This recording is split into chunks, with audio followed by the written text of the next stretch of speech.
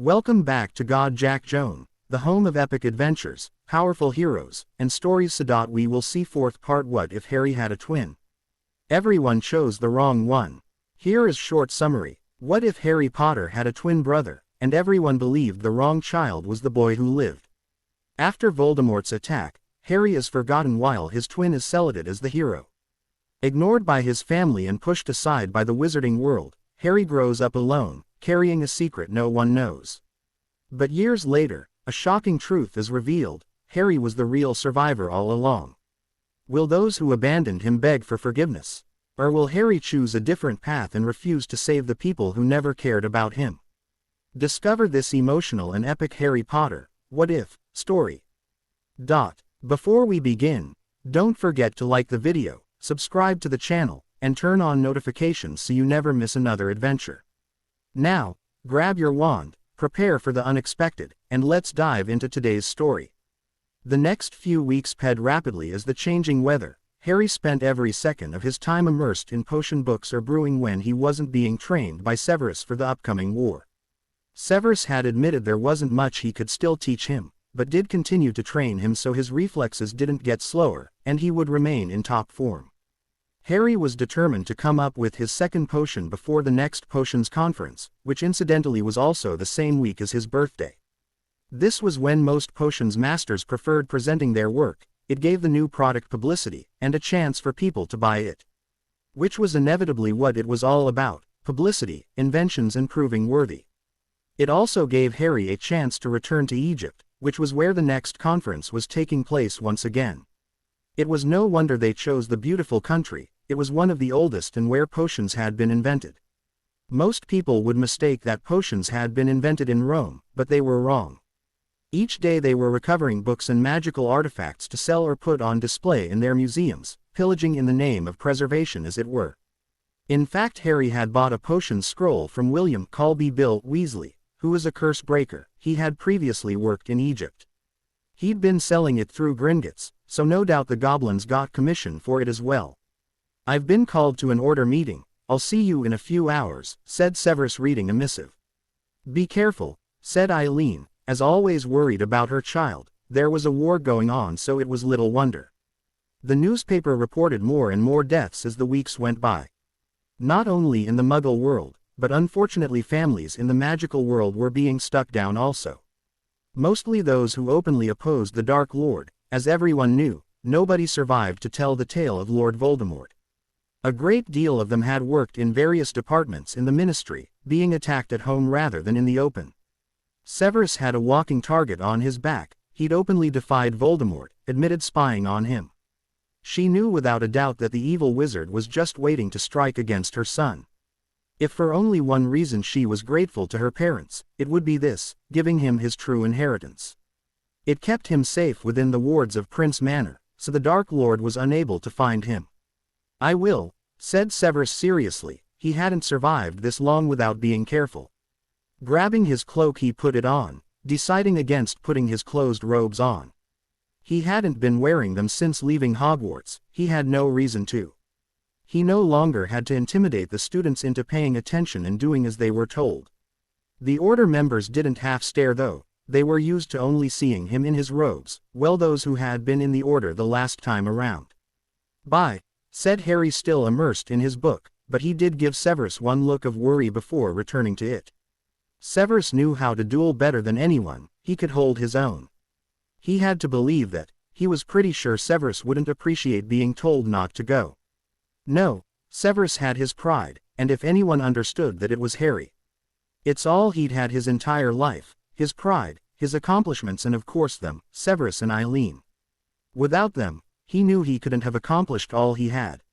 Severus strode from the manor with purpose, his wand as always concealed up his twist, with anti-summoning spells weaved inside the holster.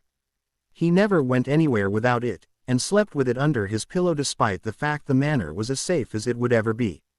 Unfortunately, it was deep-seated in Severus' mind. He'd been doing it for years before coming here. Hogwarts may be the safest place in the world, but it wasn't because of the wards. No, it was said because of the simple fact that Albus Dumbledore was there. As much as Severus trusted Dumbledore, he certainly didn't trust everyone within Hogwarts halls. Apparating his destination in mind, he found himself there, thinking deeply. A building appeared out of nowhere, like a shimmering waterfall. He wondered if Potter would be making an appearance. He'd never admit it, but the fool had become tolerable. He was no longer insufferable, sitting smugly, being the center of attention just because he was Nick Potter's father. Nor was he making himself out to be the victim, he just seemed to prefer to fade into the background these days. It had taken his entire family being torn apart, but he'd grown up. "Ah, Severus, I'm glad you could make it," said Dumbledore, smiling at the wizard, his eyes twinkling for the first time in a long time. He truly was fond of the man, and he missed their regular meetings, finding out what he was doing and accomplishing. Instead, he was finding out from the newspapers and potions journals he read. "Indeed," said Severus, arching an eyebrow as he took a seat. It's the first time he'd been in Grimmauld Place in a long time. His eyes were drawn to the framed newspaper clippings about Harry. Even in the pictures, Harry was trying to avoid attention. He was one of those people who loved what he did because he wanted to help people and genuinely loved potions. There weren't many people out there like that, and it's what drew Severus in like a moth to the flame. There was a few people missing, more noticeably the empty chairs that once belonged to Frank and Alice Longbottom. "Has anyone seen Kingsley Shacklebolt?" asked Albus, looking deeply troubled. Word had reached him he hadn't been at his job for 2 days. Nobody had seen him or heard from him. He'd gone to the wizard's home, to find it empty and no sign that Kingsley had been home recently. "Nothing. I've tried looking for him everywhere," said Tonks. "He's targeting Order members again, isn't he?" stated Moody, his face darkening, fury bubbling over boiling point. "I think Madam Bones wasn't the target of the attack. With the way it's going, he's started to destroy us." Emmeline Vance had been killed, but they'd assumed she was a casualty of the war, but not. With more Order members being targeted, it was looking to be retribution. Frank, Alice, and now apparently Shacklebolt, Merlin, how many were going to be killed this time? He closed his eyes, the image of each Order member killed by the Dark Lord the last time flashing before him, laughing and happy, unaware of their fate. Benji Fenwick, Caradoc Dearborn, Dorcas Meadows, Edgar Bones and his entire family, Fabian and Gideon Pruitt, Molly's brothers, Marlene McKinnon and her family as well. Such horrible deaths they were. As a battle-hardened Auror, it was saying something coming from him. Fear and worry began to reflect on the faces around the table. They hadn't thought about it if they were honest. Now that Moody had spoken, they began to put the pieces together. Each attack corresponded with an Order member being killed or severely attacked. The thing about the Order, though, was they stiffened their resolve, refusing to back down, determined to see it through to the end. "Shacklebolt is strong, he's resourceful, if anyone can make it back it's him," said Severus, in a rare move of what? Offering comfort to others. Well, there was a first for everything. Even Albus gave Severus a curious look, and he'd normally sneer at such sentimentality or worry for their fellow members. After all, they knew what they were getting themselves into when they joined. "We do not know what's happened. Until we have proof, I suggest we search for him. We cannot afford to lose any more members. It's tantamount of letting the Dark Lord win. We look after our own, it's what separates us from him." "Very well said, Severus," said Albus, his voice filled with awe and pride. Severus could have sold ice to an Eskimo, he was that good, but instead usually chose to cut everyone to pieces with scorn. If there was anyone who could deal with taking over the Order, it was Severus. That much was obvious. He had calmed the Order down with just a few sentences. Made them stiffen their resolve. Determination radiated from all of them. "Hagrid has left, Albus. He wanted me to let you know, and I saw him when he was leaving," said Minerva, remembering the half-giant's wishes. "That is good. Hopefully they will have more success this time, especially with knowledge of what happened to others of their brethren," said Albus, his eyes shining with hope. "Where is he going?" asked Bill curiously. "And during the school year as well. Did that mean they were getting a new Care of Magical Creatures teacher and keeper of keys? He and Olympe Maxime are traveling to see the giants again. We are hoping to get them on our side, or at least remain away from the war and out of Voldemort's reach," said Dumbledore. "With a few of them dying, the most we can do is hope they refrain from sending him more. With a little luck, things will go our way this time." His exasperation showing, Hagrid certainly came with challenges. Dragons in his hut, Acromantulas in the Forbidden Forest, now his giant brother Gop. with a limp would rein him in and not let him return with his cousins or uncles next, heaven forbid. He did regret not being able to do more for Hagrid, such as ensure he wasn't expelled for something Albus knew he didn't do. Unfortunately, without definitive proof, he was unable to protest the half-giant innocence. Even if he had protested it, Albus didn't think it would have come to much. Back then those with creature blood had been barely tolerated. Not that it was much better these days, he thought darkly. In fact, for some creatures it was worse. Especially for werewolves whom Dolores Umbridge had tried to pee legislations to have them put down. Of all the horrendous things he'd read, that was by far the worst he'd heard. Innocent people being killed for something they'd been inflicted with against their will. No, Remus had chosen his friends well, and James Potter had heavily protested against it, resulting in the laws being denied. They better succeed, said Arthur, or there really will be no coming back for them. They won't just be exiled anymore, they will be hunted down and killed. The Ministry has taken their attack personally. With so many people dying, I can understand that there will be an outcry. Wizards will swarm around and try and take as many of them out as possible. It will be a rebellion, which could end up resulting in a war between wizards and giants, as if the wizard and goblin wars hadn't been bad enough. I am aware of this problem, admitted Dumbledore, rubbing his temples, showing just how exhausted he actually was. With everyone trying to get him to help them, he never truly had a minute's peace. With other things also on his mind, well, he wasn't just physically exhausted but mentally as well. With the war with Voldemort looming dangerously on the horizon, they couldn't afford a different kind of war to emerge. It may very well put the colony right in the Dark Lord's hands, something he would give his eyes to see not to happen. Voldemort has been stepping up his attacks lately, said Minerva. It won't be long before he's attacking Hogwarts itself. Her worry for the school and more importantly its students deep in her voice. Hogwarts had been her home for so many years, more so than anywhere else. Given the destruction heaped upon the Ministry building, she was right to fear for the school. The Order was so small compared to what they estimated Voldemort's army to be. He won't attack Hogwarts, said Albus with reverence. If anything, he will attempt to kill me first. You can worry about Hogwarts if that does come to page. Albus admonished several of the women in unison at his words. They dreaded to think of such a thing happening to their leader. You must take care and keep a watchful eye, said Albus grimly, changing the subject. Any sign, even if it turns out to be false alarm, should be reported.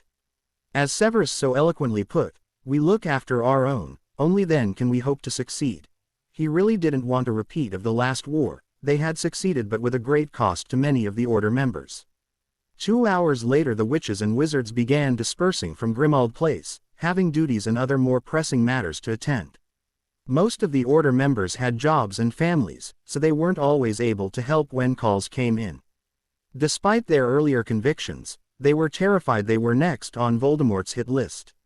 After what happened to Alice and Frank, it was no surprise. What happened to them was worse than death. The fact Eileen's potion had helped them, even if only a little, has been a closely guarded secret. James, can you stay behind for a minute? Asked Albus, his look hopeful as he gazed at the Auror. Fine, said James with less bite than usual when it came to Dumbledore. Well, in the past 4 months anyway. Sirius, Remus, can you give us a minute? Requested Dumbledore politely. They can stay, it is their house after all, and this won't take long, said James, retaking a seat, closer to the door this time. How is Nick? Asked Dumbledore, his face contrite and hopeful. He's fine, replied James tersely. Recovering well? Questioned the headmaster, ignoring the tense and angry replies. Sirius and Remus just felt extremely awkward sitting there listening to this. On one hand, they understood James's actions, but they also knew Dumbledore really only did what was best. They were beginning to see, though, that the best might not be in one person's interest but the needs of many. Years ago they might have agreed the needs of many outweighed the needs of a few. Unfortunately not when it came to people they loved. Better than he would have in your care, said James blankly. He hated being this way with Albus, after everything they'd been through. Yet his son came first, he couldn't allow it to be any other way. He'd already lost one son and his wife, well, he wasn't about to lose his 2 remaining kids. James, sighed Albus heavily, I am sorry. I acted stupidly. only in a misguided attempt at making sure your son had the best opportunities and chances of surviving. I went about things wrongly. I know that. I can only apologize for not taking this more seriously. Nick will understand one day, when people contact him for help every hour of the day. I would like a chance to make it up to both of you. He didn't really mean to manipulate everyone around him, it just happened really. Nick was the only hope the magical world had, so he was going to make sure the young man was ready to face Voldemort. I can understand why you did it, Albus, but he's my son, my responsibility, and I will make sure he survives, said James, his anger wilting against the headmaster. James knew the kind of pressure Albus was under. He saw all the letters and calls for aid and how often the old minister had written to him. He was powerful, yes, but seeing him right now made it all too clear he was just human. A man who desperately wanted the war to end, along with everyone else who wasn't a Death Eater in magical Britain. I can help James. I know Voldemort better than any other. I can predict his moves, and I will be invaluable to him. It could save his life. This is what you want, isn't it? Urged Dumbledore, playing to James's weaknesses. It is. You know that, Albus, said James, warning in his voice. He knew what the headmaster was doing. It's a good idea actually, said Sirius, piping in, ignoring the glare James sent his way. Me and Albus could train him. That way he will gain more experience and observe real duels. What he didn't say was that he didn't want Dumbledore left with Nick. He was still recovering from the core split. The unspoken reluctant agreement ped between James and Sirius. Fine, but he isn't to be left alone with Nick, said James, making no attempt at discretion. You won't regret it, James. I will make it up to both of you for my lapse of judgment, swore Dumbledore, his eyes filled with regret and remorse. Everyone he cared about had distanced themselves from him and he hated it. Severus, most of all, who didn't approve of his actions regarding Nick Potter and of course Harry. We shall see, said James impotently. I am sorry but I must dash, said Albus. There are things I need to do. James nodded curtly, not moving, wanting to converse further with Sirius and Remus. Healer Smith, asked Harry, knocking on his door. Observing the long-haired man curiously, his blue eyes were filled with compion but tiredness. He was extremely thin and tall, much like Severus. Yes, called the healer, sounding surprised. He had no further appointments who could be here. He had rounds to start doing, so he didn't have a lot of time. Hi, my name is Harry Peverell. Can I speak to you for a minute? I'm sorry for intruding on your lunch, said Harry, standing at the door waiting for the decision to be made. Of course, please sit, said Healer Smith, surprised. There was nobody in the magical world who hadn't heard of Harry and his potion. They were all in awe of what it could accomplish. It was certainly a surprise, probably to them as well. The young man sounded older and wiser than his age indicated. He was 16 years old, not far from 17 years of age. You know about Eileen's potion, and how it's helped the Longbottoms, yes? Queried Harry, smiling gratefully as he took his seat. I do, said the healer, making no attempt to cover his awe, watching the young boy blush, evidently not accustomed to the praise. Neville has commissioned me to create a potion to help his parents. I'll be using Eileen's potion as a base for it. What I need to know is what part of the inn has been affected. Well, actually I need to know everything about the inn too, said Harry, sounding sheepish. If you can spare 5 minutes to help, I really would appreciate it. Smith's eyes widened at the words coming from Harry's mouth. He wanted to try and reverse the damage done through the Cruciatus curse. That was no small feat. If he did this, it would be the biggest breakthrough in medial science in a very long time. He wasted no time in replying. I have 30 minutes I can spare. It's a worthy cause after all. So you want to know everything about the inn? He asked, sitting up professionally. If you don't mind, said Harry, taking a break from his other duties to do this. The inn is one of the most complex and magnificent organs in the human body. Our inn gives us awareness of ourselves and of our environment, processing a constant stream of sensory data. It controls our muscle movements, the secretions of our glands, and even our breathing and internal temperature. Every creative thought, feeling, and plan is developed by our inn. The inn's neurons record the memory of every event in our lives, said Healer Smith. Harry nodded. He understood. He had wanted a more detailed report than that, but considering the wizard was doing him a favor, he'd be rude to interrupt. There are different ways of dividing the inn anatomically into regions. I'll use a common method and divide the yin into 3 main regions based on embryonic development, the forehind, midden and hinden, explained the healer. Wait, I'm sorry to interrupt, may I use my quill record everything you are saying? I'd like to read it over later, make sure I do not forget, asked Harry. Of course, said Smith agreeably.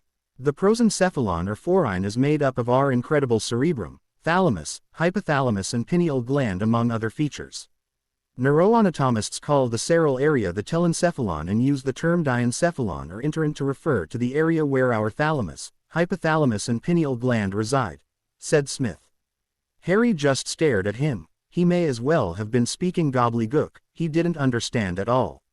The midden or mesencephalon, located near the very center of the in-between the interin and the hinden, is composed of a portion of the instem, said Smith, flipping through a book and placing it on the table, and repeating what he said, gesturing to what he was talking about. The hinden or rhombencephalon consists of the remaining instem as well as our cerebellum and pons. Neuroanatomists have a word to describe the instem sub-region of our hinden, calling it the myelencephalon, while they use the word medencephalon in reference to our cerebellum and pons collectively, said Healer.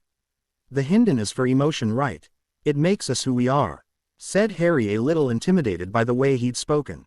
It made him feel like 5 years old. Perhaps he should have read a book, Ins for Dummies maybe. It is, said Smith, nodding proudly. Not many people knew this. Could that be what is wrong with them? They have no problem walking, doing things they are told. It's the hinden I have to research, exclaimed Harry, slapping his forehead for not thinking about it sooner. Not necessarily. The hinden or instem largely centers around the nerves, or it could very well be the cerebellum, but you could very well be right, said Smith, watching Harry's eyes light up. He was truly passionate about this project. Okay, so the tissue in the yin, said Harry, collecting himself. Smith smiled. Before continuing on, the tissue of the yin can be broken down into 2 major clees, gray matter and white matter. Gray matter is made of mostly unmyelinated neurons, most of which are interneurons. The gray matter regions are the areas of nerve connections and processing, he said, pointing to them. White matter is made of mostly myelinated neurons that connect the regions of gray matter to each other and to the rest of the body. Myelinated neurons transmit nerve signals much faster than unmyelinated axons do. The white matter acts as the information highway of the yin to speed the connections between distant parts of the yin and body, he finished. Understood, said Harry, lying bare-faced. Note to self, and really get that book on Yin for Dummies if such a book existed. He barely understood a word the healer had said. He was way out of his league with this, and Harry began to realize this. Someone with a degree in medicine should be the one to do it. What if he screwed someone up more than they already were? Breathing deeply, no, he couldn't let Neville down. He'd figure it out somehow. He was determined to do that much. Even if it took him years, it was better than never, right? Smith chuckled, evidently not believing Harry the slightest. Getting up from his seat, he walked over to his small collection of books. His fingers with experience trailed along the spine, until he got to a book a 16-year-old would be able to understand. He only had one possible book in the room. Removing it, he sat back down. Grabbing a piece of parchment, he wrote down on it before looking back up at Harry. This is the only book here you may be able to understand more fully. If not, this is 2 books I used when I first began to study. It simplifies things without making you feel a little out of your depth, but it should give you the information you need. A wry smirk on his face, evidently having felt that way once. Thank you, said Harry, gratefully accepting the book and paper.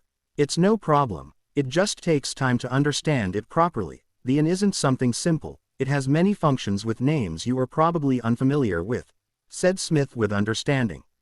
Harry smiled. Thank you for all your help, and I'm sorry I interrupted your lunch. Getting up, placing his quill and both pieces of parchment in his pocket, still carrying the book. It's for good cause. Good luck with your project, Mr. Peveril, said the healer with respect.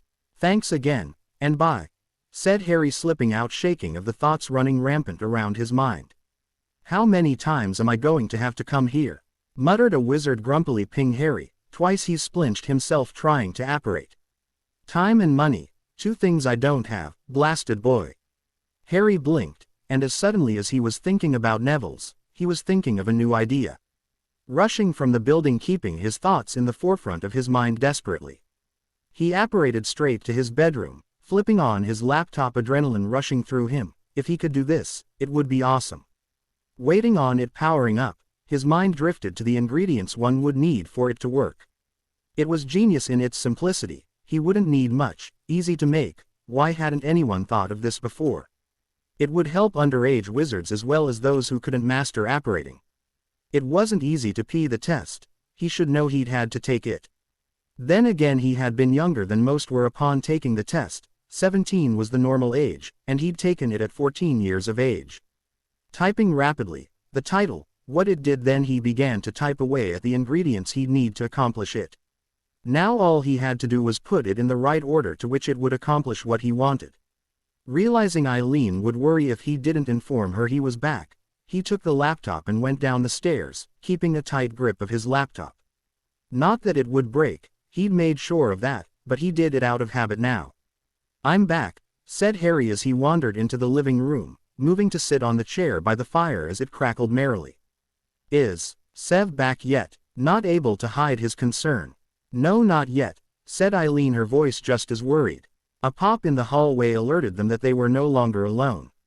"Speak of the devil," said Eileen wryly, relaxing now that both her boys was home. "Speaking about me, were you?" inquired Severus, entering the living room. "Dobby." "Yes, sir," asked Dobby, making an appearance. "Some coffee, please. Do you want anything?" he asked the others while Dobby was there. "I think we will all have some coffee, Dobby. Bring us something light to eat as well," said Eileen. "Yes, sir, Mistress Eileen," said Dobby, nodding at both of them before he was once more gone. Slumping down on his favorite chair, he sighed in gratitude, glad to be back home. For some reason the looks in the Order members' eyes got to him on a level it never had before. Yes, they were all terrified. He'd never seen them that way before, and most were always so strong. They had been picked for that reason, and because they were fantastic, dullest and powerful, reasons enough for the Dark Lord to want them gone. The fact they'd gotten to Shacklebolt was daunting to say the least. He'd always bet that Shacklebolt and Moody would be the only ones who could beat him in a duel. He didn't include Dumbledore because the headmaster never resorted to using the dark arts, which left him vulnerable to being targeted with it. "How did it go?" asked Eileen. "Disconcertingly," replied Severus, rubbing his temples. "Why?" inquired Eileen, her black eyes filled with worry. "He's targeting the Order. The attacks weren't as random as we first thought. Everyone else caught in the crossfire is just a bonus, I summarize. Kingsley Shacklebolt, a very good Auror who's caught over a dozen Death Eaters in his tenure, is missing," said Severus. For some reason this worried him more than anything else was. "Could it be for another reason?" questioned Eileen, her heart sinking. "I doubt it.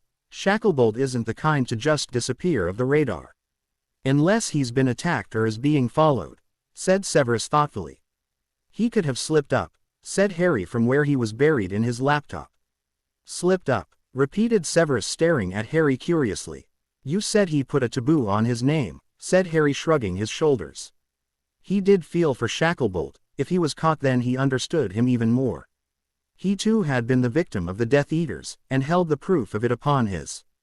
It's just too damn bad that he couldn't remove them. Anything made with dark arts, cursed items couldn't be removed. At least the wizard who had hurt him was rotting in Azkaban.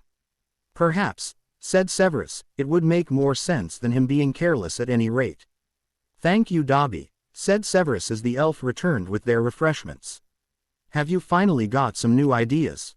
asked Eileen, watching Harry. He seemed more buoyant than what was normal as of late. He'd been ready to tear his hair out earlier on, and then he'd spent hours looking at a potions book without turning the page before leaving for St. Mungo's. "I have an idea." "Yes," said Harry, his voice filled with glee, never pausing in his typing. "I told you, relax, think about something else and it will come to you," said Eileen smugly. Severus rolled his eyes at his mother's words. They always liked to think they were right, although admittedly she was right this time, and most times. His eyes drifted to Harry. When was the last time he'd sat down and actually tried to invent a potion? A very long time. Eileen's potion didn't count, since it had been mostly Harry's work. He'd forgotten why he became a potions master in the first place. Harry was reminding him as the days went by, especially with all the ideas he had for new inventions. His ideas were mesmerizing, certainly not ones he would have thought up. Harry had a way of thinking outside the box. He didn't let potions tell him what to do, he told it what he wanted. He had so much payon for the art, it's as though he wanted to brew as many as he could, but for what? Did he think he wouldn't survive? No, Harry had never given him that impression. He had a thirst for survival that rivaled his own. "What's this new idea of yours?" asked Severus, grabbing a sandwich. Just looking at them was making him hungry. He never ate anything offered to him in Grimmauld Place. He did not trust that house elf or black come to that. It mattered little if he'd been poisoned, the others would have as well. "Apparition," said Harry, peeking up at him with twinkling green eyes before they disappeared once more. Said Severus, not the answer he was expecting. It seemed he would have to wait and see. "Yes," crowed Harry, jumping from the seat and disappearing. Instead of going up the stairs, he went down to the lab. "I think he got it," said Eileen, amused. "You think?" said Severus sarcastically. "He left a vapor trail." Eileen laughed in amusement. Oh, her son had such a tongue on him, and his sarcasm truly knew no bounds. "Harry," said Severus as he stepped into the lab, "it's after dinner time, go up and get something to eat." "Watch," said Harry, grinning wickedly, a vial in his hands. Severus arched an inquisitive eyebrow in Harry's direction, watching him expectantly. Harry threw the potion on the floor. Confusion filled Severus. Had the pressure finally got to him? A cloud of smoke obstructed Harry from view. He would never admit what happened next, not even on pain of death. He jumped. He Severus Snape, a spy, when he felt a finger prodding him in the back. Turning around, wand at the ready, a curse on the tip of his tongue before he reined them in when he realized it was only Harry. The person he wouldn't want to hurt for all the potion ingredients in the world. Then it finally dawned on him what Harry had meant earlier, apparition indeed. He'd figured out how to make a potion apparate someone without them actually apparating. "What do you think?" asked Harry, his grin still on his face, almost jumping up and down in glee. "Very well done indeed," said Severus, impressed. He had no doubt the potion would be banned within Hogwarts within a day of them being published. "I wonder if they would work in and out of warded buildings," his black eyes gleaming in wickedness. "I don't know," said Harry, shrugging. "It's not why he'd done it." "What on earth made you come up with this?" asked Severus, completely amazed. "When I was walking away from Healer Smith's office, a guy bumped into me, grumbling about some boy having been splinched again," said Harry. "That's when I thought about it. It's not apparating though, it's more like teleportation. Just think of where you want to go, throw the potion in it, and your magic does the rest." His voice was filled with smugness. "Healer Smith?" asked Severus. "Yeah, I went to see him," said Harry, exasperated. "I didn't understand half the stuff he said though. Isn't going to be as simple as I thought." "Nothing worth doing is," said Severus honestly. "True," said Harry thoughtfully.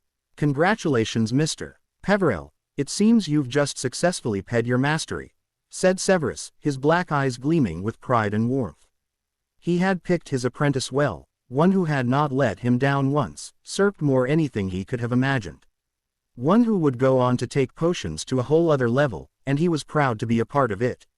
"Thank you," said Harry, beaming in happiness. He'd done it. After years of struggling, he'd finally succeeded. He was now a potions master, and the elation he felt was worth the work and effort he'd put into it. Severus being his didn't come into it, nor did the fact he'd become the youngest potions master in the world. All that paled in significance because he had done what he wanted to do since he was 11. Part of his life's ambition was complete, and for some reason that left Harry completely and utterly exhausted. He had never imagined that in the start of all this, the concerns he'd had about the information he'd found in the potions book was wiped from his mind. For now, the week leading up to the conference was rather busy. Severus had Umed, his no longer apprentice, would sit back and relax. Yet he'd barely seen him. Harry either spent his days reading or he was out somewhere, which admittedly left him worried until he got back. Severus had taken that time to get Harry his birthday gift, which was a holiday. After all, his hard work, he deserved it. 2-week cruise in the Caribbean, visiting the magical islands. With a bit of luck they could gather potion ingredients they didn't know about. What could he say? He was a Slytherin, he'd definitely take advantage of it. It wasn't just Harry being busy, he seemed extremely worried about something, and he'd never seen Harry like that before. He'd vowed to talk to him, but with their busy schedules he was having trouble actually catching him long enough to say something.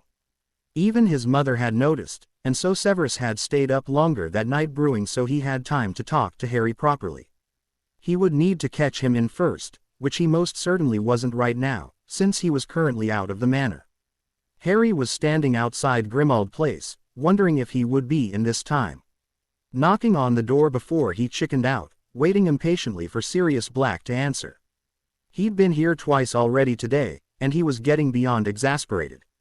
Not only that he wasn't sure if he wanted to share what he'd found with Black, because he'd probably go straight to Dumbledore. As much as it turned his stomach, he knew Sirius was in the Order, and probably put the war before him. Then he finally heard the door opening. Sirius stood there looking exhausted and still in his Auror robes.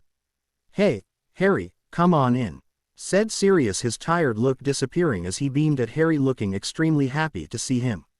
It's the first time he'd see him since that day he'd come about the Animagus potion or whatever Harry was calling it. "Thanks," said Harry, stepping inside the building, and making his way to the kitchen, fingering the book in his hand. "How are you doing?" asked Sirius, before adding as he too got into the kitchen. "Coffee, or juice?" "I'm fine, orange juice if you have it," replied Harry, sitting down, his green eyes a little dark. "I do," said Sirius, grabbing 2 glees and filling them with the requested orange juice. Ping one over. He took a seat himself, observing that Harry looked a little worse for wear. Obviously he was finding it difficult with everything he was doing. He'd heard Harry was still at Hogwarts, just no longer taking defense and care of magical creatures. "You don't need help with another potion, do you?" he asked with dread. Harry snorted in amusement, a small smile twitching at his lips as he replied. "No." "Oh, good," said Sirius, relieved beyond belief. "Do you know who last used this potions book?" asked Harry, sliding it across. Sirius stared down at the potion book, shaking his head. He certainly hadn't, and he hadn't been around to say for sure. "I have no idea. I left when I was 16 years old. I went to your grandparents' house. They took me in and all but adopted me as their own. I was disowned for that. My mother blasted me off the family tree. I was lucky though. My uncle Alfred gave me a sizable inheritance," admitted Sirius, his bitterness at his mother showing. "She then removed my uncle for that. They believed deeply in dark arts, and marrying purebloods. My parents were actually cousins." "Were your parents Death Eaters?" asked Harry curiously. No, but believe me, they thought Voldemort had the right idea. They were all for the purification of the wizarding race, getting rid of Muggle-borns and having pure bloods in charge," said Sirius. "I guess they didn't know he was a Muggle-born himself then?" asked Harry, saying that part particularly loud, knowing Sirius' mother resided behind a curtain out in the hall. Well, that blew his theory to hell. Just who the heck had written in the damn book? It was obviously someone who had access to Grimmauld Place who regretted their choice. "No," said Sirius adamantly. "So your family didn't become Death Eaters?" said Harry, feeling deeply confused. "My brother Regulus became one. My parents were so proud of him. He was the better son," said Sirius sarcastically. "What happened to him?" asked Harry, perking up, evidently taking an interest in that. "He disappeared, died. His date of death appeared on the family tree. My mother was inconsolable. My father died not long afterwards," said Sirius, not a care in the world when it came to them. "You don't know how he died?"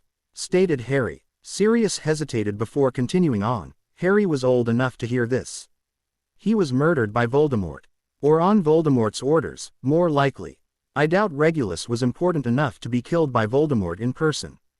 From what I found out after he died, he got in so far, then panicked about what he was being asked to do and tried to back out." "Well, you don't just hand in your resignation to Voldemort. It's a lifetime service or death." Harry nodded his head. He began to realize that this RAB was actually likely to be Sirius' brother. It all added up. "Did he have a middle name?" he inquired. "Arcturus," said Sirius. "Why are you asking me all these questions about my family?" "One last question. Is this Regulus' handwriting?" asked Harry, sliding the book over, the writing plain to see, despite the fact there was a diagram under the ink.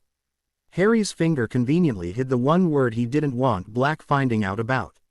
He didn't know if Black knew what Horcruxes were, but his brother obviously had.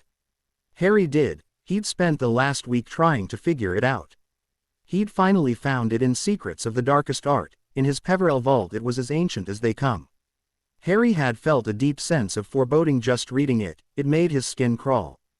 Given how insane Voldemort was, well, Harry was terrified he'd created more than one. It explains in the book what it does to you when splitting one's soul. Death would have been preferable to Harry. It truly horrified him, and even worse, he didn't know what to do. There was only one way to rejoin the soul, and it was excruciatingly painful, and required the wizard to feel remorse, something Harry didn't see happening, ever. No hell would freeze over before Voldemort felt anything close to resembling remorse. Even worse, there was no known way to destroy them. Yes, said Sirius, sounding subdued as he looked at the words, but before he could properly read them Harry closed the book with a snap. Harry shuddered, keeping the book close. He was supposed to be enjoying himself now that he'd completed his mastery. It had been what he wanted more than anything else in the world. Yet he hadn't been able to. His thoughts had remained with the words he'd found when reading this potions book. The words Horcrux and meet your match mortal once more had him insanely curious and worried. He'd had every right to be, as he'd finally discovered last night. Harry questioned Sirius cautiously. What on earth was wrong with him? He looked defeated, worried, and maybe downright terrified.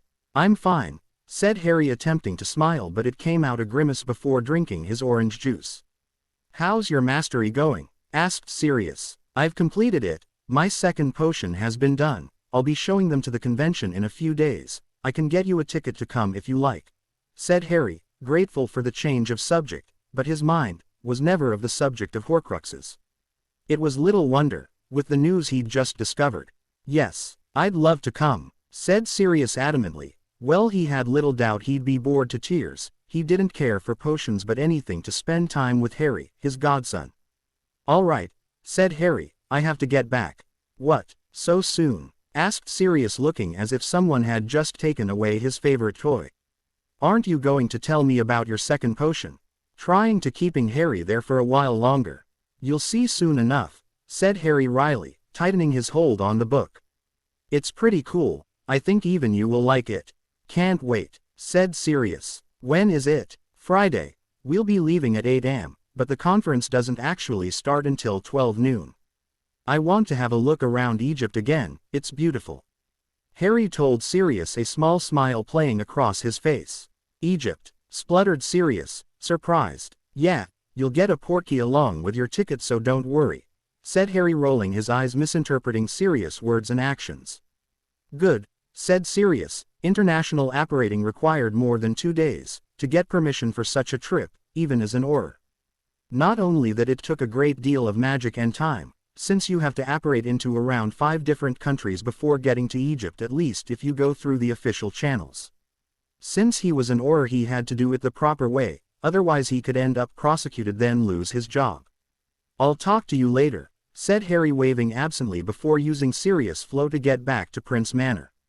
Harry shook his head, getting rid of the soot and ash with a flick of his wand. You'd think they'd clean out the network now and again.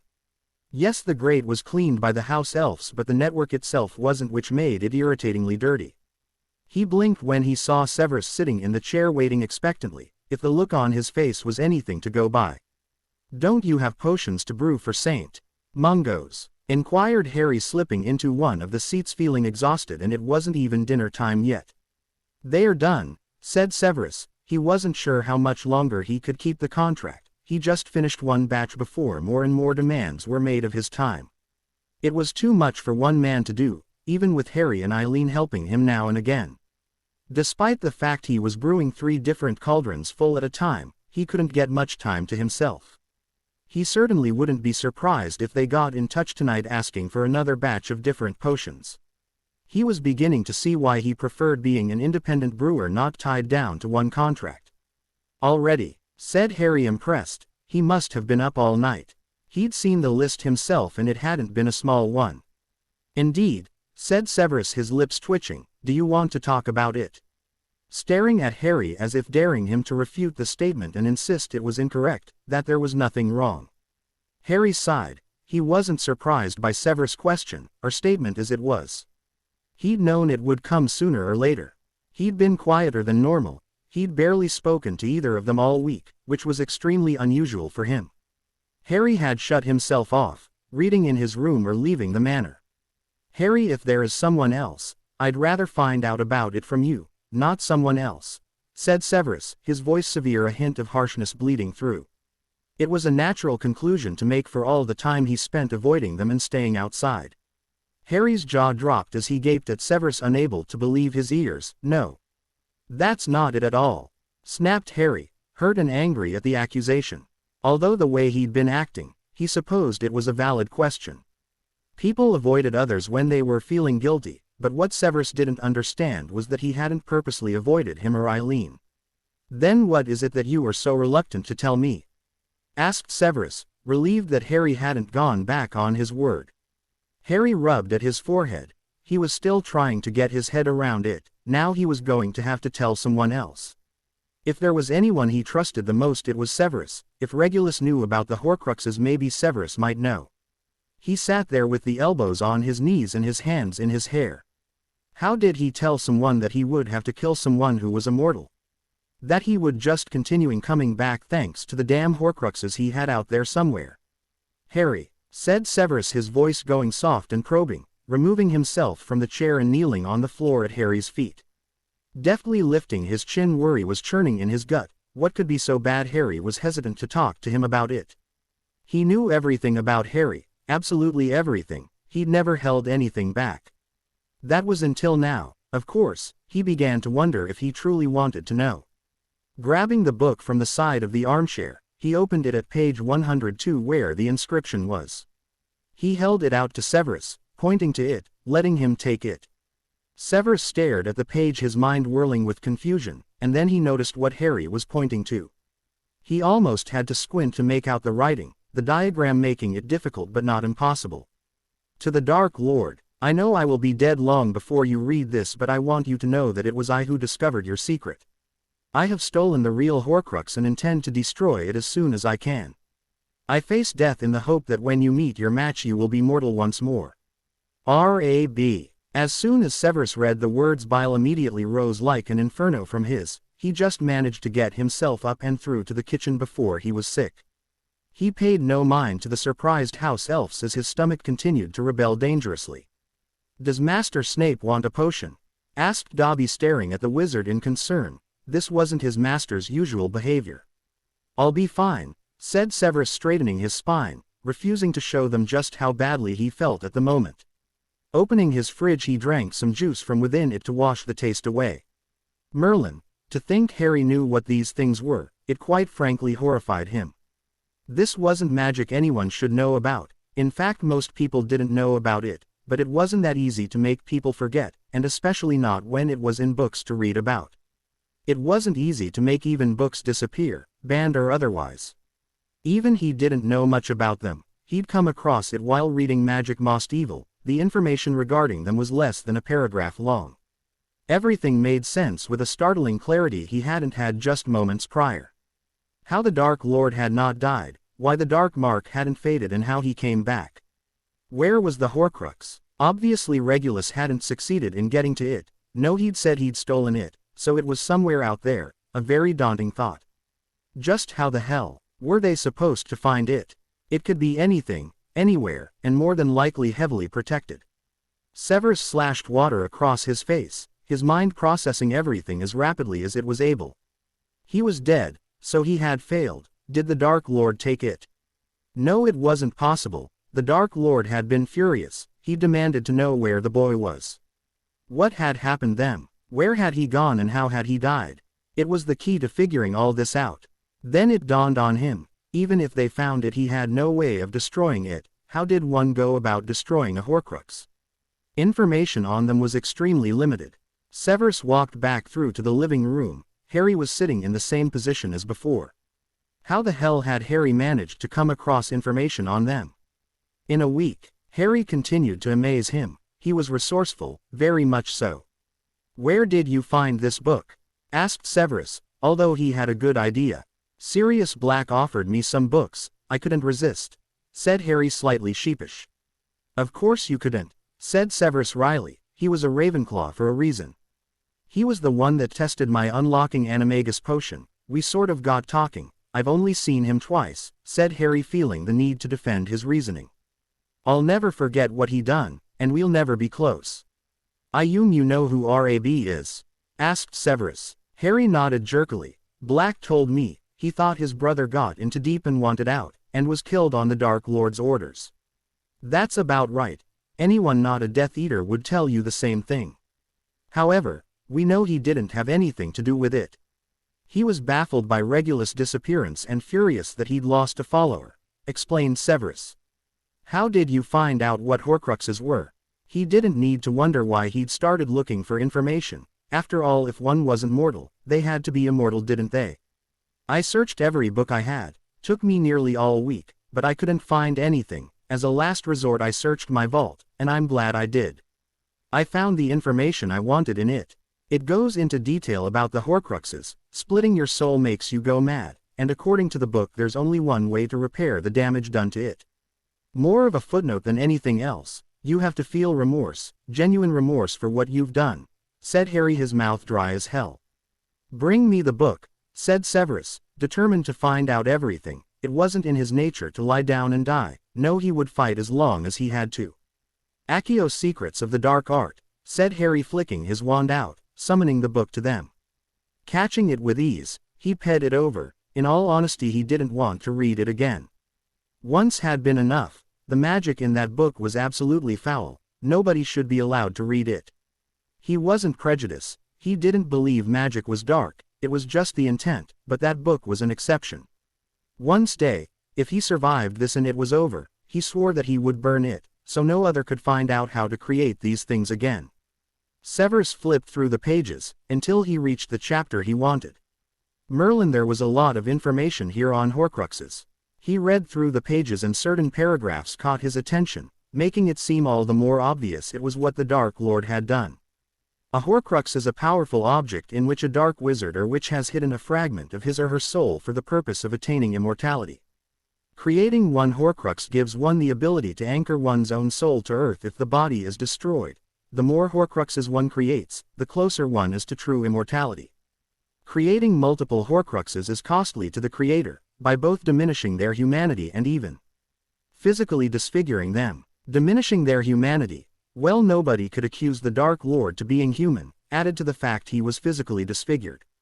Even before he fell and ended up with his new body, he hadn't been right. His good looks had continued to deteriorate alarmingly. Which, by the way, had been the main reason his Death Eaters had begun following him, his charm and charisma as well as his power. There was a lot of information on Horcruxes, especially how to create them, too much for his comfort but not enough in regards to destroying them. Where had the Dark Lord found information on these? It couldn't be his followers. No, he'd reckon Regulus had found out by sheer happenstance. In fact, he'd bet his fortune on it. He had no idea where to start, but Hogwarts would be a safe bet. Since the Dark Lord had been raised in an orphanage, he hadn't known about magic prior to being accepted into the school. He would need to do an extensive search on Riddle, one like he hadn't before.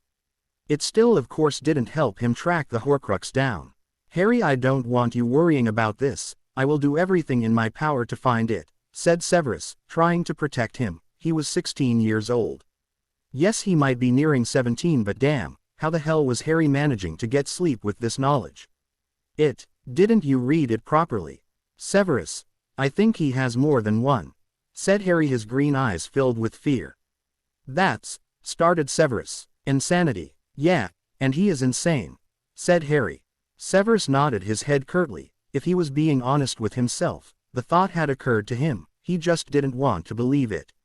To split your soul once was sickening. The thought of him having created more was terrifying. If they didn't get them all, the Dark Lord would just keep returning and terrorizing the world. His mind drifted to Dumbledore. Did he tell him? This information was big. He knew the more people that were informed, the more chance it had of getting out. The Dark Lord would go into defense mode and protect them, possibly end up creating more in desperation. Dumbledore would tell the Potters. The Order, and there had already been a spy within its ranks once, what's to say there wasn't another? Not that there was a traitor needed, all they had to do was be captured and tortured, then the information would just be spilled out in the open. His heart rate increased. What was he supposed to do? Forcefully calming himself down, panic did not help him or the situation. Let's just concentrate on one thing at a time, said Severus. On what and where one of them could be? Guessed Harry. Indeed, said Severus. Regulus Black lived in Grimmauld Place. There is a possibility that it could be hidden there. That would mean getting Sirius Black involved, protested Harry. He'd gone to great lengths to get the information from him without giving anything away. Not necessarily. If it's anywhere, perhaps it could be in Regulus' bedroom, said Severus thoughtfully. You and Black are on speaking terms, you could try and sneak in and look around. I wouldn't know what I'm looking for. It could be anything, said Harry wide-eyed. True, said Severus, rubbing at his chin deep in thought. This is impossible, said Harry bitterly. Nothing's impossible, it's just a bit unlikely, replied Severus. If we give in, we may as well prostrate ourselves at Dark Lord's feet and lay down your wand in defeat. He said the right thing. Fire lit up Harry's green eyes, determination thrummed in those beautiful green orbs. Harry wasn't about to let Voldemort win, he'd rather kill himself first before that. Harry was nothing if not the most determined and ambitious young man he'd ever met. Potions, OWLs, mastery, wanting to create. A potion to cure insanity. Oh yes, unwavering he was. Severus liked to think some of his had rubbed off on Harry. That's not to say it was going to be easy. In fact, both of them knew it was downright near impossible, but unless they wanted to let the Dark Lord take over, they had to do everything in their ability to right the wrong. It wasn't natural what the Dark Lord had done, it was wrong on so many levels. Everything had its time, and everything died. It was the natural order of the world. As of right now, you concentrate on your mastery potions. I mean it, Harry, you only have a few days before you go before the committee. You haven't worked as hard as you have to give it up for this, said Severus seriously, tapping the book with his fingers to demonstrate. It can wait a few days. In the meantime I will look into it, and I'm not saying I'm stopping you, he added upon seeing Harry's indignant look, his pointer finger raised in warning. So far you've found a lot of information. It would be at the height of stupidity to not include you, Harry. All I am asking is that you concentrate on your mastery. Afterwards you can do all the research you want, finished Severus. All right, said Harry agreeably, knowing Severus made sense. He hadn't come this far to screw it up by thinking on the Horcruxes. He had to brew at least 10 batches of his new potions, so they could be tested and people can buy them at the conference. Which would take up the majority of his time in the next few days anyway. I can only imagine how you felt upon reading that book, said Severus, sighing sadly. I wish you had come to me sooner, I would have been able to tell you without the gory details. Harry leaned into Severus, relishing in the closeness. His birthday couldn't come soon enough, and it really couldn't. Part of me wishes I had, admitted Harry, his voice muffled by Severus' clothes. No doubt, replied Severus, carding his hand soothingly through Harry's hair and down his back. They sat there lost in thought for hours, just getting over the shock of the information they'd found out. Have the house elves made dinner? Asked Eileen walking through. Shish, said Severus, hushing his mother, not wanting to wake Harry up. Dread flashed over Eileen's eyes. Is everything okay? She asked. Had Harry finally told Severus what was bothering him and why he'd been so secretive? Everything is going to be fine, said Severus immediately and adamantly. He would make sure of it if it was the last thing he'd done. He'd leave no stone unturned to uncover the truth. Someone out there had to know more information. What was wrong? Asked Eileen. She wasn't a stupid witch. Yes, she made dim-witted decisions, but when it mattered she wasn't thick. Trust me, you do not want to know, said Severus, his voice grave. Very well, said Eileen, seeing how serious Severus was made her back down. It was obviously extremely bad if her son didn't want her to know. She would respect his decision, and if one day he told her, that was fine by her also. Perhaps I should have the elves make dinner later today. Harry needed sleep. If anything, he'd slept less this week than he had during his apprenticeship. Which did seem impossible. It's a wonder really, how many teenagers stayed functional with only 5 hours sleep if he was lucky. No, most teenagers were content to sleep the day away and remain up for 10 hours during the afternoon. Even her son had been like that at Harry's age. I think that's best, said Severus. Hopefully the house elves wouldn't mention his momentarily lapse in composure. Only Severus Snape could call puking his guts up a momentarily lapse in composure. Severus, Harry and Eileen all appeared in the hotel, having come by portkey. It was filled with an assortment of people, all magical or squibs who could see magic. Muggles couldn't happen upon the privately owned property. There was every safeguard upon the hotel and its surroundings to ensure it. Goblins, elves, hags, vampires, werewolves, wizards and witches all under the same roof. It certainly wasn't a sight they saw every day. Everyone was so distant to creatures and people they believed beneath them. Witches and wizards in magical Britain believed themselves so superior to them. It was no wonder most of the other magical worlds were more advanced. Walking out of the portkey room, they were immediately greeted by a hotel worker with a clipboard in her hand. "Welcome to the Arden Hotel, names please," said Polly, smiling at them, waiting patiently for their answer. It was a busy day. Hotel was fully booked for the conference they were having, which was in 5 hours' time. She had to get tables and chairs put in the meeting room. With magic it would only take 5 minutes, so she wasn't worried. She did have to get some food taken into the private room set up for the directors of the Potions Society though. "Prince Snape," said Severus curtly, "you were booked into the executive suite. If you follow me I'll show you the way," said Polly, summoning the key from the concierge desk. Only the people employed can summon the keys, otherwise it would be risky indeed. Even the magical world had thieves. The doors couldn't be opened with a simple Alohomora spell either. They were taken up a grand staircase, with the largest chandelier they'd ever seen. Once they were up the stairs, they came into view of 2 elevators. Pressing the button to summon one of the elevators, the beauty of this hotel was it had Muggle aspects. Such as the elevators, the magical ones made some people queasy and sick, the last thing people wanted on holiday.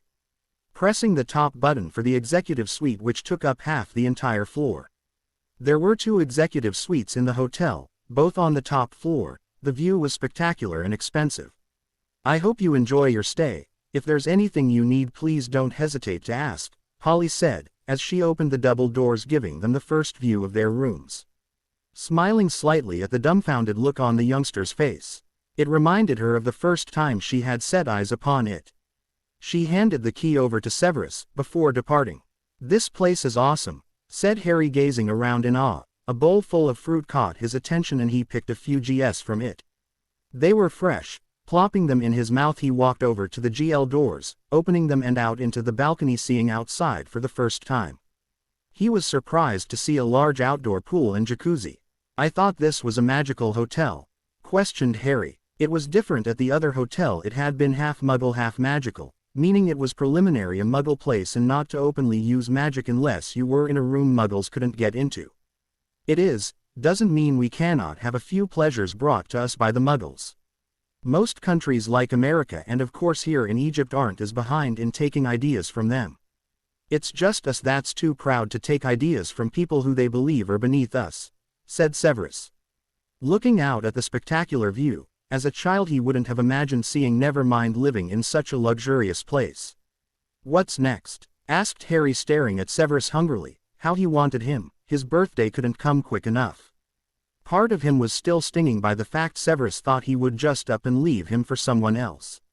He hadn't waited 2 years, well, a year really, since they made their little pact, just to back out now. Sometimes it scared Harry how intently he felt for Severus. It made a mockery of the feelings he'd had for Victor. Harry knew what he wanted though. He'd been lucky that way, both in his career choice and partner. The reason Harry had gotten into potions was because Nick couldn't brew to save himself. It's what made Harry initially determined to do it. Now look at him, youngest potions master in the world. "We have a meeting with the masters in an hour," explained Severus, giving Harry a pointed look when he got closer to him. Severus didn't understand what the soon-to-be 17-year-old saw in him, but the teasing was getting to him. His dreams had been filled with Harry for weeks. Harry wasn't the only one looking forward to his birthday. The best part was they would have an entire fortnight to themselves, nearly secluded from everything and everyone they knew. "Go on, get something less warm on, it's hot here." "You don't say," said Harry dryly. He was drenched with sweat and he'd only been standing here for less than 5 minutes. He hadn't put on his summer clothes before coming, perhaps he should have done. I'm going to go for a shower, if I can find it, he said looking around. It's en suite, the bedroom, said Severus pointing in the right direction. Have you been here before? Inquired Harry, closing the doors of the balcony once they were inside. Which made the room stuffier than before, if it was possible. Just then a blast of cold air hit them. The magical air conditioning began to cool the overheated room. No, replied Severus opening the mini bar, if it could be called a mini bar. Inside it looked bigger than a normal fridge, the contents evenly displayed. Chocolate frogs, Bertie Bott's every flavor beans, cauldron cakes, pumpkin pasties and different bars of chocolate, both magical, from Honeydukes and Muggle sweets. Fire whiskey, bourbon, pumpkin juice, butterbeer, berry bliss, ale, and champagne, and even daisy root draft, which by the way only a few people drank. There were even Muggle cans inside, Diet Coke, Coca-Cola, Sprite, Lilt, Drive, Pepper, and even Aid. I'm taking the sofa bed, said Eileen, flicking her wand, and the seats on the sofa magically floated to a corner, one on top of the other. Sheets began to make itself on the bed, until it was perfect for her to sit down on. There was only one bedroom she'd discovered, a king-size bed, one that Harry and Severus would have to share. I think I will go and do some shopping while you both are at that meeting, said Eileen. It was such a beautiful day, too beautiful by far to be stuck in a room, albeit a beautiful room. She would have to wait until Harry finished his shower before she could change. It would be nice to get out and about, without fear that the Dark Lord Voldemort may attack. She hated worrying constantly about her boys as well, so yes, she'd take this rare chance to relax and have some fun. Hopefully the hotel would have a few shops inside it, for her to look through at least until tomorrow, where they could actually go shopping in the market. We shouldn't be too long. I do not think there are many others graduating, so to speak, said Severus wryly. Harry had already completed his mastery, it was just a technicality to go through now. Get his 2 potions published, let the public know he was good, and he'd have people desire him to work for them, or brew potions independently, or as Neville Longbottom had already done, commissioning him to invent one. Harry just had to decide which door he wanted to enter, at least for now. How many? Asked Eileen from where she sat, unshrinking her bag, and pulling the clothes she wanted to wear out of the bag. She didn't bother putting the rest into drawers, they weren't going to be here long enough to get truly comfortable.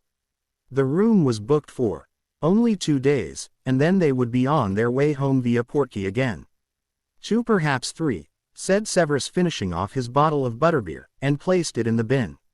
He really shouldn't use the stuff in the mini bar. It was always more expensive than going to one of the bars the hotel had within it. Says the man staying in the 150 galleons a day hotel. The shower shut off, indicating Harry had finally finished. I wonder what new creation they have for us, said Eileen. She'd bet her wand it wasn't as brilliant as Harry's, but she was prejudiced, so who was she to really say? We will know soon enough, said Severus, his eyes gazing at the still picture of Merlin on the opposite wall. Despite trying not to think on the Horcruxes, he was failing.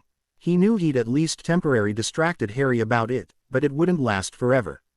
He was worried. He didn't know what to do at all. When he got home, he would have to pull all his research on Tom Riddle out and fill in every detail of his life, right down to the last crevice. No, today was about Harry. He'd get through this first. It's the least Harry deserved after all these years of hard work. You've both been very distracted lately. I did promise not to pry. Are you sure it's not something I can help with? Asked Eileen. Severus sat up, wondering why it had taken him so long to join the dots. You went to school with Tom Riddle? Yes, she said guardedly. She didn't like speaking about it. The Tom she knew from school was so different from the evil wizard he'd become, or so she liked to think. Both of them had been in the Slug Club. As a pureblood, he'd had nothing against her per se, just her lack of magic. Was he close to any of the teachers? Asked Severus, staring at his mother intently, conveying how important he felt the answers was. Only one. Our head of house. He was the only one who tolerated Slytherins, replied Eileen, wondering what the hell was going on. Her son had never asked her about Tom Riddle's school years. It was obviously going somewhere. She had a feeling she'd never know. Slughorn, said Severus, unsurprised. Which meant he may be able to go to him for answers. The possibility was probably slim though. Riddle wouldn't trust anyone, surely, not with knowledge of his immortality. Slughorn was also close with Dumbledore, so if Slughorn knew surely he'd have told the headmaster.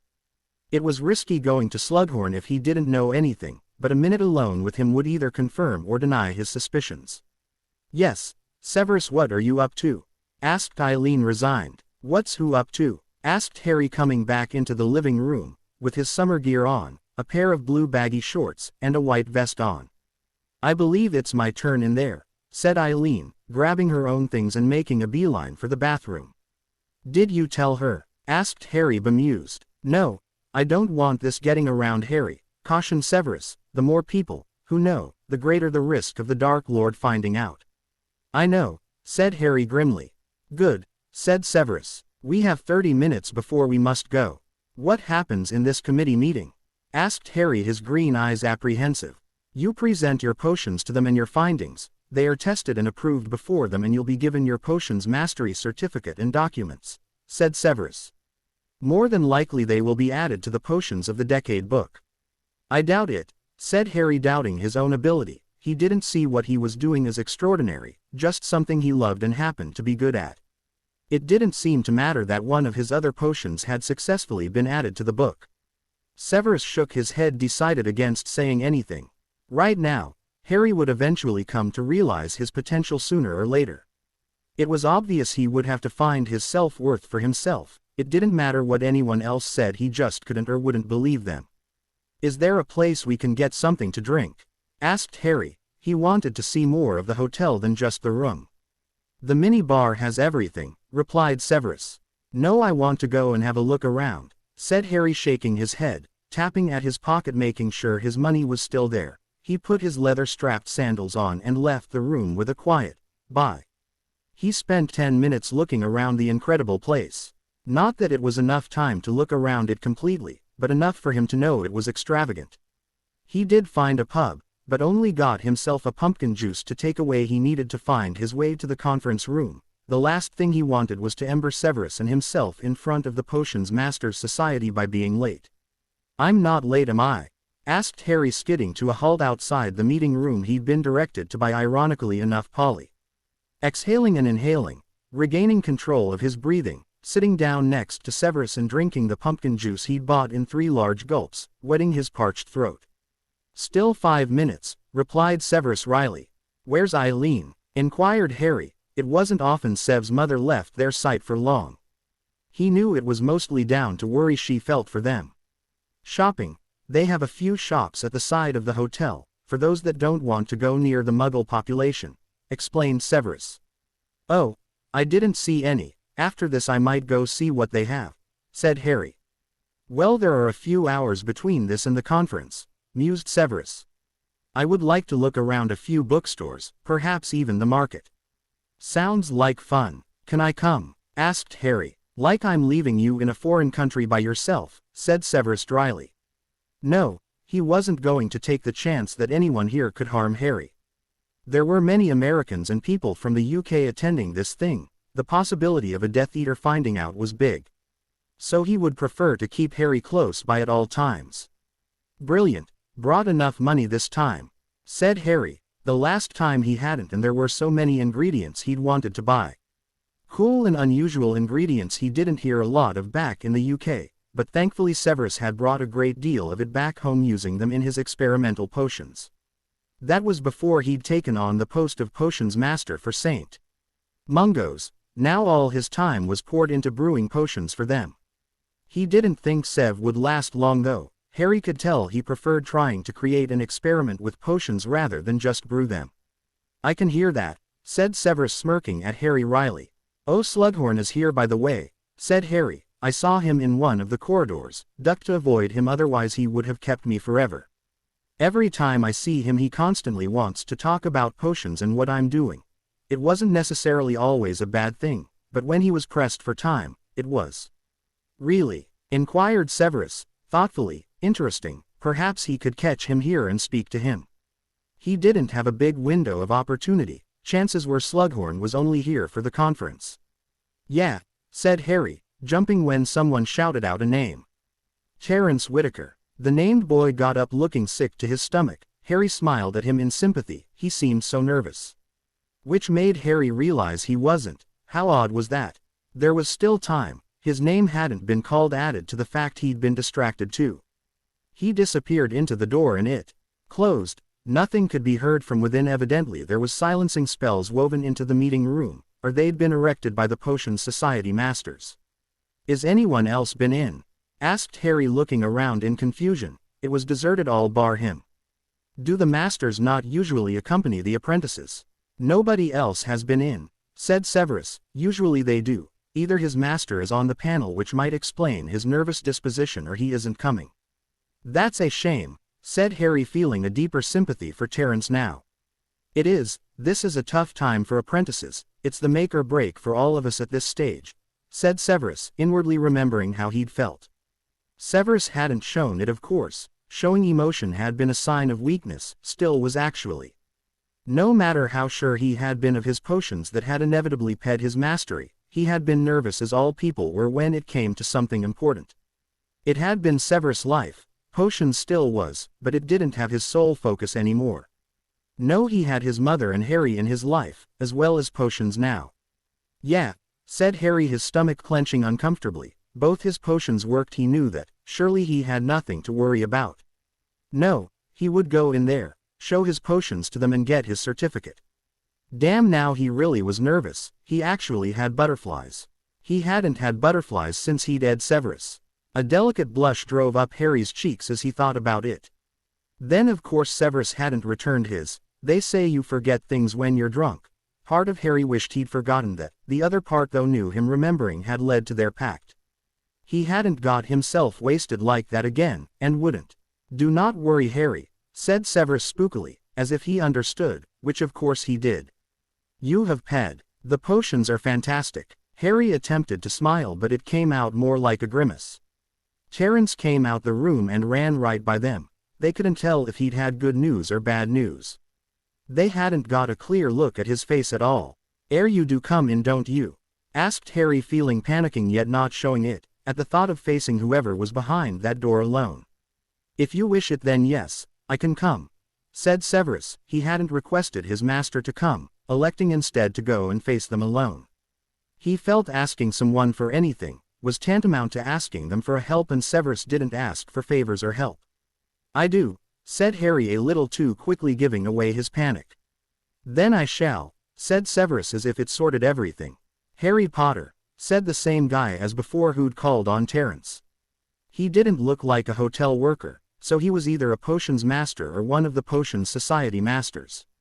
"It's Peverell," said Harry, grounding his teeth in a painful manner, glaring ferociously at him. He didn't care who he was at this point. It just infuriated him beyond all measures being called Potter.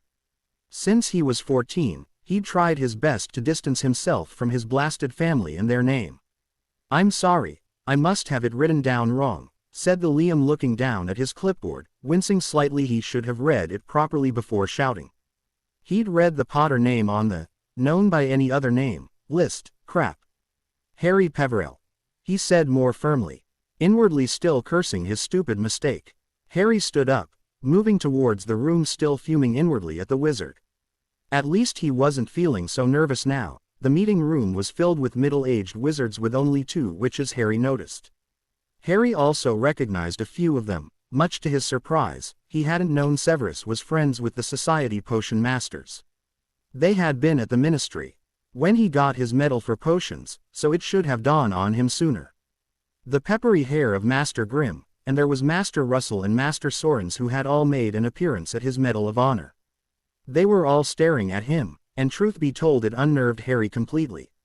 It made his stomach begin to churn. He'd spent forever blending into the background. He had to remind himself he wanted this.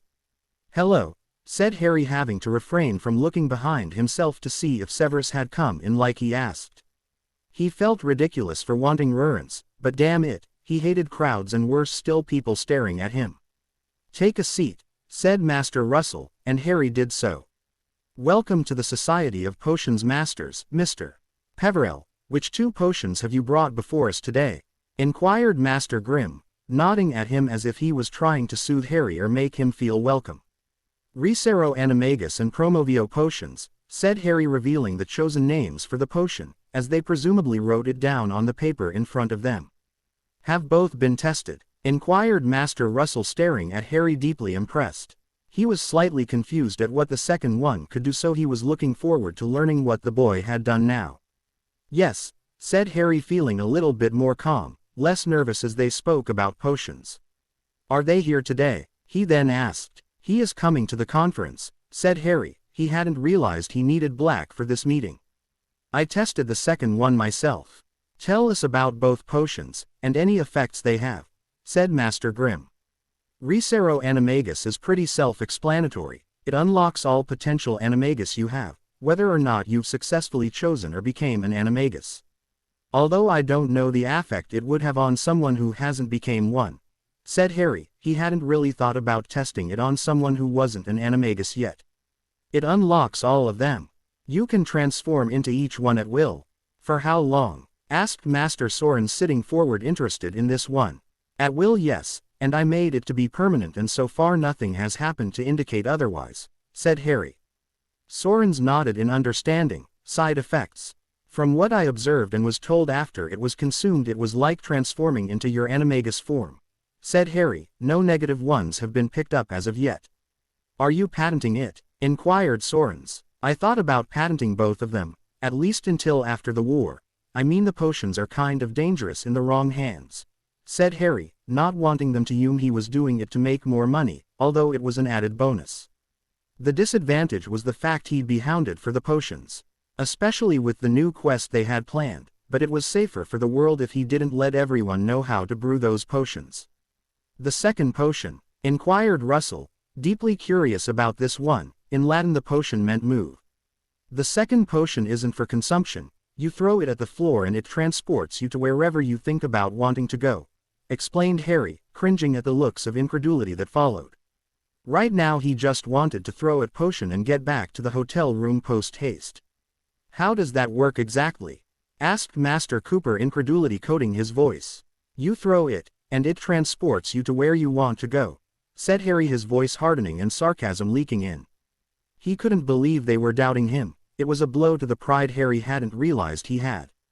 Perhaps a sample may settle this, said Sorens, butting in, seeing the twin looks of darkness upon Severus and Harry's face. They looked ready to explode, and he didn't want this to become heated.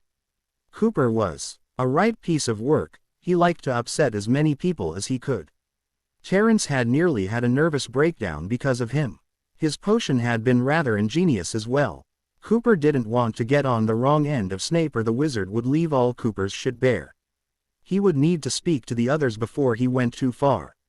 Whether he believed a potion could do it or not, it wasn't his place to judge per se. Harry stared at them, revealing nothing, grabbing the potion from his cloak pocket and flung it with such force the GL shattered into a million pieces as smoke obscured him from view. The Potion Masters Society stared bewildered. It seemed genuine. They hadn't heard any signs of apparition sounds. Severus smirked at them, flicking his wand and banishing every piece of the broken GL. Waiting on them, noticing where Harry was, he wasn't about to clue them in. Truth be told, he was furious with the idiot for his skepticism. He had been like that during his meeting if he remembered correctly. The only difference was he had white hair now, not ginger as it had been back then. Harry rolled his eyes and hemmed from his position, giving it away, causing Cooper to jump out his seat in fright. He glared angrily at the teenager, but Harry just rose his eyebrow in thinly veiled disgust before moving away, had the seated wizards to stand back at his original position. You say you tested this yourself? Asked Cooper. Yes, said Harry impulsively. The effects? Inquired Russell, writing on the clipboard in front of him again. Nothing. You just spontaneously transfer from one place to another. No feeling as though you've been ed through a tube, no whirling like a portkey. I made it for those who have trouble apparating, said Harry. Can it get you ped warded areas? Asked Sorens interestedly. No, I tried that. I couldn't get into Hogwarts with it. It just led me to just outside the wards. Although you can get out of warded building, you just can't get in, said Harry. Interesting, said Grimm thoughtfully. Well, Potions Master Harry Peverell, Congratulations, you've successfully paid your potions apprenticeship, stated Master Joel. Thank you, said Harry, grinning at him. All previous tension, especially with Cooper, was forgotten with the onslaught of relief. It's my pleasure, said Joel, a small smile on his face as he came around and presented Harry with his papers, certificate, and shook his hand. He truly is a credit to you, Severus. Well done, said Joel, shaking Severus' hand as well. His exam results surp even yours. I know, said Severus dryly. He'd been there when Harry opened his results. He was undeniably proud of him. Then again, it had been him who taught Harry everything he knew, so what's not to be proud of?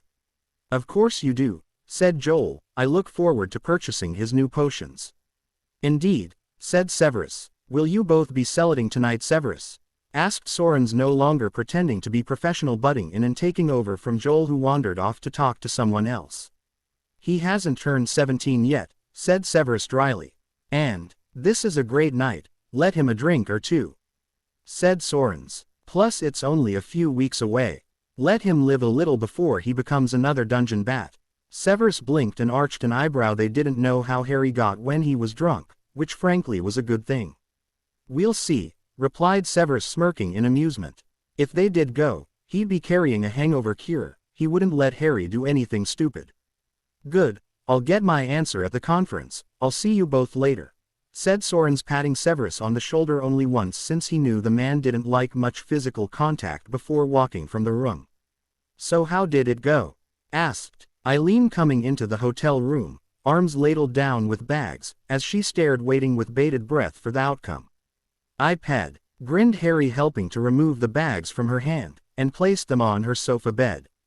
I knew it, crowed Eileen, beaming at him proudly.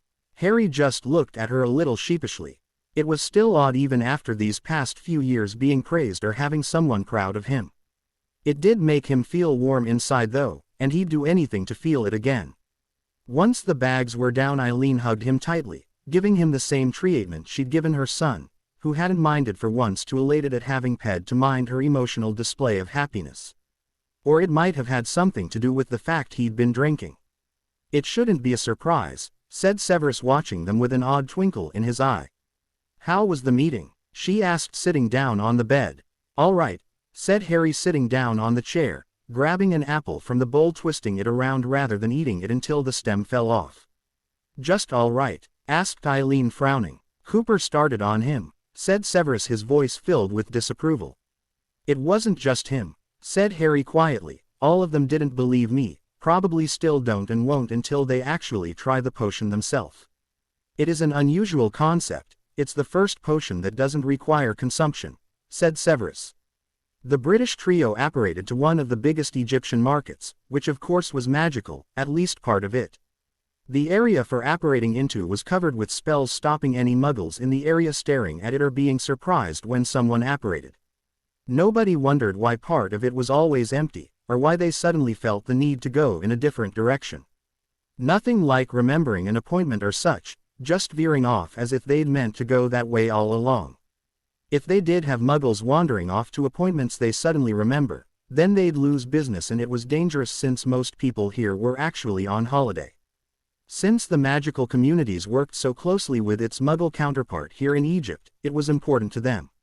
These would look fantastic in the garden, said Eileen, veering towards a stand, already interested in something. The table was laden with an assortment of things, mostly weapons, swords to be specific, and rather ancient looking. Harry had never understood why they made things to look extremely old and ancient as the real thing. He supposed they wouldn't be replicas if it wasn't the case. However, Eileen wasn't interested in weapons, their wands were enough for them. No, she was looking at the rushlights, used by the Egyptians for light. They were created by soaking dried pith of the rush plant in fat or grease. How many would you like?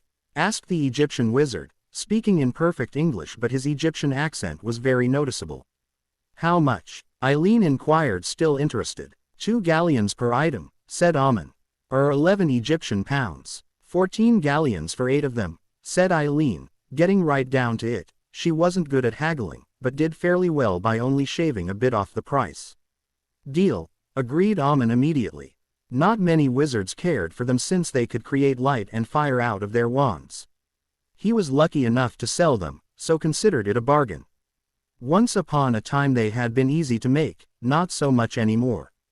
Harry shook his head and wandered off, curious about the other stalls. He stopped at a jewelry stand when a choker caught his attention.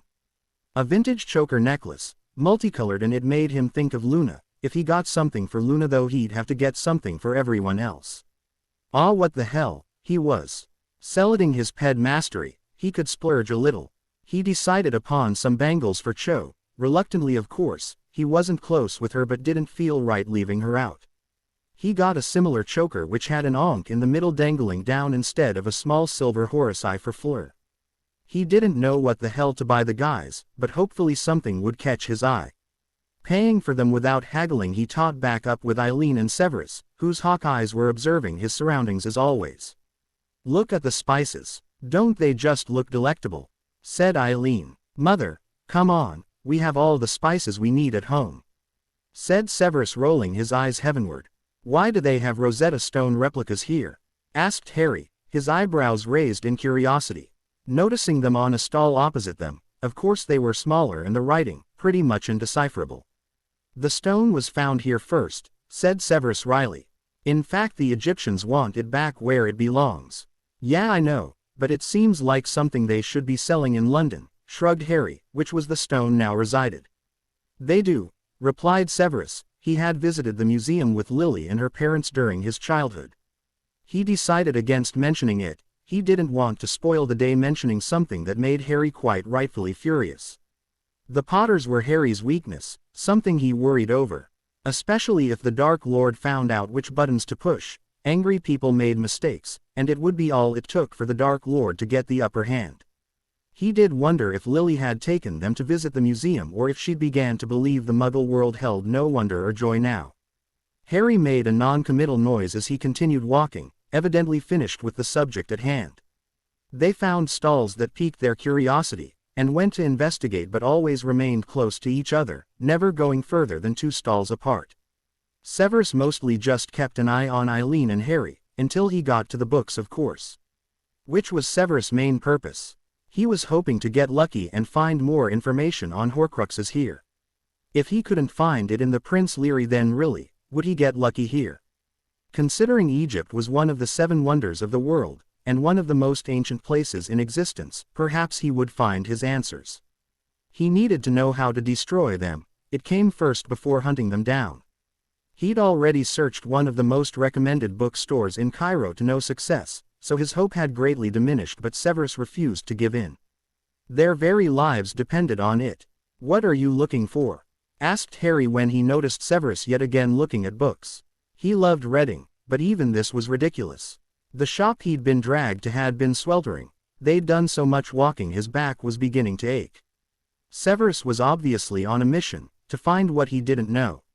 "Answers," said Severus, mysteriously, as wizards and witches ped them on either side, and the stall keeper kept an eye on them. "To our quest." "Oh," said Harry, his eyes lightening up. "Of course." "Indeed," said Severus, his voice teasing. "You really think we will find anything here?" asked Harry, picking up a book, but it was in another language, Egyptian of course. "Put the linguam intelliger spell on me," he added before Severus could speak. Severus' lips twitched, unsurprised that Harry knew the spell, flicking his wand, muttering the words. The spell hit Harry, who then looked down at the book, which began to blur, twist and turn before turning from Egyptian to the English written word. "As for my answer to the question, our life depends on it, so we better come up with something fast. I might even find something to help Neville's parents," said Harry, going through the mountain of books.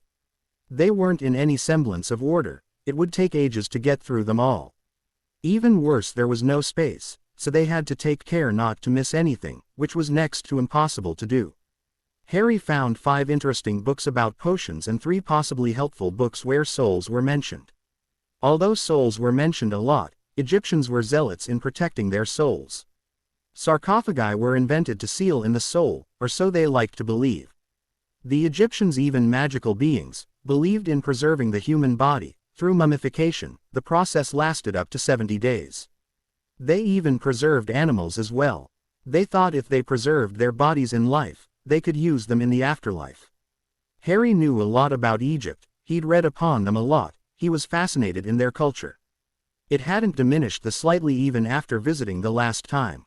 How much? Asked Harry. 20 galleons, said Ahmed, speaking Egyptian, but Harry and Severus understood him thanks to the translation spell. Harry arched an eyebrow curiously. 20 galleons for 8 books. It was a bit pricey, but he really liked the look of them. 10. Said Harry, deciding to haggle this time. 19. Replied Ahmed. 11. Argued Harry. 18. Conceded Ahmed. 12. Said Harry. 17. Responded Ahmed. 13. Countered Harry. All right, meet in the middle. 15 galleons. Ahmed said defiantly. He wasn't going lower than that. Done, said Harry, digging into his pouch. The beauty about them was only he could retrieve the money. It was attached to his magical signature, so if it was ever lost or stolen, nobody could use it. He ped over the 15 galleons, one at a time, before putting his new purchases in a bag he'd brought with him. It weighed nothing, since he had placed a feather-light spell upon his bag during his first year. After that he placed the jewelry he'd bought for the girls too. His pouch was placed back into his shorts pocket. Severus would have shaken his head in amusement if his pile of books hadn't been bigger. If you boys don't stop buying books, we are going to have to convert one of the bedrooms into another Leary, said Eileen, coming up as Severus asked the stallkeeper how much his pile was. I somehow doubt that, said Severus, turning to face his mother, greatly amused. I have a feeling you'll both try, said Eileen, her lips twitching. Power is knowledge, insisted Harry, swinging his bag around and onto his shoulders. His feet were killing him. Can we go now? We have a conference to go to in 2 hours and I want to rest my feet and shower again before I do. I'm sweating like crazy. It is hot, agreed Eileen, fanning her face with a hand fan she bought a few stalls back. Just 5 more minutes, said Severus after paying Ahmed, not giving him the trouble Harry did by haggling. 1 more stall, then we can head back. I don't suppose you can think of something I can get for Victor, Neville and Cedric? Asked Harry as they moved away from the stall. Perhaps a book, suggested Severus wryly. I think I might have to. I can't think of anything else, said Harry, shrugging his shoulders. Or one of your potions, added Eileen. I've already bought stuff for the girls though, said Harry. It's not really fair giving them something I brewed. Still would be handy to have. Are any of them animagus? Inquired Eileen. Not that I know, admitted Harry. He didn't think so though. Are you searching for a specific book, Severus? Asked Eileen as they were dragged to another stall with 1,000,000 more books. No, said Severus, beginning his search. Thankfully these books weren't stacked up in bundles, but in a straight line shelved. Then what are you searching for? Asked Eileen, watching both Harry and Severus beginning to look at the backs of books one after the other. Replacing them after reading it or setting it aside. Right, don't ask, don't tell, said Eileen, sighing in exasperation when neither answered her. Sorry, said Harry, feeling bad for excluding her, but this wasn't something easily spoken about. It's fine, said Eileen, shaking her head in amusement. If she'd wanted to, she knew she could worm the answer out of Harry. He was a Ravenclaw, not a Slytherin, and chances are, the guilt would get him talking rather quickly. She was tempted, but she had also promised her son, and she kept her promises now. She looked around in curiosity, trying to think of something the boys would like from Harry. Harry, look at this stall, shouted Eileen so the young man in question could hear her. Harry walked over curiously, giving Severus the books he'd collected on the way.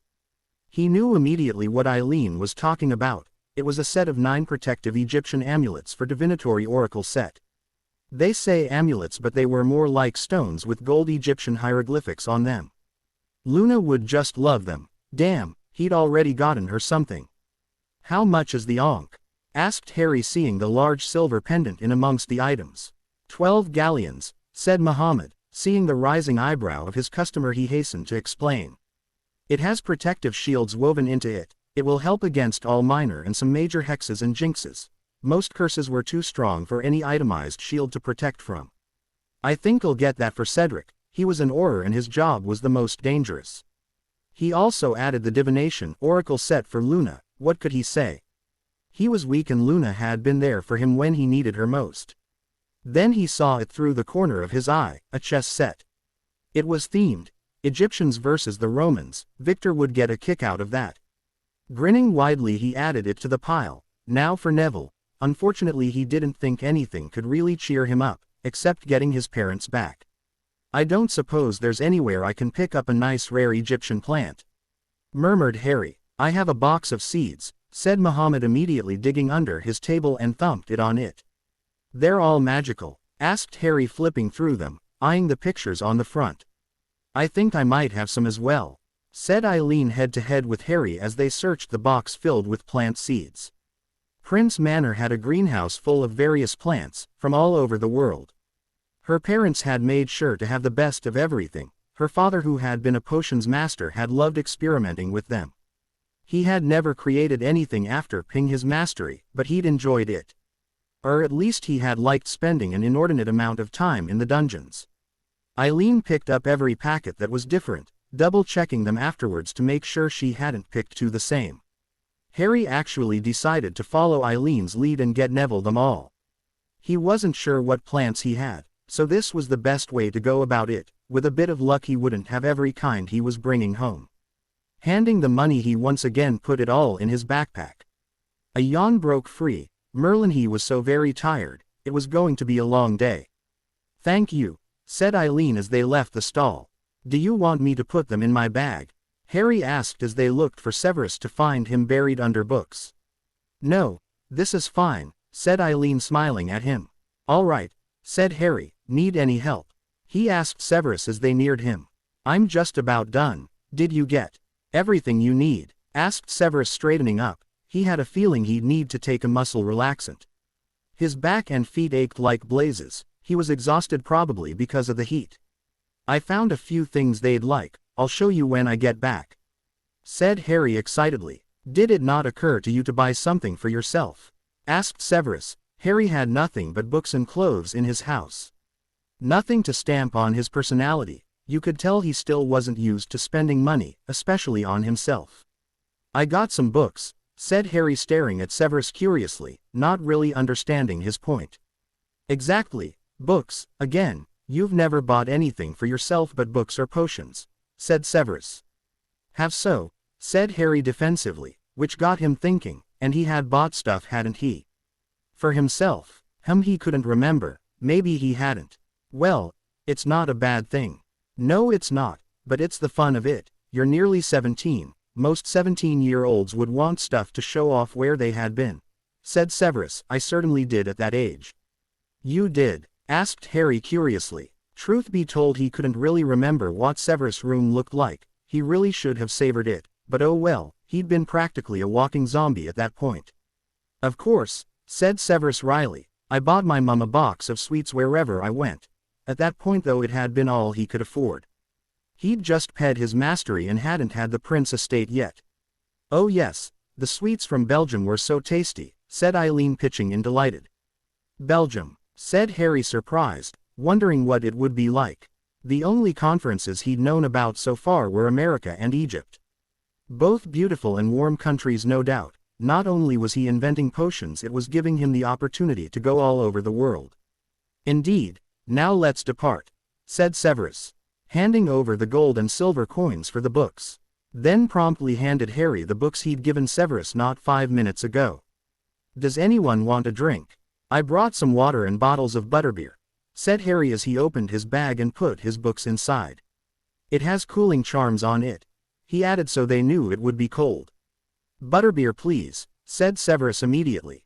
He'd been thinking about going to a vendor the first time he paid one. He guessed that was no longer needed. Accepting it, he drank the entire thing in one go. I'll have water, said Eileen, amused, accepting the bottle, wondering how Harry was so grown up all the time. Severus was right. Harry needed to let his hair down and act like a 16-year-old. Once they were finished, Severus apparated his mother and himself back to the hotel. Harry, on the other hand, had been apparating for nearing 3 years. He had paid during the summer after his 4th year, so he was able to apparate himself. Harry entered the hall where the committee was today. He stalled at the door, looking around wide-eyed. Blinking didn't work. They were still there. Gulping in worry, the place was flooded with people. All the seats were taken and there were people standing all in any available space. Around 30 of them were press, if their cameras were any indication of their profession. Oh, he hated this. It was one public gathering after another. He'd be left alone, to brew potions in his lab to his heart's content. He inwardly scowled when he noticed Cooper was there. He had better not start anything, he wasn't in the mood to deal with him. He had his certificate, so he wouldn't hold back, this time. "Harry," said Severus, exasperated. Grabbing Harry's shoulders, he pushed him into the room, but thankfully there was too much going on for anyone to take any notice of him. Sitting him firmly on the seat, he sat down as well. He noticed Terence was once again alone. The seat reserved for his potions master was empty. "Was it like this at yours?" asked Harry. Severus wanted to lie to make Harry feel better, but he couldn't, so chose to slightly mislead the conversation away from Harry's question. "The potions community is much larger than it used to be, and not only that, but wizards and witches have taken a deeper interest in potion experiments. Such as families with someone sick or hospitals. Potions are the first thing people think of these days to make you better." Which wasn't misleading at all, but not the whole truth, since it wasn't larger per se. "Oh, right," said Harry. Getting up, he went to the buffet and plated himself some food. He was starving. At least he wasn't sore anymore, or sweaty. He'd taken a shower and mild pain reliever upon returning to the hotel room after their long shopping trip. He didn't take too much, since they were going out for a cellar meal afterwards. "Excuse me," said Harry, squeezing by the standing witches and wizards. "Sorry," he said to the goblin he bumped into. The room was too crowded for words. He gratefully sat back down a few minutes later, staring at the mouth-watering food. Crunching through the carrots, he continued to look around, still overwhelmed by the largeness of the event. "Want a bit?" asked Harry, handing it towards them so they could take their pick. After a dozen of others touching it, "And who knows where their hands have been," said Severus immediately. "Severus," admonished Eileen, shaking her head at her son's words. Harry paused in mid-bite, his stomach clenching at the thought. His green eyes stared longingly down at the square vanilla slice. Damn Severus to hell. His hand reluctantly placed it back on the paper plate. Standing up, he threw it in the bin at the corner of the room before sitting back down. He glared half-heartedly at Severus, whose mouth just twitched in amusement. "So not funny," grumbled Harry. "You weren't staring at your face," chuckled Severus. It had taken him biting his tongue to stop himself full out belly laughing. Not something he would ever do in public, wouldn't want to spoil his reputation. Or be called Teddy Bear Snape, Merlin. It caused him to shudder just thinking about it. Although the likelihood of actually being called Teddy Bear was slim to nothing, it would be something just as sickly sweat. "I'm bloody starving," complained Harry. "Well, it's only going to be another hour or so before we leave," said Severus, stating just as calmly, "I did warn you to eat something before we left." "I wasn't hungry then, my stomach was doing backflips," protested Harry. "And I told you dry toast helps," said Severus, nonplussed. "I give up," cried Harry, exasperated. It didn't look like Severus was going to take pity on him anytime soon anyway. Eileen burst out laughing. Honestly, they were like an old married couple, and they hadn't officially been out on a date yet. She laughed harder when both of them stared at her unimpressed. Oh, she couldn't wait to see how they would evolve once they began dating properly. Her breathing still hitched. She tried to get herself under control, when a wizard went onto the raised platform to announce the start. It wasn't just her, of course. The entire room had fallen silent. "Ladies and gentlemen, welcome to the monthly Potions Conference. Today I'm pleased to announce we have two distinguished young men, who have successfully ped their mastery," said Liam loudly, and cheering and polite clapping began for the two men. Harry slunk further into his seat. Terence, on the other hand, seemed quite happy to revel in the praise. He didn't seem hurt the slightly that his master wasn't there to sell at him. Coming to his own. No, not his master anymore, since he was one himself now. They were on equal footing. Liam raised his hand to quiet the room, as he spoke again. "Please help me welcome Terence Whitaker." Everyone cheered politely, as whistles started up at the back, no doubt Terence's friends or family. Terence grinned back at them as he headed for the podium. Both Harry and Terence had a seat in the front, so it wasn't far to walk. Flash bulbs went off, and Harry couldn't help but wonder what he had created. "Hello," said Terence, not bothering to cast a sonorous charm on himself, since it had immediately gone quiet again. "What two potions have you created?" asked Cooper, his boredom showing from the panel behind Terence. 4 potion masters had taken seats to watch everything, basically repeating the questions they had already asked earlier.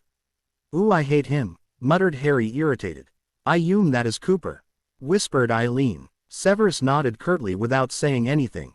"I created 2, one that allows for 24 hours, for 2 people to communicate telepathically," said Terence smugly. "Wicked," said Harry in admiration.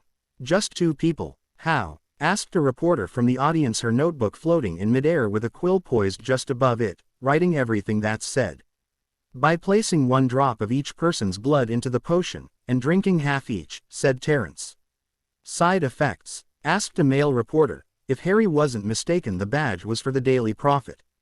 "Perhaps a headache if they don't shut up," said Terence, giggling madly, evidently remembering something funny. Everyone laughed with him, finding amusement in it as well. "But no other side effects?" he finished seriously once everyone quietened down. "The second one?" asked the same reporter curiously. "My second potion helps shield against intrusions of the mind," said Terence. "For how long?" asked Severus, genuinely curious. 12 hours, conceded Terence, slightly dejected. He'd tried to get it for a longer period of time to no success. "Side effects?" inquired Severus. "It can't be used long term. There's some ingredients in it that shouldn't be taken all the time," said Terence. "Can it help one master occlumency?" asked Severus, and everyone was looking like they were enjoying a tennis match. Going from Terence to Severus every time he asked something. "I have no idea," admitted Terence, looking baffled. "Would it hold against a powerful legilimens?" said Severus, truly curious about the potion. "It should," said Terence, looking overwhelmed by the influx of questions. "Severus, you're overwhelming the boy," admonished Eileen. Severus just stared at his mother drolly. "Thank Merlin his master isn't here, or I'd be dog food," said Harry, sliding further down his seat. Severus chuckled. "I very much doubt it," he told Harry. He did keep quiet and let the young man continue to answer questions from the others. Not that there were many, and it wasn't about the potion itself, just the price, how many, and of course if he was patenting it. "Is anyone who tested the potion here?" was shouted from the crowd. "No, they couldn't make it, but I have sworn statements from them here," said Terence, disheartened. He'd given them to the committee members. "Are they patented, or can anyone brew them?" asked Severus. "Anyone can," said Terence. He didn't want bombarded with requests. He was going on a well-deserved holiday to regain his sanity. His potions master had driven him to the brink, and he was glad to finally pee. Cooper was no help at all. Not once had he made this easy for him. "All right everyone, if anyone's interested in the potions you can get them after the conference is over," said Liam, coming back. "Let's hear a round of applause for Master Whitaker." A polite round of applause followed Terence off the podium, and he gratefully retook his seat. Harry noticed he wouldn't look in Severus' direction. He smothered his amusement, still feeling slightly sorry for him.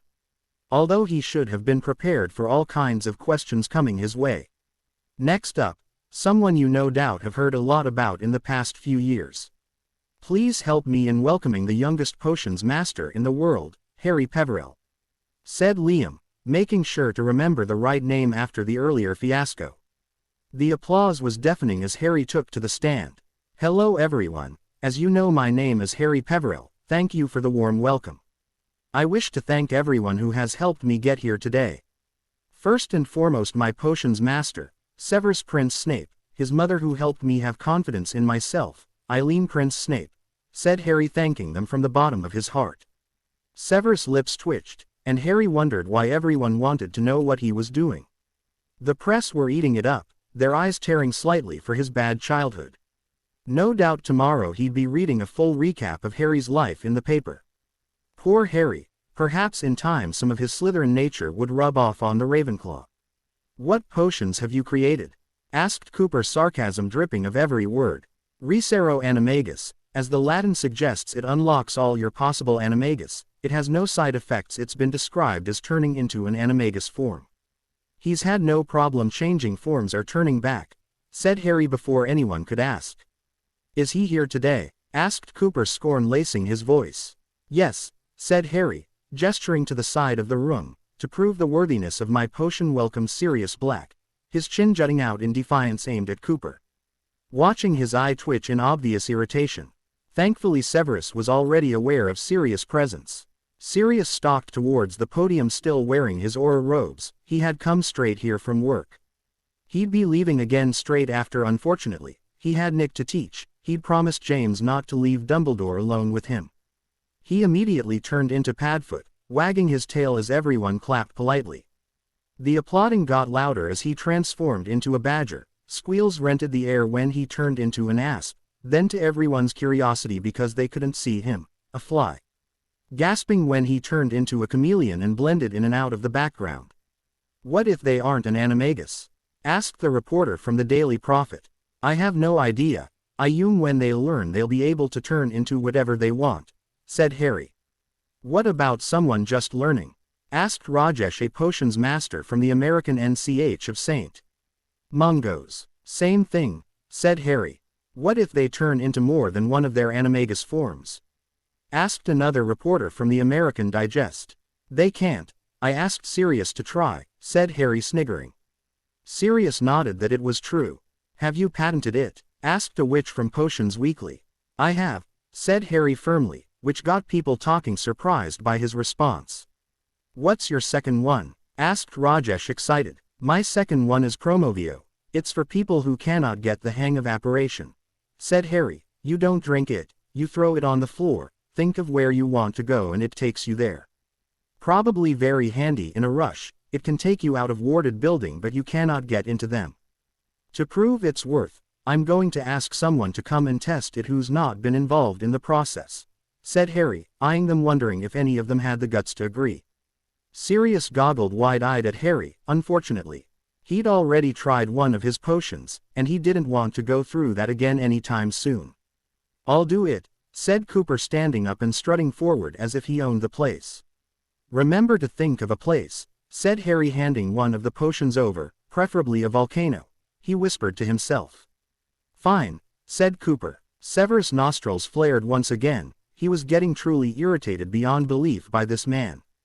He could see the others on the panel were just as exasperated at him. He knew them all well enough to read their tells. Cooper threw the potion with confidence, and 1 second he was at the front of the room, the next he was at the side of the room right next to the double doors. Everyone began whispering again, completely awed by the potion. Cooper's brow puckered. He had evidently not expected it to work. "As you can see, it's fast and just as easy as apparating. I've looked up the laws, there's no permit required. I tested it myself. There is no side effects and it can be used as often as you like," said Harry confidently, smirking at the look on Cooper's face. "Is this patented as well?"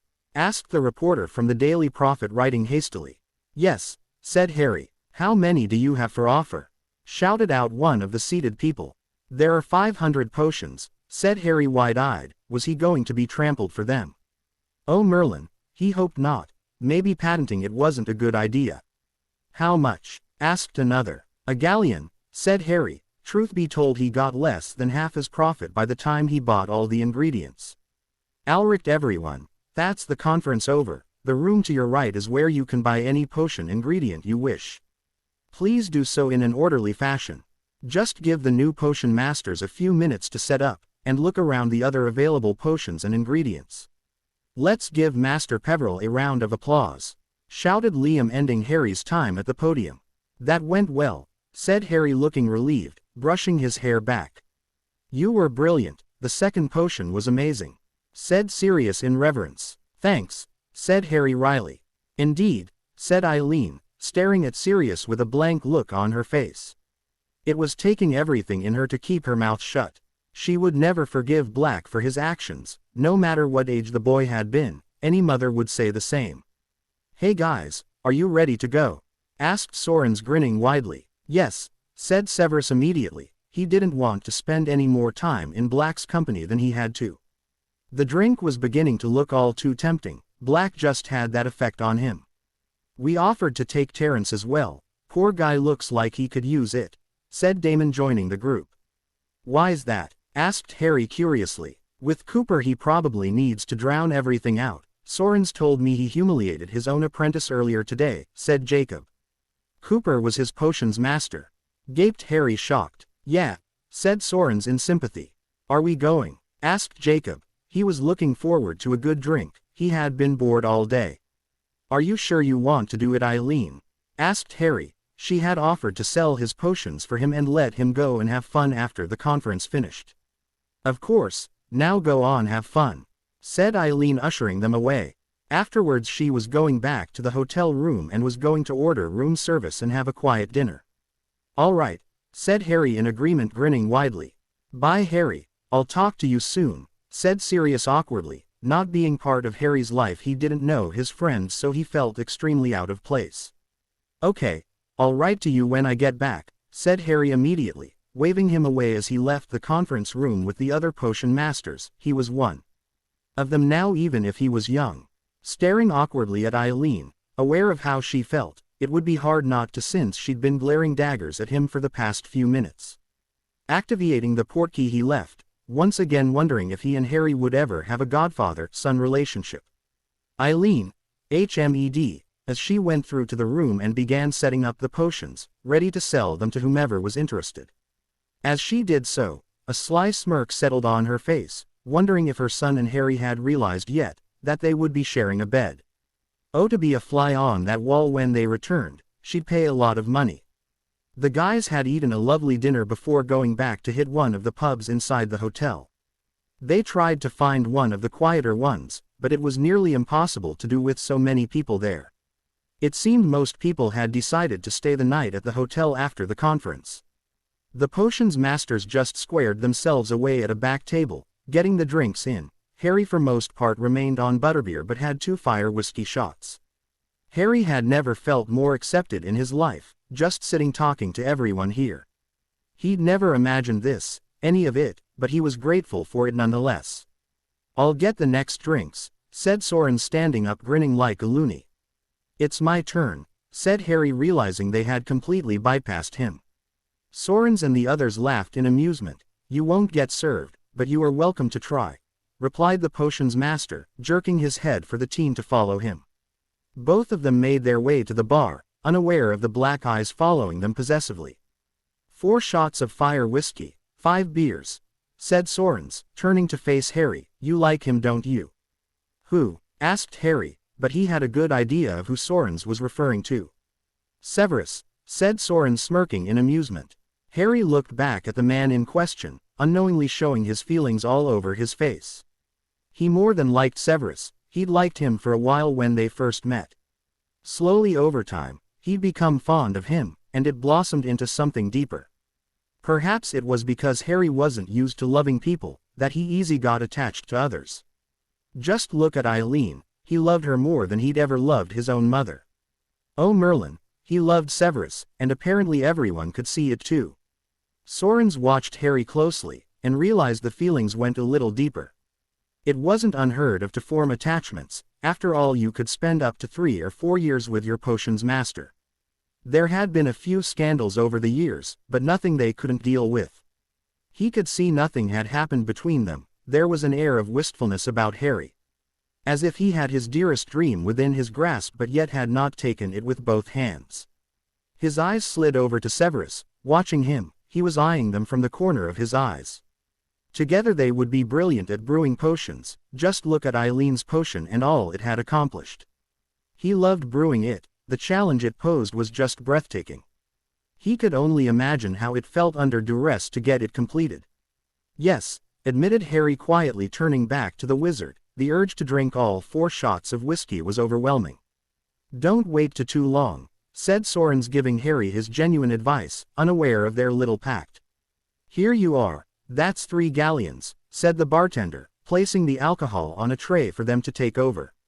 "Here, get a drink for yourself," said Harry, ping over the 3 galleons and a few sickles. Although truth be told, the guy didn't look like he needed another one. "Thank you," replied the wizard, moving off to serve someone else along the bar. Sorens grabbed the drinks and they made their way through the crowd, and put them on their table, reclaiming their seats. A bell clanged loudly, indicating it was last drinks served. They would be closing soon. The others gave Sorens a curious look. He still had that smug smirk on his face. "What did you tell him?" asked Severus, leaning over to Harry and whispering into his ear.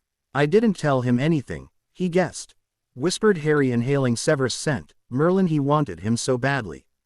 Maybe he had drunk too much. It's a good job they'd be leaving soon. Severus eyed Harry but ultimately just shrugged it off. He couldn't care less what people thought anymore. It was probably just the alcohol talking, but he didn't right now. To potions, said Jacob, raising his shot. The others all quickly did the same, only Harry had a beer. Clinking the glees together, they took a drink. Once the shots were done, the others opened their beers and leaned back into their seats. Severus slid one hand under the table, and grabbed onto Harry's, sliding his fingers up and down in a soothing manner. He did so without showing any emotion whatsoever, but Harry ended up choking on his beer before quickly regaining his composure. "Have you decided what you want to do yet, Harry?" asked Damon curiously. Whether Harry liked it or not, he'd been talk of the potions community for the past 2 years. It was a source of pride that someone so young chose to pursue the subtle science of potions brewing. It could only do good things, maybe open the doors to others wishing to brew. After all, if someone so young could do it, surely they could too. They would find out if their hypothesis was correct in the next few years, whether the request for a potions master shot up or not. "I always wanted to brew independently," admitted Harry. "Really?" asked Soren, surprised. "Normally when we first start we get a job, brew regularly and, well, for the lack of better words, get ourselves noticed. Get money coming in and perhaps try and create a potion in our spare time." In fact, it's what everyone at this table had done. Although Severus was more to do with survival than wishing to teach anyone potions. "You forget he doesn't need to prove himself," smirked Severus, his black eyes gleaming with pride. "He has already done so." Harry flushed bright red, slouching down further in his seat. He hated when the attention was on him. "True," said Soren, amused. "Nobody asked what potions he'd brew next, and it was just something you didn't ask each other. For a variety of different reasons. One, they could take the idea and perfect it before you. It wouldn't be the first time it happened. Betrayal was rife in every community of magic.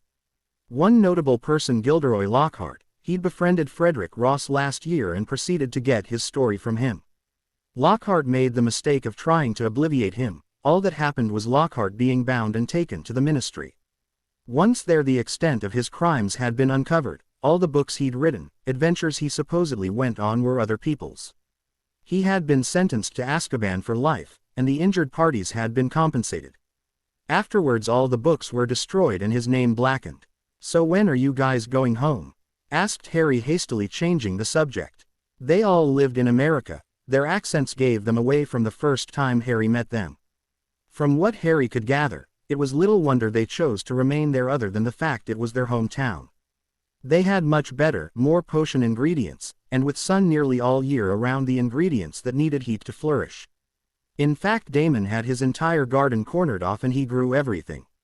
Tended to it himself too, and had more wards up protecting the garden than he had on his house. "We head home tomorrow," said Jacob, amused. He didn't want to remain away from his wife and the mother of his child too long. Potions was an important part of his life, but not more important than his child. He'd never thought he'd see the day where he had a kid. Then he met Penelope. She didn't understand past a school education of potions, but she tried and he loved her for that. Then 8 months ago she'd set up a special dinner and told him the news. She'd been so worried since they'd never discussed having a family. Now he would have someone to pee his potions knowledge onto, to see perform magic, to see take their first step. It's when he'd known he was ready for the journey into fatherhood. "How is Penny?" asked Harry. He hadn't got to talk to her properly, thanks to the attack on the ministry, but hopefully he'd get to one day. "Ready to drop any day now," said Jacob. Other than Severus and of course Harry now, he was the only one who hadn't had a child yet. Soren's already had 2 children, both grown up, one a potions mistress, and the other a defense master. "I'd carry all the potions you can," grinned Damon. He had certainly needed it, for 5 broken bones in his hand after his wife was through with him. Jacob just shook his head in wry amusement, finishing off his drink. "I think the entire hospital heard my wife when she was in labor with my son, even through the silencing spells," said Sorens in remembrance. "Of course she said she wouldn't let me near her again, but that didn't last long." Jacob felt his stomach clench in worry. They were doing it on purpose, and he knew that, but couldn't brush off their words. He'd put off thinking about the labor, but they were just bringing his anxieties back. Even in the magical world they couldn't make it painless. It's just one of the unpleasant joys that came with motherhood. He had a charmed pendant on, that would let him know his wife was in labor should it happen before he got back. So he knew he didn't have to worry about missing it. "We best head out," said Severus, standing up. They and two other groups were all that was left, everyone was gone already. The tables were cleaning themselves and chairs flopping on top of them afterwards. As much fun as he'd had, he was rather exhausted. He'd been up nearing 24 hours. He had also missed out on the chance to speak to Slughorn, but there would be other times. "I guess you're right," said Damon, staring around as he too got up. The rest followed. "Are you leaving early this year again?" asked Sorens as they left the pub. At least they didn't have to walk back to the hotel since they were already in it this time around. "Don't I always?" replied Severus dryly. He certainly didn't outwear his welcome anywhere. "All right to you," said Jacob. No doubt with a few pictures of his child, he didn't know what they were having. Penelope had decided to wait. She wanted to be surprised. Severus wasn't the most sociable person, but Jacob wasn't about to leave him out whether he sneered at the sentimentality or not. Knowing Severus, he'd probably just look at it drolly then roll his eyes. "Have fun," said Sorens, patting Severus' back. "He's 16, said Severus, sniping at his friend, worse because he had to remind himself all the time. "Not for long," teased Sorens. "It's about time you settled down, old boy. We were beginning to think you'd taken a vow of celibacy." "Ha ha ha," said Severus dryly. "He's quite a catch," admired Sorens. Severus glared in warning. Friend or no friend, he didn't like others staring at Harry. "Oh boy, you are in deep," said Sorens, unruffled by the glare. "All right to you," he said when they caught up with the others.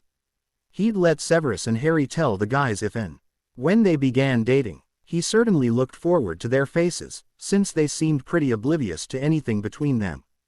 "Take care, both of you," said Jacob. They were going back to an island filled with nothing but war.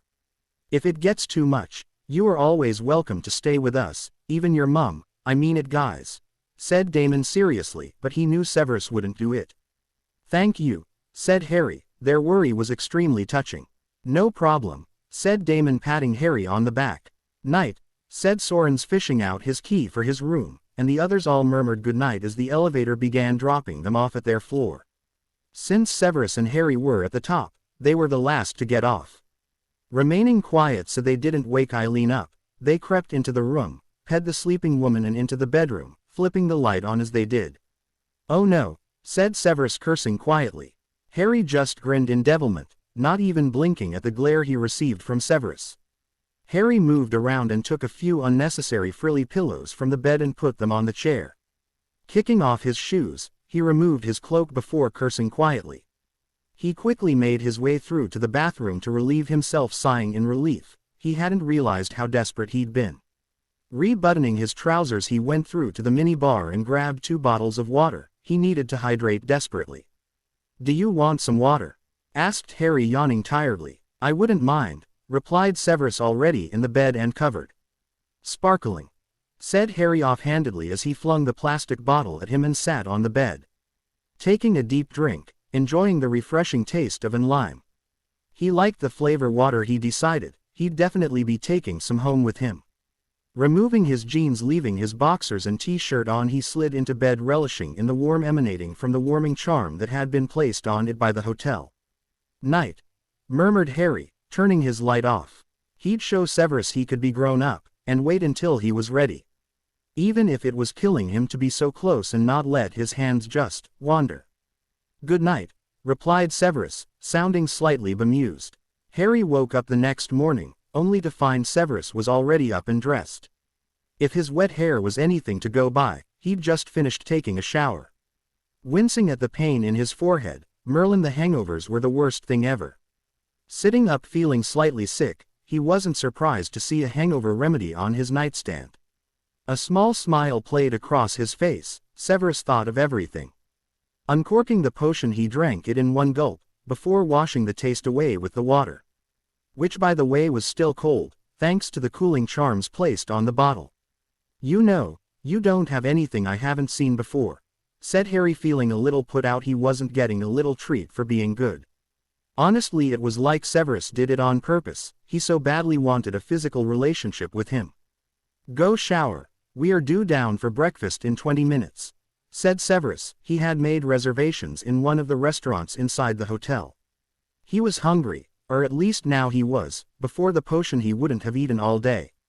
All right, muttered Harry, removing himself from the warmth of the bed, removing his t-shirt, and walked through to the ensuite, showing Severus what he was missing. He was a teenager at the end of the day, not an adult. He couldn't be grown up all the time. In record time he showered, did the toilet, and of course brushed his teeth, remembering to use bottled water. Grabbing his boxers from the floor, he went back through to the room and pulled clothes out of his bag. Since they were going home, he made sure it was warm clothes he put on. He would miss the warm weather. He even had the beginning of a tan, and he'd only been outside half a day. Where's Eileen? Asked Harry when he went through to the sitting area. Clipping his cloak around his neck, his hair already dried. She's already gone down, said Severus. She also wants to look at a few things she saw and decided she wanted. Oh, said Harry, nodding his head. Are we leaving straight after? Yes, so remember everything, said Severus as he shrunk his own things using the Accio spell to see if he'd forgotten anything. A few empty vials flew into view and he placed them in his pocket. And the money for all the potions is on the table, don't forget that. They were all sold, asked Harry from the bedroom, as he hastily packed everything into the holdall. Remembering the stuff in the bathroom, he grabbed his toiletry bag and made sure everything was in it. Shrinking it, he put it in the bag since he was messy and full. Yes, replied Severus, as if there had been any doubt. Harry's potions were brilliant, and would probably take a while for the demand to calm. Copying Severus, he achioed for anything else he could have forgotten. Only the money bag floated towards him. Slipping it into the inside of his cloak pocket. Hoisting his holdall, he put it over his shoulder and exited the bedroom. He headed for the mini bar and grabbed 10 bottles of the water he liked and put them in the bag. Only then did he shrink it, and place it safely beside his bag of money. As they were leaving, he also grabbed a handful of GS and an apple. Closing and locking the door, he caught up with Severus as the elevator door pinged. Did you enjoy the hotel? Asked Severus once the doors closed. I think it's brilliant, said Harry. Good, said Severus. Perhaps he had chosen an appropriate birthday gift after all. It was open-ended, so they could leave whenever they liked, especially if Harry had no desire to leave right away after his birthday. The elevator doors opened and Harry followed Severus to the restaurant, since there were many he didn't know which he'd chosen. Getting lost once was enough for him. Thank you very much. The smell of coffee was strong in the air, causing both of them to inhale sharply. I'll be back in a minute. I'm going to talk to Professor Slughorn, said Severus, spotting his old head of house. All right, said Harry, but Severus was already halfway towards the teacher. Sniggering in amusement, he shook his head. He looked around but didn't see Eileen anywhere. He did notice Terence sitting on his own, looking miserable. Poor guy, it must have been awful having Cooper as a potions master. He went over to the table and made 2 coffees, leaving one black and placing some milk and sugar on the tray and plating himself some food. Mind if I sit here? Asked Harry, knowing very well that Severus wouldn't be eating any breakfast. Terence looked up surprised to see Harry standing there. He'd seen them last night having fun and felt envious of how close they all were. Sure, said Terence. Here, said Harry, handing over a coffee. Looks like you could use it. Thanks, said Terence, smiling weakly. Not bothering to put sugar or milk into his coffee, the stronger the better in his opinion. Congratulations, by the way, said Harry honestly. You too, said Terence. He'd worked hard to get his mastery, despite Cooper making it unbearable. His parents had known Cooper, so they'd paid him to take him on. He half suspected they'd known what he'd be like, and hoped he'd give in and do something else. His parents weren't happy that he'd chosen potions to be his chosen field. Everyone in the family was expected to follow the family tradition and become healers. I have to ask, did you read upon the info when you made those 2 potions? Asked Harry curiously. Yeah, took me a year, said Terence tiredly, drinking the coffee Harry brought him. So you know a lot about the mind, the pathways and matter? Asked Harry. Yes, I felt like a complete idiot at first, replied Terence. Thankfully most information had come from his brother and sister, who knew a lot about the subject matter.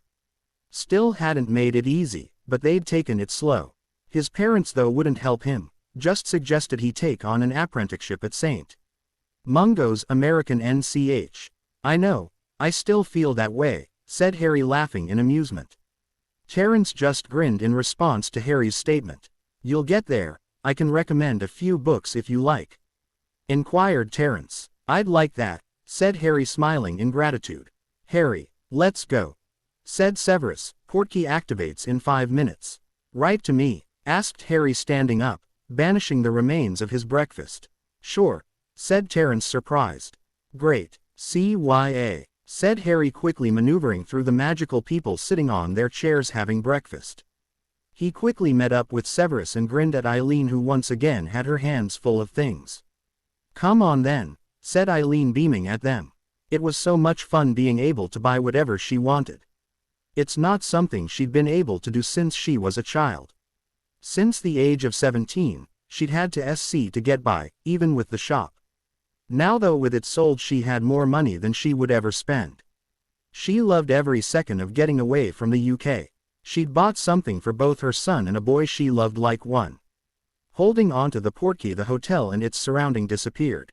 Master Severus, Mistress Eileen, Master Harry, welcome back, said Dobby beaming at them as their portkey materialized in the foyer of Prince Manor.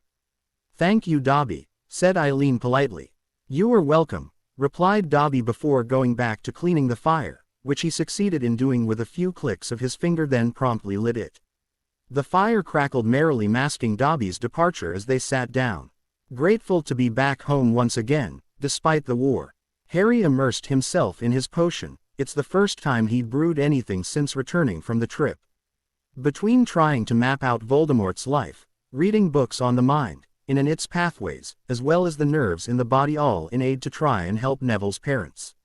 He just wanted away from books and research. He felt as though his mind was literally about to explode. What if he'd taken on too much? What if he couldn't do this? Not only would it disappoint himself but Neville as well. Nev was counting on him to make his parents better, so they could come back to him. He wasn't even this scared about the war, or defeating Voldemort. His friends were precious to him. They meant everything, more than all the money in the world, more than even potions. They were all he had in the world, other than Eileen and Severus of course, none more special than Luna, who also felt inconsolably guilty. She'd seen it, as it was happening, yet was trying to convince herself she could have stopped it. She couldn't have any more than he could have. They'd been trapped in the Ministry of Magic. No, he had to do this. If it's the last thing he did, he'd do it, damn it. Using the small stopper, he edged some of the ingredient out, and dropped 2 plops into the potion. If he'd been paying the proper amount of attention, he'd have realized it wasn't the correct ingredient. As it was, Harry gasped in shock, clutching the stopper, causing the ingredient to go all over his hand. Noticing that the potion was turning violent red, then before Harry could think, let alone react, a large resounding boom penetrated the air. As Harry went flying into the wall with 2 simultaneous cracks, his body fell almost lifeless. His arm sitting at an odd angle, his hand at the side of his head. Agony coursed through Harry, causing him to scream and writhe in the corner of the room. Merlin, he'd never felt anything like it before in his life. Even the Cruciatus curse was preferable to this. Are the books any good? Asked Eileen, her lips twitching, sipping her hot chocolate, which she was in the rare mood for today. Nothing as of yet, admitted Severus. Even he couldn't be bothered looking at another one. The words were just blurring together. He was determined to see it through. If one of them could help them, then they would do it. He'd set up a meeting with Slughorn the day he'd seen him, under the pretext of taking to Harry, of course. He would be coming in a week's time, the first free date he had teaching students. His precious Slug Club came first, of course. Much to his consternation, the man had not changed. I hope you find something, said Eileen. I do too, said Severus. Their lives may well depend on it. Just then Eileen and Severus froze in shock when they felt the manor shake on its foundations. Severus leapt from the chair, his book slipping from his grasp, forgotten. Then he heard it, a soul-wrenching, agonizing scream of despair. Any color Severus had left him completely. He'd never heard anything like it before in his life. "Oh Merlin, please let Harry be alive." He couldn't speak for the life of him, as he ran faster than he had ever before. He had to get to Harry. Screaming was better than silence right now, even if it made his stomach protest heavily.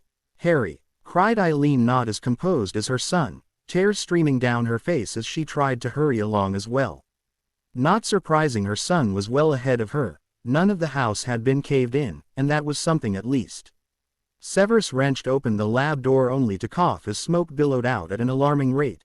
Then an ominous silence descended upon the manor as if a dark cloud had moved in on it. Harry wasn't screaming anymore, but that didn't comfort them the least. Severus froze for a nanosecond, with what felt like the entire world freezing in that second with him before his in kicked in. Flicking out his wand quicker than lightning, he dissipated the smoke, and lit the room, getting his first look at Harry, and his stomach rebelled dangerously. Within seconds, he was over at Harry, scanning him, not even attempting to move or touch him lest he make it worse. His breathing hitched when he read it, then he suddenly reeled back in shock. A deafening and unholy shriek pierced the air, as smoke began to coming out of Harry's head. At the same time Severus' mark burned painfully, but he paid no heed to it. He was used to the pain that came from wearing the mark. He'd been ignoring the summons since the evil wizard had returned. "What on earth?" shrieked Eileen, covering her ears. It soon became apparent it wasn't just smoke, as it began to take shape, a face, one that Severus knew all too well. Severus' eyes twitched as he stared at it. The shrieking didn't seem to penetrate his shock. It soon began to taper off, until as quickly as it began it stopped again. Severus and Eileen stared at Harry, unable to believe their eyes. Whereas Eileen was baffled and confused, Severus had a few ideas of what it was, but didn't understand how it happened. "Is he okay?" whispered Eileen, leaning against the door, shaken beyond words. "Dobby!" yelled Severus, uncaring how he sounded at the moment. Eileen moved into the lab, wild-eyed, and too worried to even cry at this point, jumping at Severus' loud voice. What had happened? Was that what they had heard earlier? No, it had been Harry. She knew his voice. "Don't move, the potions caused second-degree burns," snarled Severus, his heart beating through the roof, as terror consumed him. "Yes, sir?" asked Dobby, appearing. His little mouth dropped open as he stared around in shocked horror. "Get a healer from St. Mungo's, now," demanded Severus, yelling the last word when Dobby didn't move fast enough. Standing up, he ran towards his potions cupboard. Yanking it open, his heart sank. More than half their potions were laying in a puddle on the floor. No doubt what had caused the severe shaking, but it didn't help Harry right now. Banishing everything, not wanting another accident to occur, more than thankful for his emergency potion supply. Accio potions kit. Eileen stepped aside just in time, otherwise she would have been winded in the stomach by the flying box. She came further in, wanting to do something, anything to help. Making sure to give any potion remains a wide berth, breathing ragged, her hand automatically clasped across her mouth upon seeing Harry properly. He was 10 times worse up close. His robes were melted onto his skin, but it seemed the spells on them had stopped a worse disaster from happening. Yet another part of her wondered if it could have possibly been worse. The only thing stopping her from giving way to despair was the fact her son seemed so stark raving calm. For a moment, then she was spectacularly sick all over the dungeon floor. "What on earth are you, oh dear?"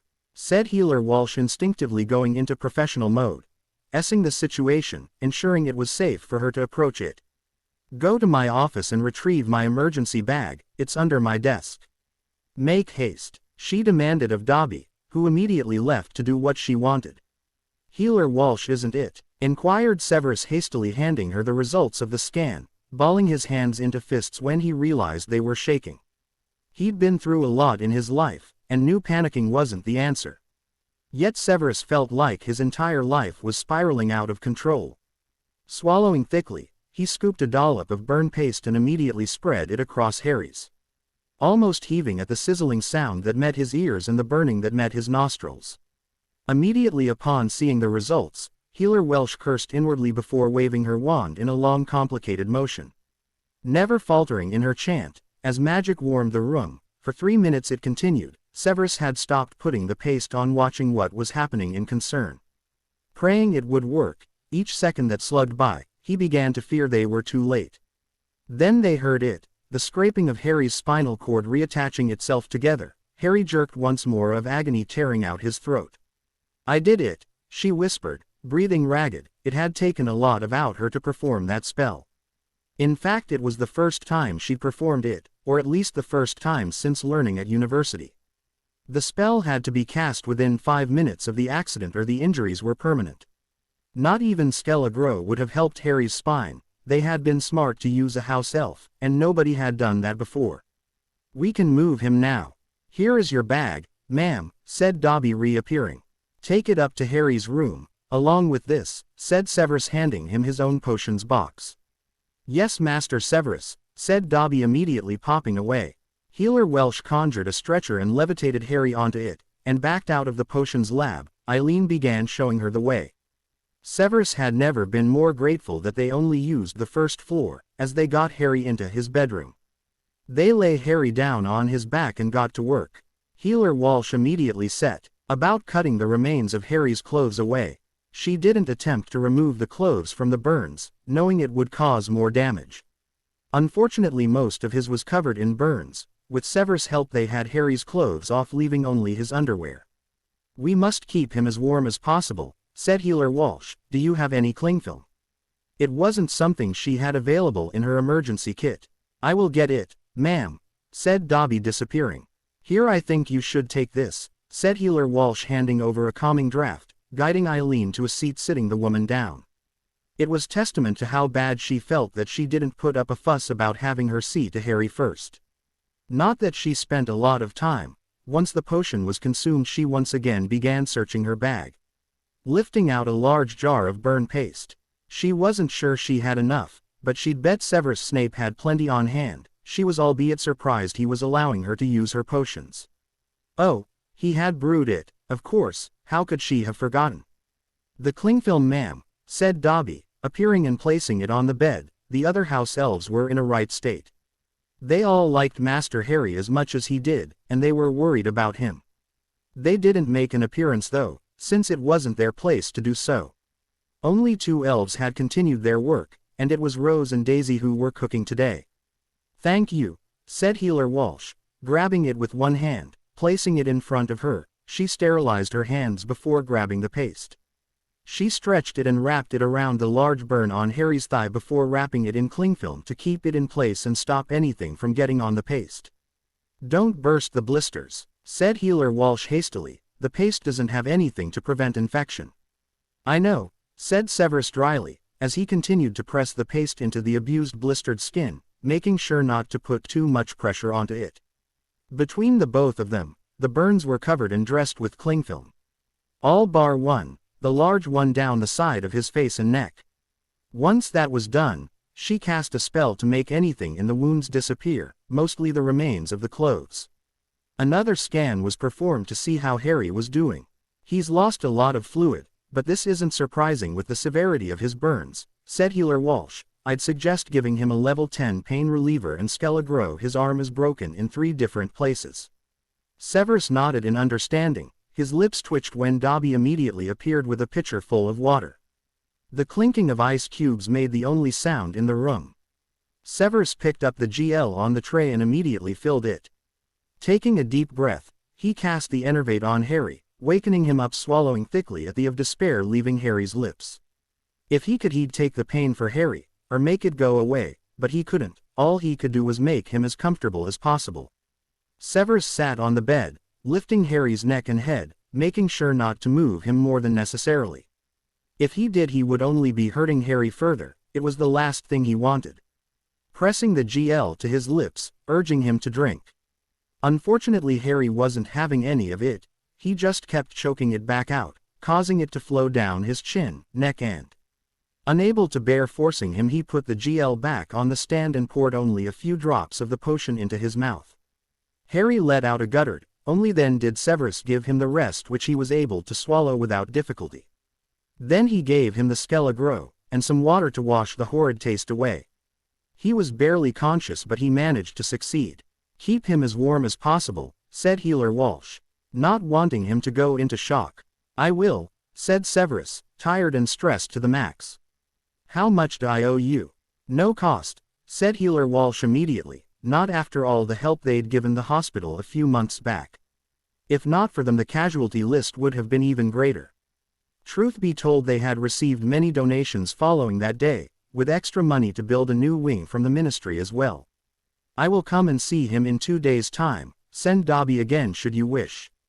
If you need me for anything before then, this is my office and home flow addresses, do not hesitate to get in touch, she added, pulling out a card with the addresses on them, handing it to the surprised wizard. Thank you, said Severus. Try and get some rest, said Healer Walsh. He's going to be cranky enough for both of you, she added wryly. Patients who were in pain were guaranteed to be unpleasant, but who could really blame them? She certainly couldn't, although some of the abuse she took was uncalled for. She was the one trying to get them better after all, shaking of her thoughts, focusing back on the situation at hand. Actually, he's quiet when he's ill, said Severus, probably due to his upbringing and being treated as if he was a piece of gum his parents trod on. I see, said Healer Walsh, feeling rather awkward. Do you have enough level 10 pain reliever? I believe so, said Severus. Very well. Take care of yourself, said the healer, placing everything back in her bag before standing up with a quiet, bye. Then she apparated away, leaving Eileen and Severus to deal with what had just happened. Severus, what came out of Harry? Asked Eileen, her black eyes demanding an answer. Not right now, Mum, said Severus tiredly. Can you stay with him? Yes, said Eileen, sighing in exasperation. Thank you, said Severus, grabbing his potions box and leaving the room, heading down the stairs. Severus entered the potions lab, staring around at the devastation. He was honestly surprised Harry was still alive.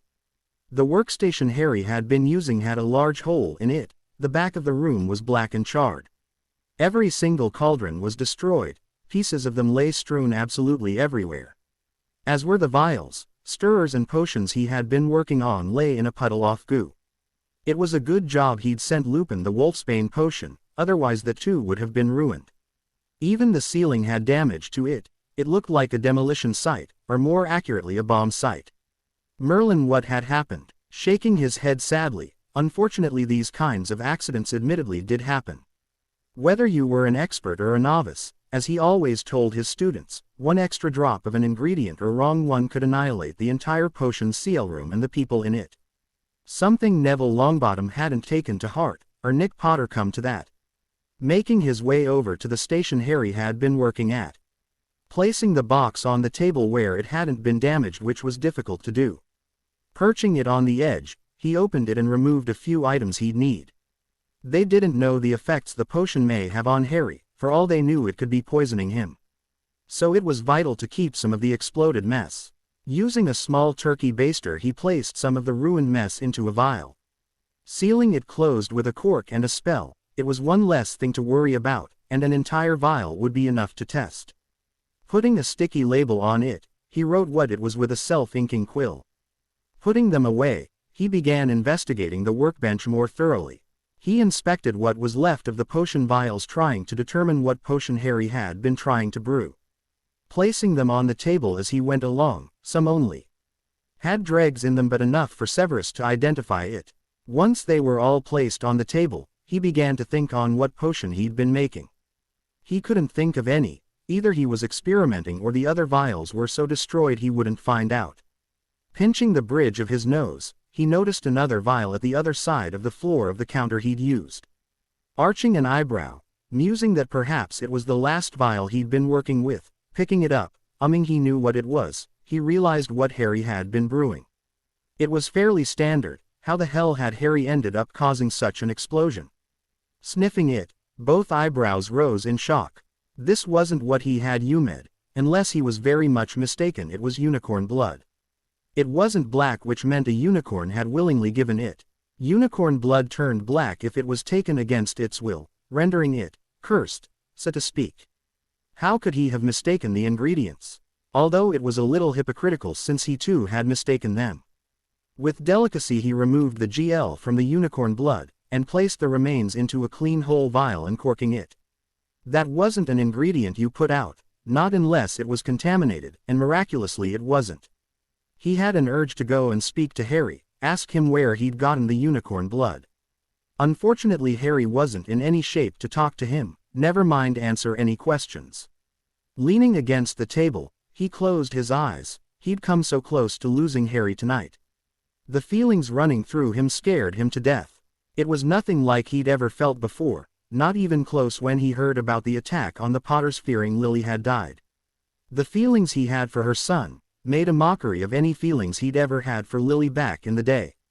It would take days if not a week to get the lab fixed and new worktables put in.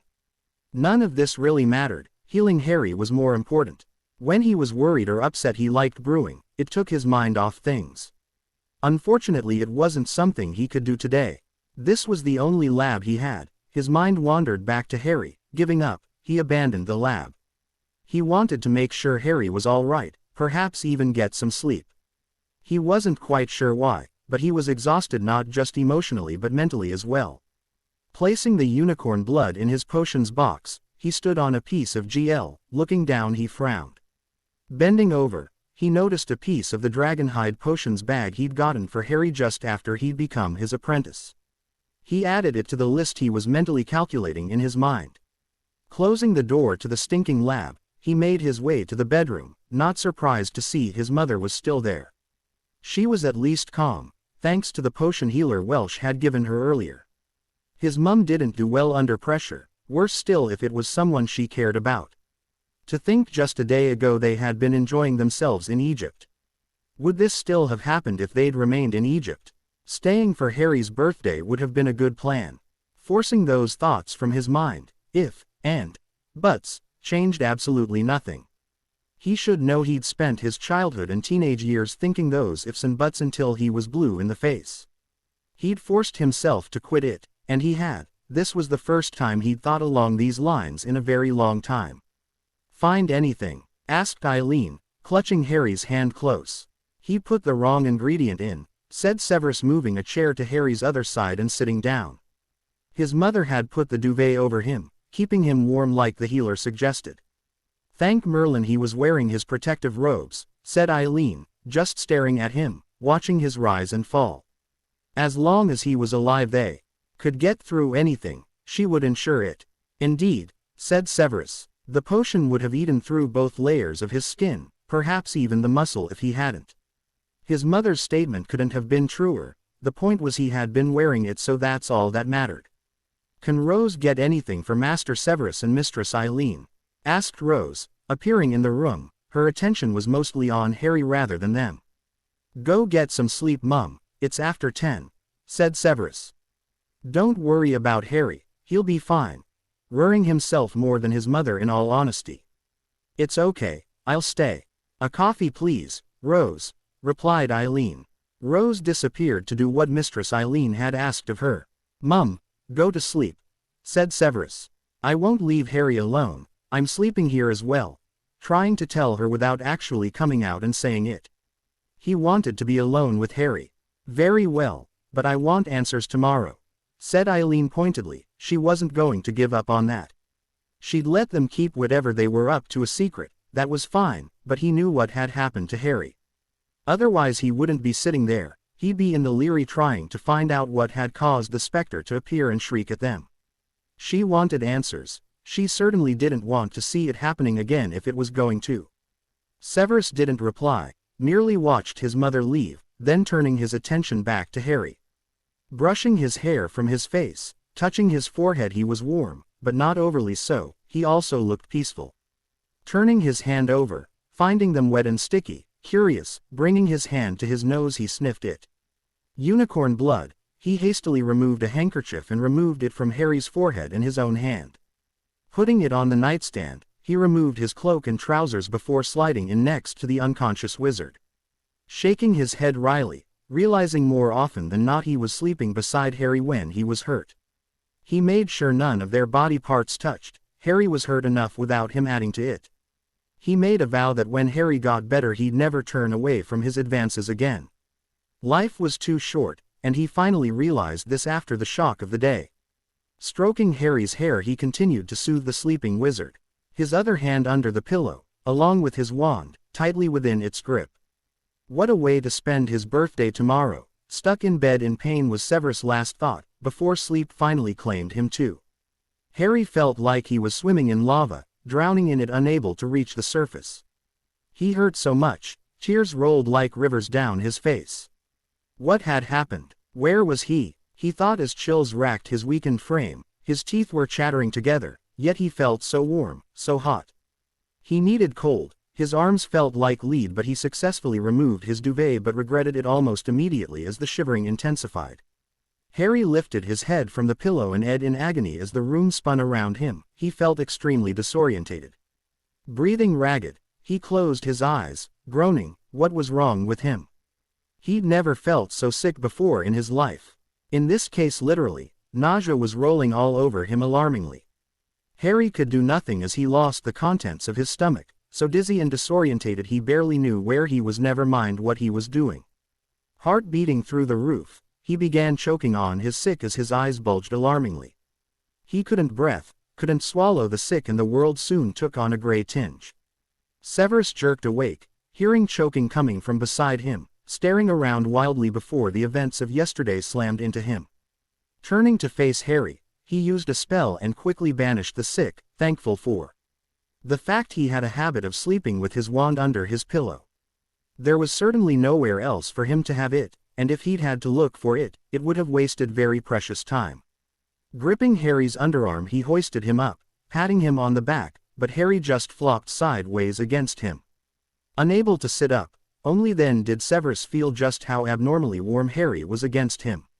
Bloody hell, murmured Severus. Using his wand he took Harry's temperature. His eyes widened upon seeing the results. Laying him down again, not even bothering to dress, he hastily made his way to the flow network. Walsh Residence, 23 Forrester Avenue, shouted Severus, his head stuck in the flow, waiting with bated breath for anyone to come into view. Can I help you? Inquired a wizard coming into view. He looked around. Healer Walsh's age, perhaps her boyfriend or husband. He had never thought to inquire, and since they didn't wear jewelry when working it was difficult to tell. I need Healer Walsh, it's an emergency, said Severus, his voice conveying the dire nature of his request. One moment, said the wizard, apparating away. A few seconds later Healer Walsh came into view, fully dressed with her emergency bag. I do not know the address, perhaps you can send Dobby over. It will save time. She didn't question the emergency since she knew if anyone, a potions master, would be less likely to panic for nothing. A few seconds later the flow was empty. This time she wasn't surprised by Dobby's arrival or being taken to where they stayed this time. Dobby grabbed her robe and popped them straight into Harry's bedroom. Okay, what's wrong? Asked Healer Walsh, striding over to Harry immediately. Fever, chills, and a few moments ago he was sick, said Severus, uncaring that the healer was seeing him in such a state of undress. Or that it was evident he had slept in the bed as well. Nothing seemed significant right now. It is his birthday today, isn't it? Asked the healer. Yes, said Severus in agreement. It could be his magic coming in, said Healer Walsh, doing a scan to be on the safe side, and safe it was indeed. He's sepsis. He needs a course of antibiotics immediately. She didn't need to explain what would happen if Harry didn't get the treatment. Sepsis circulated the blood, stopping oxygen getting to the organs, and it would inevitably shut them down and kill Harry in the process. I do not have antibiotics, admitted Severus, even before the exploded had destroyed most of their potions to smithereens. The potion only took 3 hours to make, so if it came to it, he'd just go to the potion store and get everything.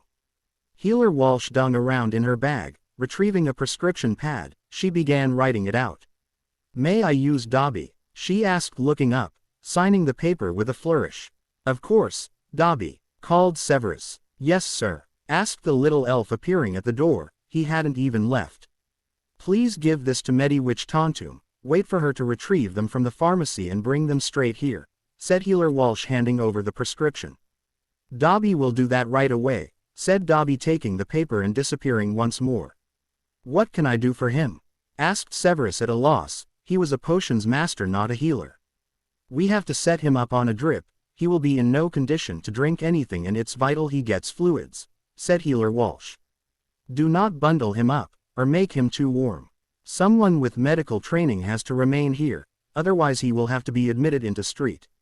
Mungos. Sepsis is a very serious medical condition and it can take a turn for the worst within seconds. I see, replied Severus, I'd rather not have Harry and Saint Mungos. It would just draw a lot of unwanted attention. I gathered as much, acknowledged Healer Walsh. She would stay until the worst was over anyway. She hadn't had a case of sepsis for 3 years, after the cutting curse wound got infected and the idiot didn't seek medical attention. It had been a close call, any longer and he would have died. Can I give him a pain reliever? Asked Severus, wiping away the sweat gathering alarmingly on Harry's head. The cloth was wet with cool water, but not freezing since it wouldn't be good for Harry's body with the constant shift in temperature.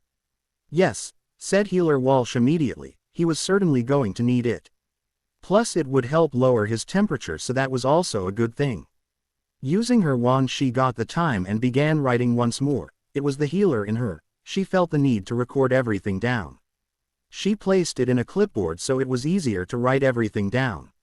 Severus carded his hand through Harry's hair, his breath catching when he saw nothing but blankness and confusion in them.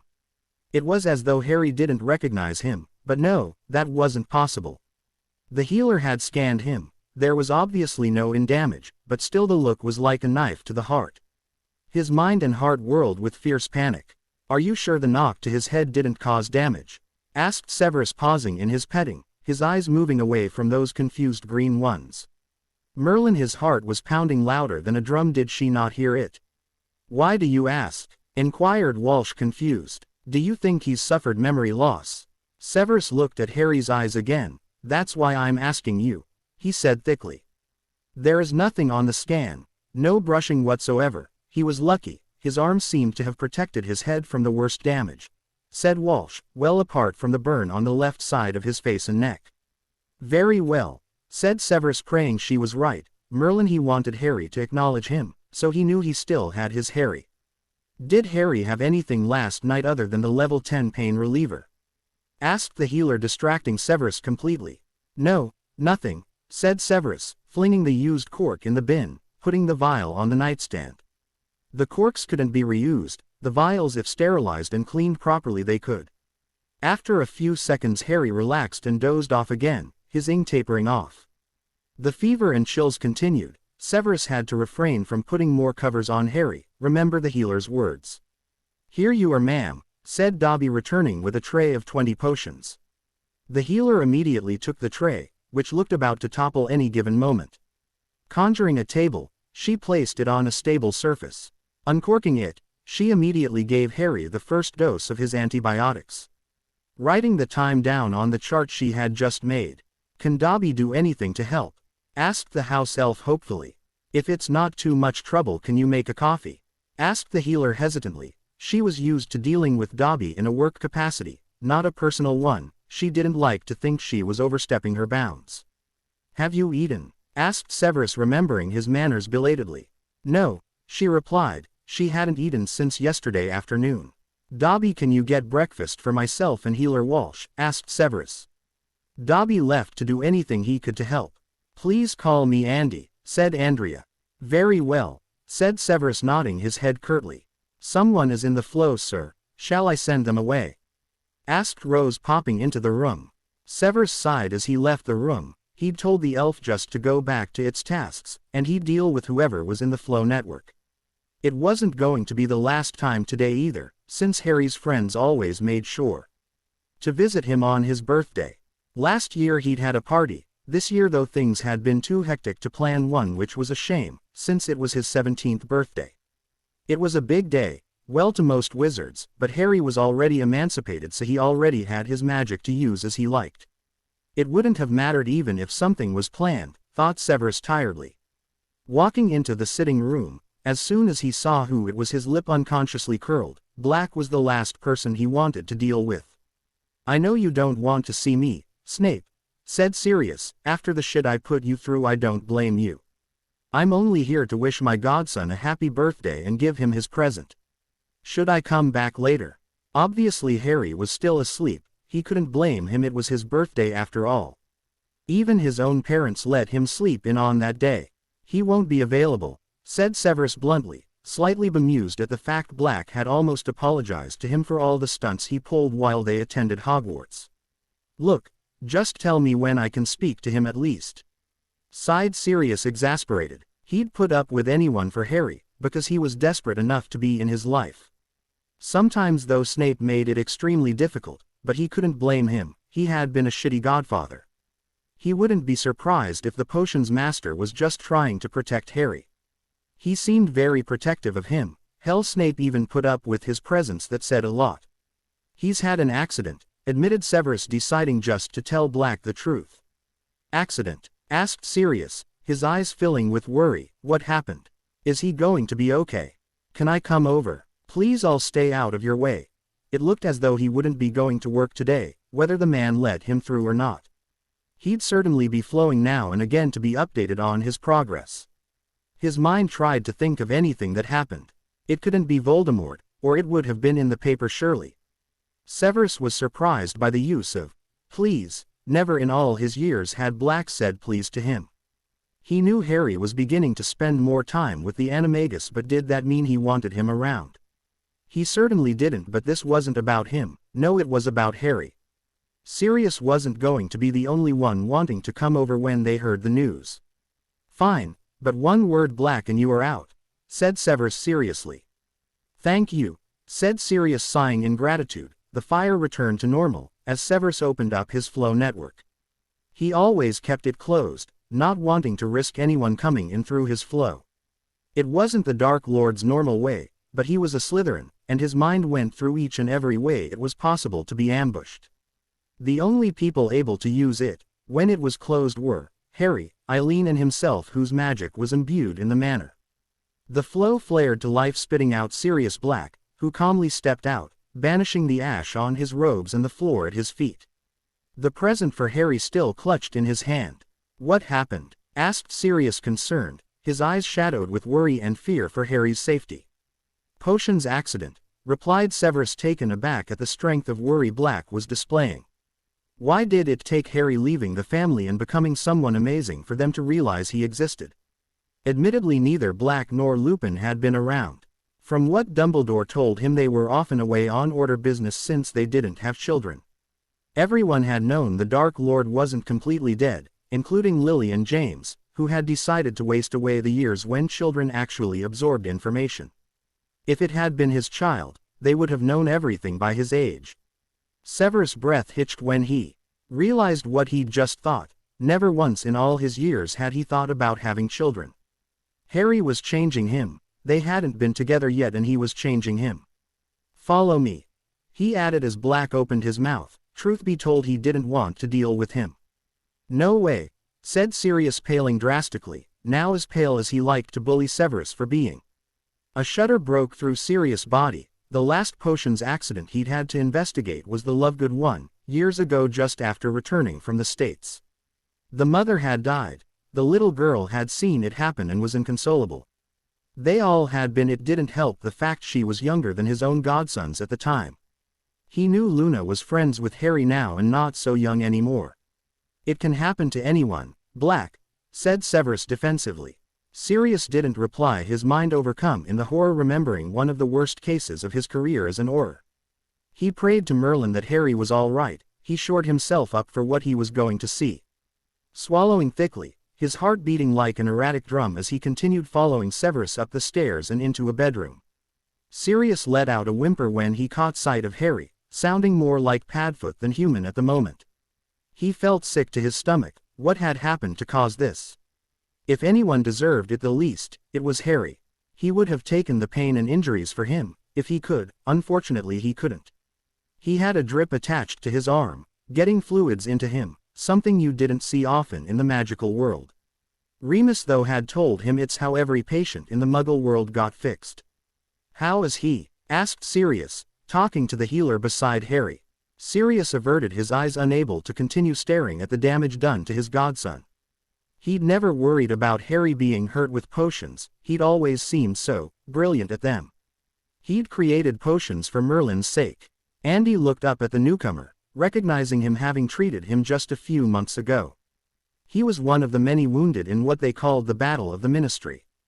He'd been one of the few in better condition and able to leave quite quickly. She stared at Severus enquiringly. Was she allowed to update him on Harry's condition? He nodded grimly back, so she told him what was happening. He was an Auror, so she told him as she would tell any Auror of a patient's illness. He's in bad shape right now, he has sepsis and is undergoing a course of antibiotics. How's his arm? Asked Severus. Andy had removed the bone from his arm, since the break hadn't set properly when she used the spell in the dungeons. Which didn't concern them. The main thing was the fact his spine had been repaired properly and was setting back to normal. He'd probably find himself riddled with pain from time to time, but considering the alternative it was preferred. The break had been pretty high up, so it may have had him paralyzed completely, not just from the waist down. It's as good as new, said Andy. The Skelegro had done its job as it always did. For most part they ended up having to use it, when the breaks didn't heal as well as they hoped. Just like last night, when she removed the bones that hadn't healed properly and given him the potion. Thankfully Harry had been pretty much out of it the entire time and didn't feel it. Although the other pain would have made his arm feel like child's play. The healer removed the cling film with delicate care, not wanting to hurt Harry further. Not now he was finally resting peacefully. Sleep was the best thing for him right now.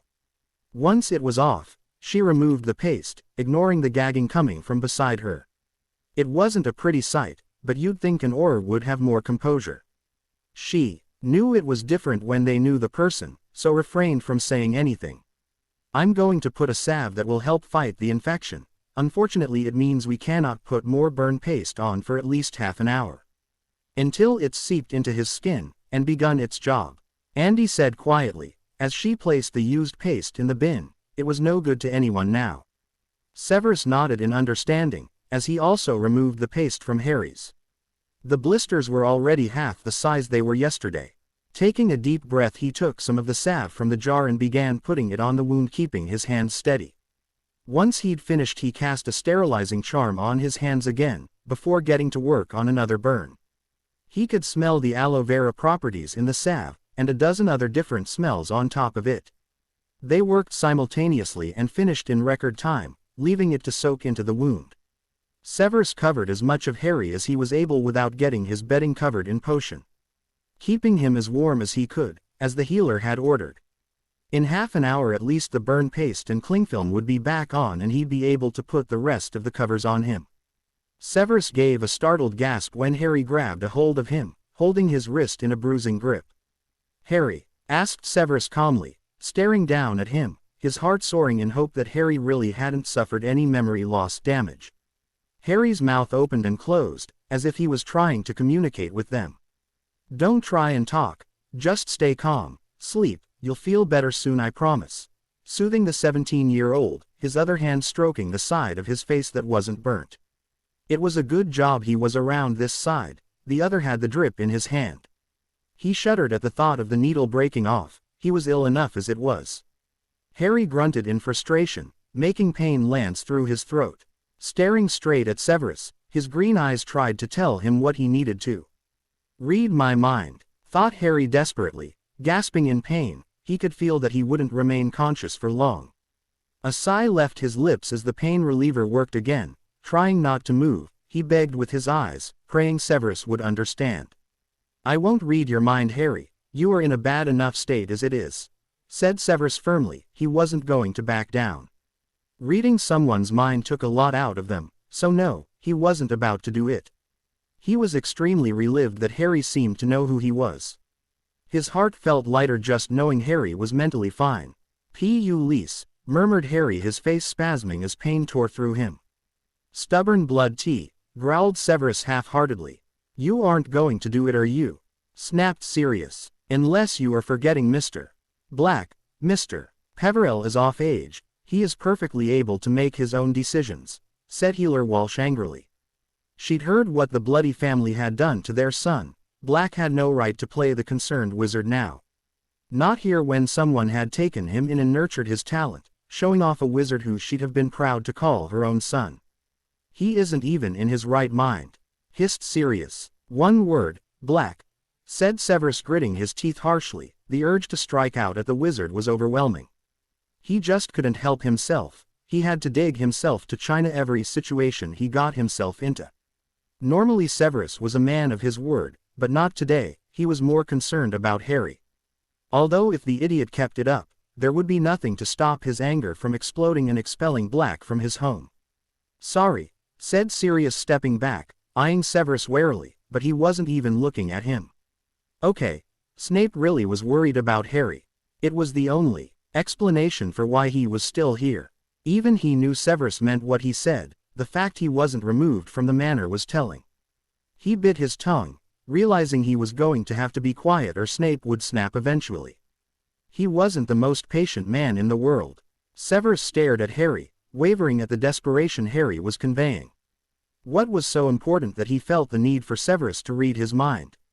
Unless he was barking up the wrong tree, but he doubted it. Closing his eyes, unable to deny Harry even this, opening them again he slid into Harry's mind, refusing to dig too far. It didn't take him long to find what Harry wanted him to, considering Harry was practically throwing the memory at him. By thinking it over and over again, Severus fell to his knees as he experienced the pain Harry did as well. "Mr. Snape," shouted the healer, moving around stopping the wizard from falling to the floor. Making sure he kept eye contact with Harry so he could withdraw without cutting the connection too abruptly. She strained to keep him upright, but as a healer she'd dealt with worse. "My apologies," said Severus using his left hand which was now out of Harry's grasp to hoist himself back up. "Are you okay?" Andy asked, scanning him to make sure the healer in her coming out. "A little disorientated but I'll be fine," said Severus. "What did you see?" asked Sirius worriedly. "Let him rest for a second. It takes a few minutes to process the memory, especially if pain accompanied it," said Andy, sitting Severus down on a seat. She moved over to him. "You may call me Severus," requested Severus, as he closed his eyes and watched the memory until he made sense of it. "Very well," said Andy surprised. "Presents for Master Severus," said Dobby popping in with a big bundle of cards and presents. "What the hell?" murmured Severus surprised, shaking his head. He was now able to make some sense of the memory. Harry had somehow seen a glimpse of the Dark Lord's plans as the Horcrux was removed. He had Shacklebolt, not to torture him but he was under the Imperious curse. From what he could piece together the Dark Lord wanted the Auror to attack Hogsmeade. Cursing inwardly, how was he supposed to tell anyone this information without exposing Harry? Rubbing at his forehead, deep in thought as he tried to come up with a way. Perhaps he could tell Albus he had been down at Nocturne Alley, and happened to overhear about it. He obviously couldn't tell the others in the room either. Merlin, things were getting extremely complicated. "He wanted to show me what happened," said Severus lying bare-faced. "That's it?" asked Sirius frowning in confusion, staring at Severus trying to detect if he was holding something back. "He just became a potions master. He feels extremely embered," explained Severus tiredly. Which was true. He felt extremely horrified at screwing up. "Oh Harry," said Sirius quietly, standing closer to the bed, but he was sleeping so anything he'd say would be for naught. Avoiding looking at his injuries, which was hard to do, his eyes just seemed drawn to them. Without thought he put his present and card next to the ones Dobby had put on the table. "He's coherent," stated Andy surprised. "That shouldn't be possible. He'd only had one dose of the antibiotics." "Slightly. Most of what I got was past feelings," said Severus. "That makes more sense," said Andy. "Indeed," said Severus, he'd wait for his mother to wake up before speaking to Dumbledore. He wasn't leaving Harry on his own with people he didn't know very well. He trusted the healer somewhat, but Black he didn't trust at all. "May I use your flow? I need to call the ministry and let them know I'm not coming in," said Sirius respectfully. "You're staying?" asked Severus, his feelings written across his face. "If I can," said Sirius stiffening halfway as he stared at Snape, wondering if he was going to be kicked out after all. "For now," said Severus. "Thank you," said Sirius straightening up, relieved that Snape was taking pity on him. "I think the salve has had enough time now," said Andy standing up, retrieving the jar of burned paste. "I'll do it now," said Sirius hastily making his way out of the room. "And that's an Auror," said Andy shaking her head in irritation. Severus smirked, liking Andy more now that she didn't approve of Black. She obviously had a good head on her shoulders. Sterilizing their hands, they began put the paste on and wrap them all in cling film, all bar the one on his face, which obviously couldn't be covered with it. Prince Manor. Harry's room. Eileen, Sirius, Severus Healer Walsh and Harry. Severus, what is going on? Asked Eileen, alarmed as she entered the room, her left eye twitching when he observed Black in the corner. Feeling better when he sank further into the seat, at least she could make him feel ill at ease if nothing else. Healer Walsh was back, nothing good could be coming from that. She had left last night saying she'd see him in a few days. Now, unless she'd been sleeping for a few days, something was wrong. He's going to fine, we caught it in time, said Severus, trying to calm his mother down. Although judging by the look on her face he hadn't succeeded. He'd never been good at helping people, or calming them down, he'd rather just shove a potion down their throat. Caught what in time? Asked Eileen, terrified. 1,000 injuries ped through her mind, each 10 times worse than the last. Not even her son saying he was going to be fine eased her at all. What had happened during the night?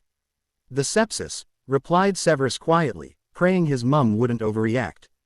Sepsis? Asked Eileen blankly. Is that similar to septicemia? It's the same thing. Sepsis is commonly referred to septicemia or blood poisoning, said the healer quickly. Eileen paled significantly. Blood poisoning was very bad, and closing her eyes she forced herself to calm down. The antibiotics should help him. If it didn't, there was a healer here for him. He really should be insane. Mungo's, it's where he'd get the best help. Unfortunately, Harry wouldn't want to be there. He hated any attention being on him whatsoever. So keeping this quiet was vital, especially with the Dark Lord Voldemort wanting to kill him. Ironically enough, because he was the boy who lived, as she knew very well he was, but because he'd bested him and humiliated him in front of his followers. Voldemort would indeed attack Street Mungo's to get to Harry. She wasn't stupid. She may not have been around during the last war, but she heard enough from her son to give her nightmares.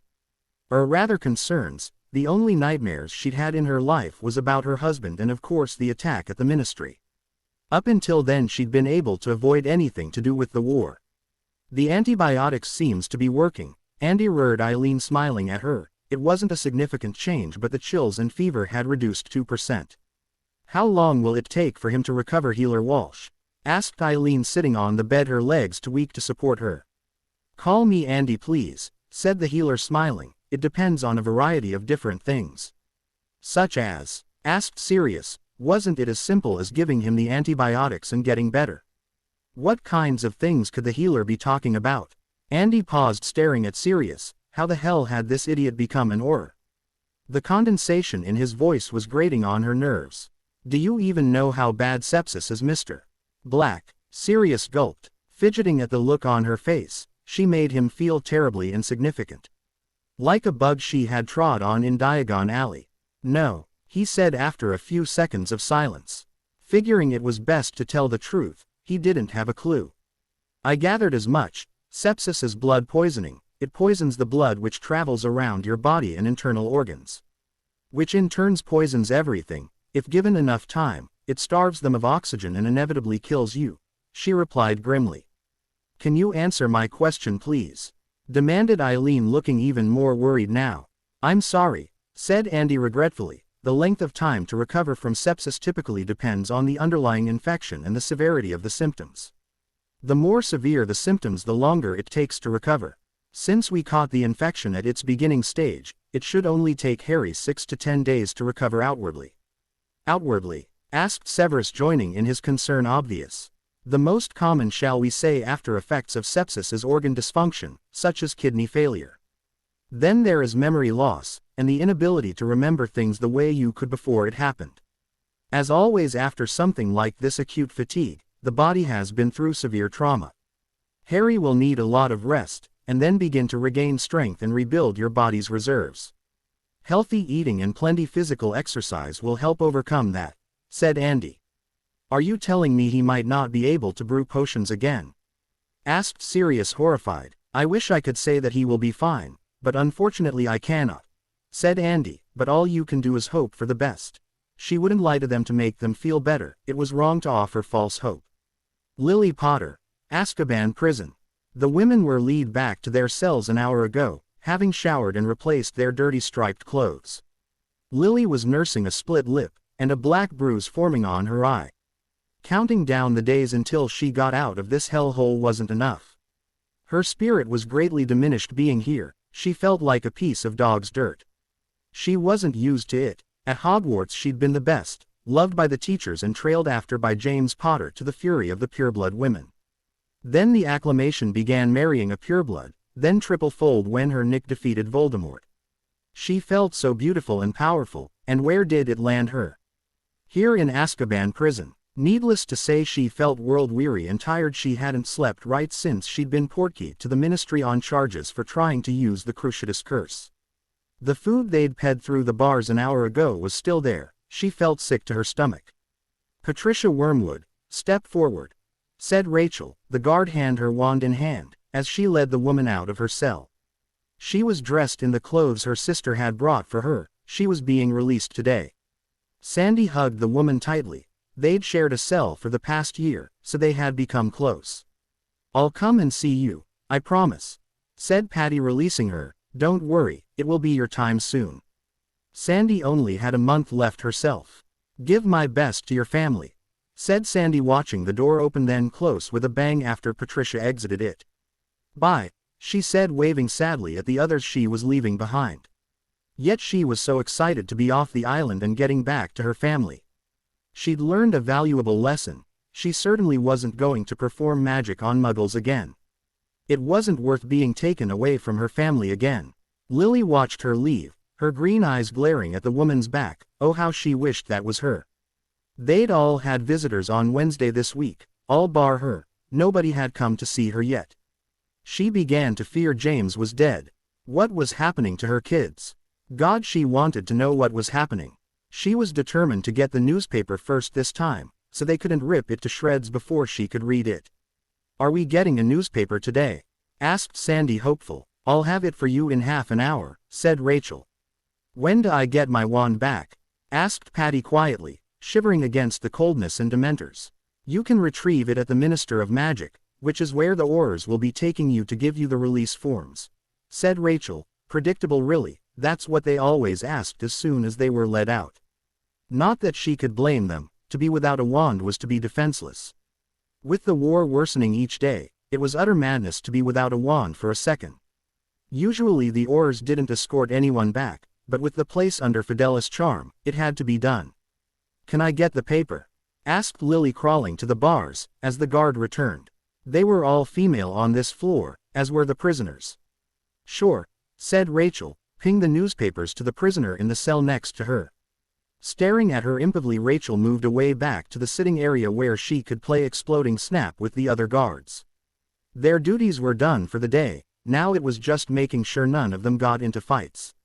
Which happened quite often, unfortunately, but with so many cells it was simple to separate them. In actuality they preferred to share cells. It made everything easier.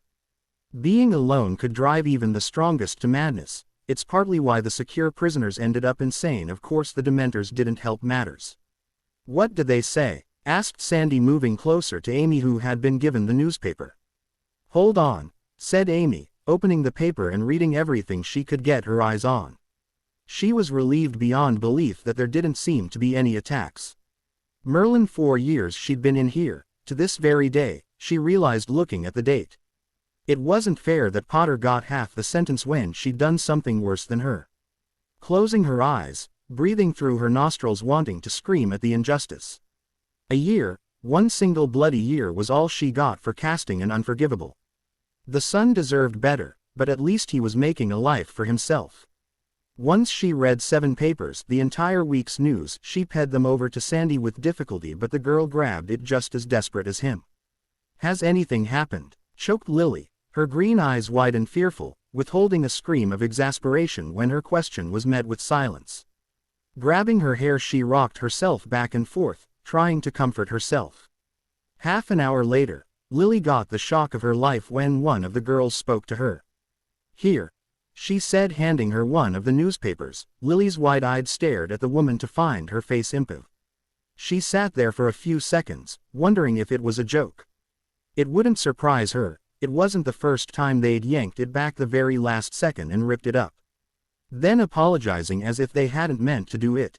Her heart thumping like a drum, she quickly snatched the newspaper from her hand, not seeing the sadistic smirk gracing Amy's lips. Flattening the paper out, she felt a sinking feeling in her stomach, realizing why they'd given it over. Emblazoned on the front of the paper was, "Youngest potions master in the world disappearing and new words appearing. Harry Peverell at conference." Below were a collection of pictures, one with Harry and Sirius Black, another with a boy named Terence, and another with Severus and Harry standing together. Along with an old picture of Harry, taking a potion, during what could only be the Triwizard Tournament. The one at the bottom was a picture of Harry and Nick, barely a few weeks old, clutching at each other's hands. A broken sob left Lily, as tears flowed down her face, closing her eyes, and it was as if the Dementors had closed in on her. Memory after memory altered her, with Harry, and the lack of them over the years. For the first time in 16 years she realized Harry was just as innocent as Nick and had not deserved the neglect they'd foisted upon him. Yes, Nick had been important, but not more than all her children. They'd given Roxy the same amount of attention as Nick. There was no excuse for what they did to Harry. Finally her husband's words reverberated around her mind. "Harry isn't at fault. It's our actions that caused this. If we had loved him as we should, he wouldn't have done all this." He was right. They'd raised Roxy and Nick properly with affection and love, and they hadn't done what Harry did. Oh, what had she done? Getting up on shaky knees, she lay down on her small camp-like bed and curled up, the newspaper still clutched in her hand as she cried silently, not wanting to be mocked further. Perhaps she deserved everything that was happening. She wanted her husband so badly, to tell her everything was going to be okay. Prince Manor, Harry's bedroom, Dobby and everyone else. "Master Severus, we think you should look at this," said Dobby, handing over a newspaper. Severus stared at Dobby in blank curiosity, accepting the newspaper, the Daily Prophet. When he saw the headline he cursed angrily. This was exactly what he had hoped to avoid. Crunching the paper up in his hands, he stared at everyone in the room with suspicion. "What's wrong?" asked Eileen and Sirius immediately, while Andy looked on confused. They all blinked and stared warily when his head emerged from the paper. His glare was ferocious. "Did you tell anyone about Harry?" he asked furiously. "I didn't even tell my husband," said Andy, shaking her head immediately. "It wasn't her fault." "I didn't tell anyone," said Sirius earnestly, holding his hands up in surrender, hoping Snape would believe him. "It was the truth." "Oh no, it seems I have to have a serious word with Mediwitch Tauntum," said Andy, looking stricken. "I apologize, Mr. Snape. I did not expect this to happen." Severus rubbed at his forehead, cursing once more, unable to blame her. Harry needed the antibiotics after all. He wouldn't even get a chance to tell his friends. They'd find out the second they read the newspaper. He wouldn't be surprised if everyone began flow within the next hour, depending on when they got up. Severus was tempted to just use the tickets for the holiday to the Caribbean now, and get away with Harry. Unfortunately he couldn't do it. He got it for Harry's birthday. He deserved to be aware and enjoy the holiday. Perhaps once he recovered a little he could organize for them to go. Rest was what he needed. On holiday that's what he would get. Remus had just taken a seat in the kitchen of Grimmauld Place, relaxing in relief. He'd had an exhausting night. Between teaching Nick, since Sirius couldn't make it, until 3 a.m., then going to Hogwarts to speak with Dumbledore, who apparently wanted to speak to him afterwards. Dumbledore wasn't allowed near Nick alone, something James had made abundantly clear. Albus wanted him to come with him on a mission, which was unusual in itself. After all, usually he was only tasked with speaking to werewolves and other dark creatures, or actually fighting when it came to battles with the Death Eaters. He was being extremely secretive. Albus hadn't told him where they were going or why. Dumbledore had even asked him to refrain from discussing it with anyone, as it was a task of utmost importance. In other words, Albus didn't want him discussing it with his partner. Speaking of partners, he wasn't in bed, nor was he in the house. It was too early to be in the Ministry unless he'd been called in on an emergency. That wouldn't surprise him. The war was turning very nasty. He was just glad Voldemort couldn't get his hands on the Death Eaters who were imprisoned. Nobody knew who the secret keeper of Azkaban was. It was a good thing, given what had happened to Alice and Frank Longbottom. Yawning tiredly, Remus picked up the newspaper and magazines on the table. He set aside the Practical Potioneer and the Quibbler, Sirius was the one who usually read those. Although Remus liked sifting through the Practical Potioneer when he had a lot of free time on his hands. In fact, there were articles from the magazine on the wall. Harry was a potions master after all, and that magazine was about information on potions as the name indicated. Removing the plastic cover from the paper, noticing it was the Evening Prophet, yesterday's probably, unrolling it, his amber eyes widened immediately at the headlines.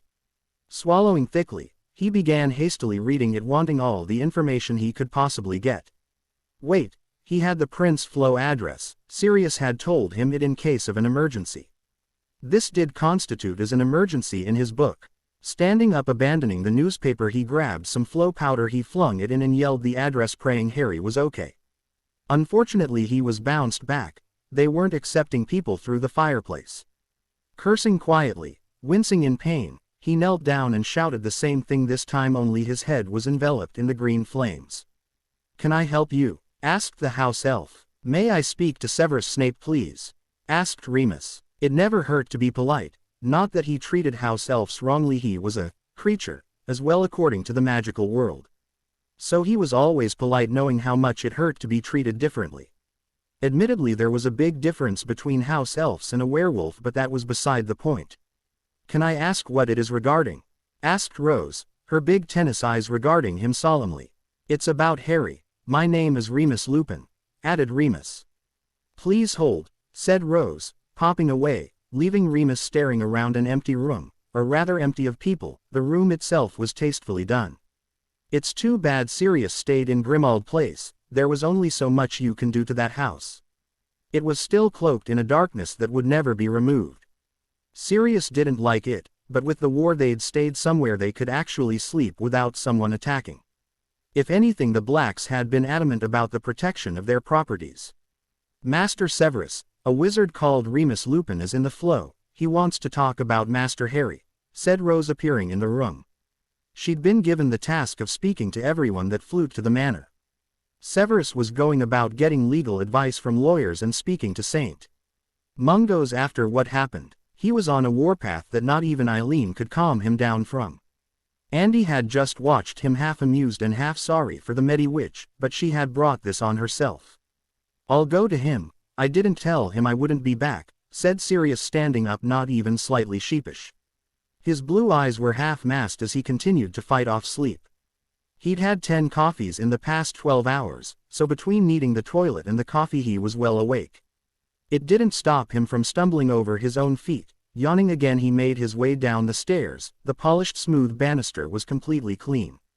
Sirius really liked it. His own banister was just old and decrepit, and why hadn't his family just built a main manor?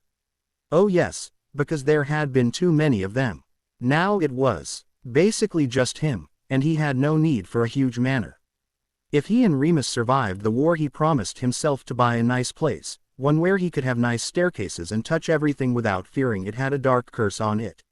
"Sirius, what are you doing here?" "The newspaper was unread," said Remus, blurted out in his surprise. "I came yesterday to give Harry his present, I was told then," said Sirius, sitting down so he was level with Remus. "What happened? Is he okay?" "The newspaper says," asked Remus, panicked. "He has septicemia, but the antibiotics are working. He's got a little color on him today," said Sirius. "He's not out of the woods yet, but the healer says he is healing nicely." Although he had a feeling the woman did not like him, then again he had been asking stupid questions. What could he say? He hadn't had any sleep in 2 days, and before that he'd only been getting 5 hours of sleep between working and teaching. He'd never thought he'd see the day where he taught anyone. Sirius had never seen himself as a teacher. "Merlin, how did he even get septicemia?" asked Remus. It was such a silly thing to do, hurt oneself and not make sure it was taken care of properly.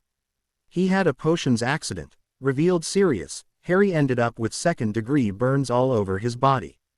"Was he healed in time?" asked Remus, worried. "Yes to both," said Sirius, exhaustion radiating through him. "Sirius, you need some sleep. Please come home for a while," begged Remus. Sirius looked as though he was about to collapse any given second.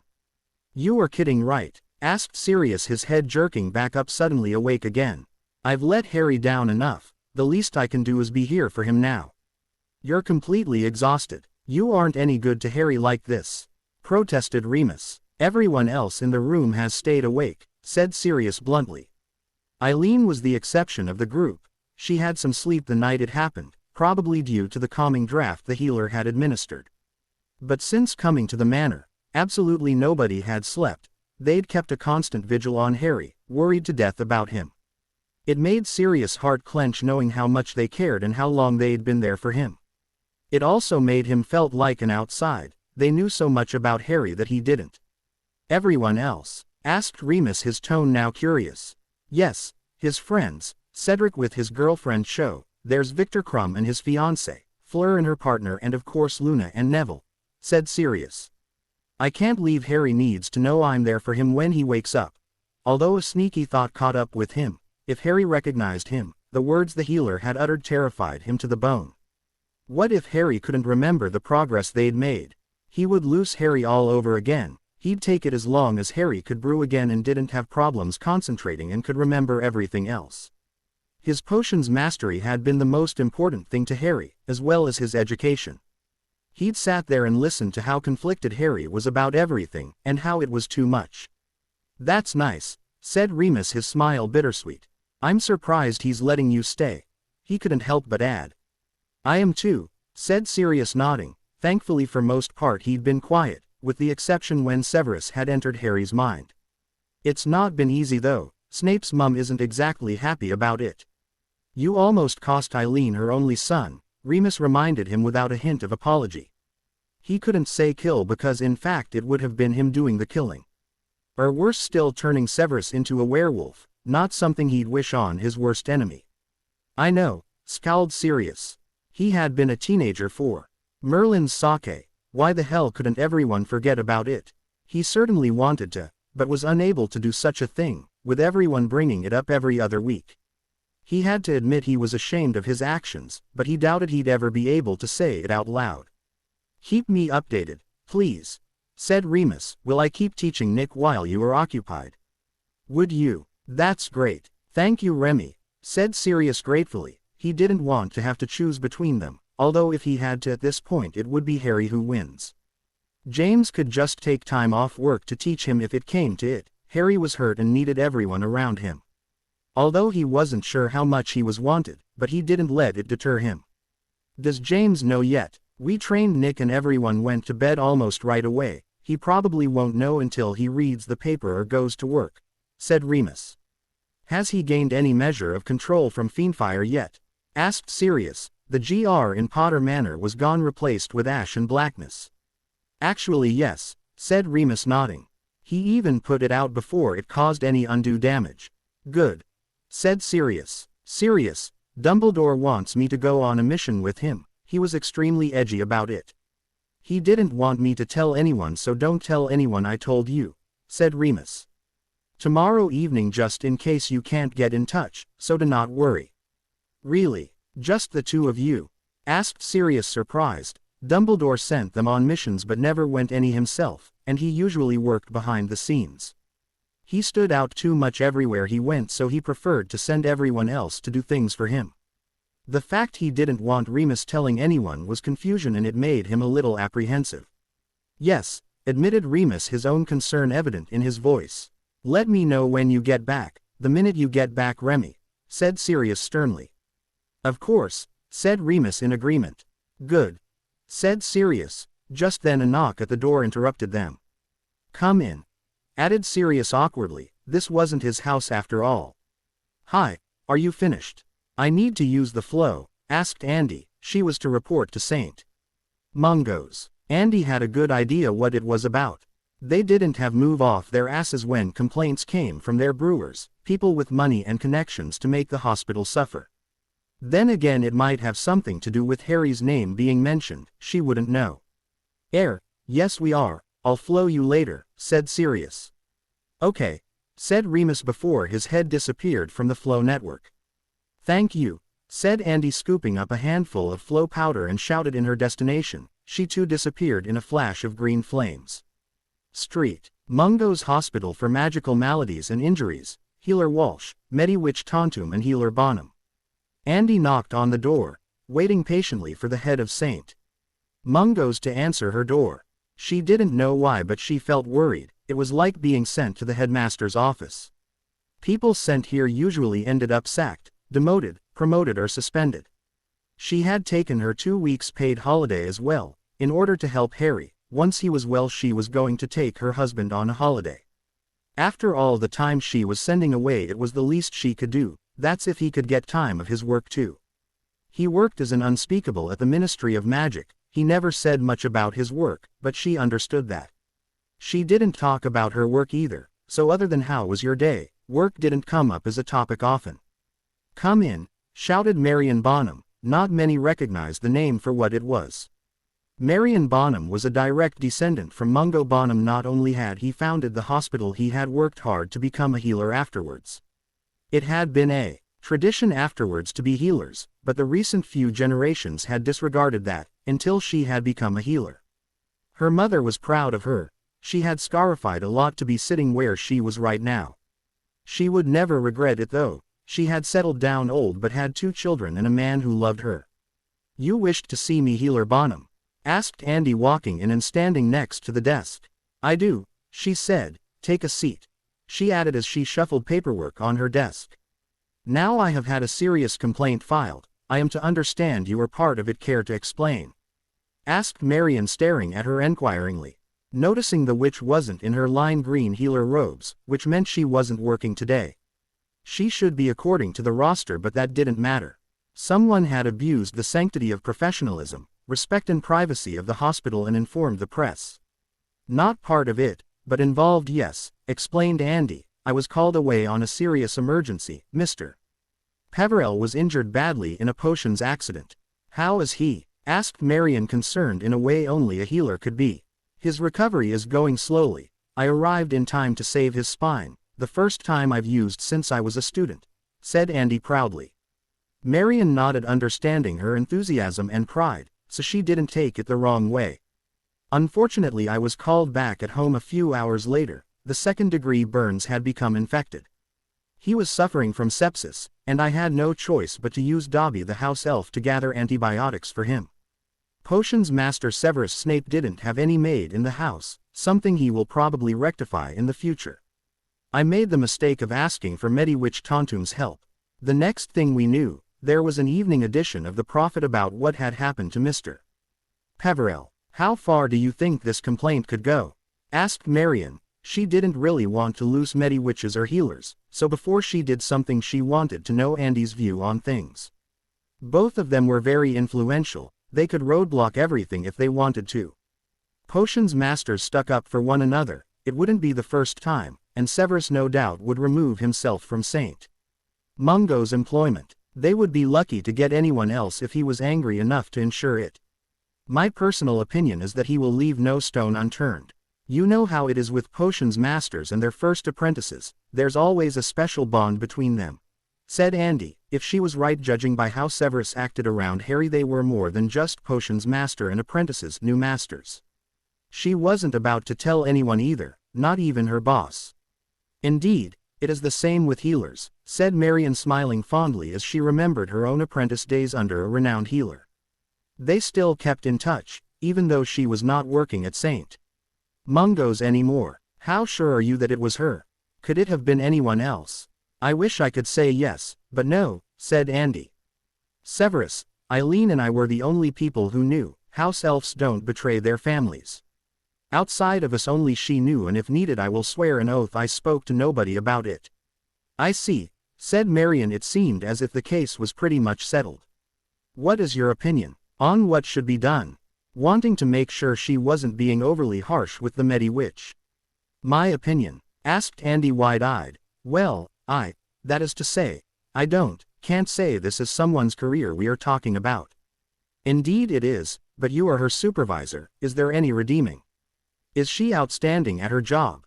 Asked Marion, as she filled in some paperwork before giving the healer her full attention. She's adequate, but she's always the one to give most overtime when it's required, admitted Andy, which was difficult to come by. She still broke the oath all healers and Mediwitches are required to take, said Marion. She did, said Andy.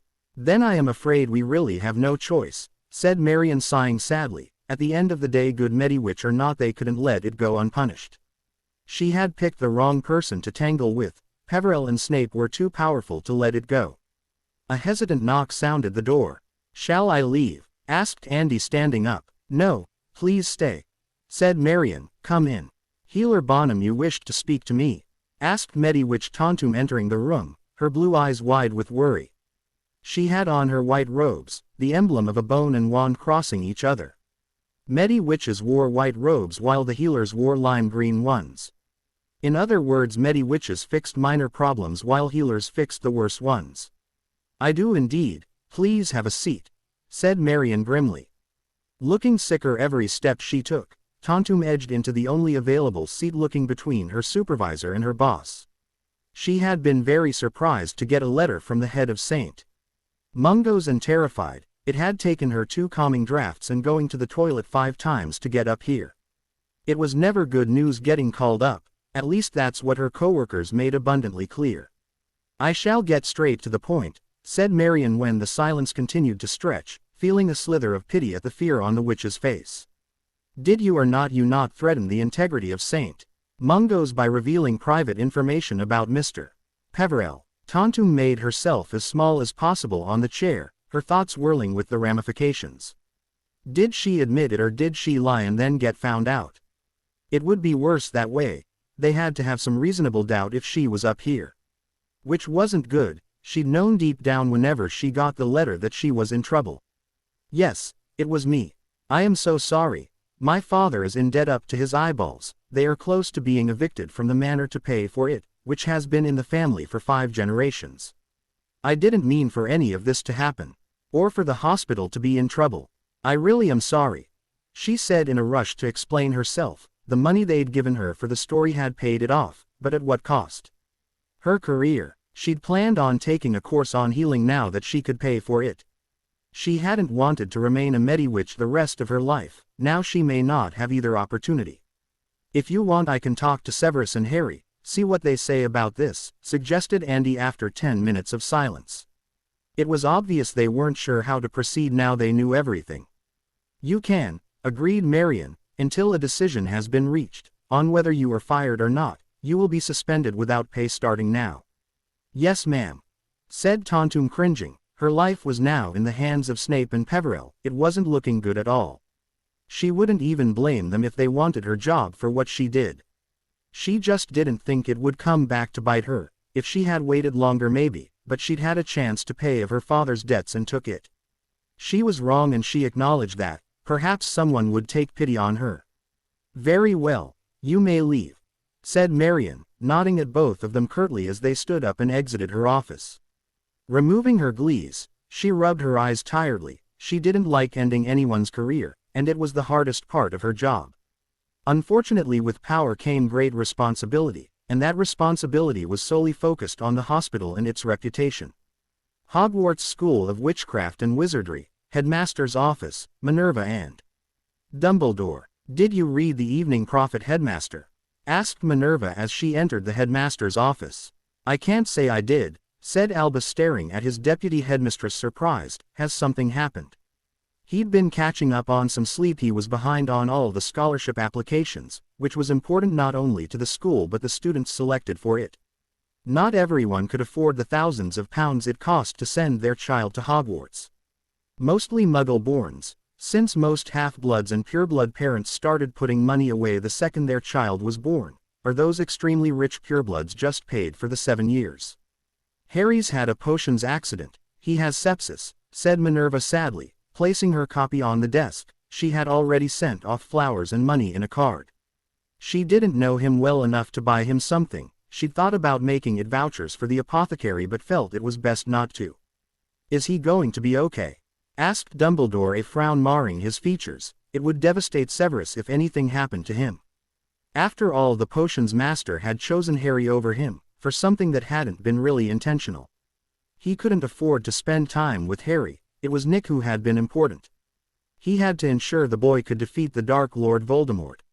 He was nonetheless worried for the boy, and extremely proud of his accomplishments. Just like he was of any student who went on to do something with their life. The fact he had so young made him admire Harry greatly. it's how he had hoped Nick would be like. The irony was abounds. Harry received more positive media and acknowledges than Nick ever did. They didn't know how Nick had survived the curse, they never would, but Harry had worked hard for his fame. It doesn't say. I've written to Severus to inquire how he is. Phileas has as well, I believe, said Minerva. I am unsure if he will be better to return when the term starts again. Sepsis is nasty business. She had known someone in her childhood who had died from it. She had been 5 years old at the time. And penicillin had only been around for 10 years, and wasn't widely used by everyone in the medical profession. Not even the magical world had antibiotics at that point, but they did when the first witch had died from it. It had first been discovered by Alexander Fleming, a Scottish scientist who had won a Nobel Prize for his work. Thankfully, if it had been caught quickly, the potions should work. That's if the particular strain of bacteria wasn't immune to the potion. I do hope he recovers, said Albus. I should also send a card, but I do not think it will be well received, he added sadly. Oh, Albus, stop being melodramatic. Severus still cares, said Minerva, shaking her head. I wish he did, said Albus. He wanted so badly to be able to tell him about his latest discovery, see if perhaps there was a way Severus could see going forward. He had finally found out what the diary was. It had horrified him to the bone. Instead, he was going to have to take Remus along with him, hoping against hope to keep what they were looking for from him. None was better than Remus and Severus at detecting magic, even he was mediocre compared to them. Remus was great, no doubt due to his creature side. Severus was just unique. He was glad to have him on his side, or rather side of light. He created his own potions, his own spells, was fast with a spell, created his own counter spells. Was it any wonder he would have been proud to call Severus a son? Just talk to him, Albus, said Minerva. None of us know how long we have got. Don't let there be any regrets. With war it's even more uncertain. Her voice solemn as she spoke the heartfelt truth. Albus looked up at her, a sad sympathetic smile on his face. He knew of Minerva's past. Not many people did. Minerva had been an extremely private woman, and remained so to this day. Severus knew, of course. Both of them had bonded over not having someone in their life and wanting it badly. You were right, of course, Minerva, said Albus quietly. He had a large target on his back, so out of them all, he would be the most likely to die in the war. He wanted Severus to know how proud he was of him, and to do that required more than contact for order meetings. Has James discussed Lily at all? Asked Minerva. She would soon be released from Azkaban. Lily would have had her sympathy if it wasn't for the fact she'd tried to curse her own son. I do hope you aren't going to allow her to stay here. James hasn't said anything. No. I cannot offer her a safe haven here. The ministry would be furious. She tried to cast the Cruciatus curse on a 16-year-old boy. She will not be able to take a job that centers around children again, a fact that will no doubt be made extremely clear to her when she is freed, said Dumbledore solemnly. Of course, said Minerva, nodding her head. She hadn't thought about that. I wonder if he will be letting her stay at Potter Manor or if she will have to find somewhere herself. He stood by his wife Minerva. No doubt she will be going back to Potter Manor, although Nick might not be impressed, said Dumbledore thoughtfully, pouring himself and Minerva a cup of coffee from the tray that materialized on his desk. Ping one over. He relaxed further into his seat. He would have to get right back to catching up as soon as Minerva left. Poor boy, said Minerva sadly. No doubt all this was difficult for him. How is Roxy? Come to think of it, I haven't seen her, mused Albus, frowning in concern. Perhaps he should ask after her. He didn't want to repeat what he did with Harry and have another Potter furious with him. Well, Harry was no longer a Potter, but it was beside the point. It was too late with Harry, but not with Roxy. Maybe he could even suggest her sitting in on the lessons with Nick. It couldn't hurt either way. Perhaps she's spending the summer with friends, suggested Minerva, unaware of Albus' thoughts. She could be, said Dumbledore, nodding. I best get off, Albus. I must get the letters signed and posted, and ensure all the correct books are on the school list, said Minerva, sighing in exasperation.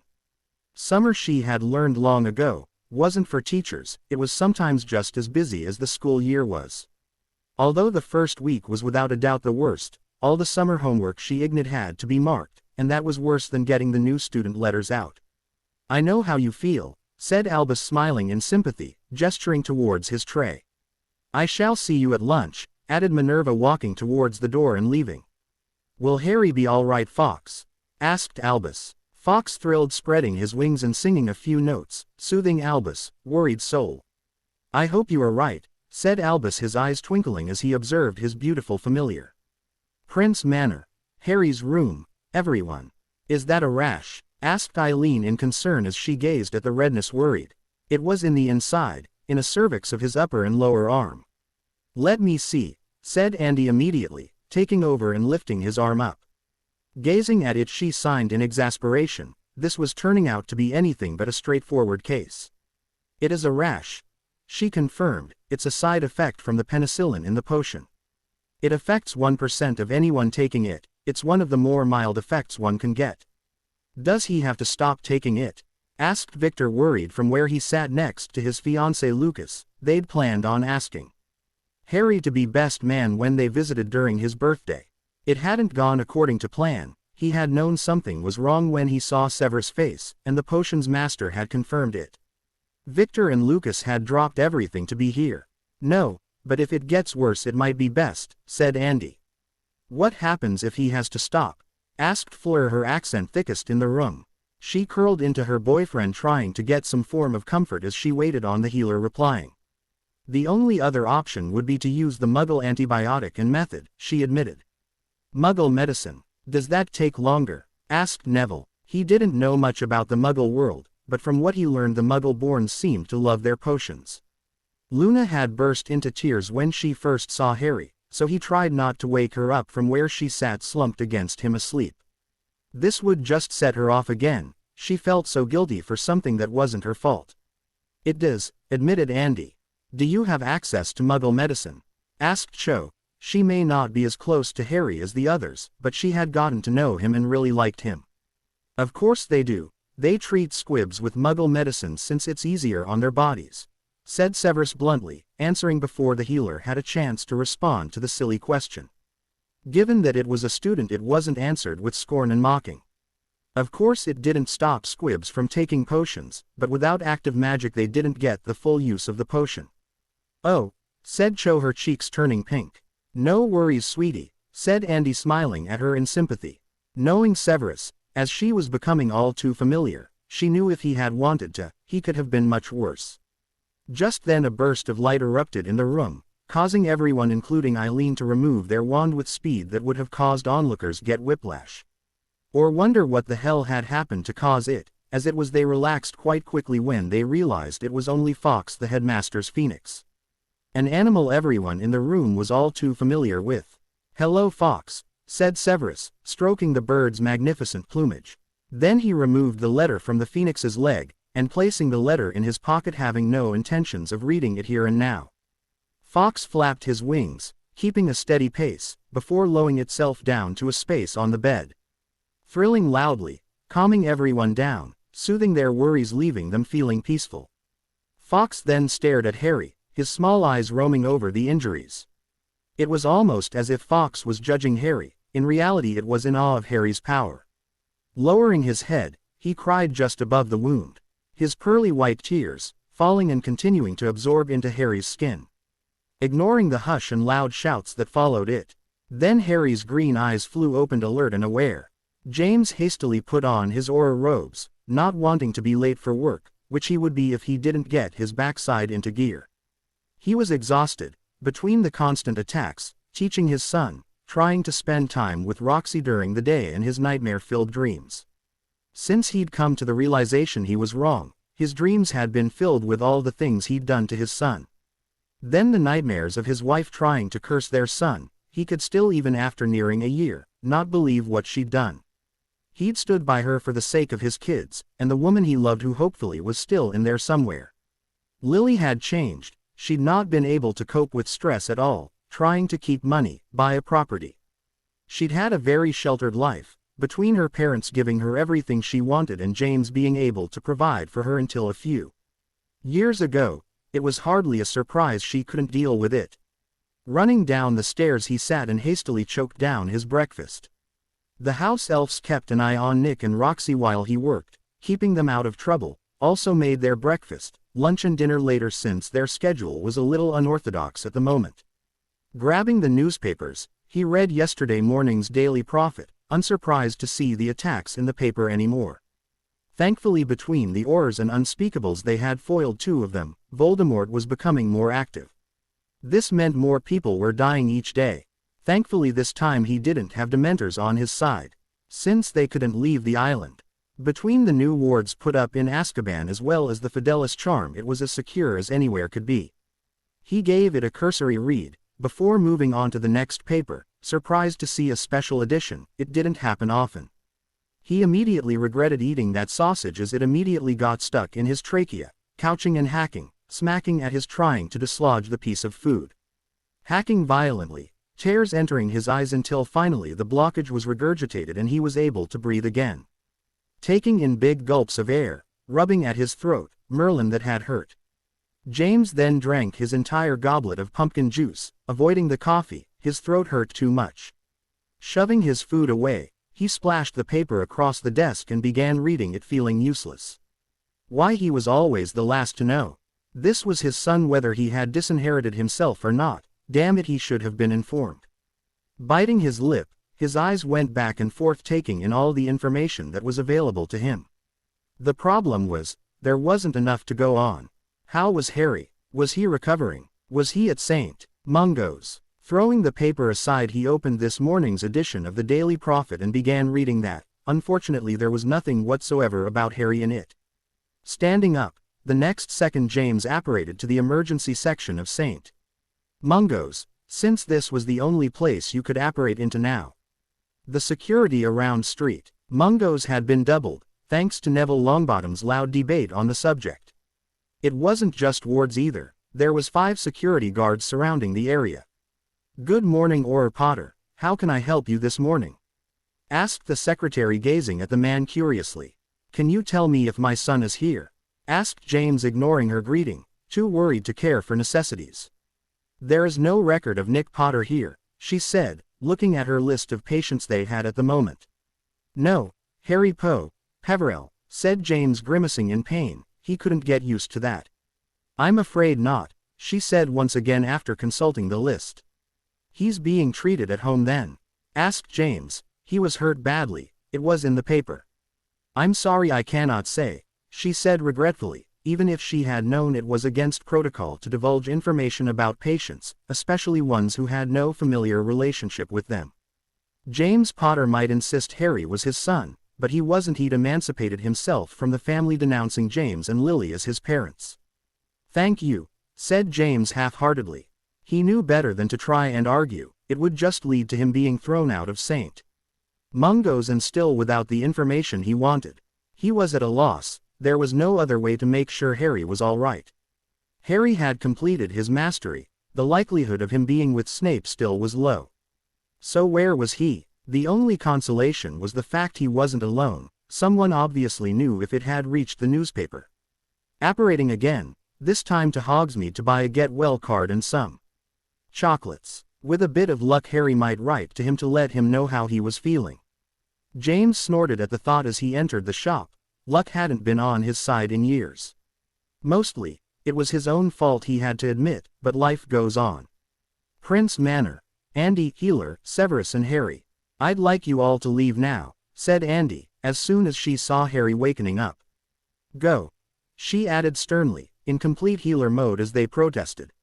Everyone reluctantly packed out of the room, or rather nearly everyone. Severus refused to move. Andy wasn't really in a position to demand him to leave, since this was his house. "Lumos," whispered Andy, a small light emerging from the end of her wand. "Harry, follow the light if you can. No, don't get up yet. I need to make sure you are all right." "Good," using the Nox spell to get rid of the light, she placed her wand on the table. "Raise your left arm up. That's good, now squeeze my hand," she asked, placing hers in his. Smiling when Harry did as asked, he seemed aware and able to function properly. "What happened?" murmured Harry tiredly. "You've had an accident, but you will be fine now," said Andy, picking up her wand again. She cast a diagnostic charm over Harry's still form. Parchment furled out, and Andy began reading the results. The infection was completely gone, the burns healed, which meant there was no need for the burn paste anymore. What is the last thing you remember? Harry frowned, trying to think what was the last thing he remembered. He had been reading about Horcruxes and ways to destroy them. He'd read so much the words were just blurring, so he'd decided to take a few hours rest and brew a potion. Things were blank after that, hazy, but he did remember trying to get Severus to read his mind. Why, he had no idea. It had a feeling it was important, but he just couldn't think of anything. Maybe it would come back to him. Reading, before going down to the potions lab. After that it's kind of hazy, admitted Harry. You cannot remember the accident. It happens a lot, but it might come back. It just depends, said Andy, watching as Severus moved to the other side of the room to be closer to Harry. Now I'll just take the paste off, and let you get some rest. Don't move too much. Just because the infection is gone you aren't recovered, said Andy. Infection, murmured Harry. How long had he been out? An infection could take up to a week to get better. You ended up with blood poisoning, but Fawkes healed you, explained Severus, taking a hold of Harry's hand, as he'd done for the past few days. Oh, thank you, Fawkes, said Harry, staring at the red and gold-colored phoenix that was still there. Fawkes thrilled out a little song, putting everyone more at ease. Andy began to remove the cling film and paste from his face and neck, despite knowing she was awed at the sight of the unblemished flesh. Phoenixes were truly wonderful creatures. They didn't often give their tears, and Harry must have been very deserving for Fawkes to do it. There was some residue of the paste that would need wiped away, but Harry could do that himself. Can't Severus do it? Protested Harry, grabbing onto the bedding, not wanting the woman to see him in any state of undress. Andy's lips twitched. It was a very teenage thing to say. They got so embered by the most hilarious things. Harry most certainly didn't have anything she hadn't seen before, but she was used to this, with the teenagers that ped through street Mungos. In fact, most men were like that, not just teenagers. So self-conscious. It's why they had male healers deal with wizards in those cases, and female healers to deal with witches. Well, seeing as you are apparently recovered, it seems I am no longer needed. I will come back in a few days to ensure everything is going well, okay? She said firmly. Thanks, said Harry, relieved. The knowledge that she had seen him already was nearly too much to endure. He was so self-conscious of the scars he had on his, courtesy of the bloody Death Eaters. Even after nearly 3 years they still looked and new. Since they were cursed scars, Harry knew they would always remain that way. Take care of yourself, said Andy, packing everything up, including the potions that will no longer be needed. They could be used for someone else since they hadn't been opened. I'll see you out, said Severus, standing up, giving Harry a roaring look before he guided the healer from the room, closing the door behind him, before turning to her and asking, what does he need? Soft, hearty food, such as soups and soft bread, nutrition potions, strengthening potions, and if he needs them, pain relievers. Don't overdo it. Give him only when he needs them. His internal organs need to recover. Filling him with potions won't help, said Andy firmly. Very well, thank you for all your help, said Severus sincerely. Absolutely no problem. I'll come back in 2 days' time at 11 a.m., said Andy. It was the day she was on duty, which meant she visited sick patients in the hospital and those that had been released and recovering at home. And get some sleep, Severus, you need it. Which was exactly what she was going to do. Snuggle into her husband for a few hours, then get back into her normal routine tomorrow. Walking down the stairs and into the living room, smiling at the people gathered to let them know he was fine. Scooping up a handful of flow powder, she shouted in the destination of her home and disappeared. She'd spoken to Severus earlier about the Tontum. Unfortunately, he wasn't willing to compromise or budge, and it looked as if she'd be fired. Not that she could blame them. She would have been furious if it was her. Can we see Harry now? Asked Cedric, his eyes shadowed with worry. Let Severus and Harry have a moment, said Luna, smiling sweetly. Cedric shared a look with his girlfriend before looking at the other couples. Was it just him, or did she sound like she was implying something? They knew Harry was gay and had absolutely no problem with it. He wasn't the only one in their group who was, and they had dated briefly before Victor had to leave, but they had remained friends, much to the relief of the tight-knit group. Shaking his head, Cedric realized Harry would tell them when he was ready. I'm just glad Harry is better, said Victor. I know, said Cho, smiling over at the Quidditch player. How bad is the war? Asked Victor, speaking to Eileen. He hated war. Grindelwald had killed his grandfather during his reign. It's getting worse, admitted Eileen sadly, plus there was something Severus and Harry knew that they weren't telling her. It's not as bad as it was before, said Sirius, but it's getting there. Distrust it breeding everywhere. It doesn't help us capture the Death Eaters. Getting a lot of anonymous letters claiming someone to be a Death Eater. It's ridiculous, but we have a duty to investigate each one. Yes, but have you caught one because of the letters? Asked Luna. Yes, a few, admitted Sirius. Then in my opinion it's worth it, said Luna adamantly. Yes, true, catching one could save many lives, said Cho. Good point, replied Sirius. He hadn't thought about it that way before. These people were so mature, long before their time anyway.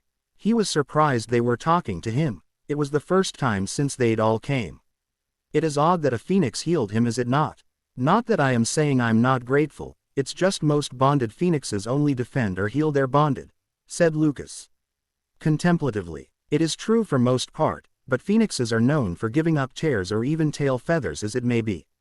You cannot tell them what to do, even when bonded, they have a mind of their own. It is ironic that Harry got Fox tail feather when he went for his first wand. Now he's received tears from him. If I didn't know any better I'd think Harry is Fox future bonded, said Eileen. She had a feeling the Phoenix knew Harry was the real boy who lived, how important he was. Harry is certainly powerful enough for Fox, said Victor. He was well aware of the power Harry held, he'd felt it and it was breathtaking. He is that. Do you know he did accidental magic when he was 2 days old? Said Sirius, a pain-filled smile on his face. He regretted being away for so long. If he hadn't been he might have seen what James and Lily were doing. He could have given Harry the affect he needed and wanted, even adopted him as his own heir. James and Lily probably wouldn't have noticed him gone. What did he do? Asked Lucas in odd curiosity. Made a teddy smack into my nose. He was getting me back for poking at his nose, said Sirius wryly. Poking wasn't the right word. He wasn't hurting him, just tapping it really.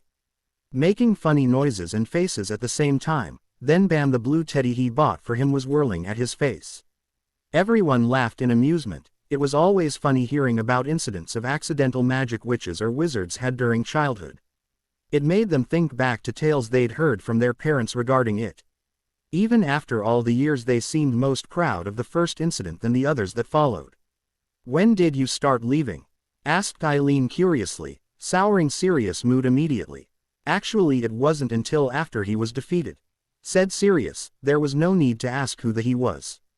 So you have pictures of him as a child, said Eileen. Of course, said Sirius confused. Harry doesn't have any, replied Eileen, giving the man a clue. Whether he picked up on it or not, well, that wasn't her problem. Prince Manor, Harry's bedroom, Severus and Harry. How are you really feeling? Inquired Severus, reclaiming his seat, placing his hand in Harry's again. Rubbing his hand in a soothing motion, staring at his beautiful green eyes. His relief was evident in his black eyes. Harry was going to be fine. He hadn't suffered memory loss. The rest he could deal with. No, they could deal with together. Just a little confused. So thirsty, murmured Harry, licking his dry lips. He was so tired, but he wanted answers. Of course, said Severus, filling up a GL of water before guiding Harry's head up a little so he could drink it without choking him. Easy, Harry, it's not going anywhere, he added, stopping Harry from inevitably choking himself trying to drink the contents of the GL as quickly as humanly possible. Once the GL was empty, he replaced it on the tray and gently lowered Harry's head to the pillow again. So tired, murmured Harry. Just let me remove the burn paste, then you can sleep, said Severus, removing the covers, causing Harry to shiver at the cold. In no time at all, Severus had removed the majority of the paste, finding beneath it perfectly knitted skin. He knew he was going to have to tell Harry about the Horcrux.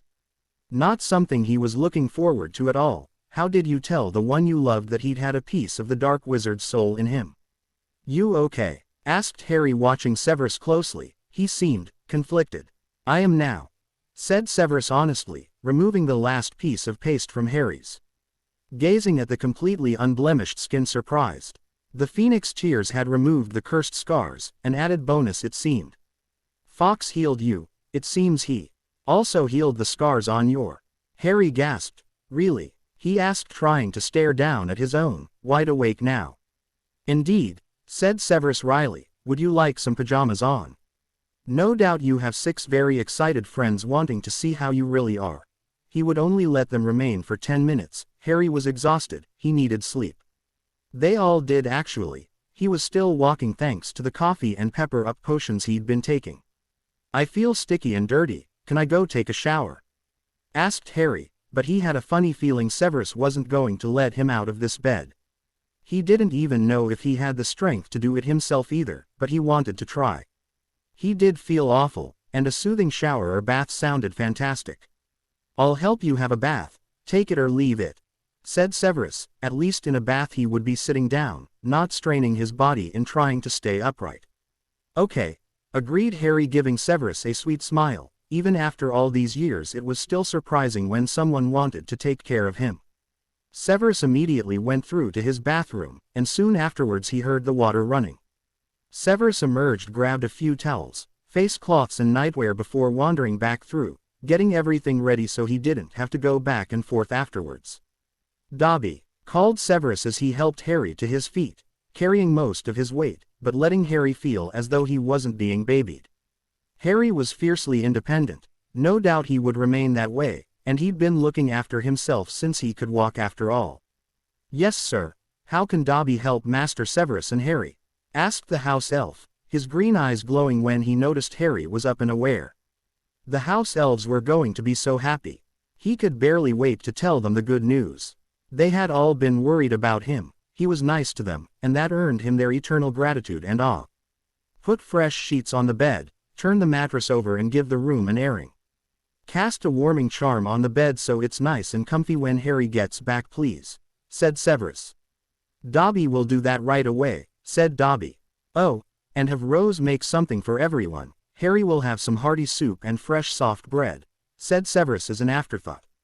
Tell them he's having a shower and getting comfortable, he will see them soon. Yes sir, said Dobby, disappearing to tell Rose. Come, let's get you in the bath before it overflows, said Severus wryly. The smell of lime hit Harry as they entered the bathroom, 2 of the most refreshing smells in the world. Severus banished Harry's underwear before helping the weak boy into the bath. Harry sighed in relief, closing his eyes as the boiling water lapped at his aching body. Severus knelt on the floor, on the towel so his knees didn't get sore from the tiles. Picking up one of the bath scrubbers, squirting some shower gel onto it, he began to meticulously scrub Harry's, taking the discoloration caused by the paste away. Can I tell my friends about us? Asked Harry. Severus paused in his actions for a few seconds before resuming. If that is what you want, then yes, replied Severus. He had no qualms about it. Harry was emancipated, 17 years old, and after this recent scare, he wasn't going to complain about anything as long as he had Harry in his life. Really? Inquired Harry, sounding surprised. Really? Stated Severus, leaning Harry forward, before he began scrubbing at his shoulders and back. His legs received the same treatment as Harry lay back enjoying the water. After a few minutes of sitting there, just relishing in the fact Harry was fine, he picked up the face cloth and wiped his face and neck. Thank you, Severus, I feel so much better, murmured Harry quietly, his eyes closed, leaning back against Severus' arm. Good, said Severus, his ears picking up the sound of the elves getting the bed ready. How long was I out? Asked Harry, remembering what he'd wanted to ask the healer. 2 days, said Severus, although to him it felt like weeks if he was honest with himself. Infections don't heal that quickly, said Harry, surprise flickering over his green eyes. Fawkes healed it, said Severus wryly, shaking his head. Perhaps Harry was still suffering. How many times had he told him Fawkes healed him? Oh, said Harry, that was the 2nd time Fawkes had helped him. Well, it was just with the basilisk last time, and he really should try and read more information about them. He was really curious. Why him? His stomach churned slightly. What if Fawkes knew what he was? Who he really was? If that were true, why hadn't he told Dumbledore? Either the bird didn't know or did and hadn't informed Dumbledore, which for a bonded familiar and wizard was extremely odd. They usually had no secrets from one another. Ready to get out? Asked Severus, He was beginning to lose the feeling in his arm. "Okay," said Harry, gripping the handles at the side of the bath, hoisting himself up as Severus helped the towel wrapped around him.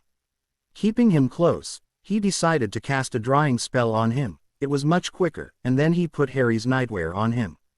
Bending over, he yanked out the plug and let the water drain from the bath.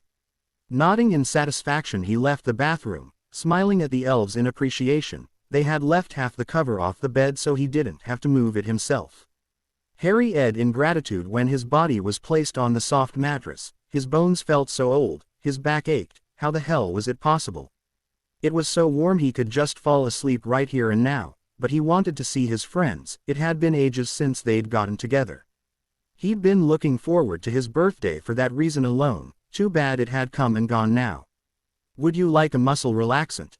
asked Severus, brushing Harry's hair back, as he tucked him in. Harry nodded vigorously. That sounded brilliant. "Here, drink," said Severus after removing the vial from his kit. Afterwards he gave him another drink of water to wash down the taste.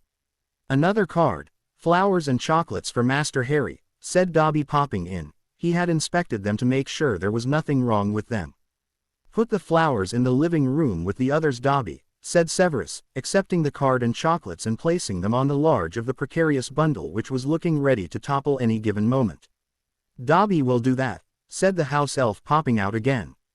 "Flowers. People know?" asked Harry, alarmed, his cheeks heating up at the thought of everyone knowing he'd screwed up. Although he didn't know what had happened, he'd been doing everything right. What had caused it to explode or whatever had happened?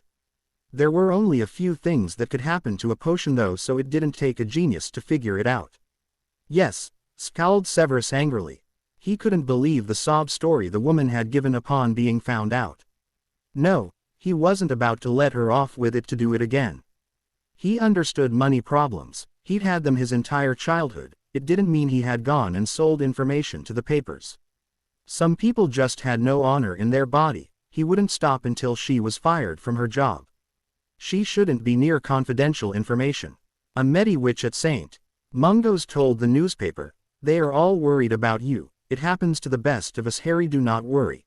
Even the potions masters at the Society of Potions were worried, especially Damon, who had written twice. "I just don't understand what happened," admitted Harry tiredly, his eyes half-masked. He didn't know how much longer he could continue to fight off sleep. The bed was so warm and comfy, the potion had relaxed him. It was little wonder he was almost asleep. "You used the unicorn blood instead of essence of Dittany," said Severus. "When did you get unicorn blood?" A snore was his answer. Harry had succumbed to sleep. Severus snorted in amusement. It seemed he would have to wait for his answer then. Standing up, he made his way out of the room, closing the door behind him quietly. Making his way to the living room where the others were all waiting on information. Opening the door, he was greeted with people eager for information. "Can we see him now? How is he? Does he remember everything? Is he feeling better? Is Harry up to talking to us? Are you okay? How's my godson?" "Harry is fine. The infection is completely eradicated. His memory is intact. He does not remember the accident, however, but Andy has assured me that it was normal. He may remember it some time down the line, but it's something we will deal with when it comes," replied Severus soothingly. "What do you mean we?" asked Sirius, not sure if he actually wanted an answer to that question. "Unfortunately, after having a bath, he fell asleep. He will probably be out of it for a few hours," said Severus. "The muscle relaxant with a pain reliever in it would ensure that. I suggest you all go home, get some rest, and come back tomorrow, where I am sure Harry will be aware enough to speak to you. Victor, you and Lucas can stay at my manor if you like," suggested Cedric, knowing long-distance flowing was horrific. It was horrible going through it in short distances, never mind long distance, which he had to admit he hadn't tried, but Victor had commented on it disdainfully often enough. He knew the boys didn't want to leave without seeing him first, or speaking to him. They did have something important to ask him after all. "If we aren't imposing," said Lucas, smiling his thanks. "Of course not," said Cedric immediately. His father still stayed in the manor with his mother, but they wouldn't mind. His parents spoiled him, but also raised him with a level head. Sometimes he did take advantage of their loving nature, but not very often and not for much. He turned to ask Fleur and her partner Gary when Victor distracted him. "Thank you," said Victor. "We are staying at Longbottom Manor. Daddy is as well, not that he's very happy about it, but he would do anything for me." "Fleur, Gary, you are welcome to join us if you like," said Luna smugly. To keep her father safe she'd walk over fire or hot coal to see it be true. She knew their house wasn't safe, but Longbottom Manor was nearly impenetrable. It had kept Alice and Frank safe from attacks, unfortunately it couldn't protect them on their job. "Shall we meet up tomorrow after lunch? At say 1 o'clock, perfect," said Cho, nodding her head. "Tell Harry we'll see him soon, okay?" said Cedric. "I will," said Severus solemnly. "Thank you," said Cedric, before they all began to say goodbye to Eileen and Severus, thanking them for their hospitality. Being purebloods or wizarding raised, they were well versed in good manners. "What did you mean earlier, about you and Harry getting through it?" asked Sirius, his blue eyes staring at Severus. "You can ask him yourself when you speak to him tomorrow," said Severus tiredly, pinching the bridge of his nose. "I guess I should go," said Sirius awkwardly, knowing he was being asked to leave. It was unlike Snape to beat around the bush. He really must be going soft or too shattered to start anything. "Goodbye," said Severus, staring at the animagus. Blankly. "Bye," said Sirius, following the others in, grabbing a handful of flow powder and exiting the manor. Remus would be going with Dumbledore tomorrow, so at least they would have tonight together. He was curious what Dumbledore wanted. He'd been thinking about it on and off for the past day or so. "Go on, get some sleep, it's going to be busy tomorrow, again," said Severus, but he couldn't deny Harry the comfort of his friends, so he would endure them all in his manner. "You promised to answer my questions," said Eileen, still wanting them despite how tired she was. Not just about what they had been working on, but what the hell had happened to Harry that night. She hadn't stopped thinking about it. Whatever it was, it couldn't be good. "And I will, I promise, but I think Harry has a right to hear it from me first," said Severus. "Very well," said Eileen, shaking her head. She'd get it from them one way or another, no matter how long they stalled. Severus woke abruptly from his sleep. His door, he realized, being knocked had been what woken him up. Remembering Prince Manor was safe, nobody could get him here, and he released the death grip he had on his wand.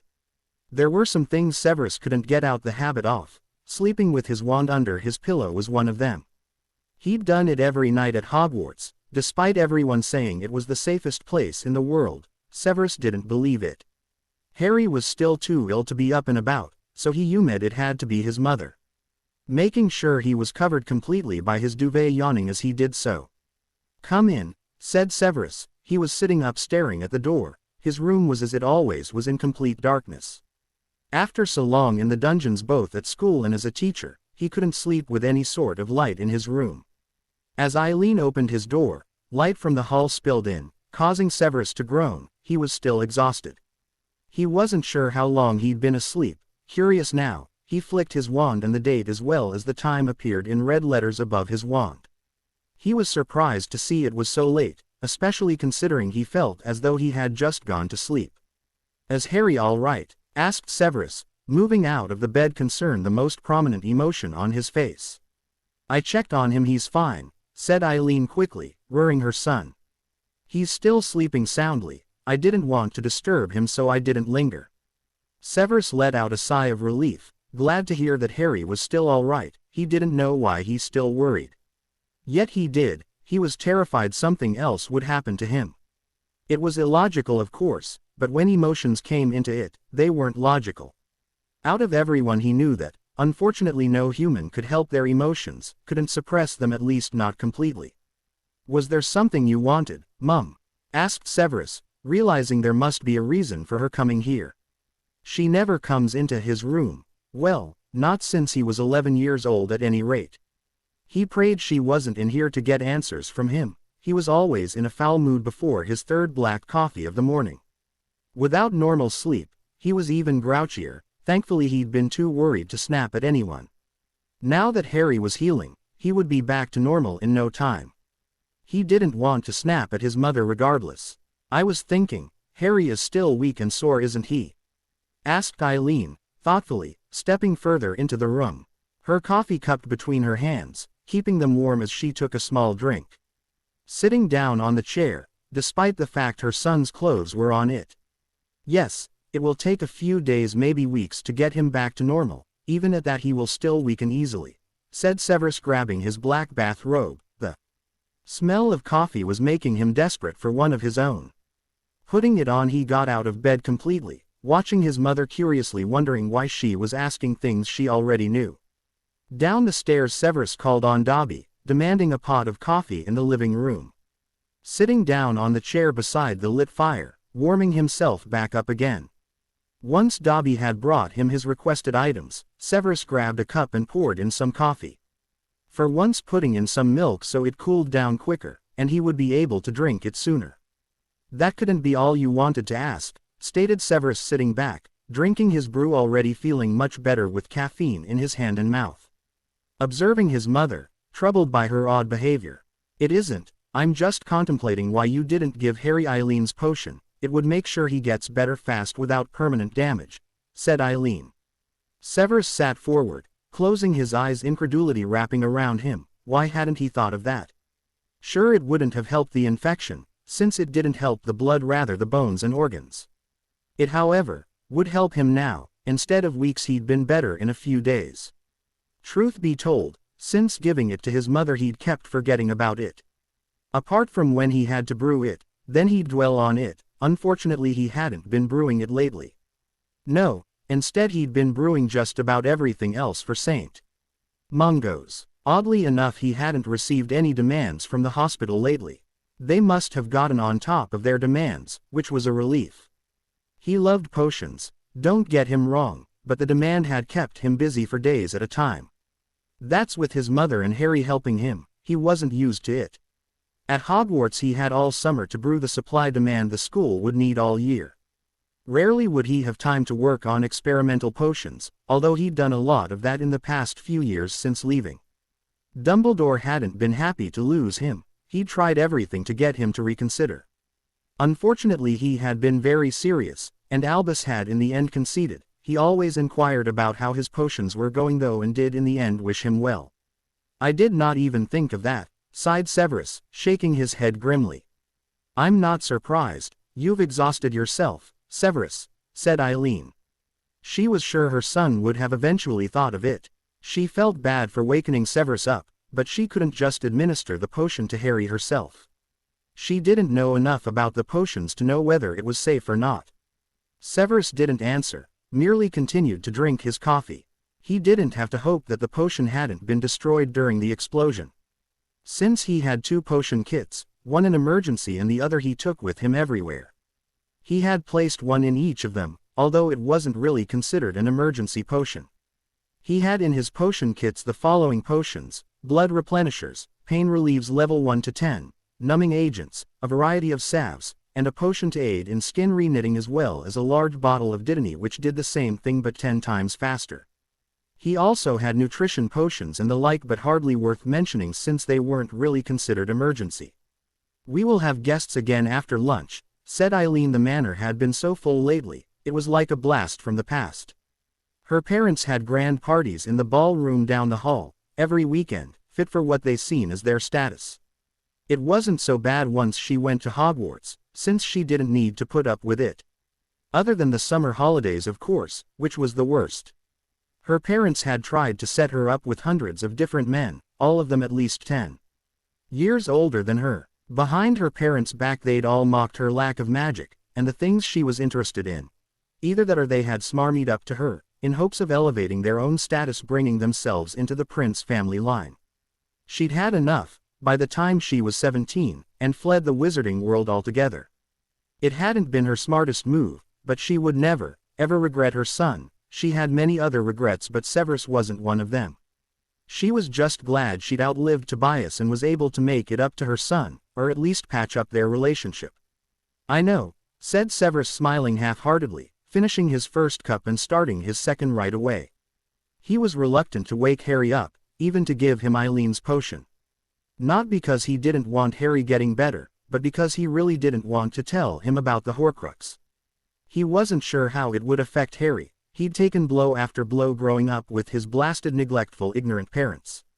Put up with being ignored at school, putting himself through his mastery and remaining at Hogwarts to prove himself, hiding his true nature, and the fact it had been him who defeated Dark Lord out of fear. This may just prove too much for him. At least he didn't need to suffer the knowledge that it was inside him anymore. That was admittedly the only good thing to come out of this. They remained sitting, enjoying the quietness as they allowed themselves to wake up properly. Unfortunately, Severus couldn't put it off forever. It was going on 9 o'clock and Harry would wake soon. In fact, it was weird him sleeping so late. He was normally up at the crack of dawn. Sighing in resignation, he placed his empty cup on the tray and stood up. "May I come, Severus?"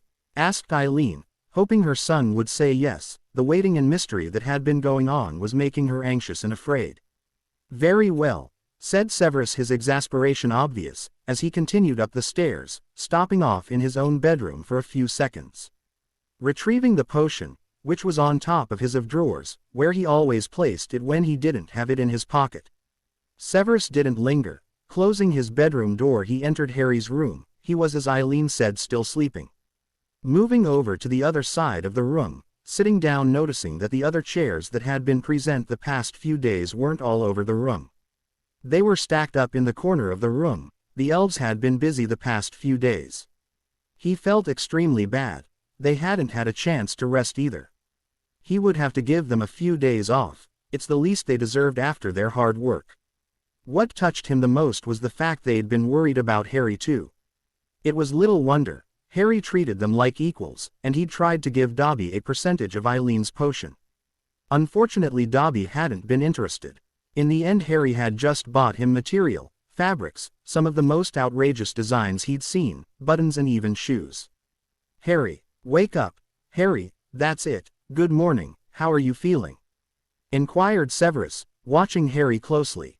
If the grimace on his face was anything to go by, he knew he still wasn't 100% covered. "Sore," said Harry, wincing. As he sat up, he ached in places he didn't know existed. "Here, drink this potion," said Severus, handing it over, not bothering to tell him what it was. Harry was a potions master now, and knew most potions by their color, ergo he knew what it was without him stating the obvious. "Do I really need to take that potion?" asked Harry, surprised, as he held it in his hand. "No, you can get better on your own. It will take from a few weeks to a few months," said Severus, telling Harry the truth. Harry screwed up his face. He hated being confined to bed, and even sick he just took potions and continued on. Or rather, he tried to. Unfortunately, the time he'd gotten the flu, Eileen and Severus had practically forced him to remain in his room and get better. Shrugging his shoulders, he opened the cork with his teeth and spat it out. Drinking the potion down, grimacing at the taste. It was bloody awful, and he'd had his share of potions. He knew what he was talking about. That would mean he could get better quick, and get back to his normal routine, hopefully before Hogwarts started back up. "Where did you get your hands on unicorn blood?" asked Severus, finally getting to ask the question on his mind. His fingers absently picked up the cork and the potion, placing it back on the table. "The cork wouldn't be used again, but the potion vial will be. It just need cleaned thoroughly and sterilized." Harry frowned. "I got it during my first year at Hogwarts. The detention you gave me, I had to go to Hagrid with Draco Malfoy, Nick Potter, and I think Ronald Weasley was there too. I froze in pain when the shadow of the Dark Lord appeared. It was going for Nick though, not me, but Firenze, the centaur, came to the rescue, scaring the shadow off." "You gave him detention, Severus?" asked Eileen, surprised. Why, it was odd to think he had been teaching Harry for a year at Hogwarts before he quit. "I had my suspicions about him. A few things weren't adding up, and I was also sure he was hiding something, including my 6th-year potion book," said Severus wryly. "I had asked questions that only someone with that book would know. I knew it wasn't Nick Potter. It was just the matter of finding out whom it was, Granger, Weasley or Harry. Unfortunately, I didn't get a chance to question him. Dumbledore wanted to talk to me that evening and I ped his detention onto Hagrid. Firenze spoke to Nick about someone slaying unicorns, and how evil it was to slay them, and whoever drank the blood of a unicorn would have a half-life, a cursed life," said Harry quietly, remembering his first year with pain. "I figured it out." Nick though remained oblivious about it, at least until he figured it out on his own. Eileen and Severus nodded in understanding. wanting him to continue. I found the unicorn when I tried to make my way back. I used a spell to heal it, but it didn't work very well. So I poured a potion I brewed onto its wound and it sealed closed, said Harry. That is a 6th-year potion, said Severus, unsurprised. Harry was brilliant at potions, there was little doubt about it. I know, said Harry, nodding in agreement. I had brewed it following the directions in your book. I was just glad I had it with me, otherwise the unicorn might have died. The unicorn let me pet at it for a while before she cut her leg a little bit with her hooves and let me take some of her blood. I luckily had a vial with me, and took some of it, before healing her again. I had just put it in my pocket when Hagrid made his appearance. I told him about the unicorn, but she got up and trotted away before Hagrid could get remotely close. After that detention was over. I hated that year, Dumbledore's constant disappointed look in your searching one. I do not like mysteries, said Severus, not apologizing. Does that mean you had anything to do with what happened during first-year debacle? He wouldn't be surprised. It seemed Harry's contributions, other than the chamber fiasco, was constantly overlooked. Harry had told them about his defeat of Voldemort and his flying being credited to Nick and how hurt he was a few years ago. I stunned and locked Quirrell in an unused part of Hogwarts, admitted Harry. I knew Nick was trying to get whatever was down there, thanks to Dumbledore's manipulations. I had informed Dumbledore. I suspected there was more to him than met the eye, said Severus, scowling darkly. It was part of his reason for leaving. What happened to him? Asked Eileen. A house elf informed us of a grim discovery. We found Quirrell in an unused seal room with the back of his skin blown clean of head. We found residuals of dark magic. Albus was able to deduce that he had more than likely been possessed by the Dark Lord, who evidently fled from Hogwarts, since we didn't see or hear anything remotely frightening, said Severus. No doubt when Harry stunned him, the Dark Lord grew furious and fled the wizard without caring about the consequences of what happened to him. Harry grimaced. He hadn't really thought about Quirrell since he'd stunned him and left him in that seal room. He tried to feel bad about that, but truth be told he couldn't find it in him to feel even remotely remorseful. He'd do anything he had to, just to make sure the Dark Lord didn't win. There is something else I must divulge, said Severus, moving his chair closer to Harry. What's wrong with me? Asked Harry, alarmed, his green eyes wide and fearful. There is nothing wrong with you, said Severus firmly. Eileen pursed her lips, wondering what was going on. She was beginning to panic herself now. Severus had never been a man who beat around the bush. He told you the truth and without allowing it to affect him. He hadn't even hesitated this long when telling her about Harry's death when it was Umed he had died thanks to his odious brother. When the potion exploded, you were flung back against the room, said Severus quietly, feeling extremely tense. You had unicorn blood on your hand, and somehow it got into your scar. Harry touched his forehead, wondering what the hell was going on, bewilderment evident on every line of his face. The scar felt smoother, as if it had finally healed. He wondered if it was still there, if people could still see it.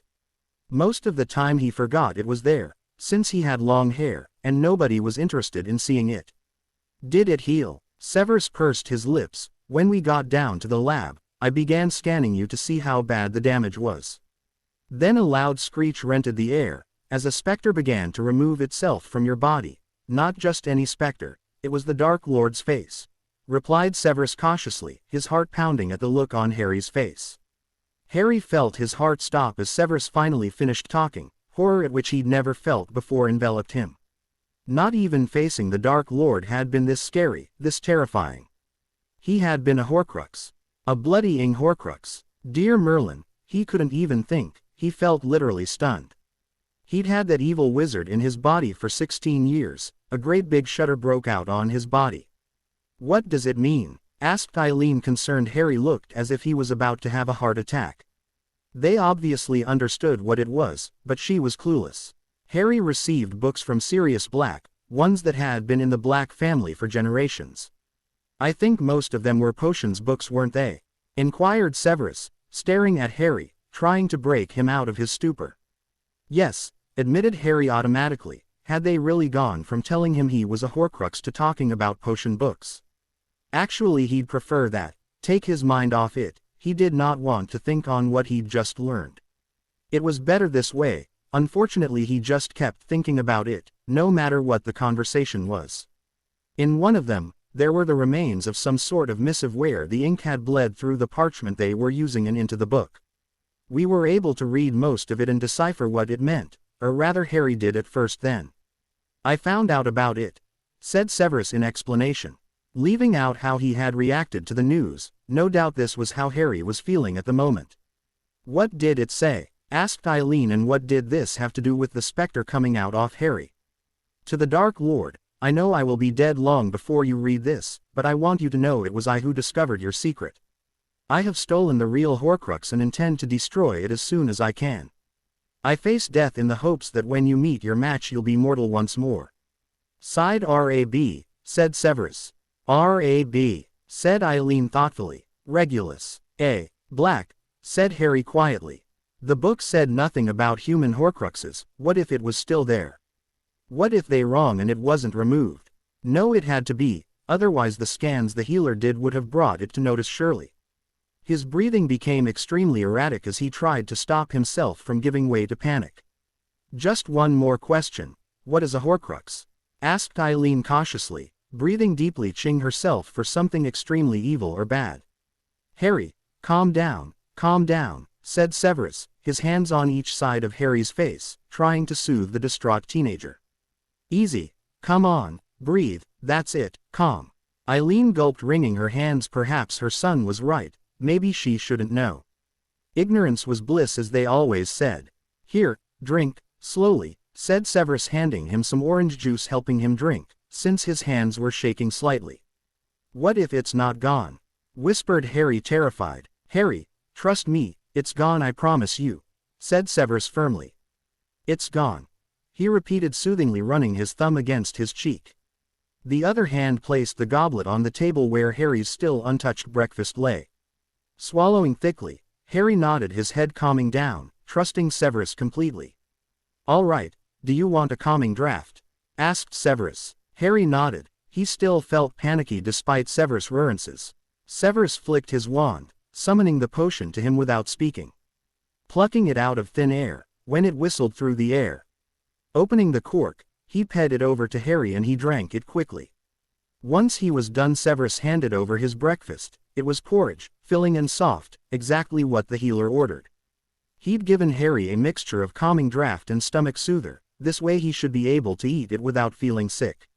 Try and eat it, Harry, you need to keep up your strength. If the potion does its work you'll be able to enjoy a proper dinner tonight, said Severus, rubbing his back.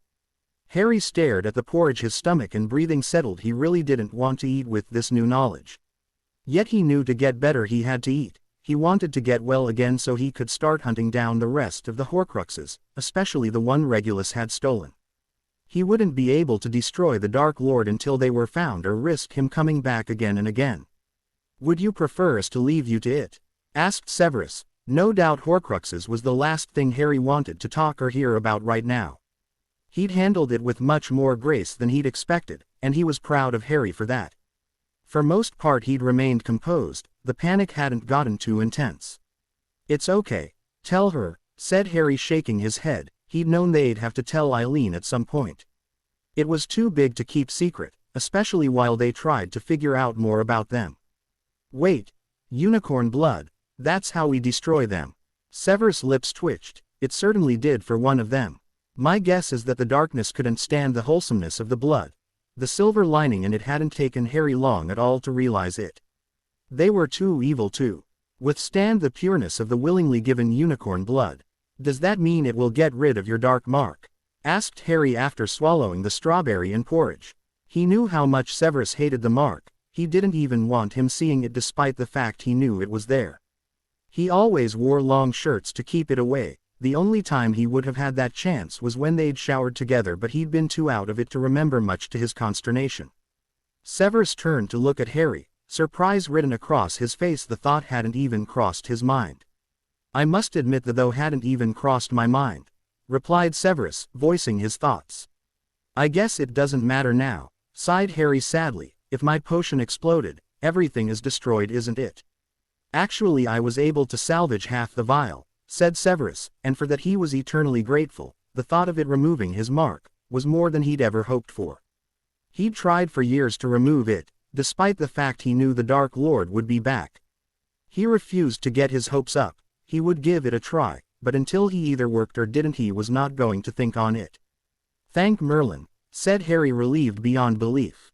There was no chance he'd get another vial of unicorn blood. It was a once-in-a-lifetime occurrence. He knew how blessed he was to have received some in the first place.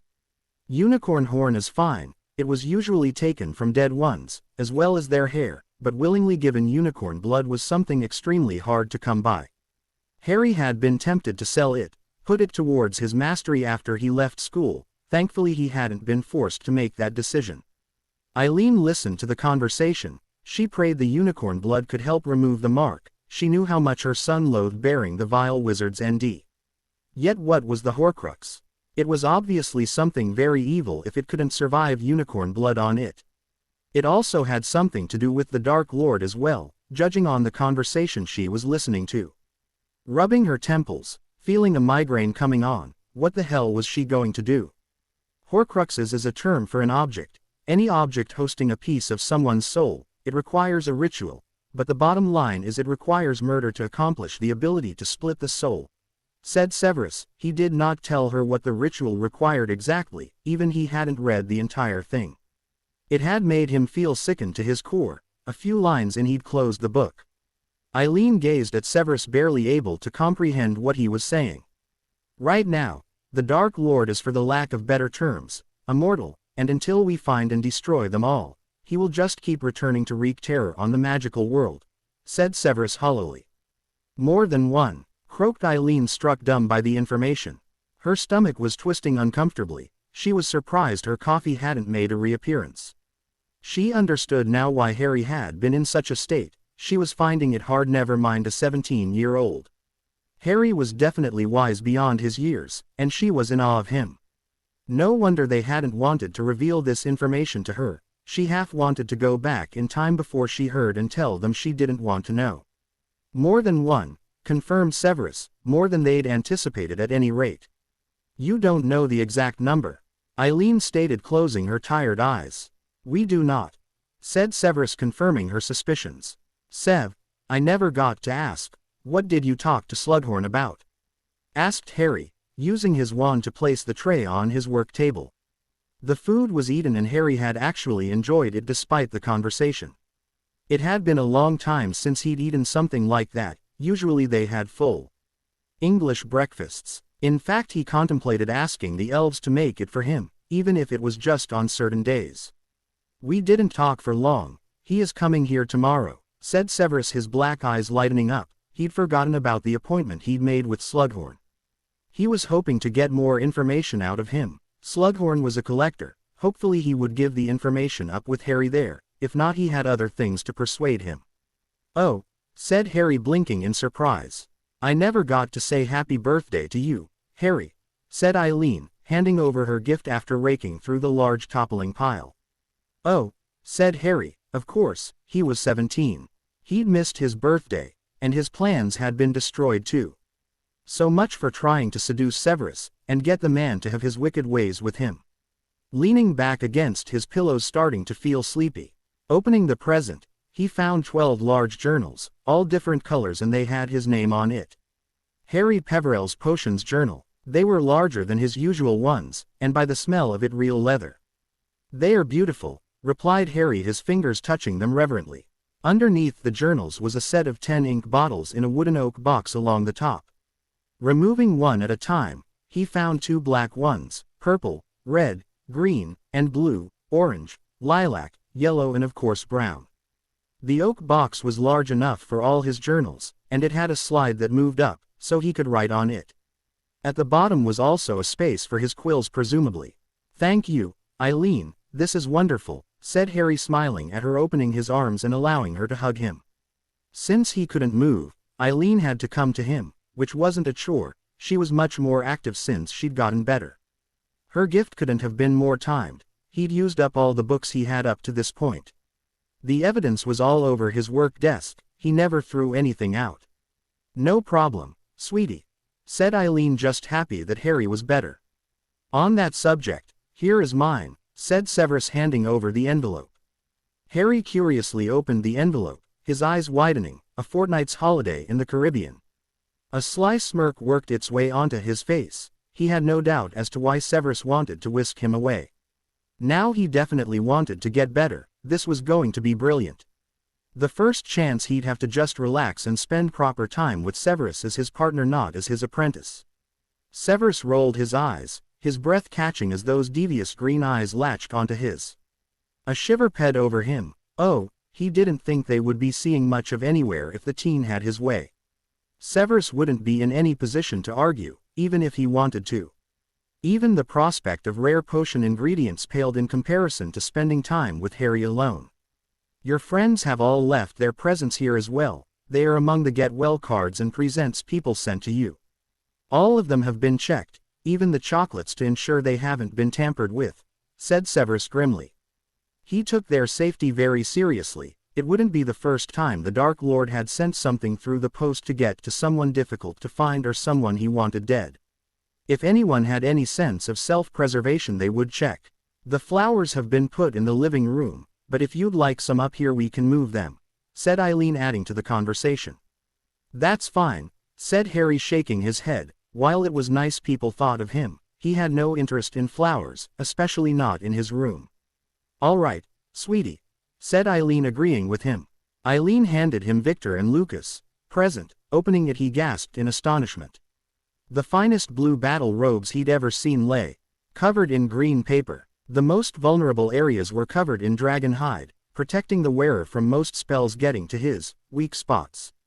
Oh my, they are beautiful, said Eileen, astonished. They must have cost a lot of money, but knowing Victor as she did, she knew he had more than he could spend in his long lifetime.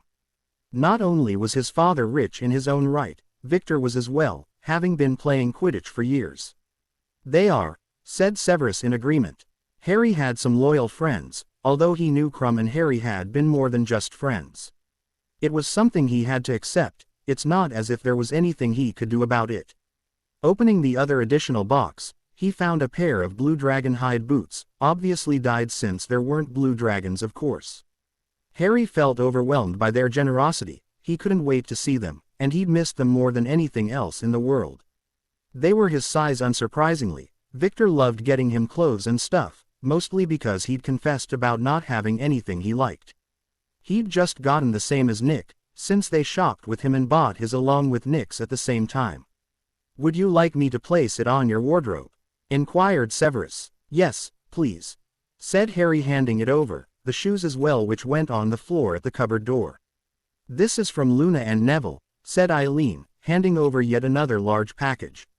Harry ripped open the package, and unearthed the black case, and curiously opened it. Gasping in wonder, 5 daggers were uncovered, jewel encrusted with little pouches over them. Picking up the note, his eyes widened. They were ancient throwing daggers, imbued with basilisk venom over 1,000 years old. He could barely believe it. This had to be the most ancient thing he'd ever seen, at least in these parts of the magical world. Picking one up, handling it delicately, after all, one cut could kill him. They were imbued with basilisk venom. These were older than Hogwarts. I think you will find these useful in your quest, whatever it may be, and good luck, said Harry, reading the handwriting on the note. There was little doubt Luna had written this. She was the one always talking in riddles. She must know what they were up to, or got the sense that it was important. Did you tell her? Asked Severus, confused. No, said Harry, shaking his head. Then how does she know? Asked Severus cautiously. Then it hit him like a ton of bricks. She's a seer. It gets stronger every year, said Harry. Only Neville and I know, and well, now you both too.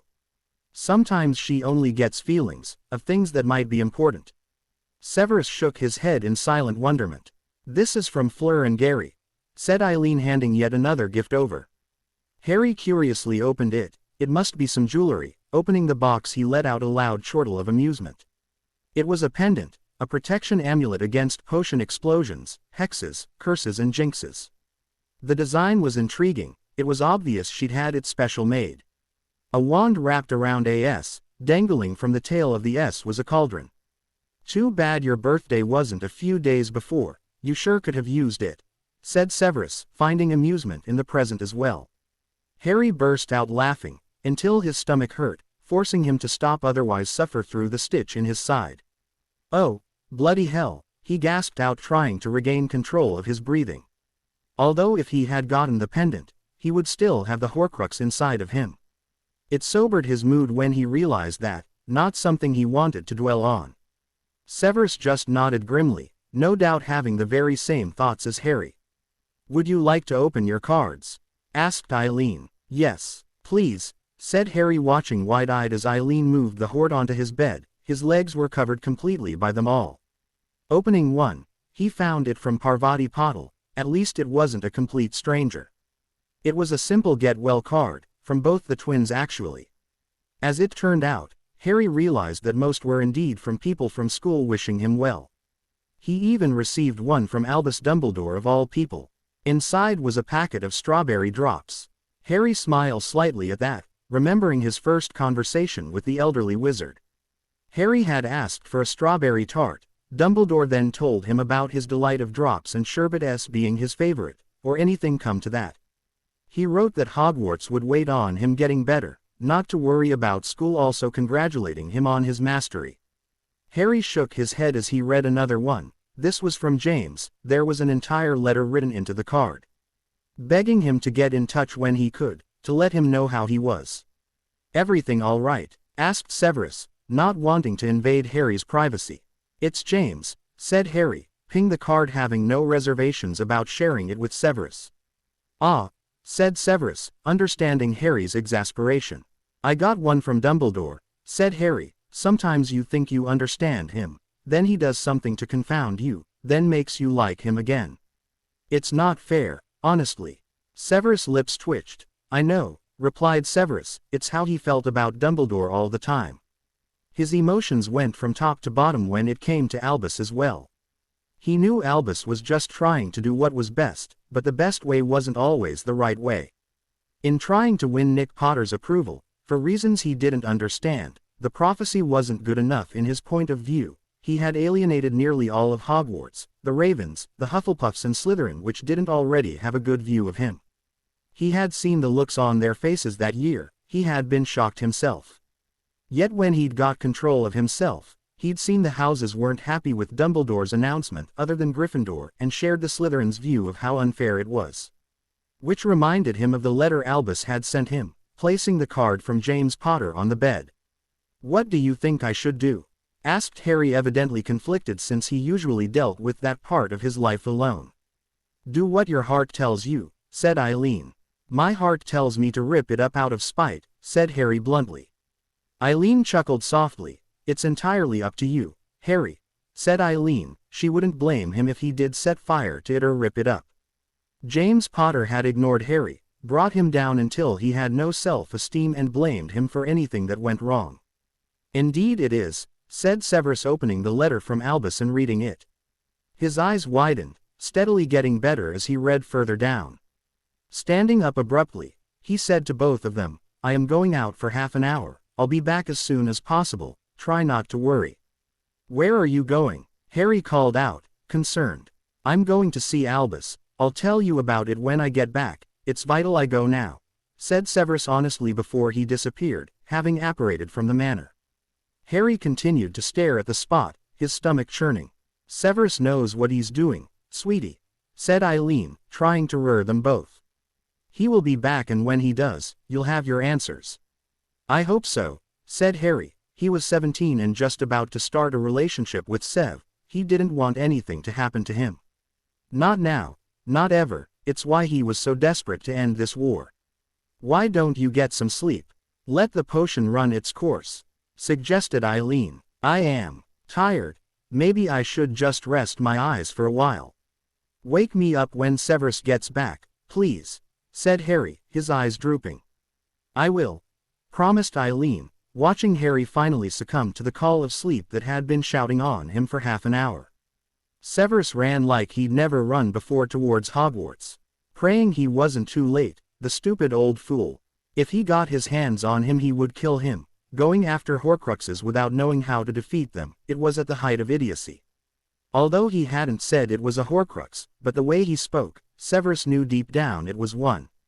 Taking Lupin of all people with him. Yes, he was a werewolf, but he didn't know the dark arts like him. Albus should know the Dark Lord wouldn't leave them unprotected. He needed someone who was an expert in the dark arts. He wasn't Ji-Ing, but he was the best of the best. He'd steeped himself in them for years. When he'd lost Lily completely to Potter of all people, it had sunk him further into them. She had been the one to make him renounce the dark and spy for Dumbledore, despite the fact she never spoke to him after his stupid mistake. He'd tried. Dear Merlin, he'd done everything to try and get Lily's forgiveness, but she hadn't relented. She'd been his best friend since he was 8, he'd been fonder of her than anyone in his life. His parents he had loathed and wanted nothing to do with them, with all the yelling and the abuse. Although he and his mother had made up, later in life, once Tobias was gone, and he loved her as he should now. Lily, though, had never forgiven him. Minerva, shouted Severus, running up the steps of the entrance hall, so glad to see at least one teacher. Severus, it's good to see you. How are you? How is Harry? Asked Minerva in genuine concern. No time for pleasantries. Where's Dumbledore? Asked Severus. He just left, said Minerva, concerned by the dark look and worry shining through Severus' eyes. Albus had obviously done something stupid to get the normally stoic man to show emotion. What's wrong, Severus? I'll explain later, said Severus, turning around and running away again, having no intentions of telling her anything. It had been merely a platitude. He should have gone to the gaunt ruins in Little Hangelton first. Cursing silently, breathing erratically, he was out of shape, badly out of shape. Skidding to a halt, the stones flying everywhere, and continued to do so despite the fact the wizard himself had already apparated away. Looking around, he could see nothing. Perhaps they hadn't come here. The graveyard, where Harry had been hurt and tortured, it was a relief Harry didn't have to come here. If he'd been well enough, there would have been no question of him demanding to come. He could see a little shack in the distance, if it could be called that. Honestly, the shrieking shack outside Hogsmeade was in better condition. Taking a deep breath, he began to walk in that direction, determined to put a stop to Dumbledore's insane plan. He wished he had a vial of Harry's potion, so he could have teleported inside the building. Peering in the GL missing windows, he saw the edge of a cloak before it disappeared. Listening intently, he heard nothing further, hastily making his way around to the other side, nearly stumbling over the MB-less, NCHES and overgrown GR. He wasn't in the appropriate footwear for this. It had been raining and it was slippery as well. Boots would have been the best thing to wear, or hiking shoes. Did he stun Dumbledore and Lupin and take the Horcrux? Or did he let Dumbledore believe him oblivious? Entering through the door, he relaxed when he heard them talking. They were here and obviously nothing had happened. Irritated at Dumbledore and concerned, he flicked his wand out at the ready, not wanting cursed by either of them. Are you sure it's safe? Asked Remus, his voice filled with concern. Albus, are you listening to me? All thoughts of stunning them and taking it left him like water going down a plug. Fury spread across Severus' face at the sight before him. Albus looked enchanted, staring at the box as if it held the answer to all his problems. He'd never seen the old wizard lose focus in such a way before. What was he doing? Touching it without checking. And Lupin was just standing there like a spare end. Expelliarmus, causing the box in Dumbledore's hand to be yanked from his grasp. Falling with a thump at Severus' feet. You stupid old fool, snarled Severus. Severus, asked Dumbledore, looking dazed. When had Severus gotten here? Why was he here? Demented old man, spat Severus, waving his hand over the box. What are you going on about? Asked Remus, baffled. He didn't like this. Not only had Albus been very secretive about all this, but Snape bursting in, cursing the headmaster and calling him names. He'd never seen him lose his composure like that before, well, not since they left Hogwarts. Snape always had a tight grip over his emotions. You knew he was pissed when his voice went very low or he spat at you like he was doing right now. Obviously Severus knew what was going on, and that annoyed him. He was an Order member as well. Why couldn't Albus have explained everything? He wasn't about to go blabbing, or was this about his lycanthrope? Was he still mistrusted because of it? Albus returned to his normal self. The urge to use the stone for his own purposes had receded. He so badly wanted to speak to his mother and sister, apologize for letting them both down too egregiously. Unfortunately, during his teenage years, he had been deluded, mostly because of what happened to his sister, Ariana. She'd been hurt by muggles, and he'd wanted to make sure nobody else fell victim to what she'd been through. He refused to meet Severus' eyes, ashamed of his own weaknesses. He always had to be strong, to do the right thing. Everyone looked up to him. It wasn't easy. It had started even before he had proved himself to be a fierce dueler while fighting Gellert. "What were you thinking?" snapped Severus, his head jerking to face Albus, who wouldn't meet his eyes. "If you had opened this you would have died." "What?" rasped Remus, his amber eyes large. "I would have checked," said Albus, feebly lying. Severus snorted as he used his wand to open the box, never touching it. He didn't dare touch the large chunky ring. He could feel the dark magic leaching from it in waves. He knew what it was, and he also knew how to counter it, remove it from the Horcrux. He wondered how Albus knew about it. How the hell had he found out about them? They had by sheer happenstance. Magic filled the room as Severus muttered the counter curse. Remus and Albus stood there watching him. It was easy to forget how powerful the wizard was, since he didn't make a habit of showing his true power. Much like any Slytherin would in this case, if your name wasn't Voldemort, of course. "It's done," said Severus, exhaling sharply. Thank Merlin he had read the letter when he did. A few minutes later Albus would have been in serious trouble.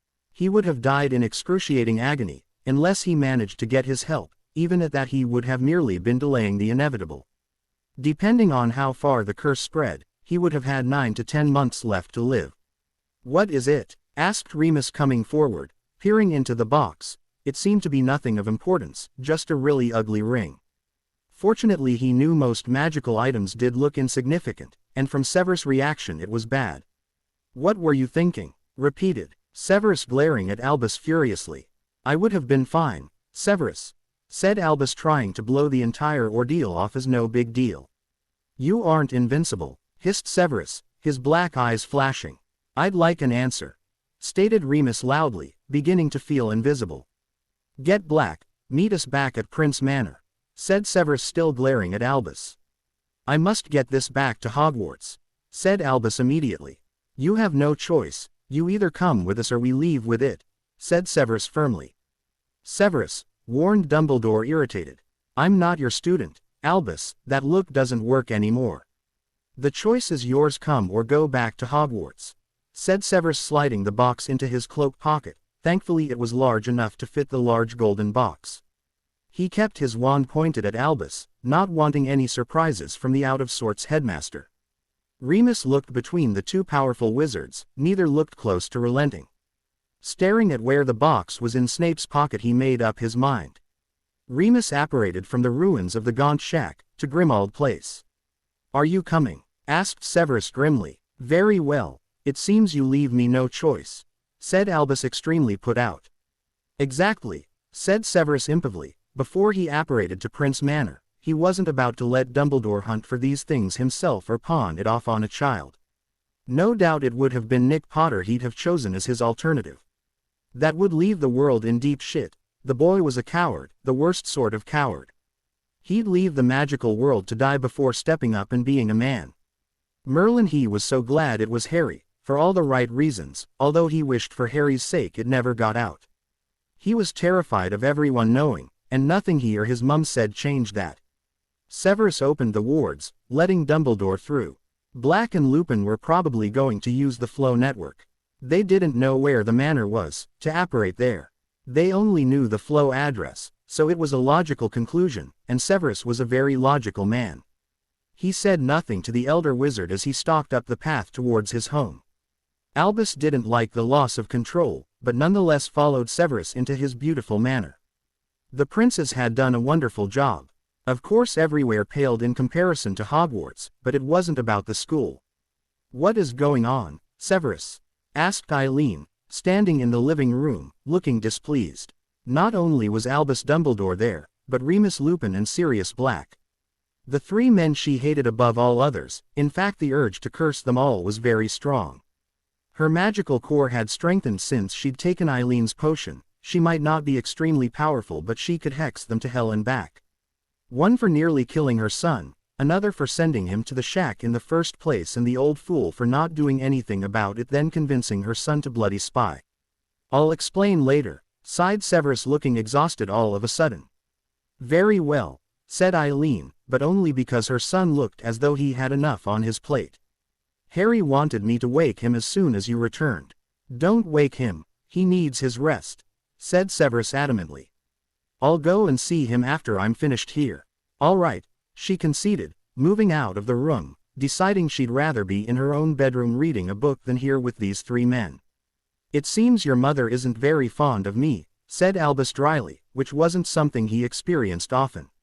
No, she isn't, said Severus, not lying. What's going on? Asked Sirius, standing there lost, his red aura robe standing out against the cream-colored living room. How is Harry? He added. He's taken Eileen's potion, he will be up, I estimate, by tonight at some point, said Severus. Oh, said Sirius, his mouth forming an O as he stood there seemingly dumbfounded. They have no need to know, said Albus. It was obvious to him that Severus knew what it was. Know what? Demanded Remus. So Dumbledore was keeping something from them. This was daunting to say the least. You will need them, Black, at the very least, said Severus dryly, sitting down, silently gesturing for them to do the same thing. There was no other way. There was a Horcrux in Grimmauld Place, and without access it wouldn't be easy to find it. Why me? Asked Sirius, baffled. Do you wish to explain, Albus? Asked Severus cautiously. Just how the hell had he found out? What do you know of Harry's adventure during his second year? Sighed Albus, giving in. It was obvious Severus wasn't going to give him the Horcrux. So he had to reveal what he knew. If it got out, he didn't know what he'd do. Voldemort would create more, making not only his magic but mental instability even worse. It's the last thing anyone needed. Voldemort was a danger to everyone. Other than that, he fought a basilisk, nothing. He hasn't spoken about it, said Severus, frowning in contemplation. Basilisk, shrieked Sirius, gulping loudly. What had Harry been doing anywhere near a basilisk? What had he left him to? Merlin. No wonder he wouldn't forgive any of them. Remus just gazed at Dumbledore, barely able to believe it. Odd things began happening. First and foremost, roosters were being killed, students were being petrified, and the Chamber of Secrets was opened again. The students didn't know, but the heir of Slytherin happened to be Voldemort. It was hard year for Harry, if I remember correctly. All the students believed he did it because he could speak Parselmouth. He ended up in the hospital wing a few times, but he didn't say anything. Poppy was concerned enough to come to me with her worries, but unless Harry admitted anything untoward, my hands were tied, said Albus. Things are very unclear, but what I do know is that Harry opened the chamber, went down and slayed the 60-foot basilisk. Saved Ginny Weasley and called upon my Phoenix to help them. I never managed to get the full story out of him, and Fawkes was most unwilling to share the events he saw, said Albus, feeling a little petulant. I never knew, said Sirius, looking stunned. I wrote to Lily and James about it. I don't understand why they didn't tell you, replied Albus, frowning. Harry had been Sirius' godson after all, surely they should have told him. They never wrote anything about Harry, admitted Sirius sickly. Ever? Asked Albus, taken aback. It seemed after all the information he had, he was still constantly surprised. Not since he was 3 or something, said Sirius. He wasn't sure what his exact age had been. He'd made a book for Harry, one with the letters his parents had sent him GGing about Harry's little accomplishments when he was a baby. Then of course every single photo he could find of Harry, which was many until he was 2 years old. He had gone to Hogwarts and gotten pictures of Harry with his friends, mostly during the 4th year. Colin Creevey had been most accommodating, especially when he realized Sirius was giving him money. 2. They said that Harry had gone 4 weeks without a single accident, said Remus, remembering the letter. The twins had begun learning how to use the toilet. Harry had learned first, and Lily and James had been ecstatic. He didn't know how or why they had changed towards their son, but it broke their heart that the family had fallen apart. Continue with your explanation, Albus, stated Severus, shifting awkwardly. He'd never been more forcefully reminded that Harry was much younger than him. It didn't change his feelings towards Harry, but it did make him feel weird. Of course, said Albus, startled, realizing why he was here again. I convinced Fawkes to take me down, to get the basilisk. I found a diary and investigated it. I became increasingly concerned when I noticed the name on it. Tom Marvolo Riddle. I'd had my suspicions after talking to Miss Weasley, but I wasn't prepared for it. It took me a few years to figure out what exactly it was. Tom? Asked Remus blankly. Tom Marvolo Riddle is the Dark Lord's birth name, said Severus, his lips twitching. Dumbledore kept it secret for reasons he did not understand. If they knew he was a half-blood, the purebloods wouldn't be so willing to follow the deluded albeit powerful wizard. You took the basilisk. By rights that belonged to Harry, he defeated it, said Sirius, angry on Harry's behalf. Don't worry, he got both money and a great deal of the basilisk, said Severus sardonically. Honestly, he didn't understand why they cared now. They'd ignored Harry pretty much his entire life. What does the diary have to do with Voldemort? Asked Remus. He was the diary, at least the 17-year-old version of him, said Albus quietly. He could barely believe he was sitting here telling them everything. Damn Severus to hell, how had he figured it out? It had taken him years. And apparently it only took Severus a few seconds to figure it out. 17-year-old version. How many versions are there? Asked Remus, terrified. I don't know, admitted Albus. From the looks of him, I'd say there are at least 4 of them. 4 of what? Asked Remus. Surely there wasn't 4 Voldemorts out there somewhere. Horcruxes, said Severus, saying what Dumbledore wasn't. Containers hosting a piece of someone's soul. At the age of 17, the Dark Lord went out and performed a ritual and murdered someone to break a piece of his off and place it in the diary. He has made more than one, of that I can guarantee. How can you know that? So far I've only figured out 1, 2 if we include the diary, said Albus, disconcerted. Finding it difficult not to pout or whine at Severus, as he had admittedly done once in the past, much to his embarrassment. I wasn't the first one to find out, said Severus smartly. Don't tell me Mr. Potter knows, said Dumbledore, genuinely concerned. It wasn't information children should have. He had removed the book so other kids couldn't get the same ideas as Voldemort. It was horrifying for him to read and acknowledge it without a 17-year-old boy being aware of it. I wasn't referring to him, but another 17-year-old boy, said Severus, turning to face Sirius, watching as realization dawned on him like a freight train. No, rasped Sirius, his brother had found out. Was that why he was killed? He scarified himself for a Horcrux, hoping that when the Dark Lord met his match he would be mortal once more, said Severus grimly. Unfortunately, he did not realize that the Dark Lord had more than one, and there was no way for them to be destroyed. You mean he wasn't killed? Asked Sirius, feeling extremely hurt and pained. All those years of thinking badly of his little brother, and he's done the right thing in the end. No, replied Severus, the Dark Lord wasn't happy with his disappearance. So we have a Horcrux out there somewhere, said Remus. I suspect it's in Grimmauld Place, said Severus seriously. Why? Asked Sirius, frowning. Because Regulus wrote a note. I found it in one of the potion books you gave Harry. He knew about them then, so the only thing I can figure is that he went out in search of it to destroy it, said Severus. This is good news, said Albus, relieved beyond belief. Mr. Peverell cannot know. He added, am I expected to believe you had no intention of telling Nicholas Potter? Sneered Severus. Albus paused, and Severus realized he was right. This is an adult's work, Albus, not even the idiot boy should know about it. He talks first, thinks later. Anything for a piece of fame, said Severus, his lip curling, remembering reading the interview the idiot had given to Skeeters after the first or second task. Hot kettle black, thought Severus. Harry knew, but not through a choice of his. If he'd seen it first, he didn't think he would have told Harry. It's not information that should be distributed. I agree, neither of them should be told. I can't believe you wanted to tell Nick. Maybe James is right. He shouldn't be near you alone for a second, said Remus grimly. It's of no importance now, sighed Albus. It seems as if all decisions he made were being called into question. He wasn't used to it, but he couldn't help but think, were they right? The prophecy said he was supposed to do it, find out the power the Dark Lord knew not. Remorse. Get the Dark Lord to feel bad for what he did and reunite the soul pieces. But no, to die he had to be mortal. The Horcruxes had to be destroyed. Perhaps they were tasked with destroying them so Nick could deal the ending blow.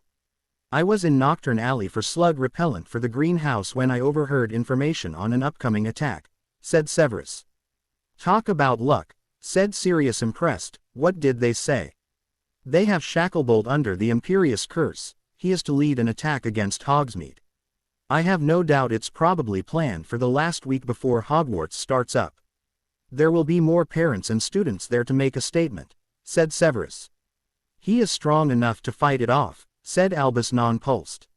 Not if they've tortured him, said Severus bluntly.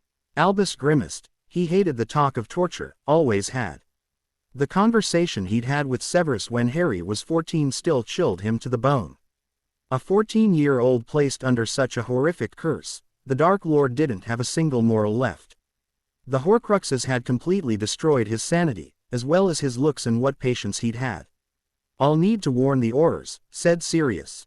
No, keep it quiet, but be quick about alerting them when they come, said Severus. That might result in the loss of several lives, protested Sirius. Not if the order is already there, said Remus. And they will be, said Albus roaringly. It seemed as though he was no longer the leader. Part of him loathed it, yet another part of him was glad. He was an old man, trying to do what was best for the magical world. People knew this task of finding Horcruxes wasn't solely focused on his own shoulders. Although part of him was admittedly terrified that the Dark Lord would find out. There was nothing he could do about it now, since 3 other wizards did know about the Horcruxes. All right then, conceded Sirius. Just then the flow flared to life, spitting out a couple at a time, Fleur and Gary, Victor and Lucas, Neville and Luna as well as Cedric and Cho.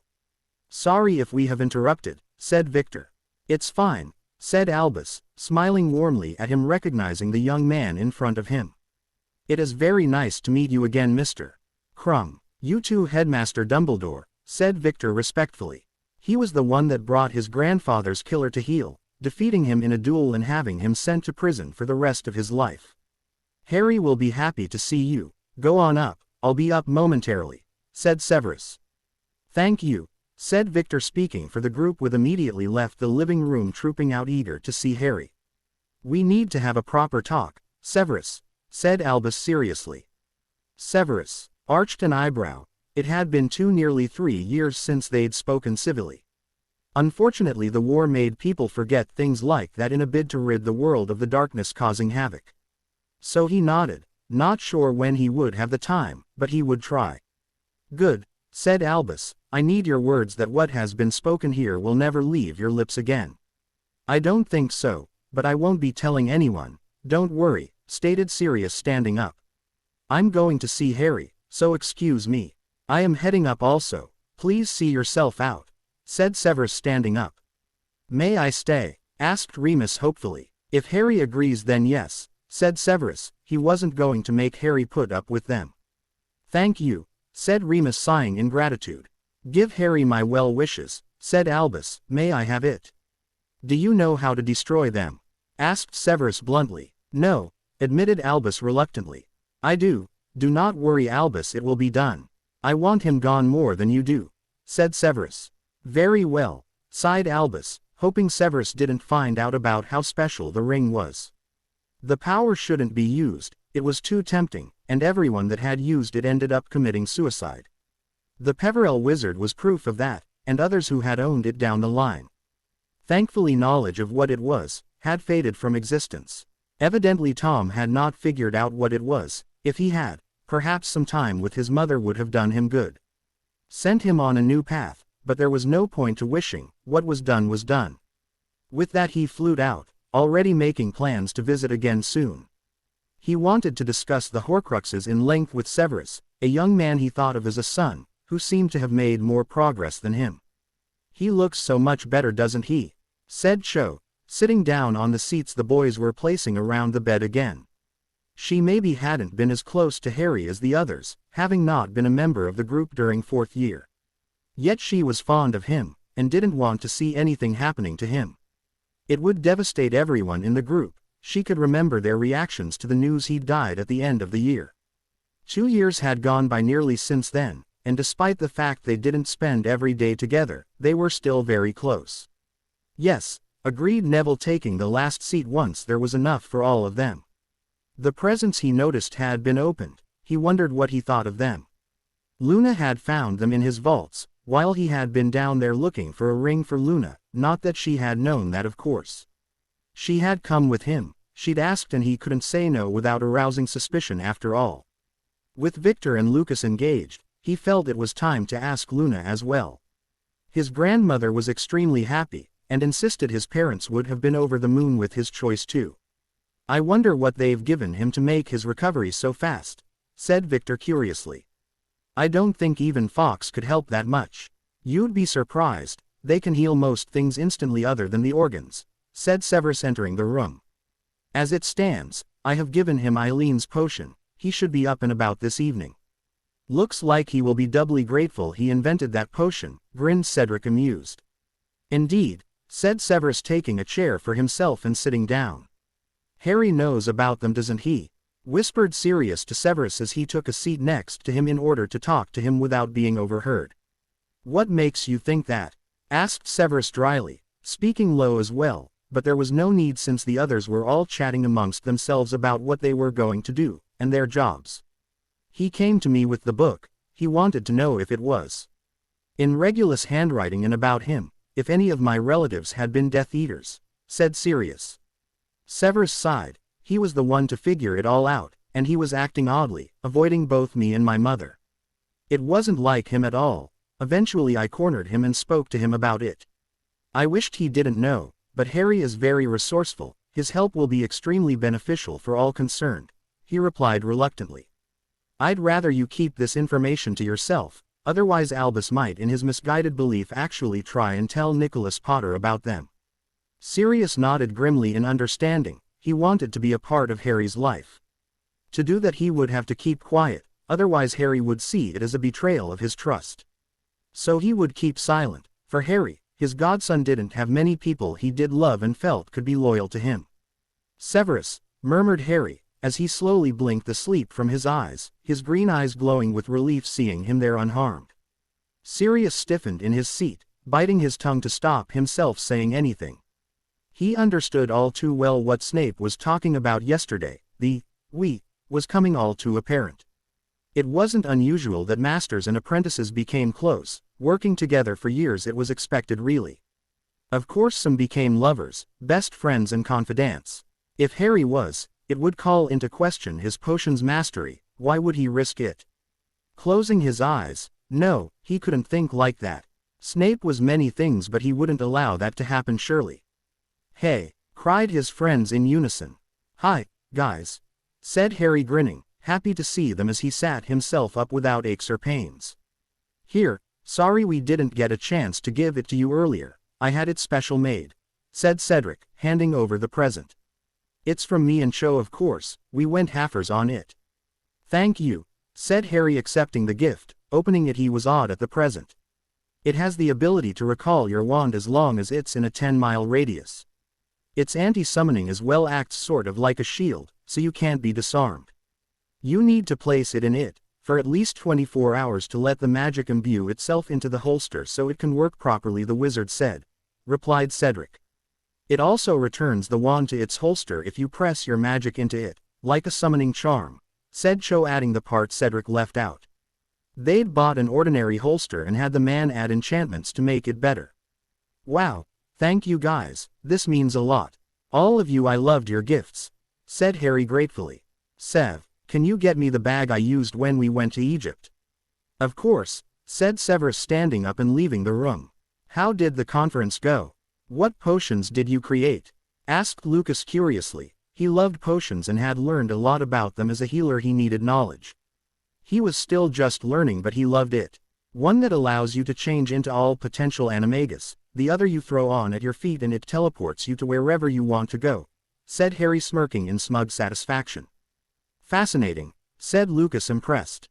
I've always wanted to be an animagus. I'd go up the ranks quicker if I was. The better you are at concealment the quicker you move up the ladder, explained Cedric. Tonks flew up it, despite how clumsy she is. The potion doesn't let you become an animagus, it just allows you to change into more than one form, said Harry. If you want, I can help you become on, suggested Sirius. You'd do that? Asked Cedric surprised. Sirius didn't usually give him the time of day, being such a young or nearly all of them ignored him. And any of you if you are interested, said Sirius, hoping his godson wanted to become one. It's another way to get close to him. How about it, Harry? Why not? I have a lot more time on my hands now, said Harry, amused. He was finished with his potions mastery. Although he did have Horcruxes to hunt, but that wouldn't be happening all day every day. Great, insisted Sirius, beaming happily. Here you go, said Severus, handing him the bag, which hadn't been touched since Harry got home. Thanks, Severus, said Harry, opening the bag, already digging into the contents. These are for you, Cho, said Harry, handing over the 20 different bangles set. All with different colors and designs on them. Mostly Egyptian designs, hieroglyphics, camels, the pyramids, and a myriad of other designs that were visited by tourists all year round in Egypt. Oh, they are so cute.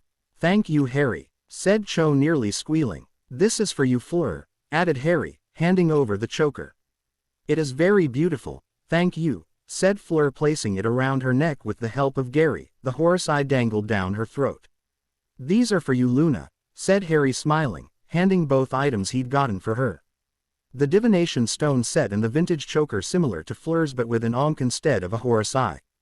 Wow, exclaimed Luna, delighted with her gifts, taking her time to look through the book on her new oracle set.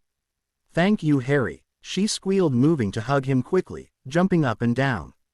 She wasn't used to getting things from friends yet. She'd gone most of her life without friends, so it was no surprise. You are welcome, said Harry, returning the hug, and replied, thank you for your gift. They will come in handy for sure. Glad you liked them, beamed Luna, sitting back down, investigating her gift once more. This is for you, Cedric, said Harry, finally finding it among all the books squirreled away in the bag. Withdrawing the silver pendant with an ankh dangling from it. It has protection spells woven into it. It will protect you from most spells. This is great, Harry, thanks, said Cedric. We really should be the one giving you more gifts. He had just been hurt, yet they hadn't been able to give him anything since it had happened on his birthday. No problem, said Harry sheepishly. Aha, he exclaimed, finally finding the folded-up chessboard. Here, this is for you, Victor, said Harry, sniggering. Victor took his gift, staring at the pieces before laughing, finally understanding why Harry was amused. I like this, confessed the Quidditch star. Good, exclaimed Harry, once again digging into his bag. These are for you, Nev. Are they for real? Asked Neville, gazing at the seeds, awed beyond belief. Yes, I bought them. Why? Asked Harry, frowning. These are extremely rare, explained Neville, wide-eyed. Maybe here, but obviously not in Egypt. I didn't pay a fortune for them, said Harry, shrugging his shoulder. These are so going into the greenhouse, exclaimed Neville loudly. Thank you so much. I'll be giving you some of the herbs when they are in bloom, I promise. He couldn't wait to get home to start tending to them. He'd never seen them but read about them enviously. He could barely believe Harry had apparently gotten them so cheaply. There were around 20 different plants here too. It was fantastic, and he realized he wanted to do something else for Harry, to thank him.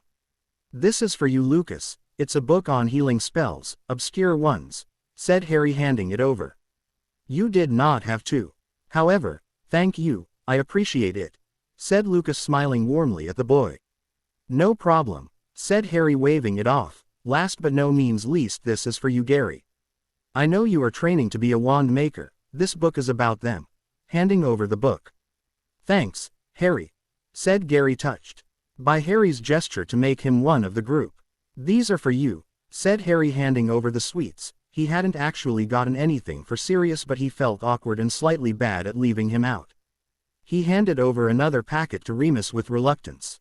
You didn't have to, said Sirius, accepting the treats, a small smile on his face, touched that Harry though of him. How's the job going? Asked Harry, speaking to Cedric. It's good, getting a lot of experience. The new building is brilliant though. We have a big room now instead of separate stalls, said Cedric. Jack got hurt though. Last month he resigned afterwards. I think he got really scared.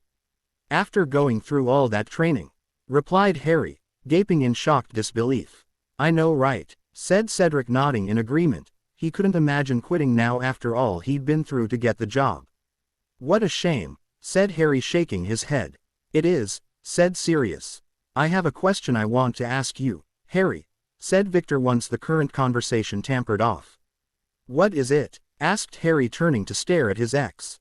Lucas and I, we are engaged, the date is set for the wedding, 4 months, we were wondering if you would be the best man. Asked Victor. I'd love to, replied Harry, nodding eagerly, pleased for both of them. Great, said Victor, relaxing. He'd been worried Harry would be jealous, despite the fact they had parted ways happily enough. It seems as if his fears had been for nothing. I have something I wish to ask Luna, and I see no better time than being here with all our friends, said Neville, digging into his pocket.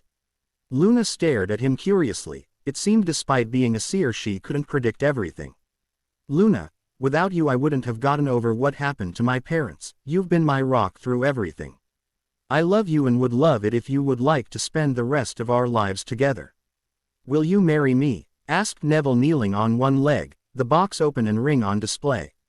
Everyone held their breath, waiting to see what she would say. Yes, yes, yes, yes, I'll marry you, said Luna, throwing herself at her surprised new fiancé, causing him to fall to the floor, Luna falling with him. Don't choke him, said Harry, laughing as he watched them from his bed. Neville managed to get back to his feet, and place the ring on his fiancée's finger, relived beyond belief that she had said yes. Everyone moved closer, congratulating the new couple, the girls squealing at the ring, and the boys other than Harry patting Neville's back. I apologize but I must go, said Severus, standing up. Where are you going? Asked Harry in concern. Horace Slughorn is coming. I must be there to greet him, said Severus. I'll be fine, do not worry yourself. If you need me you will come up and get me, right?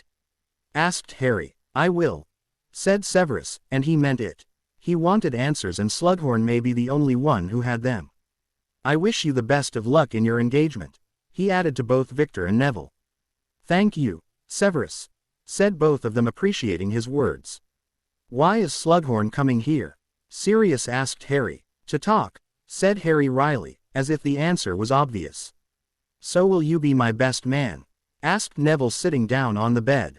Are you sure? Asked Harry, surprised. What about Frankie? He was his brother after all. I want it to be you, said Neville. Harry was the one he was closest to. I'd be honored, Nev, said Harry, grunting as he was brought into a hug. Thanks, Harry, said Neville honestly. The presents were the best. No problem, grinned Harry, amused. Congratulations, Mr. Longbottom, said Sirius officially. Thank you, Mr. Black, said Neville, nodding his thanks to the well wishes. You have my congratulations as well, said Remus, smiling, genuinely happy for the young couple. Thank you, Professor, said Remus, blushing. Please, call me Remus, I am no longer your professor, said Remus kindly. Thank you, Remus, repeated Neville, still sitting on the bed. So how are you really feeling? He asked, turning his attention to Harry again. A lot better, said Harry. I didn't realize how strong Eileen's potion was. Not even after seeing Alice and Frank getting a bit better with it. Horace Slughorn apparated to Prince Manor, gazing at the magnificent manor before him. He'd never been here before, he'd heard rumors of its splendor and it was not exaggerated in any way. Now this was a place he would love to settle down in, he could only imagine what it was like inside. Stepping into the wards, feeling them accepting him and granting him entrance this once. He knew if he left and tried to get in again he'd be in serious trouble. The old manors had some of the best warding he'd ever seen, these ones were stronger than even those on Malfoy Manor. Not that he would be going there. He'd cut himself off from anyone associated with the Dark Lord Voldemort. He was terrified of being found. With what he knew, he was surprised the Dark Wizard hadn't ordered him inated. It's why he chose to go from place to place, never staying in one area longer than a few weeks at a time. Despite Albus' manipulations, his decision to come out of retirement was fully his own. Hogwarts was one of the safest places. Add to the fact that the evil wizard didn't want to face Albus Dumbledore, since he had managed to successfully defeat Grindelwald 60 years ago or so. He had been getting too old, going from one area to the next just to keep the potential Death Eaters from his door. Looking around the manor, observing the stables and the horses, Arabians, and if he wasn't mistaken that was Hippogriff in the background. They were being showered by the house elves and evidently enjoying it by the sounds coming from them. The other side hosted what could only be greenhouses and the blacked-out windows obviously potion ingredients that thrive in dark environments. He desperately wanted to nose around, Merlin the ingredients that must be in there. And the size of the greenhouses, one would have taken up the entire house he'd lived. Maybe he could convince Severus to let him nose around, he wouldn't miss a few snippets of a few ingredients. Staring at the GL house longingly, before reluctantly beginning his trek towards the door. The balcony was open in one of the upstairs, first-floor rooms, and he could hear voices coming from inside. Girls were squealing, perhaps a friend of Harry's. He doubted very much Severus was friends with many girls, and Eileen Prince was far too old to be squealing like that. Shaking off his thoughts, he knocked on the door loudly, so he could be heard within it. "Follow me, Professor Slughorn, sir," said Dobby, having clicked his fingers and magically opened the door. They were much too small to reach the handles and not strong enough to open the oak doors. The house, if it needed to be, could become a fortress, at least long enough for everyone to get away from whoever was trying to break in. "Thank you," said Horace, stepping in, gazing in awe at the magnificent chandelier. It was glittering in the sunlight. With how clean house elves kept the place, it really wasn't a surprise. They were very handy creatures to have around. "Can I take your cloak, sir?" asked Dobby once they'd taken a few steps, standing beside the cloak-room area. At one point the princes had made the cloak-room into a storage room for potion ingredients, and had hooks placed on the wall. Since the manor wasn't used like it had been in the past, it was no problem. Back in the day, people had thrown the most magnificent balls and parties. The bigger the better your status was in the magical world. Now most people only threw big parties when a wizard or witch reached 17 and reached adult status. Horace handed over his cream-colored cloak, still looking around in interest. "Follow me," repeated Dobby, showing Slughorn into the living room where Master Severus was. The meeting was obviously important since his master didn't usually use house elves to make a statement. Not only that, but they'd placed the finest china out with the best tea. The living room was the grandest room, and usually Severus used his office, so yes, he was up to something. Not that it was any of his business, but even house elves got curious. "Professor Slughorn is here, Master Snape," said Dobby, showing the wizard in before disappearing, seeing that he wasn't needed any longer. "Good afternoon, Horace. Thank you for coming," said Severus, gesturing for Slughorn to join him and take a seat. "No problem. I must say I was surprised to receive your invitation," said Horace curiously, sitting himself down comfortable across from the potions master that had been both his predecessor and his successor. Not only that, but he had taught the young man for 7 years, and he'd done things with potions that baffled him to this day. He had wrongfully assumed he wouldn't be as famous as the others he'd selected into his club, but Severus had proven him wrong, especially as of late. He was a bit of a hypocrite by moving Severus' picture forward, and Lily's had gone miraculously missing. He wasn't having a woman who had tortured her son on display. He may be many things, but he didn't condone violence. He knew if Harry wanted to, he could lead the magical world into a golden era. He couldn't understand what had happened to the girl he'd known. Lily had been cheeky, and had a flair for potions that came from being friends with a future potions master. He'd known she'd go on to do great things. By Merlin, he hadn't expected that from her. "Indeed," said Severus, choosing not to comment. "Darjeeling tea. I won't mind if I do," exclaimed Horace. Of all the connections he had, he didn't get Darjeeling tea often, much too expensive. Severus poured 2 and ped one of the cups over. The saucer was placed in front of him by Severus' other hand. Relaxing back, he didn't normally drink Darjeeling, he preferred Earl Grey. Darjeeling, though, was grown in the greenhouse. The house elves did great work with it. There was a platter of half sandwiches, biscuits and crackers and cheese. "Thank you," said Horace, taking a sip before adding some milk and sugar. It wasn't as strong as he was used to anymore. That's not to say it wasn't a great brew, he loved it. "How is young Harry, Severus?" inquired the professor. "He's recovered," said Severus. No doubt Slughorn wanted to befriend Harry so he could have someone else powerful in his pocket. He knew the wizard's game, had known since he was a young boy. At least he was harmless. He liked being well connected but wouldn't harm a fly, never mind anyone else. "I'm surprised he isn't here," said Horace, digging for information. "His friends are here to see him," said Severus wryly, eyeing Horace knowingly. At least he had the grace to look at least a little sheepish. What happened to him? Asked Horace. He didn't believe everything he read in the papers. A simple accident, said Severus, brushing it off. Simple his ass, but he wasn't about to confide in Horace Slughorn of all people. Horace observed Severus over his teacup, drinking it. He thoughtfully began to wonder why he'd been summoned here. Severus wasn't a people's person. He hadn't even been one when he was a teenager. He'd always been quiet, observant and quick with a sneer. By Merlin, the wizard had a mouth that could reduce even the toughest men to tears. All right, Severus, pleasantries aside, what do you want? Asked Horace, placing the cup on the saucer through playing games. Especially considering the wizard had yet to talk more than a few words at a time, there was something on his mind. His breathing catching at the intense look on his face, his heart sank, wondering what on earth was going to happen now. You taught Tom Riddle, did you not? Asked Severus, watching him intently, knowing he'd make an attempt to run. Yes, said Horace, wiping the sweat that was beginning to build on his forehead. His heart was thumping wildly. He was terrified that the wizard knew his secret shame. He was glued to his seat, unable to move as he contemplated whether his thoughts were right or not. Why do you ask? His voice slightly high-pitched. What can you tell me about him? What was he like? Inquired Severus, building up to it, hoping to relax Slughorn and get him to slip up a little.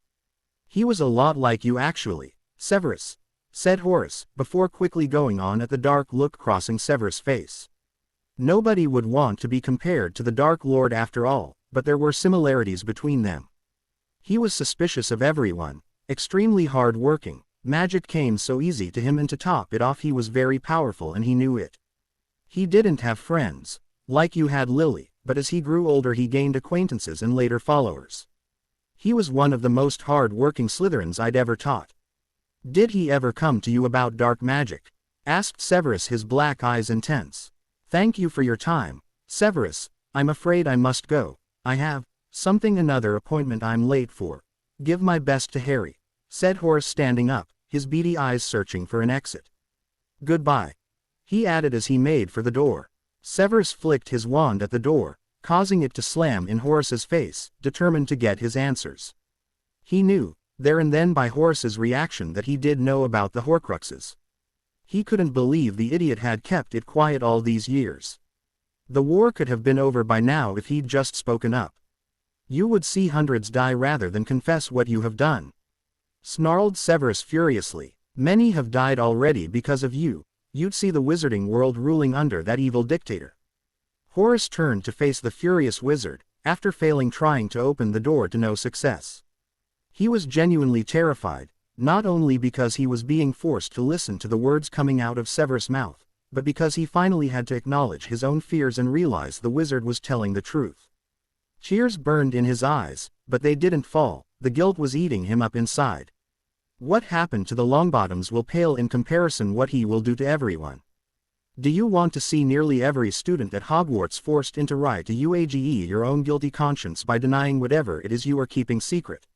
Said Severus, his voice low, black eyes flashing in rage as he stalked towards the cowering wizard. I, murmured Horace, still pressed against the wall, unable to form a coherent sentence. For once in your life, Horace, do the right thing. I swear on my honor as a wizard, none other than Harry and I will ever know, said Severus honestly. Let it go, Horace. Keeping it in all this time cannot be good for you. I myself kept guilt locked up inside, but I received forgiveness, and believe me, it was a weight off. His voice going slightly warm and soothingly. It wasn't a tone he used often, but he needed answers. He could have used Veritaserum. It's not as if Horace would go to the ministry and tell on him, not without fearing the backlash onto him. The students at Hogwarts deserve to graduate without fear, without having to join sides. Let them experience the freedom that has eluded the past 3 generations, Horace, said Severus, sighing tiredly. Horace met Severus' eyes, the guilt and shame he felt obvious in every line of his old-aged face. I can't, he murmured. He couldn't get the words past his throat. He couldn't even speak the horror of what he knew, what he'd known for the past 50 years nearly.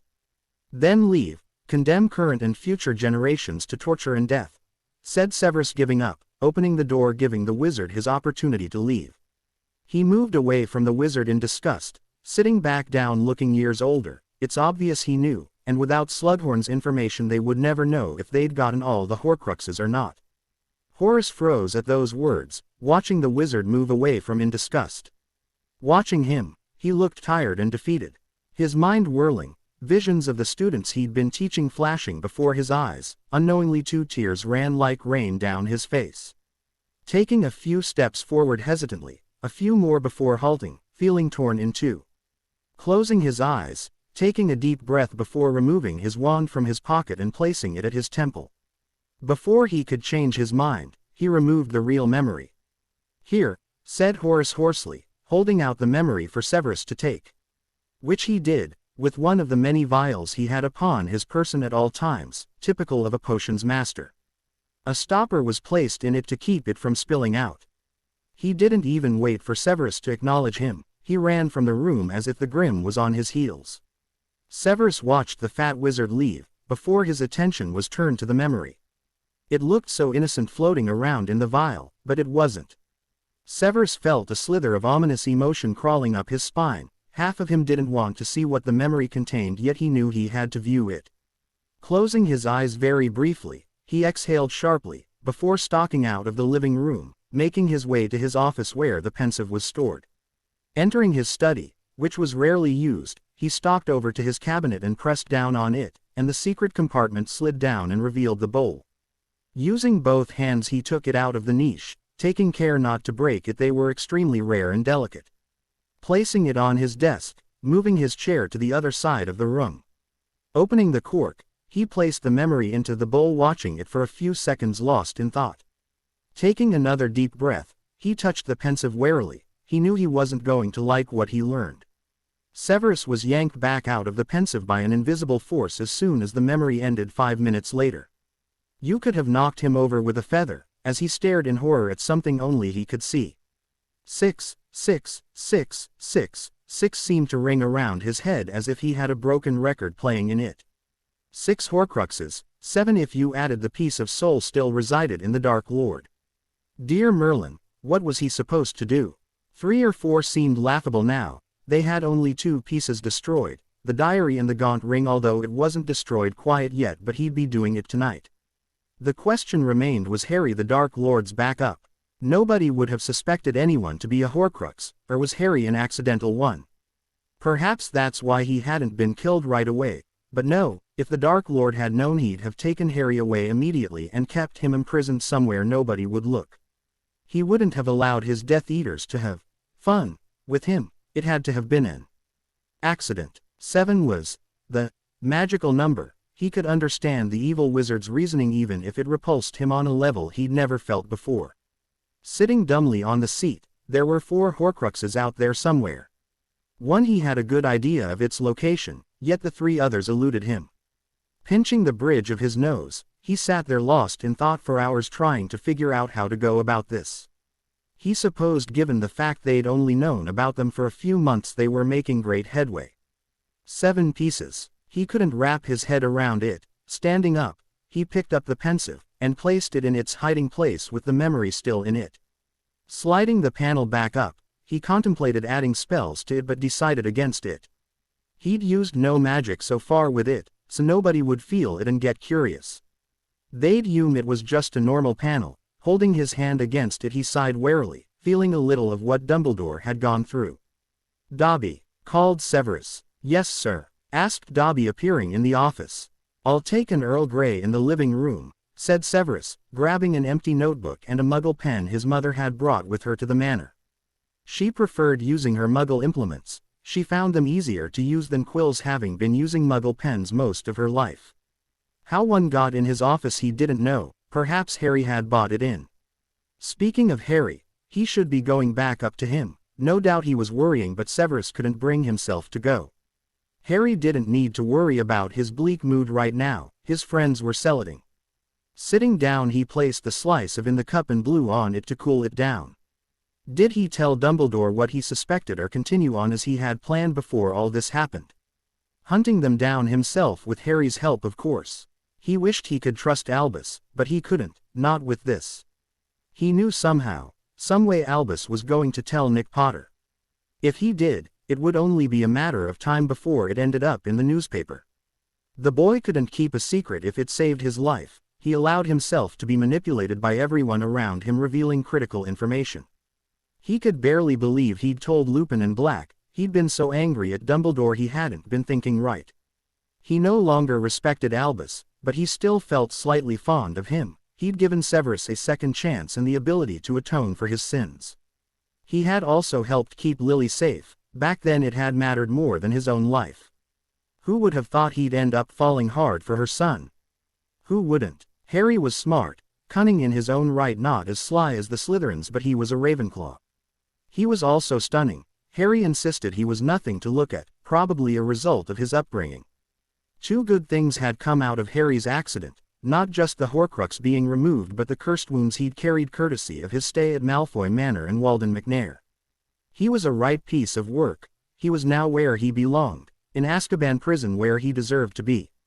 Maybe now he wouldn't be so repulsed by his own body. He tried to get Harry to see the battle wounds showed how strong he was, how they. Merlin, when Harry had apparated into his mother's flat, he'd been in agony but no signs of tears had been present. He was so strong and he didn't see himself as such. Maybe one day he would be able to convince the stubborn boy. Putting the tea back on the table, he shook his head. It wasn't enough. He needed a stronger drink right now. He wasn't a big drinker though, and tried to prevent himself drinking alcohol when he had a problem, knowing it could lead to the life his father had led. Standing up, he walked through to the kitchen and poured a generous amount of whiskey into a cup and drank it in one go. Not reacting to the burn in his throat, once done he screwed the lid back on and replaced the bottle and put the cup in the sink before slinking away from the kitchen again. "Is Master Harry's guest staying for dinner, sir?" asked Rose, appearing before Severus, startling the wizard, but he didn't show it. "I do not know. They have my permission should they wish it. Go and ask them, Rose," said Severus quietly. "Is Master Severus all right?" asked Rose, concerned. "I am fine, Rose. I've just received some unsettling news, that is all," said Severus, waving away her concern despite the fact he was touched by her worry. "Yes, sir," said Rose, disappearing, and reappearing in Master Harry's room. "Hello, Rose," said Harry, smiling as he noticed her first. "Is Master Harry's guest staying for dinner?" asked Rose. "How about it, guys?" asked Harry, staring at them. "We must get back. I have Quidditch practice tonight, and Howard will go nuts if I miss another one," said Victor apologetically.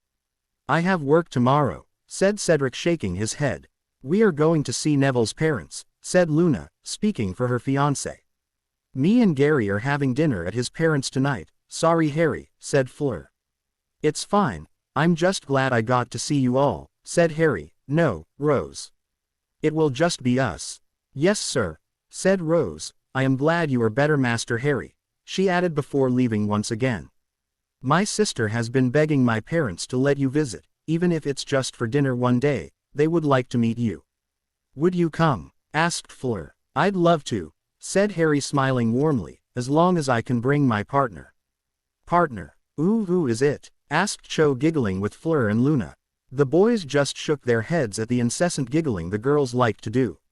Sirius cringed, causing Remus to stare at him blankly. What the hell was wrong with him now? Did Sirius know something he didn't? He continued to stare curiously, but nothing was forthcoming, so he turned to look at Harry, wondering who his new partner was that could get such a reaction from Sirius. Hopefully Sirius wouldn't do anything stupid and end up ruining the foundation he'd obviously built with Harry. "Severus," said Harry, a fond look crossing his face. "Ah," said Remus, finally understanding Sirius' reaction. He did wonder how he had figured it out. Sirius was many things, but he wasn't observant to his surroundings, at least when he wasn't at work anyway. "What's he like?" asked Fleur in curiosity, a wicked grin on her face. Sirius squeaked, his face turning red. He did not want to be here, thank you very much. For most of his life Snape had been his enemy. He was about to stand up and get out of there post-haste when Harry spoke again. "We haven't done anything," said Harry, pouting. "He made me wait until I'd ped my mastery and until I was 17. Although he gave me a holiday for my birthday, I think I'm going to go soon." "Yes, next week would be best," said Luna, her eyes twinkling. It's good that he waited, otherwise it would have called into question your mastery, said Lucas. Anyone that knows Sev will know that wasn't possible, said Harry wryly. True, agreed Neville. Snape was a hard, harsh taskmaster. He didn't accept anything or anyone but the best and brightest. Guess I'm going on holiday next week then, said Harry, taking Luna's word for it. She had never led him astray yet. Then I'll have Mum and Dad invite you over in 3 weeks' time, declared Fleur firmly. Great, I've never been to France. I think I'll like it, said Harry. You take care of yourself, Harry. I don't want to hear that you've hurt yourself again, said Fleur, hugging Harry. She didn't want to go but she had to. I'll try not to, said Harry, his voice muffled by Fleur's surprisingly strong hug. Her long hair was tickling at his face, so he was grateful when she drew away so he could scratch it.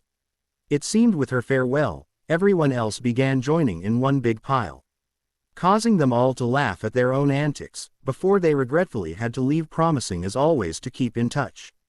So, Severus, said Sirius awkwardly. Yes, do you have a problem with that? Asked Harry, his eyes narrowed. I can't say I understand. I mean, he's the same age as your dad. Do not bring him into this. That arsehole was never a father. I brought myself up. He never once acted like a father to me, snarled Harry angrily, before he went on. I love Severus. He's been there for me at a time nobody else was. He understands me in a way nobody else can. He makes me feel special. When I was here, he made me realize I wasn't insignificant, that I could do anything I put my mind to.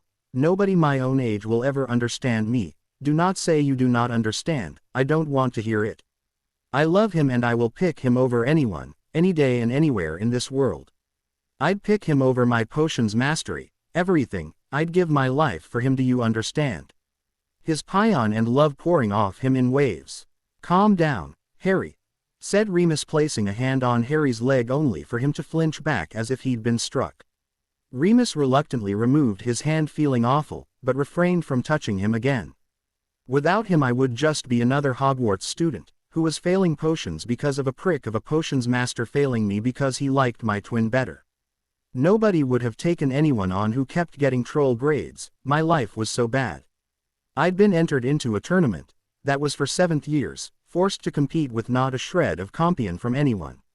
If it wasn't for the guys, I doubt I would have survived. Then I was tortured, after being left by my own brother, my twin. Sev healed me, held me, and he was the one that made me strong, helped me overcome my fears, at least most of them. Took me on as an apprentice, and helped me achieve my dreams, said Harry hoarsely. Okay, just one last question, and I am not judging. I want you to think it through, and when you answer that's that. I'll never bring it up again, I promise, said Sirius gravely. What? Asked Harry, frowning. Are you sure it's love and not gratitude? Asked Sirius. Gratitude doesn't last 2 years. I love him, Sirius, and I don't care what you or anybody else says, said Harry honestly. Then I'll say no more. I'm just glad you are happy, Harry. If anyone deserves it, it is you, said Sirius honestly. He knew if he pushed further he'd eventually push Harry away. He obviously felt very strongly for Snape, and whether he understood or not didn't come into it. He would just have to grin and bear it. Here, this is a belated birthday gift. Although after what you just said I'm not sure it's the most appropriate gift, he added, handing over the photo album. Harry accepted it curiously. Opening it, he found a picture of him and Nick at the hospital, his lip curled without even realizing it.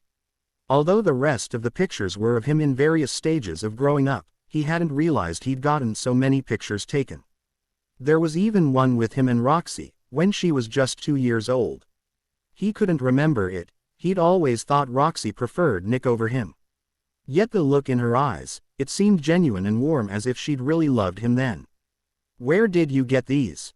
Asked Harry, surprised. I asked around everyone, especially those I knew that had been at the Potters at birthdays, said Sirius. Alice had a lot. According to Augusta Longbottom anyway, she sent what she had. Harry smiled at the pictures of him and his friends. He didn't need to ask who had taken them. Although Victor was the main focus of the pictures, this had Colin Creevey written all over it. The boy never went anywhere without his dratted camera. Thanks, said Harry, it was a nice gift. nothing extravagant, but Harry liked it nonetheless. "You're welcome," said Sirius, grinning wryly. "Your mail, Master Harry," said Rose, handing him the bundle. "Thank you, Rose," said Harry, flipping through them. A few from Gringotts, one from Fred and George Weasley. He did wonder what that was about. He would read them later. He placed the letters aside. Harry also put the photo album beside them. Gringotts always got in touch with new investments. He had given James Potter a lot of the vaults back, but he had received none of the investments. He wanted to keep them going after all. If they found out James had them back, the shares would have been pulled from under him out of spite. It warmed Harry's heart that people cared that much to do that.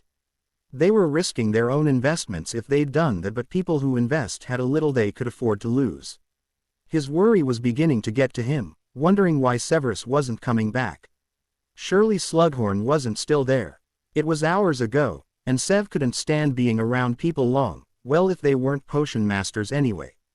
Lifting up the covers, shivering at the cold, he swung his legs out of the bed. "Should you be getting up?"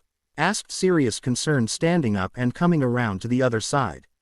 "I'll be fine," said Harry, hoisting himself up. He wobbled slightly but regained his bearings. He should probably get dressed through. He was only in a baggy top and boxer shorts. "Are you sure?" Sirius asked, keeping himself within reaching distance just in case Harry needed help. Harry just nodded and began walking, getting surer of his own legs the further he walked. Although he stayed near the wall, he didn't want to end up hurting himself again. He felt as though he had pins and needles all over his legs. It was odd to say the least. Grabbing onto the banister, he made his way down the stairs, taking it one step at a time.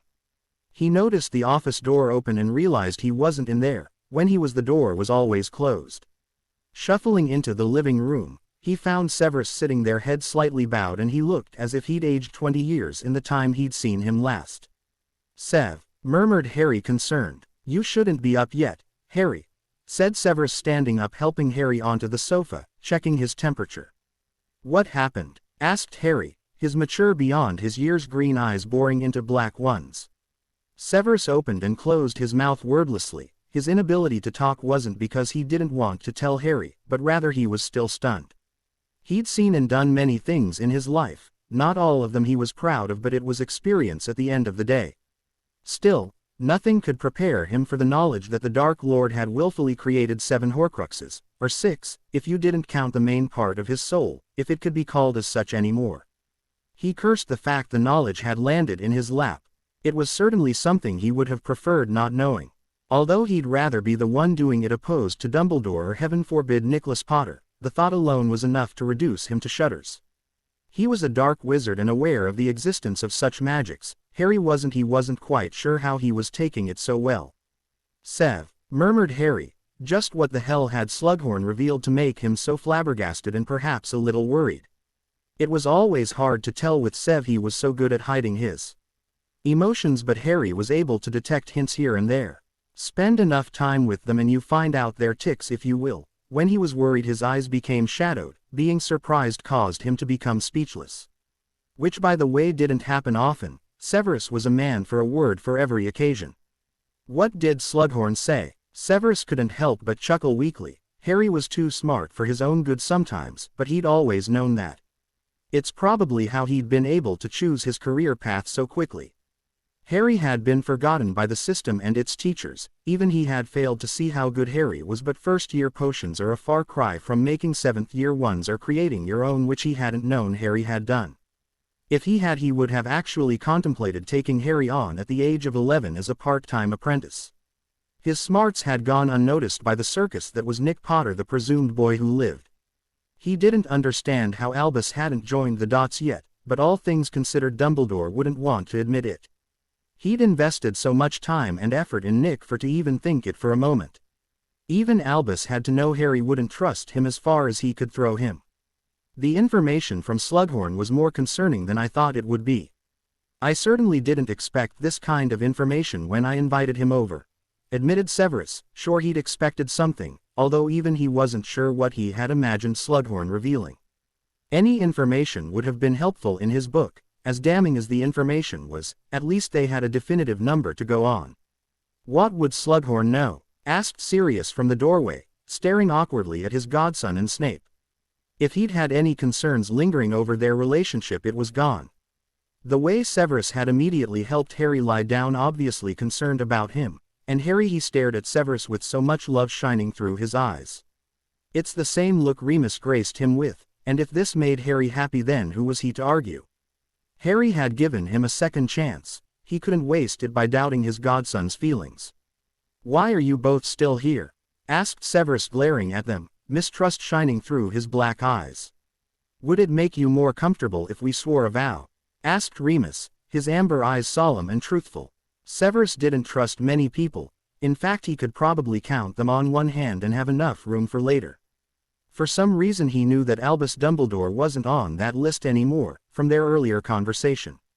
He was still surprised Severus had told them if he was honest. It was very unlike him.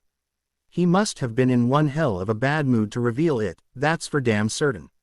The war had reached its tipping balance. Dumbledore was no longer the leader for the light side. Severus, without realizing or caring, had taken that part up on himself. He had the most information. He could go forward and end this war, and Dumbledore was too busy trying to put the weight on a child. With startling clarity he realized, this was the way forward, and he truly would swear the vow and do what he had to do, to end this bloody battle once and for all. Harry stared at Remus curiously. Swearing a vow was one of the more serious pieces of magic one could do, say, in the magical world. Turning to face Severus, he realized the wizard was actually contemplating it. It meant he'd have to put up with the man. He still hadn't forgiven him for ignoring him during his third year at Hogwarts. Sirius he could live with, but Remus Lupin. If it ended the war, then he would just have to grin and bear it, he supposed.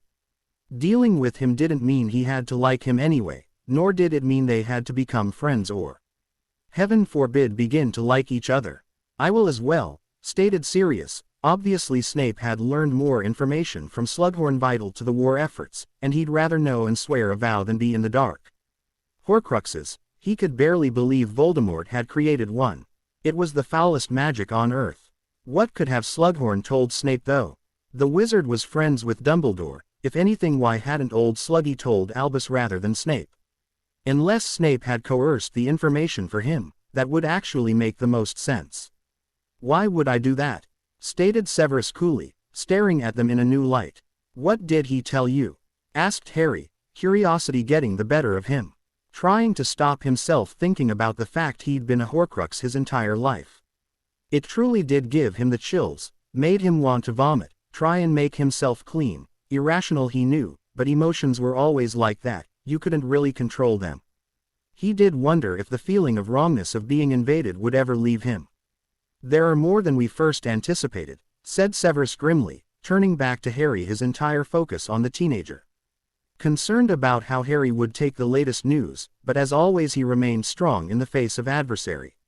"More," stated Harry. "Just how many more?" "If he did as he wanted, then he has a total of 7 pieces out there, including the part in his body," said Severus grimly. 6 Horcruxes. Bloody hell, exclaimed Sirius loudly. "Well, we have one, a possible location of another, which means we only need to find another 4. It could be worse," stated Harry thoughtfully, the researcher in him coming out to play. "One has been destroyed, another will be in a few moments, and the possible location of another," corrected Severus. Harry threw Severus a look of pure panic and fear. He didn't want anyone knowing he had been a Horcrux or that he was the boy who lived.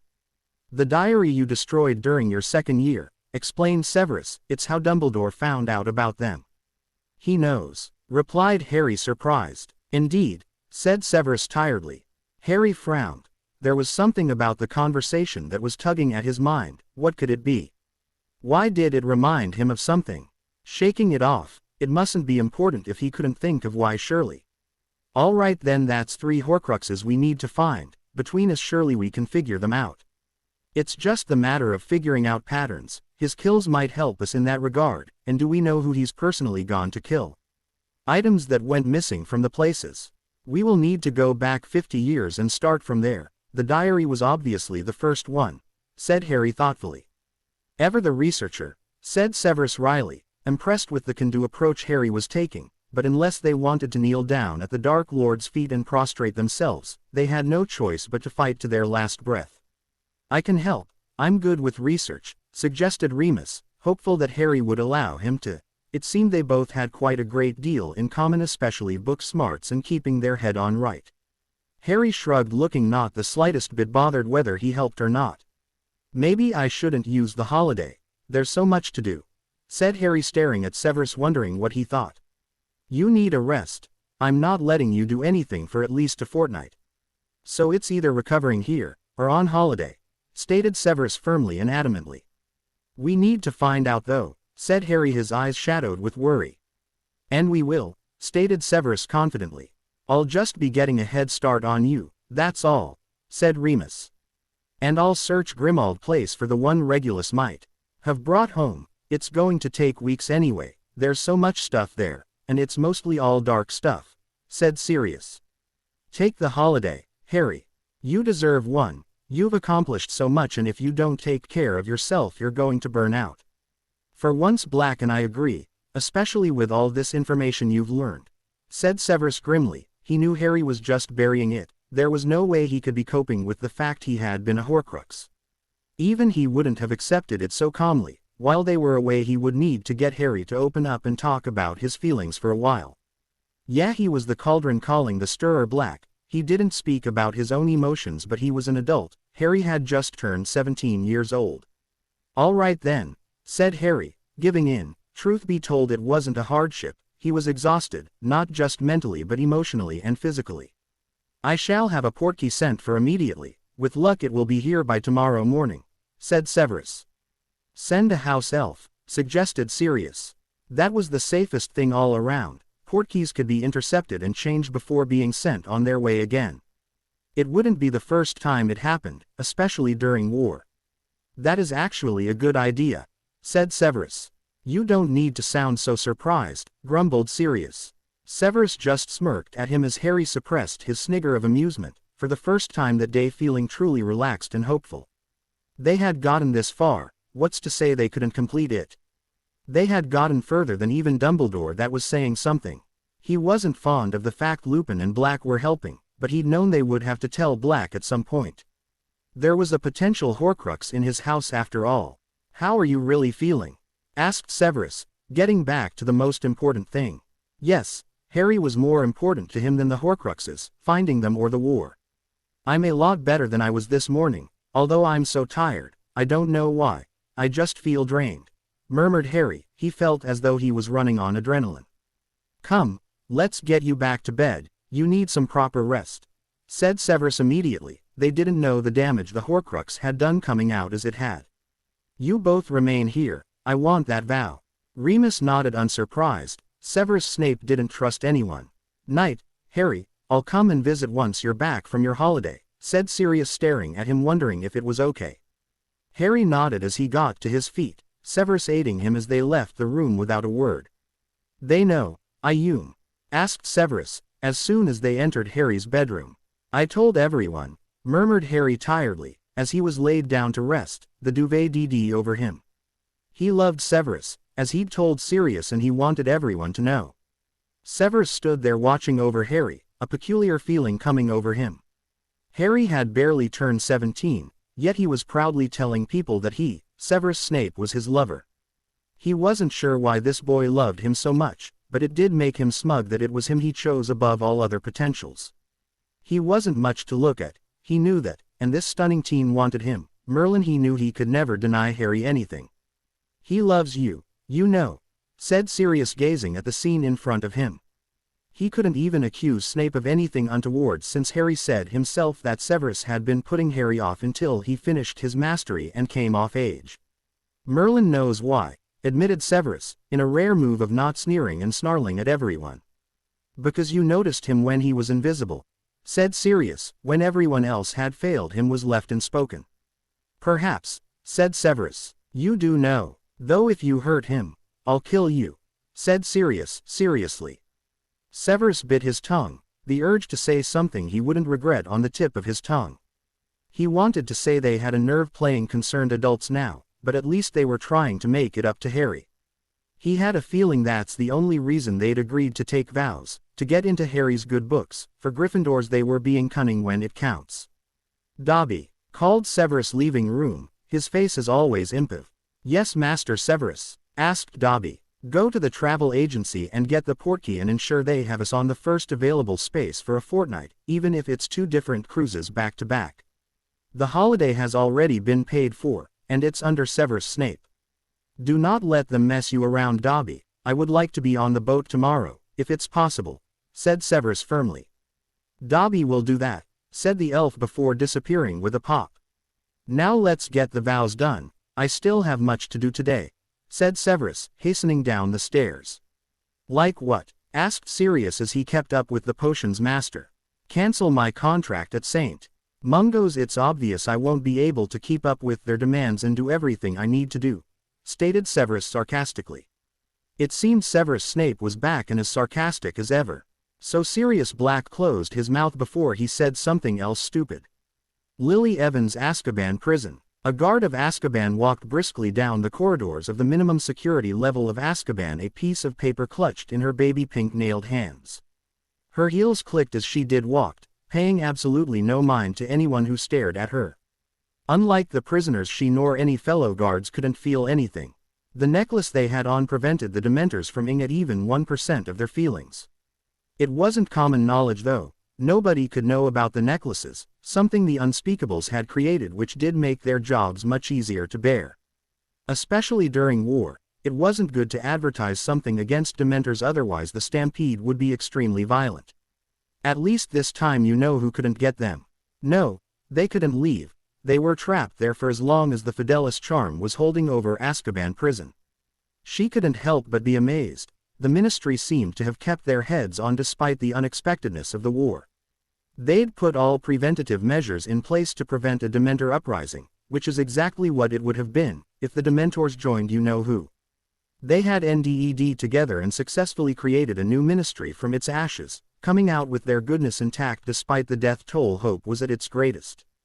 Hey, Leah, another release?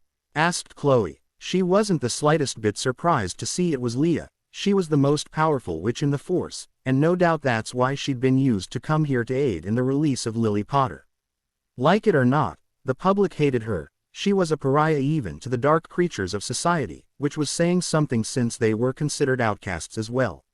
No, Lily Potter had better not look for love, welcoming her aid outside these walls. Yeah, said Leah Riley, handing over the paperwork personally signed by the Minister of Magic just over 2 hours ago. Minister Scrimgeour had been most reluctant, but she had a feeling he'd be keeping a close personal eye on her to make sure she didn't step out of line. They thought she'd defend the woman, who had cursed her son, her own flesh and blood, the fact Harry had disowned himself aside, and it disgusted her to her core. She'd had 4 children, 3 girls 1 boy, all of them were at Hogwarts now, 1 would be leaving this year. And never once had she considered even at her angriest causing them pain other than the occasional spanking, such as the time they took her wand, when the stolen, of course when he'd gone down Nocturne Alley after being told a million times never to go down there, especially alone. Shaking out of her thoughts when Chloe spoke, she'd never let herself lose focus like that before. If you'll follow me now you can get her before the others return. They are currently in the visitor center right now, said Chloe. It was well known between the guards that Lily Potter hadn't received a single visitor the entire time she'd been locked up inside. Not her husband, not her children, not even Albus Dumbledore, who was very close to them according to the newspapers. It gave them a feral sense of satisfaction. It infuriated the guards, it really did, that she got off so lightly. Other wizards and witches, whose crimes were much less great, received harsher sentences.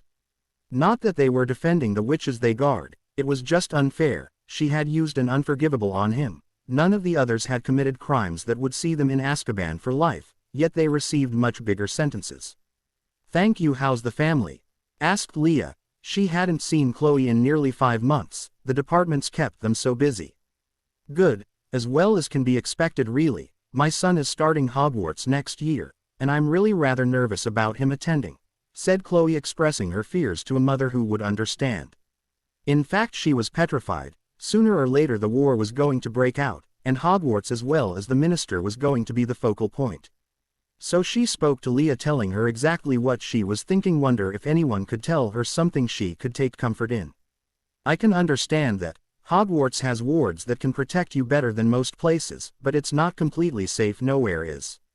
Especially not in war, but you have to understand, if there's anywhere that can prepare your son for what's to come, it's Hogwarts. I know how you feel, and you make some good points, but he's in just as much danger in your house than at Hogwarts, stated Leah calmly, a sympathetic smile on her face which wasn't seen as they walked along the near blacked-out corridor. I know, that's what worries me, said Chloe. It was a constantly fear that nearly everyone felt, even the convicts in Azkaban prison. Merlin, she'd had to deliver bad news to 2 witches, both had been inconsolable. She had broken the unspoken rule, no contact with the prisoners, and hugged them. They had just lost their husbands after all. She'd also made sure that the Dementors didn't get near them. They were in enough pain as it was.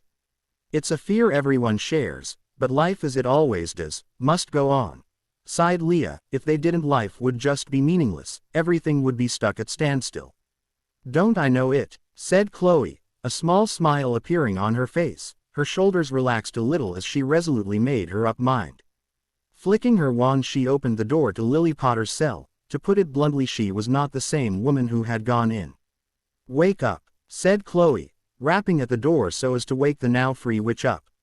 Lily jumped out of her skin, staring wide-eyed at them, as she slowly but surely regained control of her racing heart. She stared at them, wondering what was going on. Shower time was ped. The others had all been guided down to the visitors' center, well, those that had visitors, which was everyone around her. She usually just napped during that time. While she could, it was quiet and she wasn't being taunted or teased.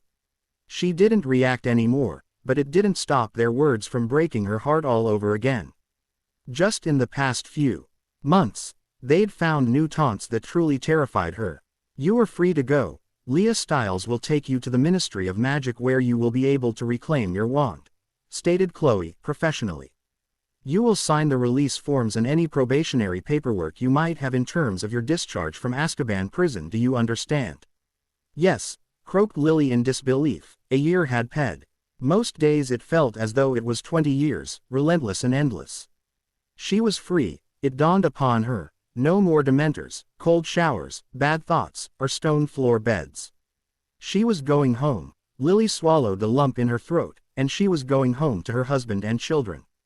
Oh, how she'd missed them. She had so much to catch up on. She prayed nothing bad had happened to them. Get up and walk to the door, said Leah, taking over her wand in hand, ready to deal with this rather unsavory task. Will my family be waiting at the ministry? Lily asked, her soft voice filled with hope and a touch of fear. That, I'm afraid I cannot answer. You will find out soon enough. Now let's depart, said Leah. It was true, she didn't know if James Potter was at the ministry for her. She wasn't completely heartless to answer it with a yes, especially if nobody was there. Oh, said Lily hollowly, that didn't sound good at all. Tears filled her dull green eyes, but nonetheless she began walking, her mind going a mile a minute. What if James didn't come? What would become of her then?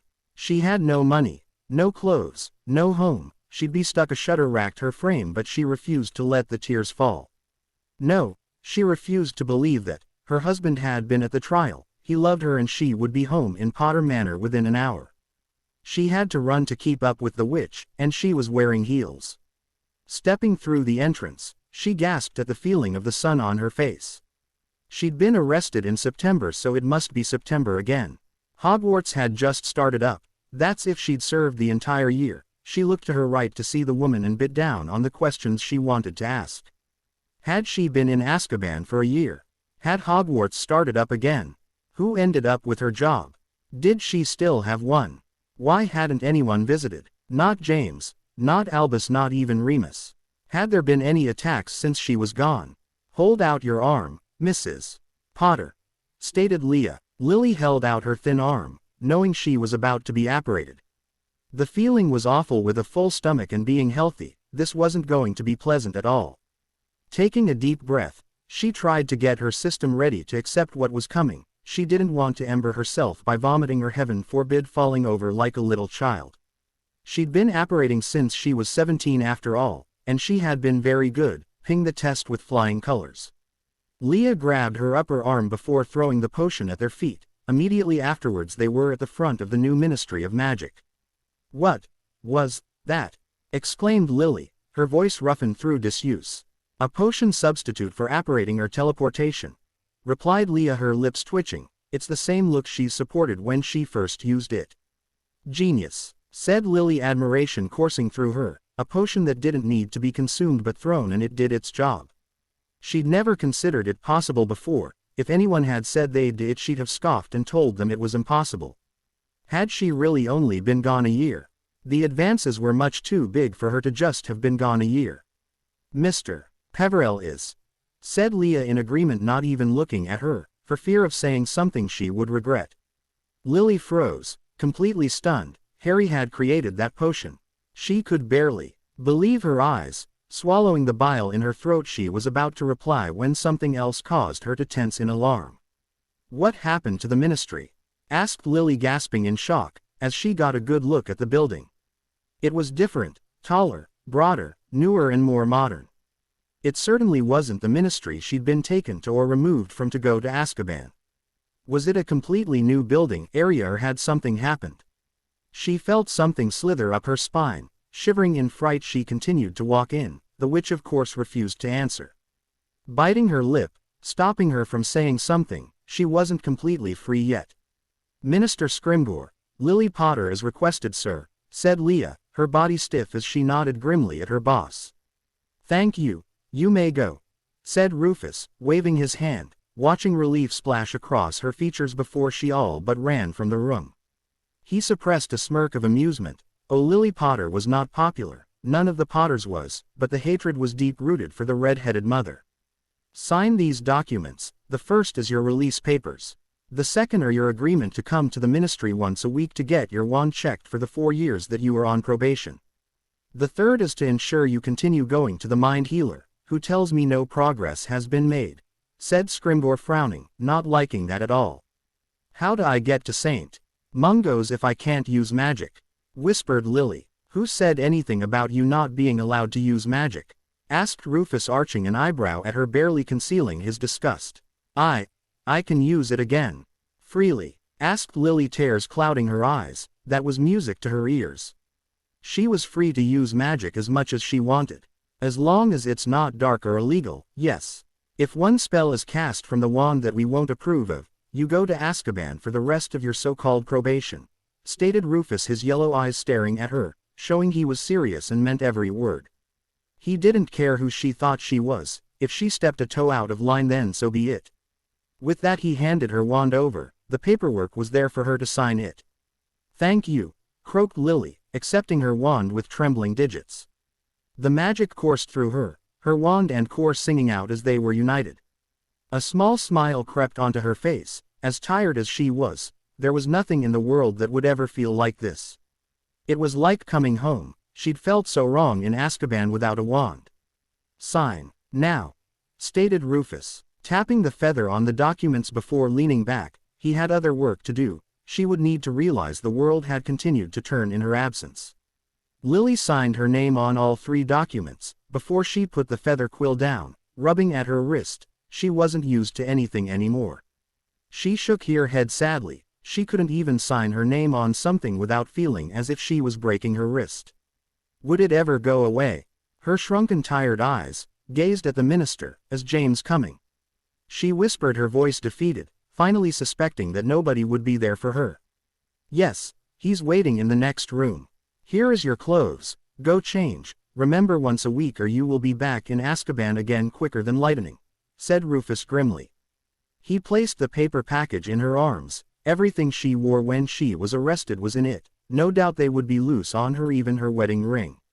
She did look as if she'd lost a lot of weight, probably not voluntary. Thank you, rasped Lily, grabbing her stuff and running from the room, or rather a quick walk. She barely had any energy left, never mind running anywhere. It was more exercise than she got in Azkaban, but without proper nutritious meals, even the toughest of bodies end up breaking down. Her husband was here, he loved her, and she'd been worrying for nothing all this time. She still didn't understand why he hadn't visited though, but they'd get through this together. She saw the sign, changing room, and quickly made her way over. Just as the minister came out of the room, it obviously wasn't his office. This place was all new to her. She had been sure there hadn't been a changing room there before. "James!" cried Lily as soon as she got a good look at him. He looked thin too, but nowhere near as bad as she suspected herself to look. Running over to him, dropping the package, she burrowed herself into his arms, relaxing. She was home. Tears began to rain down her face. It had been the longest year of her life. He was so warm compared to her. Sobs racked her malnourished body as she gripped her husband tightly, afraid she was dreaming. James was shocked by the state of her. She looked positively gaunt, too pale for words, but it could be the Azkaban uniform she wore that made it seem that way. Her eyes looked like they'd shrunk in her face. Black bags were prominent, giving her the appearance of an insomniac. He hugged her back, but he felt nothing for her. No anger, no disappointment, and most of all no love. He'd had a year to come to terms with his feelings or the lack of them. Unfortunately they had kids together. This wasn't going to be easy, plus she'd have to stay in Potter Manor until her probation was up. 4 years of living in the same house. Oh yes, it was going to be very difficult. How is Nick? She managed to choke out through her sobs. Nearly all her weight was being held by James. She just felt so exhausted that she wasn't able to hold her own body up. She refused to let herself pee out. The day she'd hoped for was finally here. "Nick is doing well. Roxy is back at Hogwarts," said James awkwardly. "Why wouldn't Nick be there too?" asked Lily, her head moving up to stare at James, completely lost. Why would her son not be at Hogwarts? What on earth had happened? His core hadn't split again, had it? Calming herself down, not wanting to exert her body any more than she was. "Get dressed," said James, letting her go, having to remember that Lily wasn't the only one who had hurt Harry. No, he had too. None of this was solely anyone's fault. The blame belonged to both of them, and it was something they'd have to deal with for the rest of their life. At least he hadn't fired of curses only Death Eaters used against his own child though. Nick wasn't happy. He didn't like the thought of his mother coming back into his life. He and Nick had repaired their relationship, and he actually listened to both his kids now. Whether it was something unimportant or not, they had voices and they were using them. It was his duty to listen. It said if he listened to them growing up, and they'd be more likely to come to him as adults. He knew he was a bit late, but things were going well, especially Roxy. She held nothing back at how she felt. Especially when they'd practically had no time at all for her, in the past few years. Slowly but surely, the summer holiday had been a turning point for them all. It's as if Lily's actions had been the real wake-up call he needed.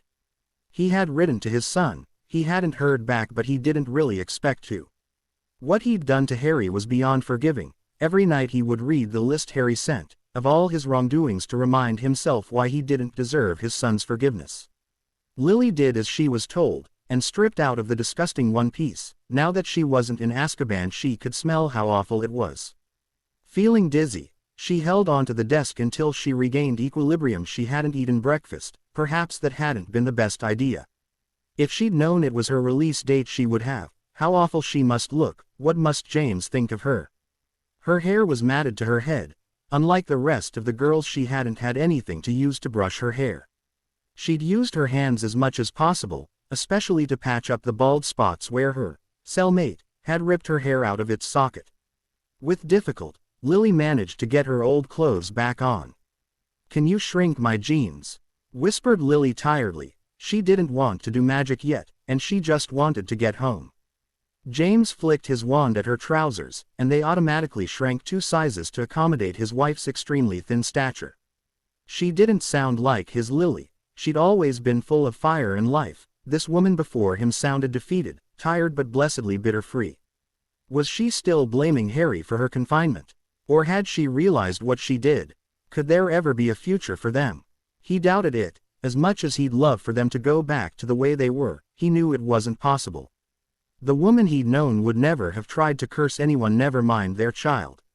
Yes, even he had been furious at his son for his actions, been unable to call him by his name, but as angry as he'd been, he'd never contemplated hurting him. Well, other than taking him over his knee. It was one thing disowning yourself, but another to take the entire fortune and leave them penniless. "Thank you," murmured Lily, her eyes half-masked. "Can we go home now?" Her voice vulnerable and scared. "Of course," said James, guiding her out of the changing room and along the corridor until they got to the entrance and stepped out. To his horror, what looked like the entire population of journalists were there, snapping pictures of them. Oh, he knew what the headlines were going to be like tomorrow. Knowing he couldn't use the potion with so many people milling around them, he apparated the both of them to Potter Manor. It was silent, deadly so, but Nick slept during the day, since his training took place at night. Usually from after dinner until 2 or 3 o'clock in the morning. What happened to the ministry? Asked Lily, as she was guided to a seat. Her back and legs sang in gratitude. It felt so good to sit on something so comfortable again. She noticed though after a few seconds it wasn't as comfortable as she'd imagined over the past year.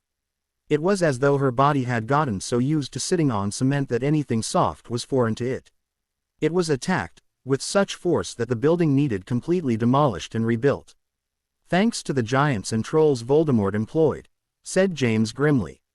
Is everyone okay? Asked Lily, her eyes wide with fear. Sirius, Frank, Alice, Shacklebolt, Tonks. Despite looks to the contrary, she had liked them. Although she couldn't stand Sirius and Remus trying to live through both of them, then turning around and condemning them for what they did. They were supposed to be best friends, support each other through thick and thin, but the moment things got bad they balked and walked away. Frank and Alice were tortured into insanity when they were taken to St. Mungo's. They couldn't do anything for themselves, they'd retreated fully into their minds. Said James hoarsely. Merlin, he had just about been sick when he first saw them. The healers tried Eileen's potion and it worked to some extent. Frank and Alice are a little more aware of the world. They can go to the toilet, eat, but they can't communicate. His son was a genius, and he only wished he could have noticed. He couldn't take any credit for it. He didn't know where his genius for potions had come from either. Both he and Lily were good at potions, but nowhere to that extent. He'd had to be good at potions. His dream had always been to be an Auror, and to do that required NEWT's potions. Oh God, said Lily, totally horrified. Oh, how she wished she'd been able to read the newspapers. Her stomach rumbled fiercely. She was so tired, so hungry, so dirty, she just wanted to sleep and never wake up. Yet on the other hand she wanted to know everything that happened, and her thirst for knowledge won out. Was anyone else hurt? 26 people died, 92 people were injured. The death toll would have been higher if a group of people hadn't NDED together to help. Said James, they'd had to fight the Death Eaters and trolls. There had been no other thing for it, otherwise more people would have been killed. Unfortunately most people in the ministry had panicked and fled, leaving the injured stranded. Moving to sit down, next to Lily on the couch, wondering if his son was eavesdropping on the conversation or not. The Aurors. You med Lily, staring at James. She didn't know why, but she felt there was something wrong. James was acting strange, distant, and she didn't like it at all. They had been separated for a year. She supposed it would take time to get back to normal. She inwardly prayed that this was all it was, because she didn't think she could live if she lost her husband and children. No, potions masters from America, students from Hogwarts, Snape and Harry, confessed James. Did anything else happen? Asked Lily, not wanting to discuss Harry. Not now, not ever. She realized she was wrong, but she didn't want to accept it deep down. The guilt and nightmares were enough for her. If she accepted it, then she would know for definite she was evil. She wasn't evil. She'd given birth to the hero of the wizarding world. Merlin. She prayed she hadn't totally sullied Nick's good name with her actions. Nothing much. We've been rebuilding, and mostly training Nick, said James. His mind traveling the newspaper he'd seen that day of Harry's accident. He didn't even know if he'd recovered. He was completely in the dark and he didn't like it. He just wanted to know if his son was all right. Since the news was in the paper, nothing else had been reported, other than the normal stories that were in the Daily Prophet. Why isn't Nick at Hogwarts? Asked Lily, getting back to her original question. She was finding it more difficult to keep her eyes open. The warmth from the fire was giving her the first true heat she'd had in over a year.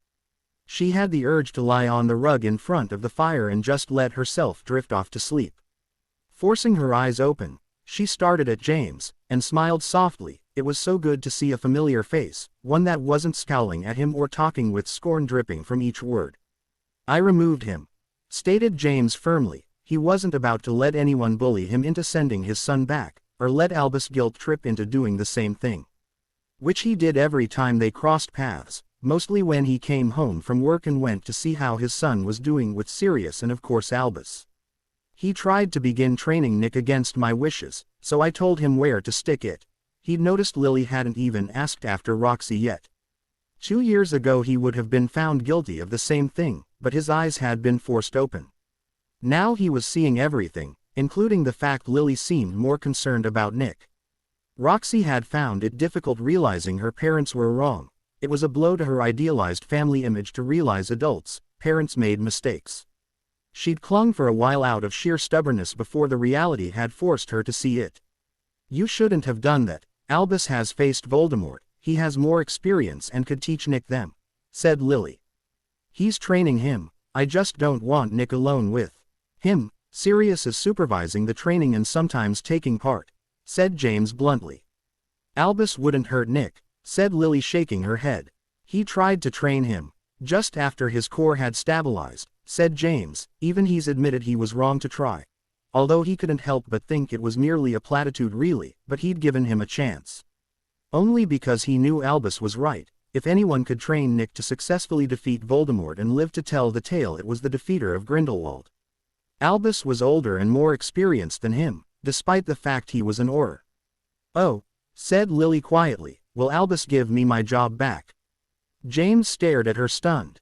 Did she seriously ask that kind of question? Lily, you used an unforgivable, well, at least tried to use it on a child, your son. The Board of Governors would have Albus removed as headmaster if he even thought of giving you a job. You aren't allowed to have a job that centers around children or brings you in direct contact with them. Which, by the way, Sirius limited any job she might get, if anyone was even inclined to give her one. What are we going to do about money? Asked Lily, biting her lip savagely. I got the majority of the Potter vaults back, along with the properties, said James, giving her a strange look. The fact they were in Potter Manor should have been a dead giveaway. Harry gave them back to me. I think he just wanted to give me a taste of what I put him through. His brown eyes filled with shame.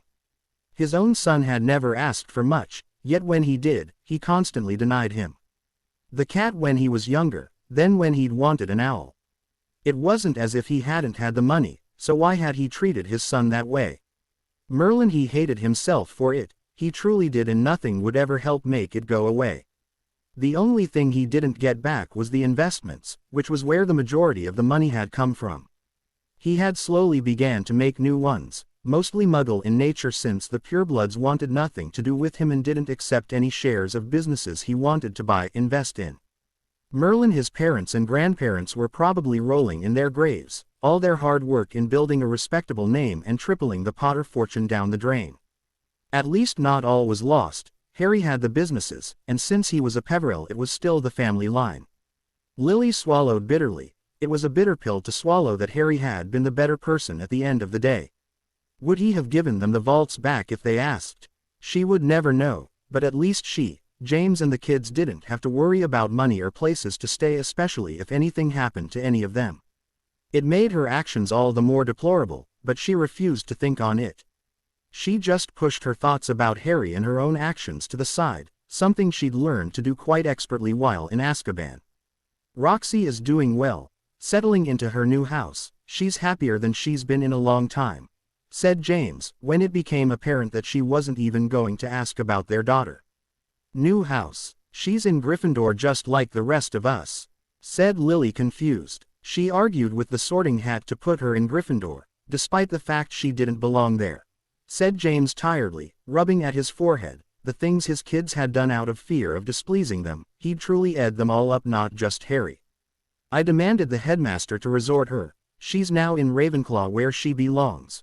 Who knows, he might even have another genius in the family. With her being with people who thought alike, she'd flourish and become more confident in her own abilities, he hoped. But the Potters have always been in Gryffindor, said Lily, surprised. James had changed, a lot by the look of things.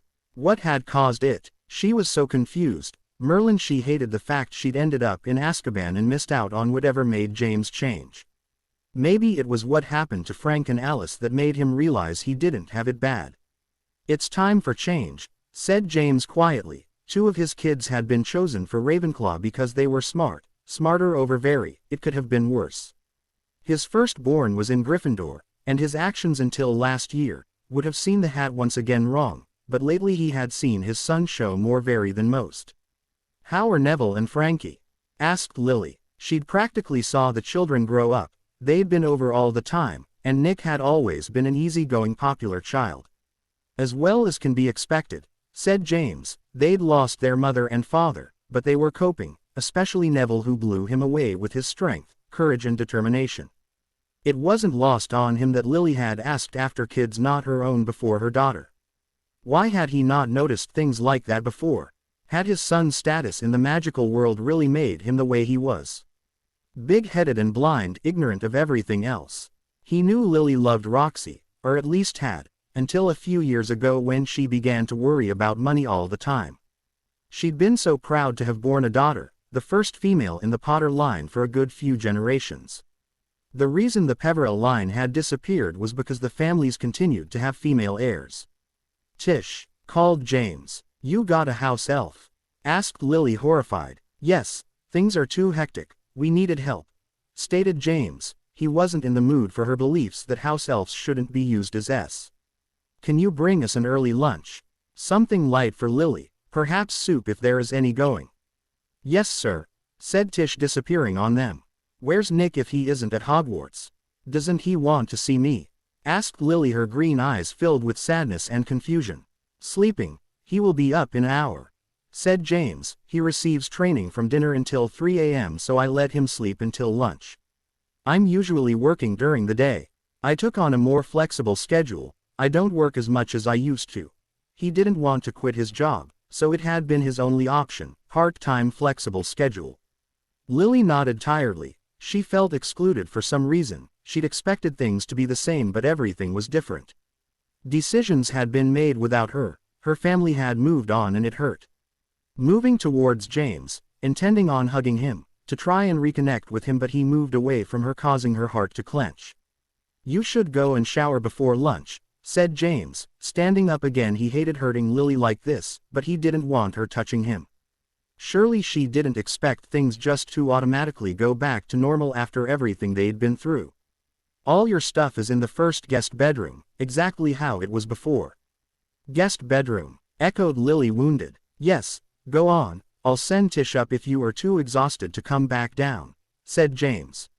Lily's shoulders hunched as she dawned on her that James was rejecting her. He'd never done that in all their time dating or married. Not even after an argument. Swallowing thickly, she nodded before getting shakily to her feet. It would take time, obviously, to get back to normal, but she was sure she could do it. James couldn't let what happened come between them. It had been nothing more than a momentary lapse in judgment. She hadn't even consciously thought of what she was doing, she'd just been so angry that she snapped. She tried to explain that to her mind healer, but she'd never accepted that answer no matter what. How? She said it. Then she'd gone and told the minister there was no progress. It angered her, but it was dulled by the fear of what could happen should she allow herself to get truly angry at anyone or anything. James watched her going, his heart tugging, old feelings arising, but he shoved them aside. This wasn't the Lily he'd fallen in love with during his school years. It was going to be a difficult task, but he'd have to sit down and talk to her properly about it all. Preferably when she was rested, fed and aware. Lily didn't understand. Feelings and things had changed, and there was no going back. Prince Manor, Eileen, Severus and Harry. Severus woke abruptly, sleep leaving him, as he returned to the land of the living with an alarm going off in his ear. Growling low in his throat, wondering why he needed a damn alarm. Then it dawned on him. Cursing quietly, he slid out of bed. Both he and Harry had taken a dreamless sleeping potion so they wouldn't miss a second of their holiday.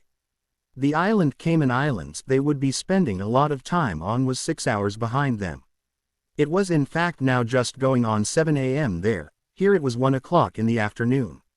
Their portkey would be activating in precisely 20 minutes. They were already packed. It would take 2 days to get to the island on the boat. After that they'd be staying for 2 days. Then after that they'd visit various other destinations in 2 weeks.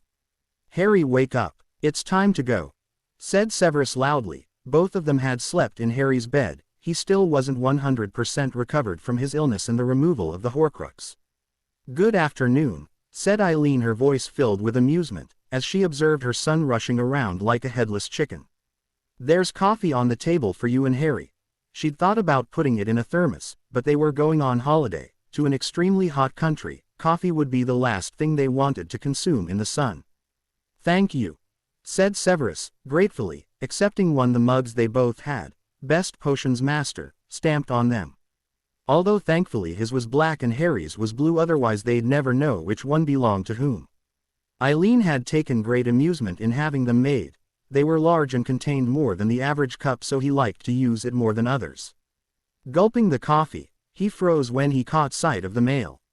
Harry's mail, to be more specific. On top lay an innocent enough letter, but it had "Notification" stamped on it. He'd seen a few students get one over the years as head of Slytherin. The newspaper lay folded up, but he didn't need to see it to know for grave certainty what the front paper said. Nonetheless, he unfolded it and closed his eyes. Lily Potter had been released from Azkaban. Had it really been a year? It felt like only a few months since he attended the trial. She looked ill, but old feelings didn't stir. They'd been long gone before she went to Azkaban. She'd brought it on herself. He'd warned them if they touched his apprentice they'd pay, although he wasn't his apprentice anymore. No, he was his lover, and he wouldn't change a single thing. Grabbing the newspaper and the letter, he shoved them out of sight under the table. He didn't want Harry to know, not yet. He was going on holiday, and the last thing he wanted was his mood soured. Which it always did when the Potters were mentioned. Merlin, Harry's hatred of them exceeded his own. Eileen glanced at him, baffled by his odd behavior, but said nothing as Harry chose that moment to walk into the room, making a beeline for his own coffee. Although Eileen could see he was slower than normal, she hoped by the time he returned he would be fully recovered. "Afternoon, Harry," said Eileen, smiling softly at him. "How are you feeling?" "A little better," said Harry, grinning at her, and he was excited. He couldn't wait to get away. Severus was right. He needed a holiday. After everything that had happened over the years, he owed it to himself. Between his mastery, continuing his Hogwarts education, his accident, the Horcrux, and the knowledge there was more out here, weighed heavily on his mind. The only reason he could cope with it all was because he wasn't alone. For most of his life he had been, but not anymore. He had people who cared about him, and he in turn had people he could rely on. None more than Severus, who he loved with all his being. Drinking his coffee, he began to flip through his mail, opening the one from Gringotts. He gave it a cursory glance over. It was just letting him know he had successfully added yet another investment to his long list of business ventures. He'd loaned Fred and George Weasley money to begin their joke shop, which, given the income the other joke shops got, it might be a worthy venture. He had been shown plans for the shop, things they'd already created, and it seemed they were serious about it. If the joke shop didn't take off, he made sure the shop would be in his name, so he could sell it or keep it for future use. As it stood, he would be getting 33% of all income. He had refused to go any lower. Since the boys obviously hadn't gotten any other offers, they'd had no choice but to accept it. He was the one taking the chance after all, so no, he wasn't about to accept a 10% income. It was his money going into making their dreams a reality. He would find out in a few months if it was worth it or not. He would keep an eye on them. He didn't want to be done, which he knew anyone would be tempted to do. "Ready to go?" asked Severus, shrinking their belongings and placing them in his pocket. They were being portkeyed straight to their rooms in the boat.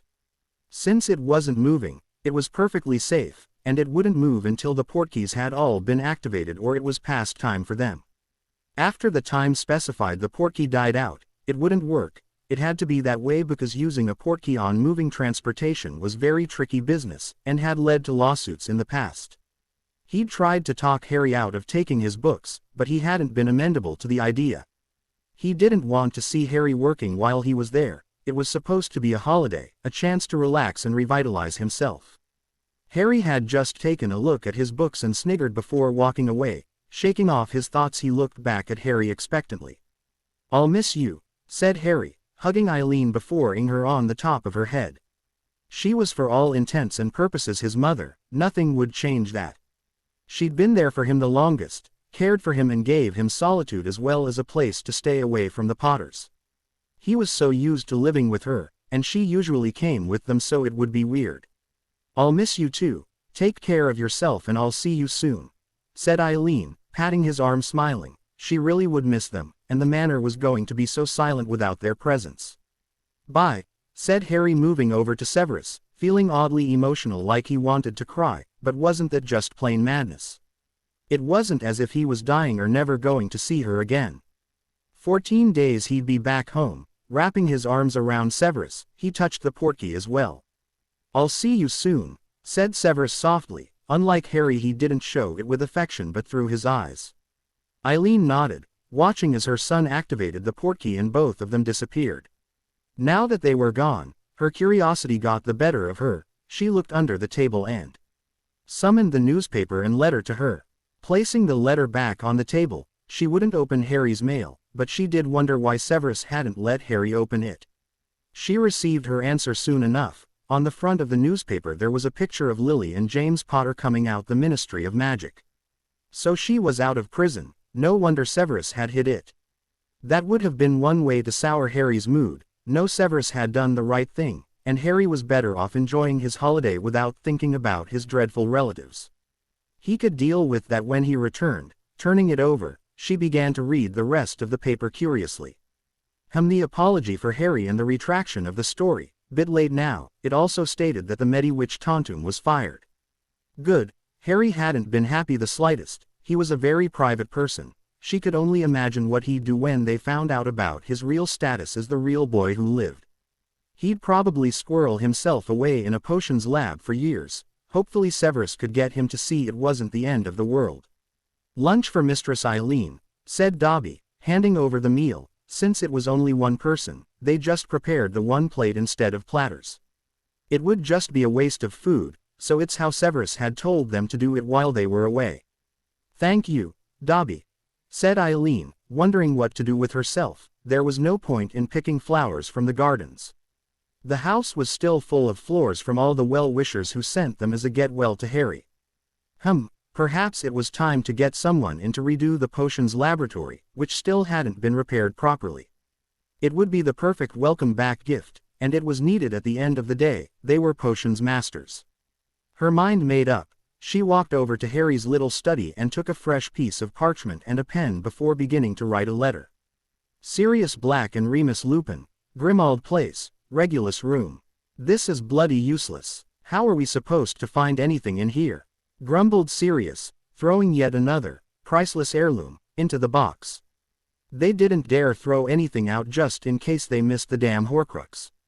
So they were boxing anything with magical residue to let Severus Snape inspect at a later date unless they found what they were looking for. They'd been at this for 5 hours already, and he was hungry and tired. "Sirius," growled Remus, his amber eyes flashing in anger. Honestly, this was why he hated doing anything with his lover that required actual work and nothing fun. He just constantly groaned and ed about it if it automatically didn't work out. They'd tried summoning spells, but to no avail, so it was a hands-on search. They had just finished searching every nook and cranny of Regulus Black's room. Somewhere Sirius hadn't stepped foot in since he got control of Grimmauld Place. They didn't ask the house elf to join them. It was vital that nobody knew, especially not a sneaky little elf-like creature. "Sorry," murmured Sirius contritely. "It just gives me the creeps that something like this could be in the house, even if I do hate it here." "I know," said Remus, agreeing with him. It was daunting to say the least. He prayed it was here. It left less for Harry and Severus to do, and he could see Harry was exhausted. Yet so blessedly determined to see it through, despite his sorting into Ravenclaw. Those had been the words of a Gryffindor, the courage of one too, and the determination of a Slytherin. Spending so much time around Severus would have anyone turning into a Slytherin, and he wasn't saying it was a bad thing. In war it happened to be a very good thing. Sometimes he wondered if Nick was the boy who lived.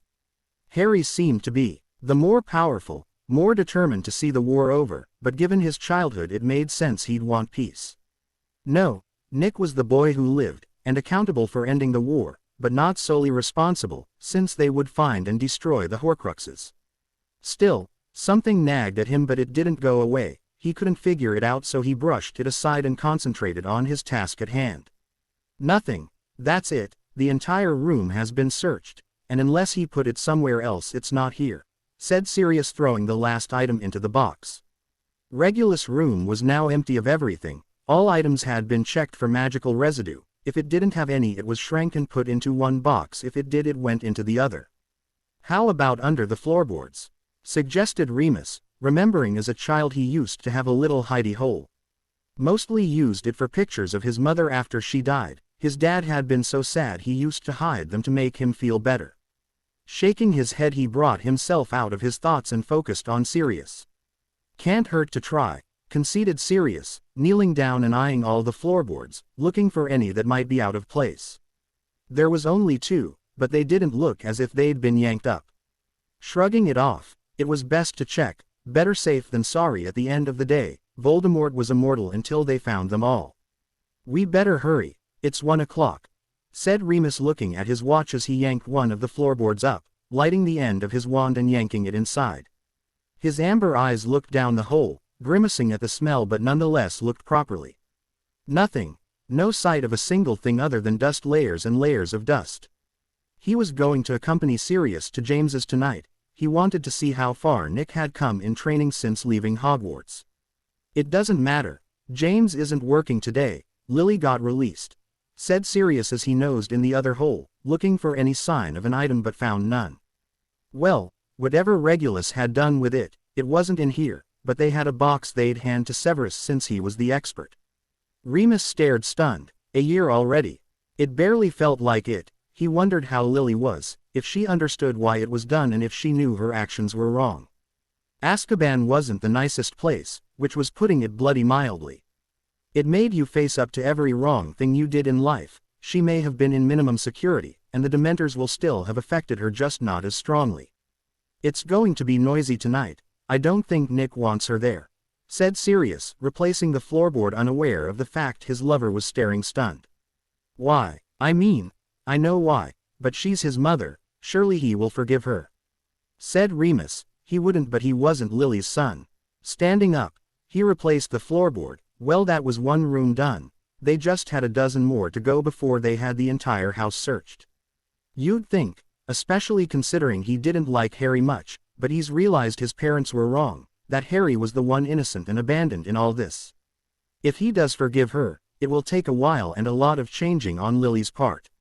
Hopefully she will realize what she done and be the bigger person about it, said Sirius, shrugging his shoulders. Either way, it's going to be tense, and I'm not looking forward to it. Well, maybe he'd chosen the wrong day to decide he wanted to go and see how Nick was doing. Remus sighed. Before shoving the box in the corner of the room, it could be put back together at another time, although personally he couldn't see why bother. Regulus wasn't coming back, unfortunately. He was long gone.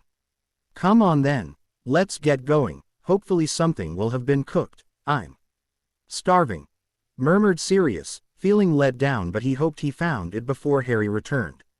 That way he had an excuse to visit him, and a reason for Harry to have to see him.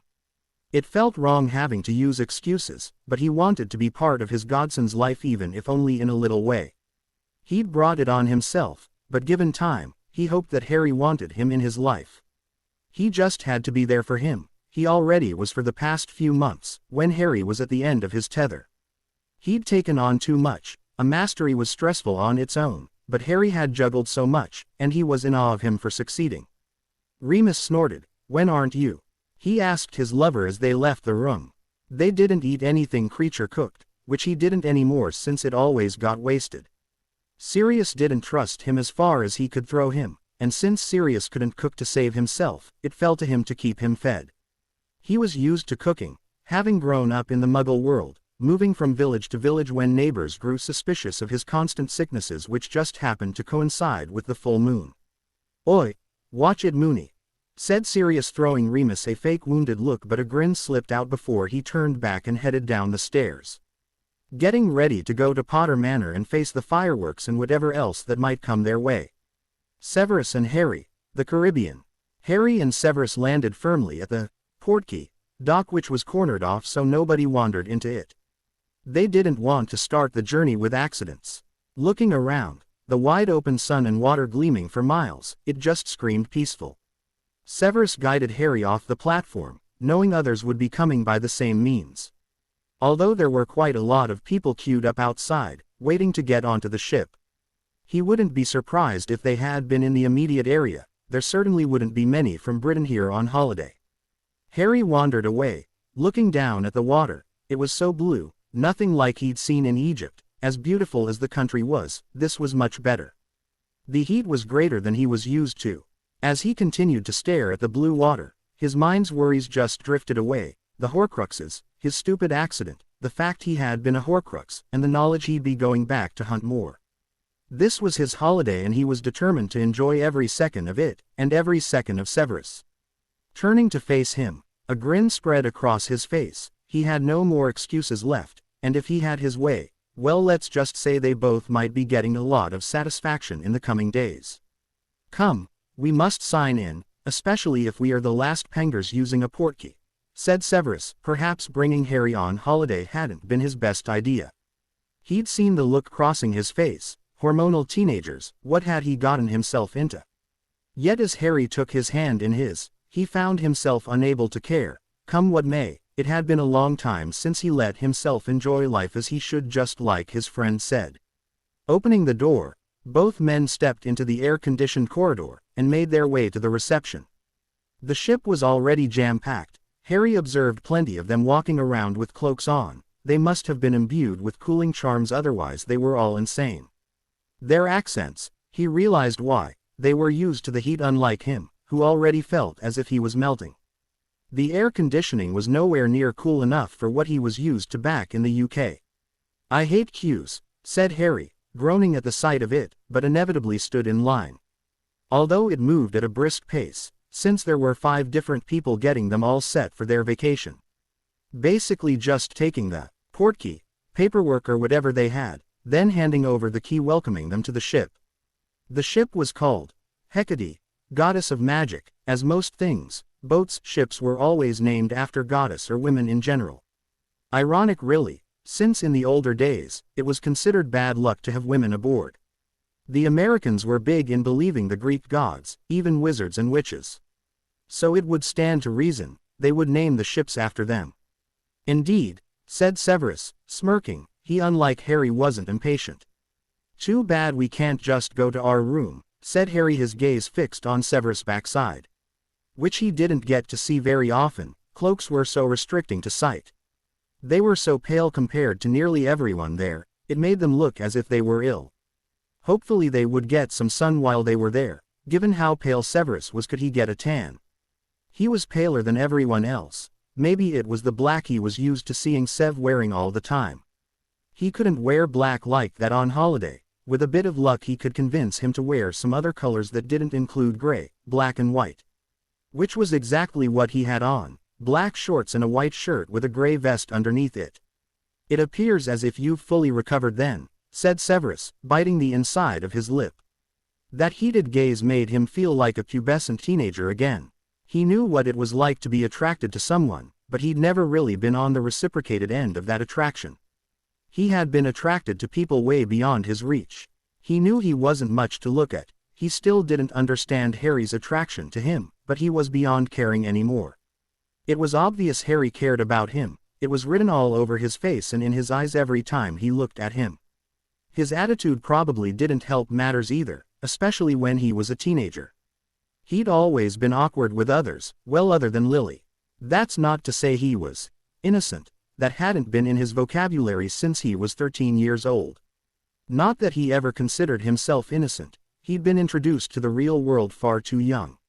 Mostly, said Harry in agreement. He still felt weak at times, but he wasn't letting it affect him. He wasn't going to lie on a bloody bed on holiday, even if he had to take a pepper-up potion every day. He was going to go out and explore the islands, get as many exotic potion ingredients as possible. He would look forward to playing around with them, seeing what they could do. He wasn't going to tell Sev. He didn't want to end up tied up on permanent bed rest. He knew how possessive Sev could get. Part of him loved it, the part that had been crushed by James and Lily with his forced independence at such a young age. Both he and Severus were more alike than either realized. Time would come though when they would know each other better. Mostly, inquired Severus, eyeing Harry as if he suspected he would drop down in dead faint any second. Moving up the queue when a space appeared. Perhaps they should have a rest before exploring the ship. They had 2 days to do it after all before they got to the first island. If the itinerary was still the same, then that first island on their schedule was the Cayman Island. If Harry wasn't up for it, then he would remain with him. It was his holiday after all, and if Harry couldn't enjoy it, then he wasn't going to either. Although it would irritate him that all those potential herbs and potion ingredients were just lying in wait. "I'm fine," said Harry immediately, wishing he hadn't opened his mouth now. Unfortunately, he didn't like to lie. He also hated being lied to.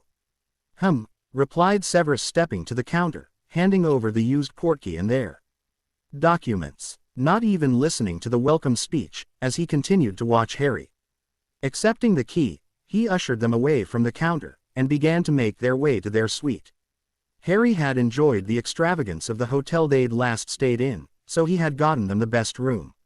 Severus had never cared for showing off. He would have been happy in a normal room. He had a reason for buying what he did or doing something he did. Such as moving into Prince Manor. He had only moved there when he quit Hogwarts, to keep himself safe. Staying in Spinner's End wasn't an option, it was just too open to Muggle. Plus, if they came for him, everyone in the area would have been hurt or killed. He hadn't cared much for them, or even spoke to them, but he wouldn't have been able to live with himself if he'd been the cause of their death. He could fight back, they had no chance, and against magic it was utterly futile. So he'd sold Spinner's End, he'd given the money to his mother, added more from the Prince vaults, not that she knew. Her small shop hadn't achieved much profit, she'd been happy there, so he left her to it, making sure she had enough to get by. She'd always been too proud to take money from him. Thanks to Harry and her concern for him, she'd been convinced to come back to Prince Manor. Somewhere she would remain safe, even if the wizarding world was taken over. The wards, he'd say, were more powerful than those at Hogwarts, for the simple reason there were more here than at the school. There were only so many wards one could have when there were children all around them. In other words, nothing dangerous, but if they tried anything in Prince Manor, the results would be excruciatingly painful. Severus unlocked the door to their suite, and Harry walked in. His jaw immediately dropped as he gazed around the magnificent room. Harry walked further into the room, avoiding the furniture, gazing up and around in awe. "I thought this was a magical holiday," he said, still gaping, utterly flummoxed. "I've told you before, America isn't as behind as England in using Muggle electronics," said Severus. They knew Muggle electronics and magic did not go hand in hand, hence there was a site that clearly stated, "Do not perform magic on the room or its equipment," also one that said, much to his amusement, "No smoking." Most wizards didn't smoke Muggle cigarettes, it wasn't good for you. Those that lived in the Muggle world with family, though, that was another thing altogether. "I know. Do you know what all this stuff is?" asked Harry, staring at the Muggle electronics, out of pure curiosity, pressing the button in the middle. The thing immediately came on. Harry cocked his head to the side, watching what appeared to be people in a play acting out scenes. It must be like the laptop Eileen got him a few years ago, or something similar. Severus shook his head in exasperation. How could Lily have completely abandoned her Muggle roots? It's obvious she hadn't even taken them there once. "Have you ever been in the Muggle world?" asked Severus, pressing the remote into Harry's hand, pressing them to change the channels, letting Harry see what it does. "It's a television. Things can be recorded, saved and watched." Making a note to go and buy some books so Harry could read up on all new Muggle inventions, so he at least knew what was what. He was a quick study. He would pick up things like a duck took to water. No, well, Lily would take Nick and Roxy to the beach. James would always be too busy that day. "I don't think he liked the Muggle world much," said Harry, shrugging. Severus forcefully bit his lip. The urge to ask Harry where he had been was strong. He already knew his answer. They'd forgot his very existence, either that or just didn't care enough about him to think about him. Both thoughts enraged him, as did the knowledge Lily out and back to her normal life. After all the hurt she'd caused this precious being in front of him. Shaking his thoughts off, Severus watched as Harry gleefully looked around. It always made Severus feel amused, happier when Harry acted more his age. Severus watched Harry's fingers trail along the baby grand piano, and walked to the other side of the room, nosing in the cupboards of the private bar. He couldn't see from here, but he knew it would be a mixture of muggle and magical alcoholic spirits. Looking around, he noticed on the balcony there was a 7-seat table dining room. At the other side, behind the GL staircase, was a Leary. Nothing compared to theirs, of course. As Eileen had stated, they'd had to start up another room as a Leary. The wall had been simply removed, giving the Leary the appearance of doubling in size. The elves had set up new shelves, but for most part that area was pretty empty. It wouldn't remain that way for long. He and Harry had bought so many books, no doubt here they would do the same thing. Moving over, he noticed a bath and shower on the main level. When he returned, Harry was nowhere to be seen. "You should see the bathroom up here," called Harry, standing at the doorway of the bathroom. A large bathtub, a separate shower that would accommodate 5 people, and 2 sinks and a bidet. It was the size of the living room, and you could see nothing but the open water, and the side of a ship, but that wouldn't remain there. The pictures hanging were bright and colorful, complementing the beautiful colors in the room. The bedroom had a towel wrapped up in the shape of a hippogriff on the bed. Smiling softly, he touched it, amused. Just then a loud voice vibrated around the room, and probably all rooms in the ship, welcoming them onto the ship, and announcing that the safety regulation meeting would begin shortly and everyone was to make their way to Atrium. Once it finished talking, Harry made his way down the stairs. "Do we really have to go to that meeting?" asked Harry. It wasn't as if they were stuck on the boat. If anything happened, they could apparate out of there. "If you would rather remain, by all means stay," said Severus wryly, removing their trunks and returning them to normal. Flicking his wand, the trunks floated themselves up the stairs. He knew if he looked he would find them at the bottom of their beds. He'd added a charm to both, preventing anyone, namely the help, from opening them. He didn't trust very easily, and he'd rather be careful and cautious than stupid and ripped off. He hadn't brought much with him, admittedly, just 2 books, his clothes and his potions. Not all of them were strictly legal, so he definitely didn't want to have someone going through them. "Thank you," said Harry, hugging Severus close, wrapping his arms around his neck, closing his eyes and just relishing in the contact. Relaxing completely when Severus' arms wrapped around him just as tightly. Merlin, he hoped he could defeat Voldemort. He couldn't risk losing Severus, not now, not ever. There would be nothing for him to live for if he died. He loved his friends and Eileen, of course, but they all paled to comparison next to his feelings for Severus. Shoving those thoughts aside, he was on holiday. They were safe at least for the next fortnight. "You're welcome," said Severus. Merlin, when he first saved Harry, he only 14 years old, and was lucky if he came up to the middle of his. Now his face fit in the crook of his neck, 17 years of age and already a potions master.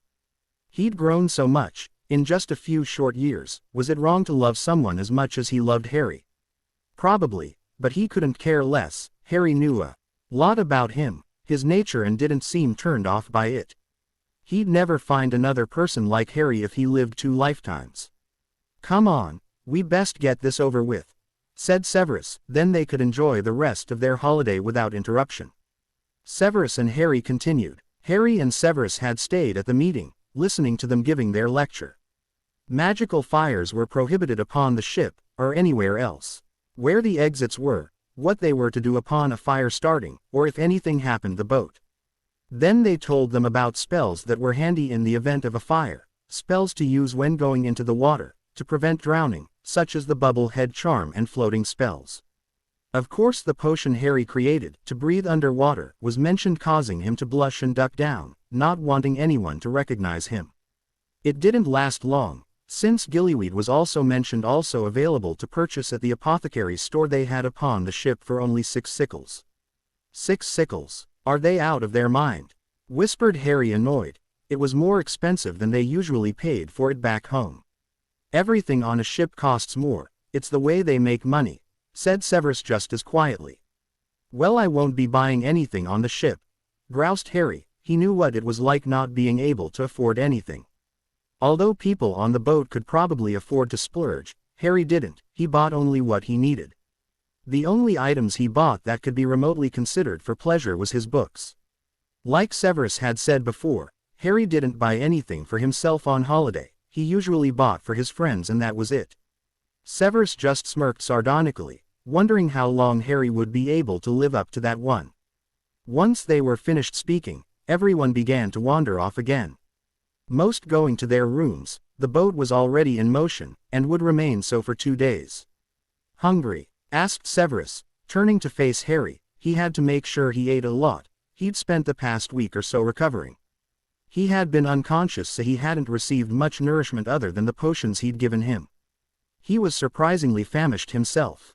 Yes, actually I am, said Harry. His stomach growled in agreement. Then let's go find a breakfast bar, said Severus, leading the way. You are still coming to the Delacours, aren't you? Asked Harry curiously, as they walked through the ship. He was looking forward to seeing Fleur's house. She'd missed her family a great deal while she was in Hogwarts. Despite the fact she wouldn't have seen them anyway, he hummed she missed the lack of familiarity of home. The food Hogwarts served had been too heavy for her. He wanted Severus to come with him. Severus was his partner now, and he wanted to share all aspects of his life with him. I gave my word, of course I will be there, said Severus, although he didn't think he would be eating much. Frogs' legs and snails. Those were potion ingredients, not food he wanted to consume. Perhaps it was because he's spent years slicing and dicing them, or because they sounded disgusting unappealing. He was hopeful they would have at least another Horcrux found and destroyed before then.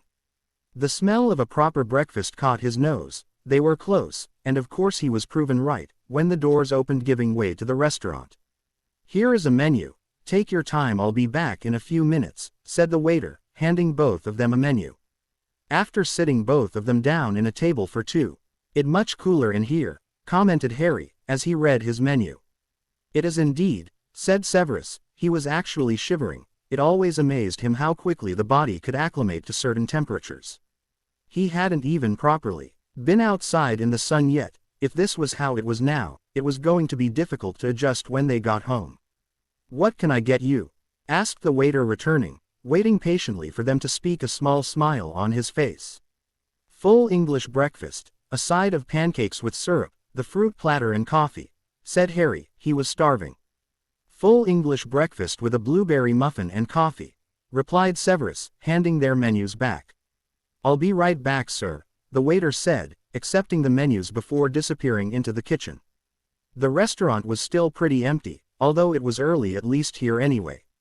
At least they would be able to eat in peace before it got too loud with all the pengers. How is the potion to help the Longbottoms coming?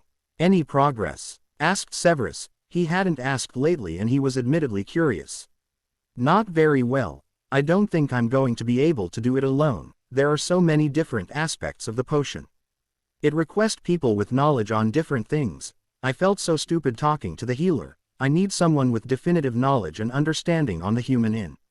Like Terence, he had to learn about it for his potion, so at least a year's worth of knowledge, and he had a sister, I think he said, that was a healer. I'm thinking about asking him if he would like to try and make it together, but I don't trust him completely. What if he ended up taking my idea and publishing it for his own? Said Harry. Plus he would have to be here, and with the war, it would be at the height of madness to agree. What else? Asked Severus thoughtfully. Well, I'll probably need someone like you too. You know the mind better than anyone else, said Harry, grabbing a roll and munching on it. They are both the same thing, replied Severus, frowning. No, they aren't. There's so many pathways, you know, thoughts, feelings, and how magic courses through the mind. Terence knows about inns, how they function. It's two sides of the same coin but totally different. I can't get any further in my studies until I learn more about them.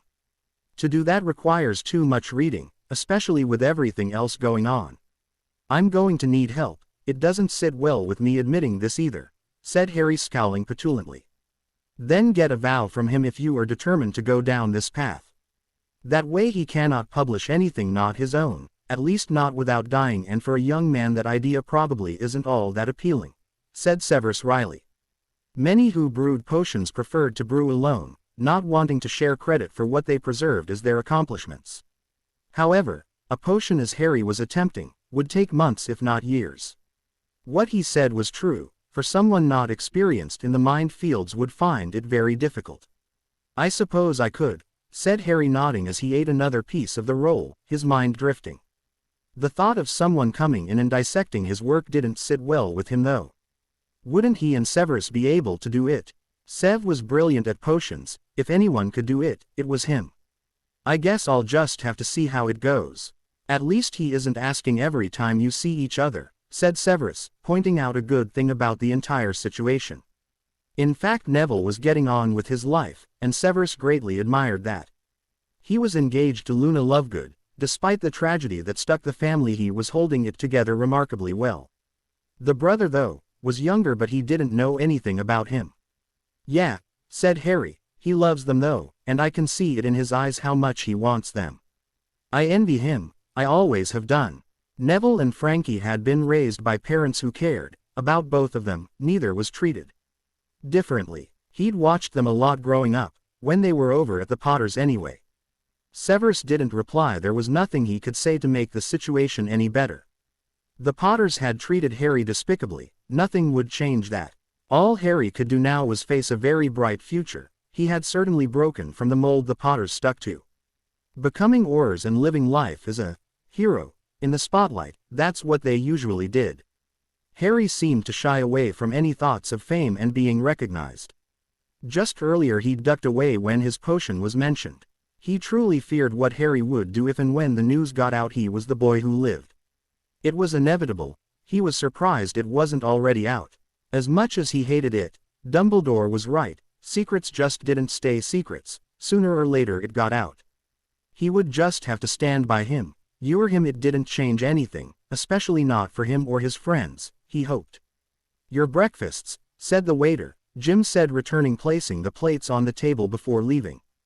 Thank you, said Harry to his retreating back. I guess they don't use house elves. You'll find them in the back, said Severus wryly, glad Harry wasn't dwelling on the Potters anymore. He had wondered on and off if he should have told Harry or not. Now he realized, it was probably for the best after all, otherwise he would be thinking about the Potters even more. It was ironic really, since Harry could go months without thinking about them. Oh, he knew when Harry dwelled on his past. He just got that look in his eyes, on his face. I didn't think of that, said Harry sheepishly, as he dug into his breakfast. Said Severus, grabbing his coffee. By this time he'd usually had 4 cups, so he was dying for some caffeine. His eyes caught outside. The ship was on the move. Nothing but water could be seen. Had they moved that far they couldn't see the other ships. They were probably off to different islands. He really should find out their itinerary. Dobby had not returned with one. He wanted to make sure they were going where he thought they were. He would go after breakfast, and then their days were pretty wide open. I brought all my potion journals with me. Would you like to see if you can offer suggestions on the potion? Asked Harry, giving Severus his best puppy dog look. Severus chuckled, shaking his head wryly. That look doesn't work on me, he said. Never has worked. No. Then there's definitely another way to convince you, said Harry, stubbing his shoe off, before seductively trailing his foot up his leg, until he got to something that was stirring in interest to his touches. Enough, said Severus, pressing his hand against Harry's foot. He was not going to walk around with a hard-on in front of everyone. Especially in these shorts. He had no way of hiding it, so he was going to have to think a hell of a lot of cold thoughts before standing. Cursing inwardly, he was going to be driven insane. Perhaps they should just go back to their room after breakfast. Harry pouted before reluctantly acknowledging it was too public. Removing his foot, he put his shoe back on. On one of the islands he would need to buy a pair of sandals. His feet were boiling. Hardly surprising since he was wearing socks, so he didn't end up with aching feet. He hadn't brought any with him, because he didn't own sandals. Just wait until they were in their room, then he wouldn't have an excuse. Hogwarts. Ravenclaw Common Room, Roxy. Roxy moved to sit on the blue leather couch, the fire warming her up as she crossed her legs. She had been through so much, yet in a weird way she felt more at peace than she ever had done. She had friends in her new house, friends that genuinely cared, liked the same things she did. In her years as a Gryffindor, she hadn't had any friends. Even Frankie, a childhood friend, had found his own thing here at Hogwarts.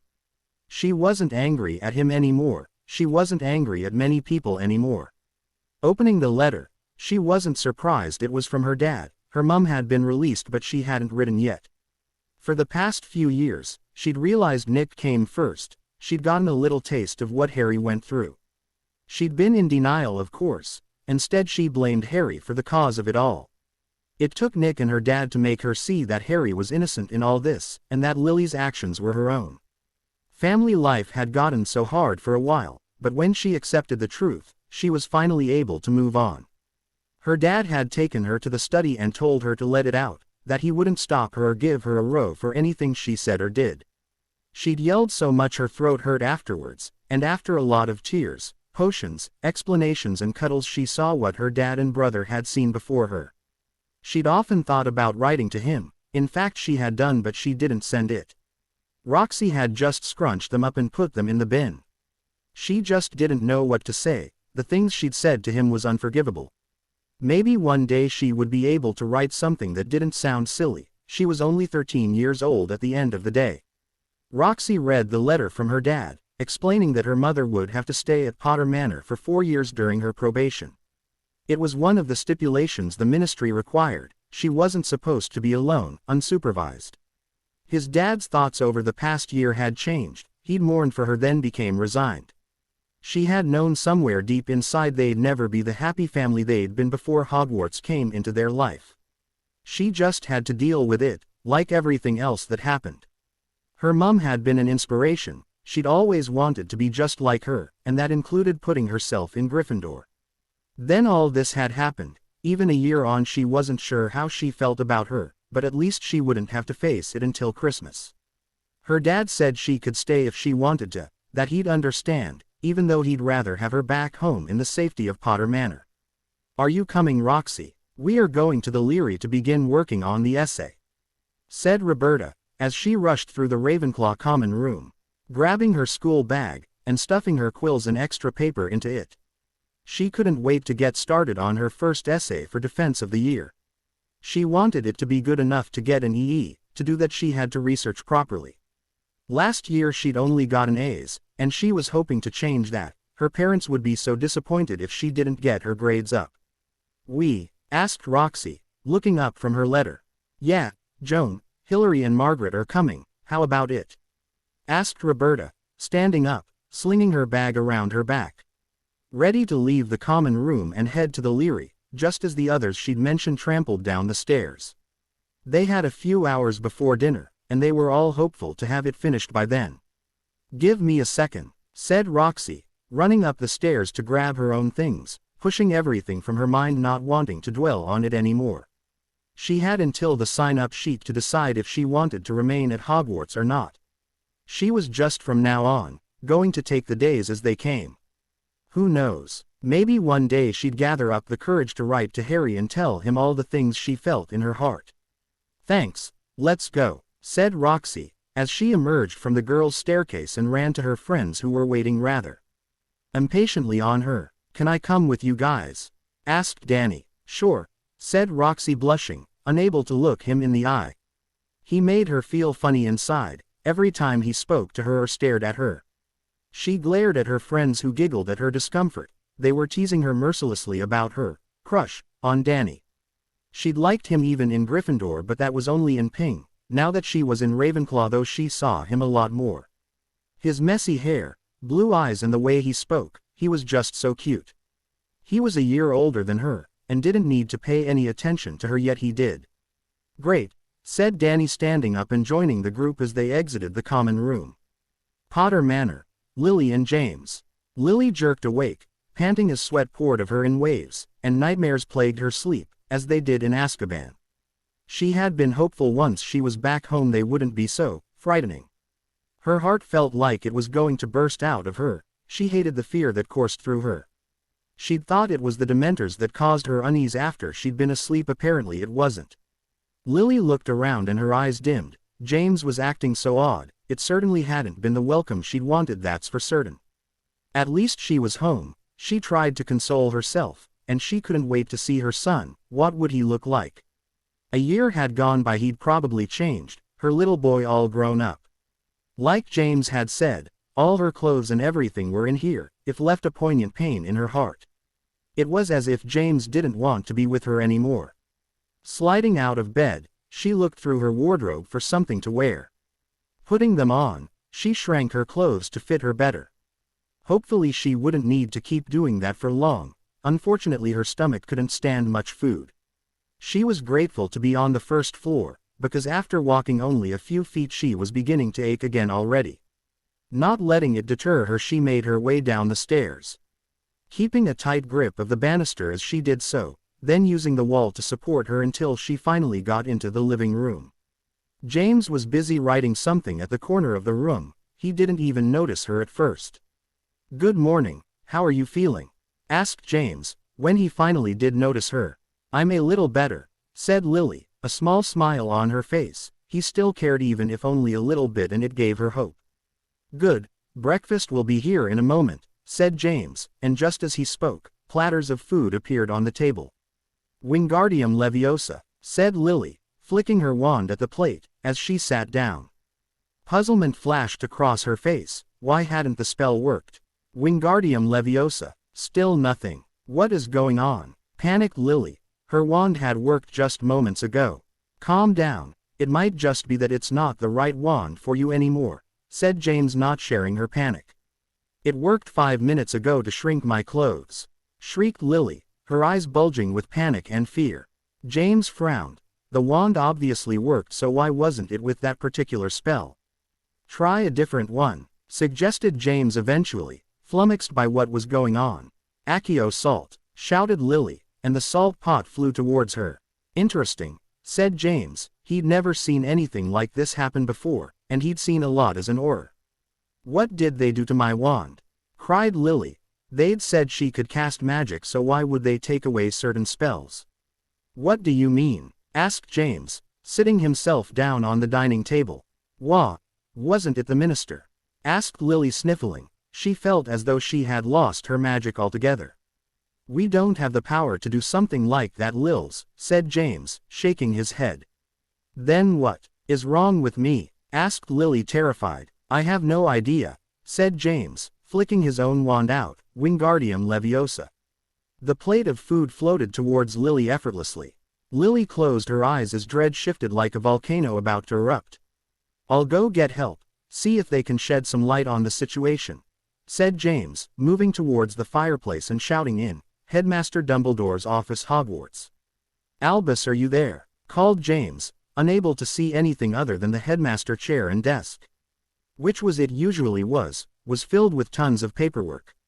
He knew the feeling of frustration. There was an unending amount of paperwork to do as an Auror too. "I am. Is everything all right with Nick?" asked Dumbledore, concerned. "He's fine, but I'm not calling about that. Can you come over to Potter Manor? I have a situation here I could use your help with. It's something I don't even know where to begin with," said James, tense. "Of course," said Dumbledore, stalking over as James disappeared from the fire. "James, what is the problem?" asked Dumbledore, stepping through the flames and into Potter Manor. At least this summer he wouldn't need to convince the Wizengamot to allow James and Lily to remain at Hogwarts again. They were not happy with his requests 2 years in a row, that was putting it lightly. He'd had to trade in favors and demand his own in turn to accomplish it. He hadn't minded really, since it made sure Nick was safe within the wards. Looking around, he frowned in confusion. Lily was sitting on the sofa, practically catatonic. He hoped he hadn't been brought here because of an argument they were having. It wouldn't be the first time James and Lily had disagreed about something, or asked his advice. Unfortunately these days, he was too busy trying to accomplish everything he had to in a short space of time. It didn't help that he couldn't get in touch with Severus. Eileen had simply told him Severus was out. The same 5 hours later at dinner time, either she was lying to him or Severus was off somewhere, who knows where. He had to figure out what he'd done to the resurrection stone. "There's something peculiar happening to Lily's magic," said James, his eyebrows drawn together as he tried to put the pieces together himself without anyone's help. As an Auror he'd heard and seen a lot of things, but this baffled him. Magic just didn't stop working for no reason. "It hasn't stopped," he reminded himself sternly. "It was just certain spells, and 2 had worked fine. One he saw, the other Lily said she cast." "Peculiar. Care to explain?" asked Dumbledore flummoxed as he stared between them. At least his mind had been taken off Severus and his disappearance.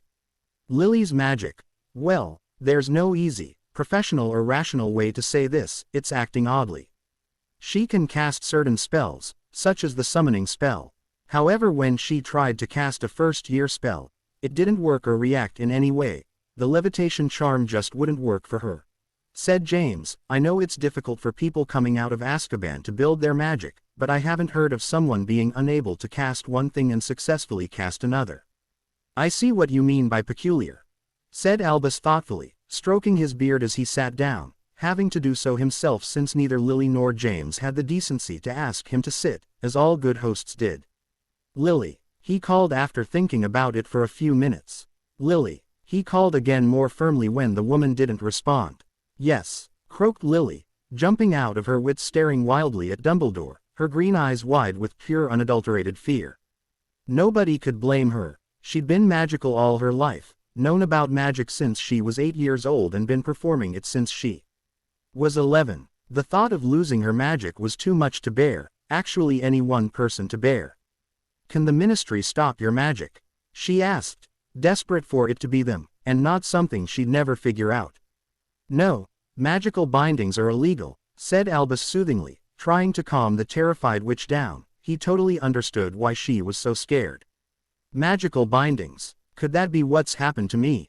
Asked Lily wide-eyed. No, it removes all your magic, it doesn't just limit it, certainly not just to certain spells, replied Albus, of that much he was positive. He didn't understand it, he couldn't tell Lily what had happened. Although something was niggling at him, as if something familiar about it had happened before, but when? He couldn't remember it fully, it must have been a very long time. Perhaps asking around might prove informative. Merlin, why had this happened now? He had so much already on his plate. Failed partial binding, asked Lily, just basically hoping for a quick fix. I am sorry, Lily, I cannot give you an answer to what you seek, admitted Albus, his blue eyes puzzled. I shall do my best to find out what is going on. Thank you, whispered Lily, tears running down her face, building up at her chin to plop on her knees. This was supposed to be the happiest day of her life. She was free, out of Azkaban, seeing her family again, but it was turning out to be anything but. She couldn't fully use her magic, she hadn't seen her son yet, and to top it off James was cold and distant. When the flow activated, Lily stared at the ground, hastily wiping away her tears, trying to appear composed and normal, easier said than done. Sirius and Remus stepped into Potter Manor, their faces filled with awkwardness when they sensed the tension built up in the room. Glancing at one another knowingly, they'd been ready for it, although they hadn't expected Dumbledore to be there so soon. Is everything all right? Asked Sirius, ever the inquisitive one. Fine, said Lily tersely. All right, said Sirius awkwardly. Part of him just wanted to go back through the flow and continue searching for the Horcruxes. It had always been awkward between them, although the past year had been less awkward. It had almost been like having the old James back, the one from his school days. Now they were back to square one, or what felt like it anyway. Nick will be down in a minute, why don't we all settle down, have an early lunch? Suggested James, feeling the tenseness as well. That would be most welcoming, said Albus, inviting himself to stay. Sirius, you are on speaking terms with Harry, are you not? Knowing from reading The Practical Potioneer that it was true, there had been pictures of every single one of Sirius Animagus forms. Yes, said Sirius, looking at Dumbledore as if he was nuts. He knew that good and well, he'd remained in Prince Manor when he'd left after that damn Horcrux overload of information. It wasn't Dumbledore who was inspiring them to hunt them down and destroy them, no, it was a 17-year-old boy. One who was hopefully enjoying a luxury holiday. You don't perchance know where Severus is? Asked Dumbledore, sounding deeply concerned. I haven't been able to get in touch with him all day. I hope the Death Eaters haven't captured him, it's bad enough they have Kingsley without adding another casualty. Sirius and Remus looked at each other, silently communicated. Did they tell Dumbledore or keep quiet? What could it hurt really? Yet they didn't want to betray Harry's trust, so they decided to keep quiet. He obviously wanted Severus for a reason, and they didn't want Harry's holiday interrupted. The damn war, the Horcruxes, the manipulation and questions could bloody well wait a fortnight. Have you heard anything further about him? Asked Remus, suitably distracting the wizard. Kingsley was a very good friend to both Sirius and James. They put their lives in each other's hands when they are called out, or even just fighting. It creates a bond, one that normal people couldn't understand. Brother in arms, trusting each other to have their back. It would last even after they left the Auror Corps. You never stopped being an Auror. There was no such thing as an ex-Auror, but a retired one you could be. I have not. I'm beginning to think Severus is right. Perhaps the Imperious curse is too strong, said Albus, hating to admit he was wrong, which seemed to be happening more often these days. They were useless until Voldemort made a move. They didn't know where his hideout was. He was no longer using the one in Little Hangleton. Not that he was surprised, it had just been a temporary move while he took everyone by surprise. He'd hoped Shacklebolt would be able to shake it off, get help, but no, he wasn't so lucky. I have 3 Order members in both Diagon Alley and Hogsmeade at all times. I will double the amount when the students go to Hogsmeade. Shouldn't you stop them going? Asked Remus, frowning in concern. The students would be sitting ducks if anything were to happen. The knowledge they had should be used to prevent loss of life, no matter how long it took for him to attack. Everything will work out for the best, said Albus soothingly. Remus was about to open his mouth to protest, which he knew to be a futile exercise. Albus was a man who never changed his mind. He did what he thought was best and nothing could convince him otherwise. However, they were all distracted by Nick coming into the room. He had changed a lot in the past year. While Nick had always been confident, Remus had realized quite quickly that it was not confidence but a feeling of smugness and overconfidence in his abilities. The past few years had wiped that out of him, especially when his magical core split. Now it was more of a quiet confidence. Being the focus of one-on-one tutoring seemed to be working well for Nick. He was certainly learning magic at a much brisker pace, perhaps because he had nothing around him to distract him. Or people fawning over him who knew. Nick, breathed Lily, gazing at her son in awe. He'd gotten so tall, and without his school uniform on he seemed so much more mature and older.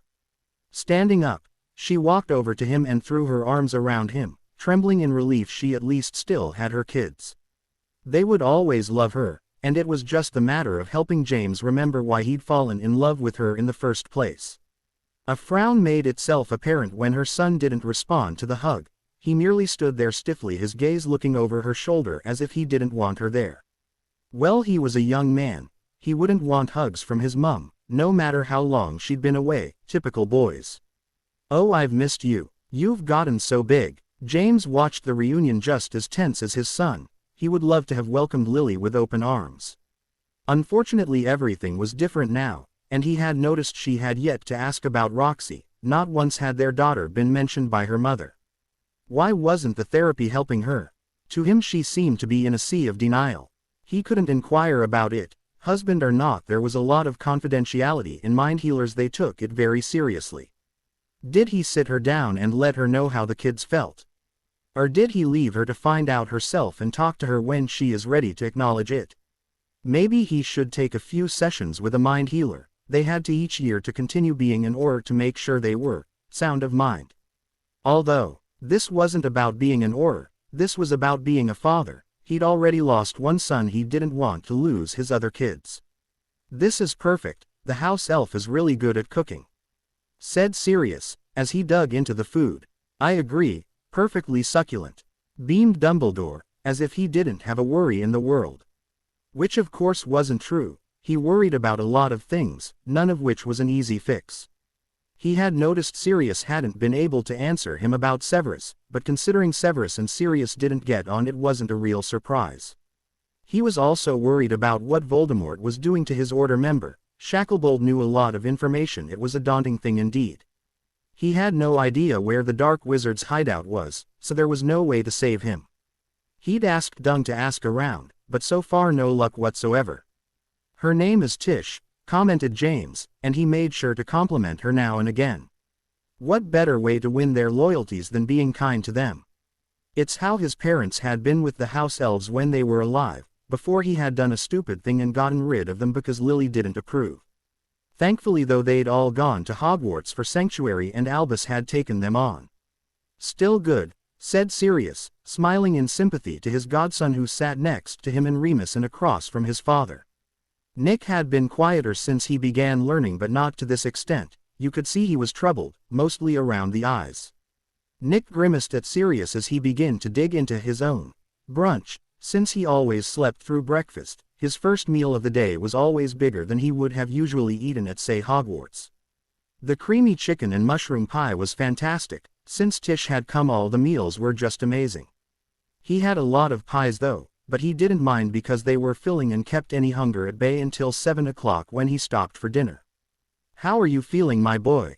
asked Albus, trying to cut the tense silence. "Fine," said Nick. He'd never really forgiven the headmaster for trying to force him back into training before he was ready.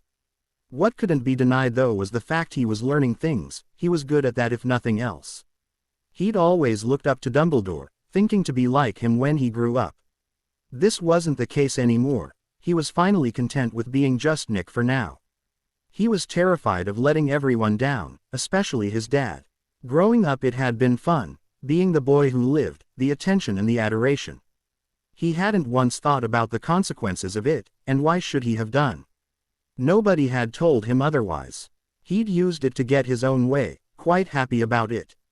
Now though the burden on his shoulders was intense, it had overwhelmed him when they tried to train him as well as him trying to keep up with his normal workload at school. With his dad's support it was easier to deal with. He just hoped it remained that way. "Good, good," said Albus. He tried to raise Nick's spirits about telling him about his own adventures over the past year, but it seemed to draw Nick away and into his own little world. Everything he did lately was wrong on some level, and it was beginning to irritate him. Nobody was looking up to him like they had done in the past, even the Order if it was to be believed. They were taking the war into their own hands. He kept trying to think where he'd gone wrong but he wasn't coming up with anything concrete that made sense. "Can I come and see your training today, Nick?" asked Lily hopefully. She just wanted to get back to normal. What was more normal than spending time with her son? She was hoping that once things got back on track with her kids, James would remember why he loved her. "I'm not training today," stated Nick firmly. "Nick," questioned Albus, "are you unwell?" "No, I just don't want to train today. I've not had a day off since we started," said Nick. "Are you feeling any strain on your magic?" asked James, his brown eyes gazing into the mirror image of his own. He never wanted that to happen again. The thought of his son becoming a squib was as horrifying as the first time he'd heard about it. So he always made sure that he never pushed Nick too far and always made sure he didn't want too much too soon. "No, honestly I'm fine," said Nick. "I just want a break, and I'll start again tomorrow." "Nick, your training is extremely important. I know some people have greatness thrust upon them. All we can do is do the best we can," said Albus. "I'll begin again tomorrow," snapped Nick.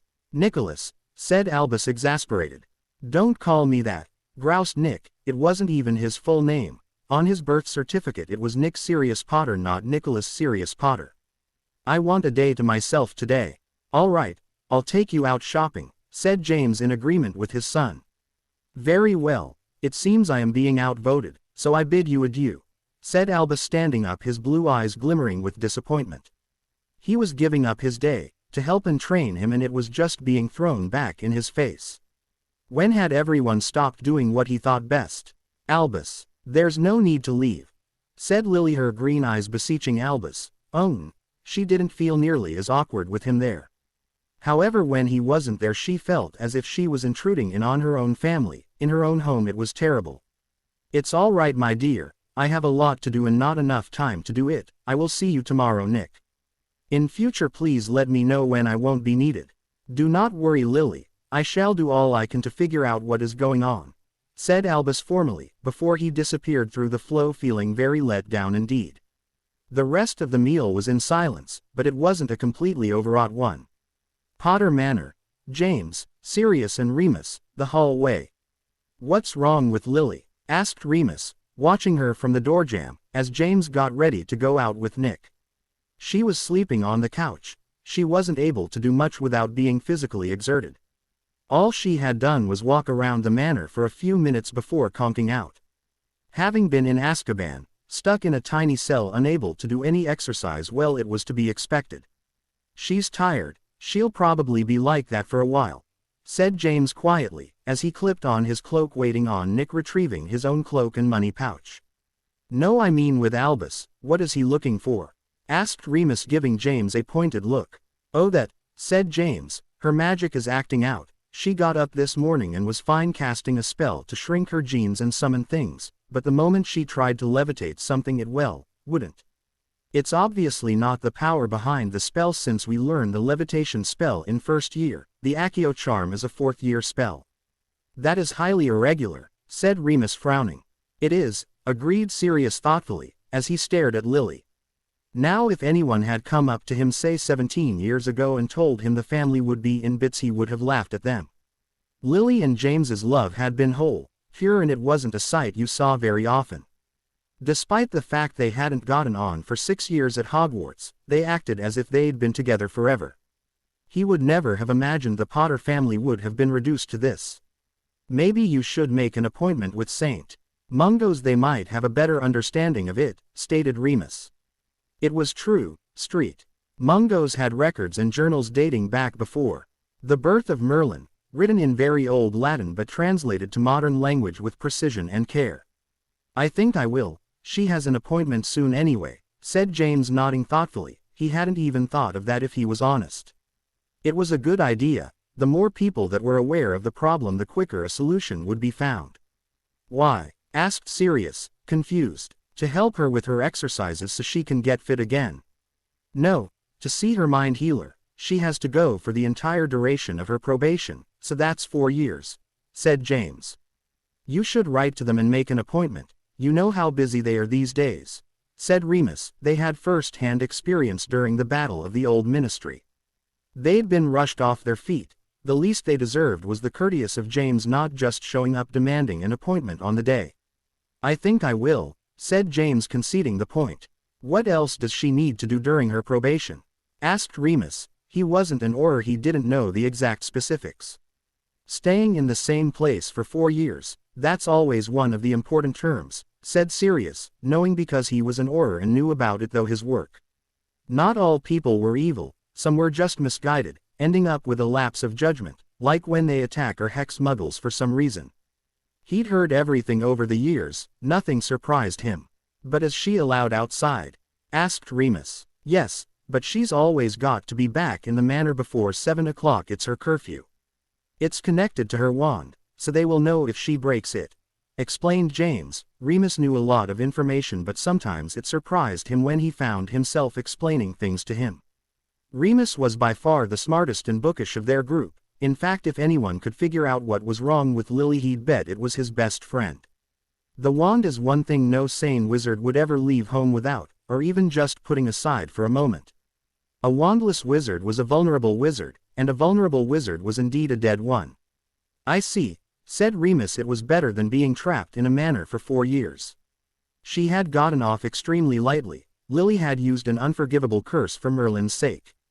If she had been anyone else, he knew deep down she would still be in Azkaban, perhaps for a further 14 years or for life.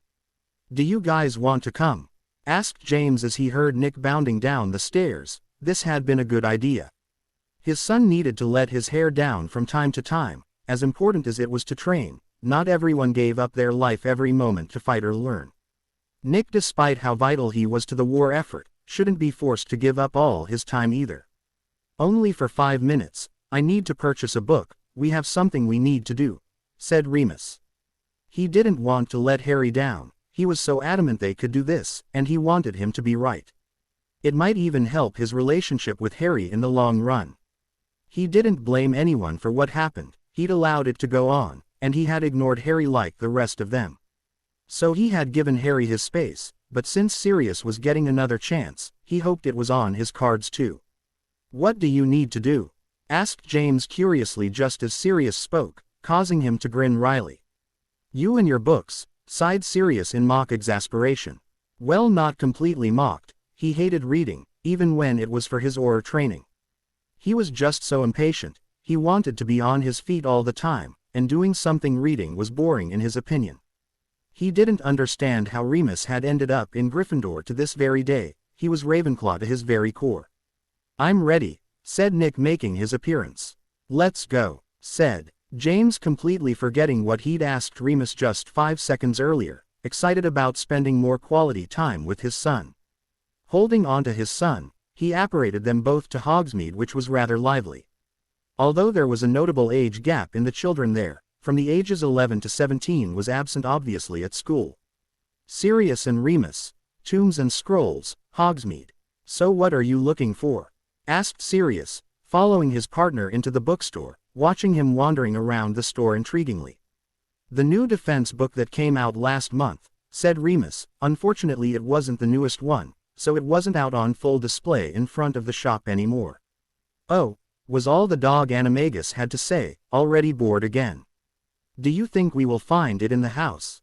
"I don't know," Remus replied, shrugging his shoulders, knowing exactly what Sirius was talking about without him having to say anything else. "I hope so, at the very least, but there was nothing in his room." "I mean, it's where he would have put it surely."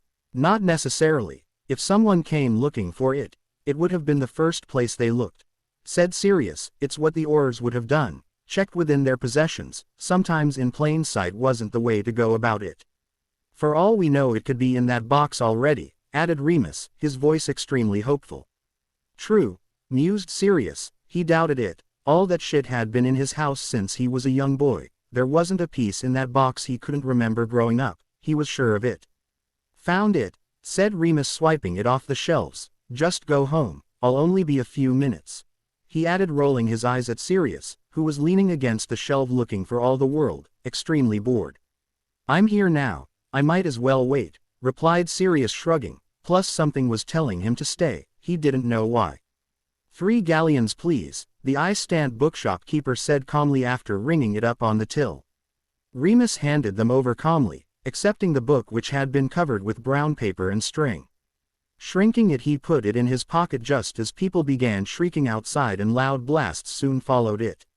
Sirius had his wand in hand immediately, crouching down ready for battle, his training instincts coming forth without him having to think. Remus removed his wand as he calmly but worriedly joined his partner, as they slowly but alertly made their way to the entrance of the store. One would think it would be safe to remain behind, but it wasn't true. Shops were targeted by the Fiendfire spell. The Death Eaters didn't appreciate anything. The only shop to never be targeted of such a spell was the potions shop, and all shops down in Nocturne Alley.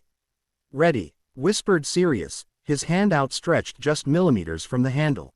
"Go," said Remus, casting a shielding charm just in case any spells came their way. Sirius nodded before the door was yanked open, and they faced the chaos. One wizard immediately stood out to them. It seemed Kingsley Shacklebolt had joined the fray, most unwillingly, if the continued struggle he put up. The state of him was truly horrific. His face was bloody and bruised, his clothes ripped and torn, and everyone should be able to see he wasn't doing this on his own free will. He looked ready to pee out, but under the Imperious curse, it didn't matter what your physical condition was like. You could be completely beaten and bloody and still jump through hoops. "I'll get Kingsley, you get James and Nick," said Remus. "No, we stick together," said Sirius gravely. He wasn't going to risk Remus' life. It had almost happened during the attack on the Ministry. Never again. He had only just gotten there in the nick of time to prevent anything to happen to him. "I'll be fine," said Remus as both of them ducked an oncoming spell. "I mean it, Remus," snapped Sirius, grabbing hold of him tightly as he fired of spells in the direction of the Death Eaters. "First we get Shacklebolt, then we go get James and Nick, if they are still here." "All right," said Remus quietly, trying to calm Sirius down. If he got worried he would be more likely to make mistakes. Sirius let go of his hold, but kept right next to him. He didn't want what happened to the Longbottoms to happen to Remus. He wouldn't be able to live with himself. No, he would keep Remus safe, even if it was at the expense of his own sanity, so be it. James could take care of Nick and himself. He was a formidable opponent, plus the Order would be here in a few seconds, he'd bet. Hogsmeade, Sirius, Remus and Shacklebolt. Sirius and Remus entered the fight, back to back, trusting each other completely. They were outnumbered for only a few minutes, but that few minutes seemed like forever. Between Sirius and Remus, they had to fight off 3 sets of spells and fire of those of their own to keep the balance. Not to forget having to duck whenever their partner did, indicating something fatal was coming their way, that there was no known shield for. It's the only reason they ducked. Since it was Death Eaters they were talking about, it was every few seconds unfortunately. "Duck!" shouted Remus, pulling Sirius down with him, causing the sickly green spell to whiz past them and hit the shop window before disappearing in a hail of breaking GL. "Thanks," said Sirius, stupefy. "Petrificus totalis." 5 o'clock, said Remus, turning abruptly and firing of a spell, as Sirius did the same. "I thought Dumbledore was having this place watched."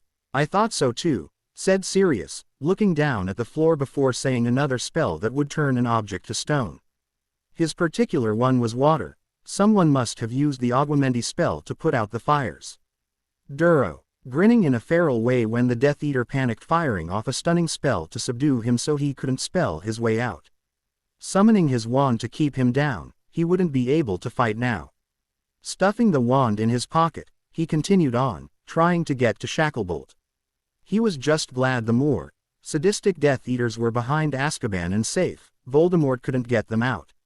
So if they were caught, they would at least remain there. The last war was a constant struggle. Capture them, they get out, and the process would just begin all over again. Despite what Cornelius Fudge had done, he respected him for that alone, ensuring Azkaban was put under the Fidelis charm. Well, that and Albus' decision to actually rear Fudge, who probably would have gone on the defensive that night if not for the headmaster's candid words. 12, shouted Sirius, his head ducking slightly when he heard an explosion, covered in soot and ash from the fires clouding the place. He looked around and saw an influx of red robes. He had to get to Shacklebolt soon, otherwise they would be retreating. "Come on, we have to find him," said Remus on the same wavelength as his partner. "I know," yelled Sirius, choking and gagging as the disgusting taste and smell invaded his mouth and nose. "Bulla caput," tapped Remus, his voice muffled, and Sirius sighed as fresh air invaded his lungs, making him feel better. Of course, the bubble head charm. Why hadn't he thought of that? This was why Remus was the academic one. He was just brilliant. "Thanks," said Sirius, his own voice now muffled. Grabbing a hold of him, he began a desperate search for Kingsley, using his wand to disperse the smoke so he could actually see in front of him. He was staying as far down as possible, since the battle was still currently going on around him. In fact, Remus was still shouting spells at any black robes that moved, still doing his bit to help. "Did you hear that?" asked Sirius, his voice muffled. Now that the smoke had disappeared, he cast a spell to remove the bubble head charm and sighed. The recycled air wasn't the best thing in the world. Remus did the same thing as he listened for whatever Sirius wanted him to hear. Remus suddenly nodded. They were apparating away, and they had run out of time. "Shit," cursed Remus, "you're left." Sirius turned, and saw that there was a familiar green spell spitting from a Death Eater's wand directly aimed at Kingsley Shacklebolt. "Arresto momentum," shouted Sirius, as Remus ran at the wizard to try and get to him before the deadly curse hit him. The spell stopped in mid-air. Before hurtling back at its caster, Sirius stood stunned. He'd aimed it at the Death Eater, not the killing curse itself. Had he unknowingly come upon some form of counter against the spell? Rushing over to Remus and Kingsley. "Finite incantatum," spelled Sirius, removing the imperious curse from their fallen comrade. A broken left Shacklebolt's lips. "Hang on, Kings," said Sirius, using his nickname. "Ferala, Ferala," added Remus, bandaging his arm. "We're going to apparate you to Saint Mungo's all right, hang in there," said Sirius, sharing a worried look with Remus. He looked really bad. They had to get him to the hospital right away, holding on to Shacklebolt as Remus cast a spell to place him on a stretcher. Once that was done and Shacklebolt was secure, they apparated away, praying they'd done enough to save their friend. "What happened?" asked 2 healers, immediately making their way to the injured wizard's side. "He's been kidnapped by Voldemort. He's been under the Imperious curse, but we have no idea how long. He's also been under the Cruciatus curse and has at least one broken arm and leg," said Sirius, as Shacklebolt was carted away from them. "I hope he makes it," said Sirius, strained, as he slumped down on one of the seats in the emergency room. "Should we go and get some rest? We won't hear anything back, that's if they will tell us." wondered Remus, as he too sat down completely exhausted. I hope James and Nick are all right, said Sirius, his brow furrowed in worry. Me too, said Remus. More wizards and witches were brought into street. Mungos, and before long the ones badly hurt were levitated off.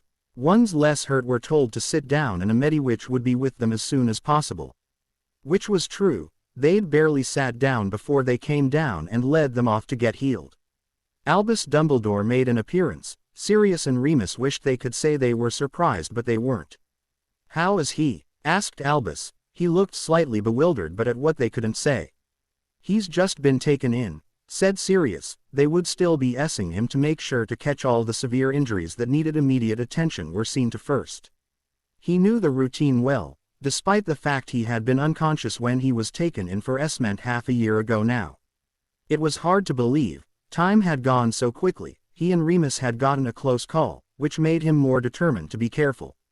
Especially when it came to Remus' life. Did he say anything to you? Asked Albus. He was hopeful to get some news out of this tragedy. Albus, he's in extremely bad shape. He might not make it, said Remus grimly, shaking his head in irritation. Albus could be downright insensitive at times. This isn't a time to get information. You should just be glad he's back. Anything he may have learned can and should wait. Of course, said Albus contritely. Do not get me wrong, I am worried about him. Without a spy I find it rather difficult. I want to know what Voldemort is up to. We all do. It doesn't mean we want to pry information from a wizard who's hurting, said Sirius. He would have been furious if it was Remus. Is James and Nick all right? Both are fine. Nick kept a steady nerve and fought Velly. I'm really proud of him, said Albus, beaming in delight. He was getting there. Before long he would be able to take on the Death Eaters by himself. Maybe one day soon he could take on Voldemort and beat him as he was prophesied to. Thank Merlin for that, said Sirius, relieved. Beside him Remus sagged in relief at the news as well. If you wish to leave I'll keep you updated, said Albus, sitting down himself. No, we are staying. We want to know how he is. No matter how long it takes, but you can head back to Hogwarts, Albus. We'll be fine, said Sirius, knowing the headmaster's game. No, I shall remain as well. Minerva can keep an eye on things at Hogwarts, said Albus. Just then another wave of Aurors and one red-headed wizard flooded in, but none of them were hurt. In fact, they made their way directly to Remus and Sirius, asking how the wizard was. They had cards, flowers, chocolates and other knickknacks for the Auror to let him know he was being thought of in this tough time. It's not going to be easy, laddies, said Alistair grimly. He might take a while to recover from the Imperious curse. We don't know what they've made him do. I know. I just hope they didn't make him hurt someone, said Tonks. I wouldn't be surprised if they did, said Smith bitterly. Death Eaters were disgusting creatures. He's here now, that's all that matters. I'm sure between us all he can recover fully, said Arthur. He hoped Shacklebolt was all right. Not only was he a brilliant Auror, fantastic Order member, but a good friend. He hadn't held out much hope that he would be found, but they weren't out of danger yet, since Sirius and Remus had quickly explained how bad he was. Broken bones were dangerous things. It could lead to amputations if they weren't dealt with immediately. With the Imperious curse on him, he was walking with it. They could of course banish the bones, but there would be nothing they could do for the nerve damage, at least not yet. But potions were making leaps and bounds. Harry Peverell was doing so much for that community. He was impressed. The whole ministry was constantly talking about him and his accomplishments, and his medals since he'd been awarded the Order of Merlin at such a young age too. We can only pray to Merlin that that's true, said Sirius sincerely. Everyone went tense, worried silence. The only noise heard was from the Medi-wizards and witches calling for people. Also the quiet crying of the children complaining of ailments having been caught in the crossfire between the Death Eaters and the Order. Street. Mungo's Hospital for Magical Maladies. Arthur had to leave since his wife would have worried to death if he hadn't. Sirius knew from personal experience just how loud Molly could be if she even remotely worried, so wasn't surprised Arthur was the first to leave. The others followed after a few hours, when they were falling asleep waiting to hear back from the healers. Sirius and Remus were exhausted as well, but weren't giving up on him. He had no family and nobody would be here for him, so it was up to them to help him. A familiar face when you were in the hospital helped a lot. I'm going for coffee, would you like one? Asked Remus, as he jerked awake once again. I wouldn't mind, murmured Sirius, sitting up straighter, rubbing at his eyes. I'll be outside, I need to get some cool air or I'm going to pee out. All right, said Remus, setting off once again to get a couple of coffees for them. It was a testament to how exhausted Sirius was that he was drinking coffee. He didn't drink coffee unless he was worried, stressed or shattered. If they had company he'd force himself to take a few sips, other than that zilch. Sirius stepped outside, sighing softly. He'd expected to hear from the healers by this. The state Kingsley was in, no news was in fact good news.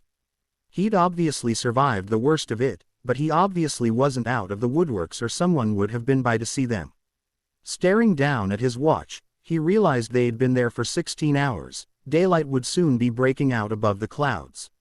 It was 5 a.m. and they hadn't had a moment's sleep between them. Of course they weren't the only ones in the emergency room awaiting news. Family of the other wounded people were there, but all things considered there had been no fatalities, so all was good. Shivering at the cold, which was invigorating with how tired he was, he headed back in just in time to see Remus returning with their coffee. Sitting down he accepted the cup, suppressing a tired yawn, blowing on it in a bid to cool it down so it didn't scald his tongue. Are you the gentleman that brought in Kingsley Shacklebolt? Asked a healer making his way over. Sirius and Remus recognized him as one of the healers who had taken Kingsley to Est. Yes, I'm Sirius Black, this is my partner Remus Lupin. I am an Auror and a good friend of Kingsley's, said Sirius, and if he had to pull the Auror card to get information he would do it. How is he? Asked Remus. I am Healer Strout, I remember you both, she said, nodding at them. Auror Shacklebolt is out of danger, he's been sent up to the IC ward so he can be closely monitored. Even with a fever-reducing potion his temperature is staying extremely elevated. We've done all we can to bring it down, but we must keep an eye on it. If it gets higher it could be fatal. He's on a course of antibiotics which will help bring his fever down as well. Now his arm and leg have been patched up but not healed. He had many internal injuries and his internal organs are shook up enough with the amount of damage done by the Cruciatus cruise. Once his fever is down and if he doesn't have any seizures we will be getting his arm and leg fixed as soon as possible. Are the seizures permanent? Asked Remus, his eyes shadowed with worry. Shacklebolt loved being an Auror. If he had anything like seizures that would be him on permanent desk duty. I'm sorry, I cannot say for sure, we will just have to keep an eye on him, said Healer Strout. How is he, mentally? Asked Sirius wearily. The professional Auror nowhere to be seen, it rarely was when it was one of their own or family. He hasn't regained conscious yet, he had a hemorrhage which we are keeping an eye on.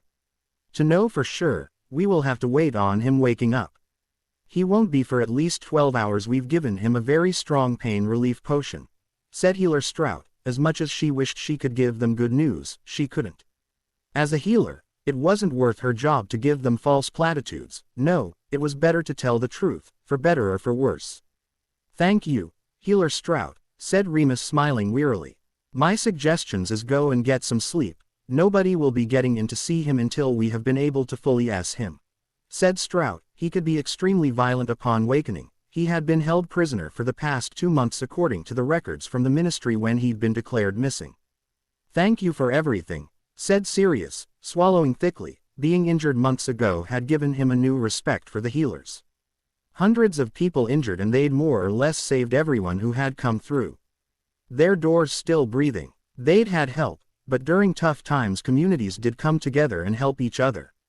It's my duty, said Strout. She would have done it regardless, especially since he was an Auror. They risked their life every day to help them all. During these dark times, Aurors was all that stood between them here and now in anarchy and pandemonium. Come on, Remy, murmured Sirius, his shoulders hunched as the exhaustion grew to unbearable portions. Bye, he added before apparating to Grimmauld Place. I could sleep for a year, confessed Remus tiredly, as he began to disrobe. His bed had been calling him for the past 9 hours. Sliding into bed, with nothing but his boxer shorts on, this was what he slept in. He was warmer than Sirius, so he didn't need to wear anything. Although Sirius usually did, but not tonight, as he flopped on the bed and he was out like a light. Rolling his eyes, he slumped into bed and covered them before he too was out for the count. Grimald Place. Sirius and Remus. Well, that's it. The entire house has been searched from top to bottom, said Sirius, throwing an expensive trinket at the wall, one his mother would have gone berserk at him for touching, never mind breaking. A lot of things had changed, but his short temper certainly wasn't it. He would put up with a short temper as long as he didn't end up with the Black Madness, as it was coined. 4 generations ago it had been the Gaunt Madness, descendants of Salazar Slytherin in their bid to keep their blood as pure as possible took interbreeding a step too far. It resulted in lunacy. It's as if they had a synapse in their missing that caused them to descend into insanity. What about the dungeons? Asked Remus. Maybe they'd find a room down there that they didn't know about. Or that Sirius had forgotten about. Who knew? He wasn't the one who had lived there all their lives. Although Sirius hated it, most of the place had been refurbished. Nothing. All the walls were broken in to give you room to move as Moony. Said Sirius. Well, the potions lab is there, but it was a makeshift one. Snape created it the last year of the war. He can sense dark magic and would have gotten rid of it. If he remembered it, he would have said. Have you noticed Creature taking things? Asked Remus, currently watching the house elf creeping down the hall with a handful of things. As soon as he was mentioned, he popped away. Could he know something they didn't? Plans immediately began forming in his mind. Yes, pieces of junk, said Sirius, rolling his eyes, sighing in defeat. He had been hoping to do this for Harry. He'd let him down so often. This had been his way to prove he wanted to be part of Harry's life. He had a feeling Harry merely tolerated him sometimes. He would choose to go away with someone else to discuss stuff before coming to him. He'd confessed his thoughts to Remus, who had suggested he read some potions books, so he could converse with Harry regarding an art he loved so much. The idea had been distasteful at first, but remembering seeing Harry leaving with the other potions masters made him realize Remus had a point. So his plan was tonight raid the Black Leary and begin to read. It would be worth it if he could just talk to Harry without past getting in the way. Sirius, I want to try something. Promise me you won't get angry at him. Just treat him with some respect, please. Asked Remus, his voice calculating and calm. He wanted the house elf to cooperate, and to do that he couldn't let either of them get at the other's throats. He had a feeling deep in his bones that there was something they were missing. Regulus didn't have anywhere else to stay, and the Horcrux had to be here. Did Creature get along with Regulus? Asked Remus suddenly. What are you on about? Asked Sirius, baffled by Remus' sudden interest in Creature. He'd always been exasperated by his kindness to the bloody thing. It was trouble and he hated him. He would have let him go, but it was too dangerous. He knew too much about the order. Course the thing liked Regulus. They all did. Added Sirius, without his usual disgust when it came to his brother. The residual words written in that book could nearly still reduce him to tears. He'd become a Death Eater, yes, but his little brother had regretted it. That's what mattered, and he had tried to fix it. He'd thought Voldemort only had one Horcrux. If he had, his brother would have been the hero who brought Voldemort down. That would have been a way to have the light shine on the Black name for the first time. It would have also spared his godsons from a life of difficulty, and they both did have a difficult life, just in different ways. Nick had been spoiled, and it had crashed down around him when he realized what the world wanted of him. He was still scared, that was obvious, but he was determined to see it through. He'd said to Nick if he wasn't scared then he was suicidal. Anyone that wasn't scared before a battle, Sirius had confessed, was lying. Being scared helped, it stopped you getting overconfident. Siri, I think he might know where it is, explained Remus. What? Let's go, said Sirius, already moving out of the living room. No, wait, listen to me, you cannot go in there and demand from him. He will lie and get defensive. We need to get him on side, said Remus.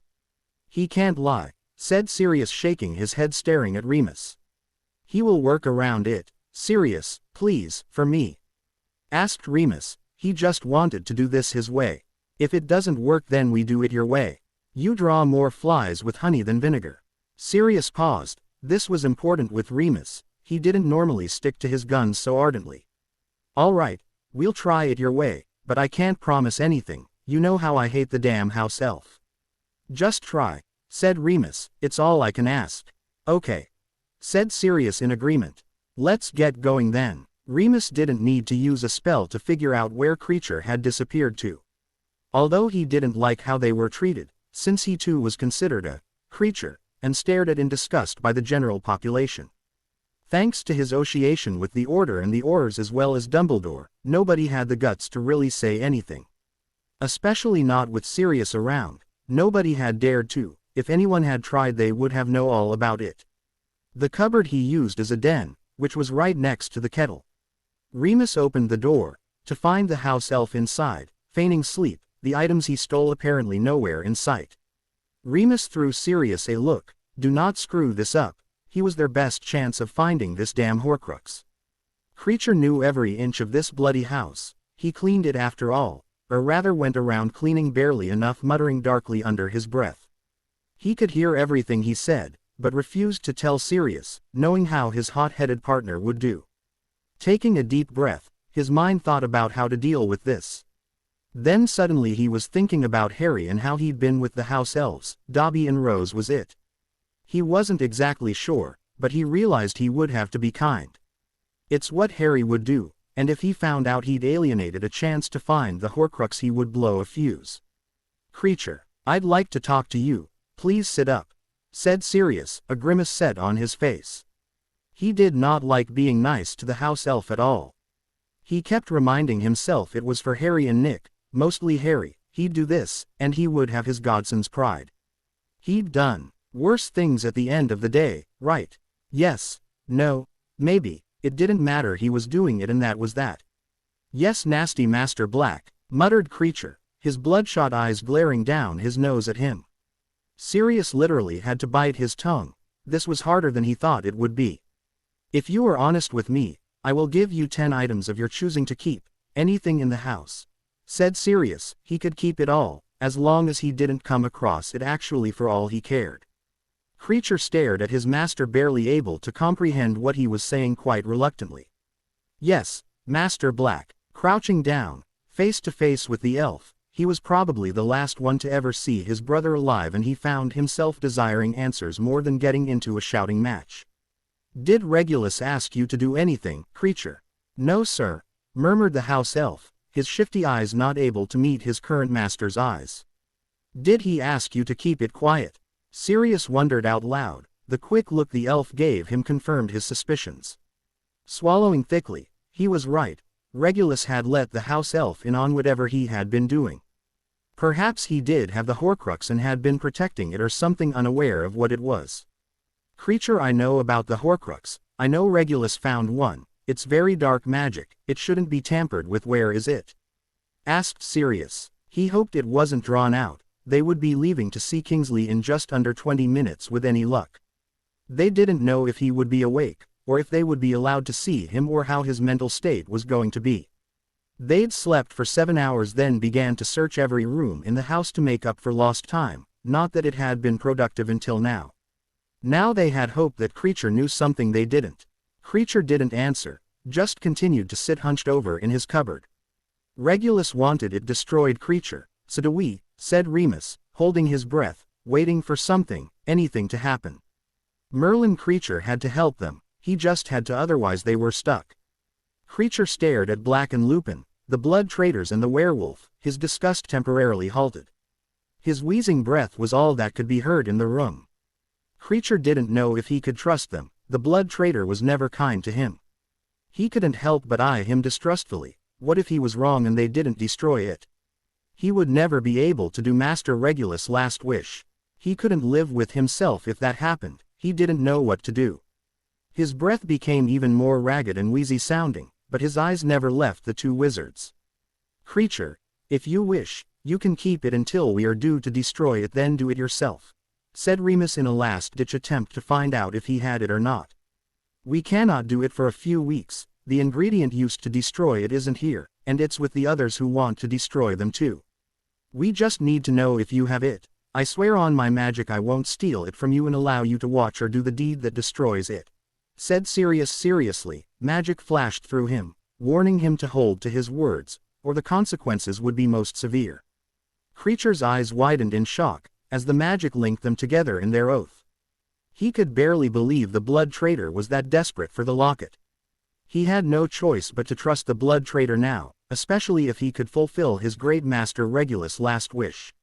His Master Regulus wanted it destroyed, he'd ordered him to do it, he'd failed, and he had tried everything he could. Creature rocked back and forth unconsciously, his mind whirling as he tried to think the best way to go. He couldn't lie to the traitorous Black, oh the shame. His poor mistress, she hated having him here in the house. Oh Master Regulus, he'd loved the traitor and his mistress more than his own life.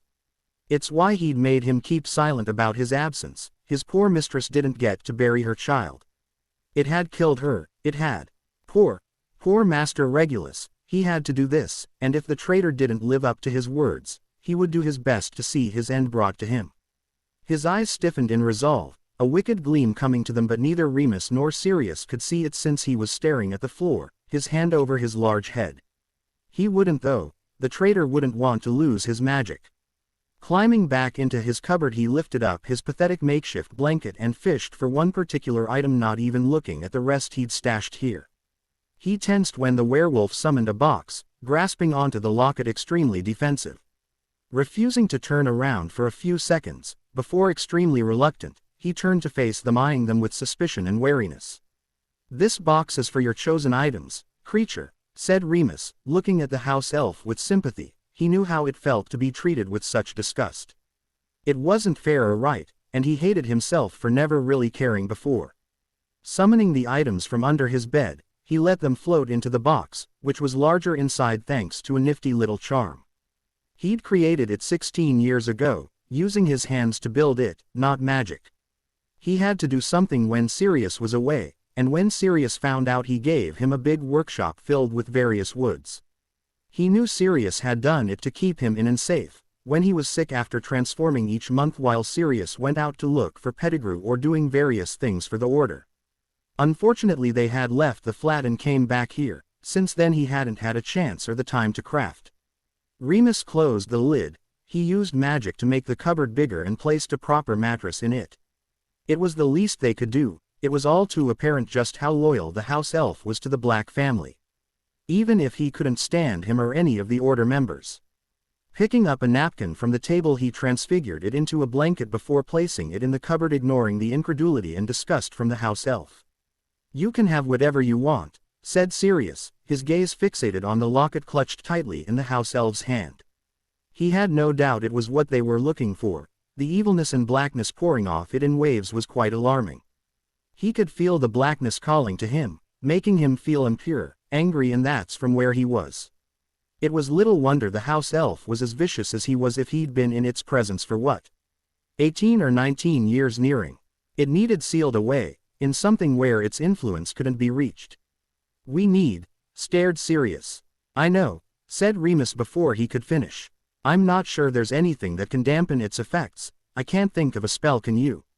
"I'm not sure, but I do know it won't work on the locket itself. Not that I want to put anything on it. It might cause a reaction we aren't prepared for, considering we have no idea how they really work," said Sirius, his brow furrowed. He didn't want to accidentally create two Voldemorts running about. One was enough for him, so it had to be put in something and placed somewhere nobody would get to it. Although he didn't think Creature would let it out of his sight. "Accio box," said Sirius. It was the old one he'd kept his Order of Merlin in. It was now just sitting amongst the other jewelry he had in a small makeshift jewelry box in his room, which was cluttered untidily. He wasn't one for wearing a lot of it. "All right, first things first. Shielding charm," said Sirius, casting it, tapping on the box, nodding in satisfaction, before standing there, tapping the wand against his bottom lip thoughtfully. "Dampening charm," said Remus, adding his amber eyes alight with the challenge of making it secure for a fortnight. "I can't think of anything else. You?" "No, nothing," said Sirius, scratching his head. What else could they do? Notice me not spells weren't particularly useful in this case.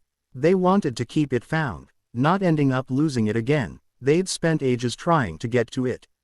He didn't want to put blood wards on it or magical ones, just in case anything Merlin forbid happened to him before they got the chance to destroy it.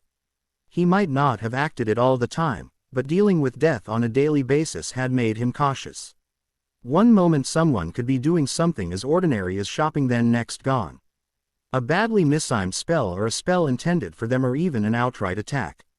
Just like them yesterday, which got him sidetracked thinking about Kingsley. Shrugging his shoulders, he placed an intruder alert spell in the box, so if it was opened he would know. Place the locket in there, creature, said Sirius, deeply reluctant to touch it. He'd been surrounded by dark magic his entire life. He had forced himself away from it, becoming literally the black sheep of the family, but he would always have an affinity to the dark arts. He under no circumstances going to tempt himself, although he would never actually want another Voldemort around, but the dark arts were a seductive siren's call. Once it was in, he snapped it closed. There, he'd got a Horcrux. He felt inordinately smug with himself. Harry would have to be proud of that surely. Then again, he'd destroyed 3. 2. He was ahead of them either way, but he did hope that Harry would look at him with pride or happiness just once. Mostly when he saw him he kept his face blank, other than the day he was surrounded by his friends, Cedric, Luna, Cho, Fleur, Neville, Victor, Lucas. He wasn't sure about Fleur's or Victor's partners, they had foreign names. Here, keep it safe, creature, I promise you soon it will be destroyed, said Sirius, unable to believe how his life was turning out. 10 years ago he would have laughed his ass off at anyone who said he'd be relying on his damn house elf or speaking kindly to it. His help though had indeed been invaluable. That locket would have remained undiscovered. The thought gave him cold shivers. He couldn't imagine a third war with Voldemort. He'd killed so many people. The magical world was barely surviving this time around without adding on one in the future. No, it ended now, here and now, before he was too old to do his part. He swore he would help Harry track down all the Horcruxes. It was funny really. Harry was the one hunting down the Horcruxes, yet it was Nick destined to defeat Voldemort. The prophecy stated he, not they. Could Harry be? Surely not. Lily had been in the room when it happened. She saw it with her own eyes, so obviously Nick had performed the miraculous feat. Was there a chance she was wrong? Use. Sirius. Siri, shouted Remus, resorting to punching Sirius on the, staring at his partner, deeply concerned by his paling features. What? Cried Sirius indignantly, rubbing at the spot where Remus had hit him. Are you all right? I've been calling you for the past 5 minutes, said Remus, his amber eyes alight with concern. Are you worried about Kingsley? Yes, lied Sirius, his mind still dwelling on the disturbing possibility of Lily being wrong. They were twins, and she could have been mistaken. Nearly losing her family that night could have made her slightly disorientated, but there was no way to find out. It was 16 years ago. The incident happened, the children couldn't remember, and he certainly wasn't going to ask Lily.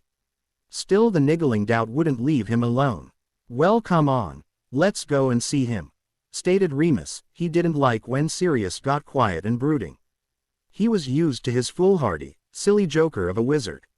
Although he had been gone for a while when they realized everything they'd done to Harry, it had come back when he'd started seeing Harry on a semi-regular basis, had the whole forgiving thing going on. Sirius nodded his head, as he went out to retrieve his travel cloak, trying to stop himself dwelling on it. He was being stupid, surely, but what if it was true? What if Harry should have been declared the boy who lived? It meant Nick had the acclamation for something he didn't do. The prophecy or Harry being the one who had to defeat Voldemort never crossed his mind. Let's go, said Sirius, ready as he clipped it around his neck.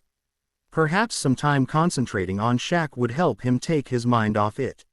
They would think he was utterly mad if he brought it up. Maybe he was also just reading too much into it. Sirius had used his status as an Auror to find out where Kingsley Shacklebolt's room was. It turned out that he was still very much near the IC room on the 4th floor, but in a side room, which gave him privacy, or as much as he could get with a medi-wizard watching over him. This was a good thing though. It meant he was out of severe danger, and there were always 3 to 5 healers in the IC main ward, keeping an eye on all of their patients, once they'd done all they could for them, at any rate, just trying to keep them alive. How is he? Asked Sirius, entering the room, staring appreciative of the wizard sitting there in his lime green uniform. He wasn't sure he wanted the answer to his question or not. He was glad nobody else was here, thinking about Albus Dumbledore and his words yesterday. Thankfully the hospital didn't drop its rules even for a member of the Wizengamot, chief warlock or not. He noticed everything everybody had brought was there, and other items that were definitely new. Most yearly from the gift shop which was above them on level 6 along with a cafe where people could get something to eat. It's where Remus had gone like 10 times last night to get coffee. Are you family? Inquired the Medi-Wizard seriously, standing up professionally. I am an Auror Black, how is he?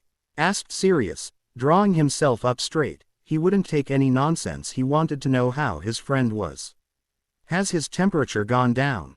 I know they were really concerned about that. Remus asked, after placing a comforting hand on his partner's shoulder, calming him down and preventing him from doing anything silly. Unfortunately Sirius had a terrible temper, not a violent one, but he did get irritated quickly and would shout out at the world until he was blue in the face. Although he wasn't as bad as he used to be, and he thanked his lucky stars for that. We succeeded in bringing it down, said Micah grimly. It had gotten extremely elevated after Healer Stout's shift. They'd had no choice but to use the crude method. Casting cooling charms wasn't working and they couldn't give him any more potions to reduce his fever. Ice and a cold bath had been necessary, but it had worked wonders and now it was nearly back to normal. From experience he knew that it wouldn't be back to normal for a few days at least, but he was out of danger. That was the most important thing. Although it had been extremely difficult, since the Auror had seizures during it. Since giving him Eileen's potion 2 hours ago, his shaking and seizures had stopped. They would have given him it earlier but they had used all the potions they could. The potion would have badly interacted with the other potions, especially the pain-relieving potion. The healers and Medi-Wizard's main concern remained even now the Auror's mental state. Has he woken up? Asked Sirius, his blue eyes shadowed with fear and genuine concern. No, the pain reliever has been out of his system for nearing 3 hours now. He will wake up when he's ready, said Micah. His body has been through serious trauma, never mind what potential damage there has been mentally. Healer Perseus and Healer Smith had estimated how long he'd been under the Imperious curse by taking in the extent of the pressure on his wounds. Being cursed and left lying there didn't cause the amount of pressure on the bones that they had found. No, it was by having someone seriously injured under the Imperious curse and forcing them to do things. They were thankful that the damage wasn't much, which meant he hadn't been under the curse for longer than 24 hours. It didn't make the mental trauma any less severe though. He had been tortured and kept prisoner by you-know-who. Most people didn't survive. From the bodies he'd seen, it was a good thing. They already had a mind healer lined up for him to talk to. He would definitely need it. Thankfully he was already aware of Shacklebolt, since he was the one who spoke to the Aurors regularly as part of their obligation. If they wanted to remain an Auror, it was compulsory. So you don't know how he is, said Sirius, his heart sinking, before remembering, what about the hemorrhage? The bleeding and swelling has reduced significantly. There is no visible danger, said Micah. Thank you, said Remus, turning to face the unconscious Auror. His arm and leg were held together in a splint, keeping it secure against movement. He looked very thin. He probably hadn't had anything to eat in a long time, sighing softly, and he sat down feeling useless. No problem, said Micah.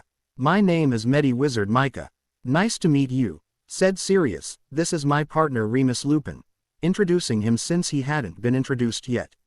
Micah nodded silently before retaking his seat, keeping an eye on the time. A long line of potions just directly to his left.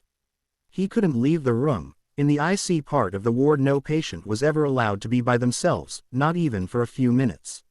So if he needed the toilet or went to lunch, he had to Patronus someone to come in first. Regardless, he tried to look busy so he could give the men some semblance of privacy with their friend. Remus observed all the potions. He knew what a few of them were, but Sirius, why he was completely clueless. Potions wasn't his forte. What he'd learned in school he'd forgotten when he got the grades he desired to get into the Auror Academy. He prayed Shaq would wake up intact. He didn't deserve this. He was one of the best Aurors they had, an active participating in the Order, always there for a friend and a good man. You all right? Asked Remus once again. He was so quiet. Too quiet really, it was daunting to say the least. Yeah, whispered Sirius, staring at Shaq. He just wished he had been able to get to him quicker, but unfortunately they had no idea where he was staying. Voldemort didn't have any property registered in his name. To check the homes of all suspected Death Eaters was illegal unless they had probable cause. With Malfoy gone, as well as his inner circle, they were at a loss. Even Dumbledore had no possible idea, probably why he was so eager to get to Shaq, as if he would have any idea where they took him. "He'll be all right, he's strong," said Remus, wishing he could be certain of his own thoughts. "I hope," began Sirius before freezing, a loud guttered groan ped. Shacklebolt's lips. "I need you to step out," said Micah immediately, his Patronus sailing through the door heading straight for the Auror's healer. They had no idea what his mental state was going to be like, if he would realize he was safe or if it would take weeks to get through to the Auror. "No," yelled Kingsley, jerking away, trying his best to get off the bed, screaming at the wizard trying to subdue him.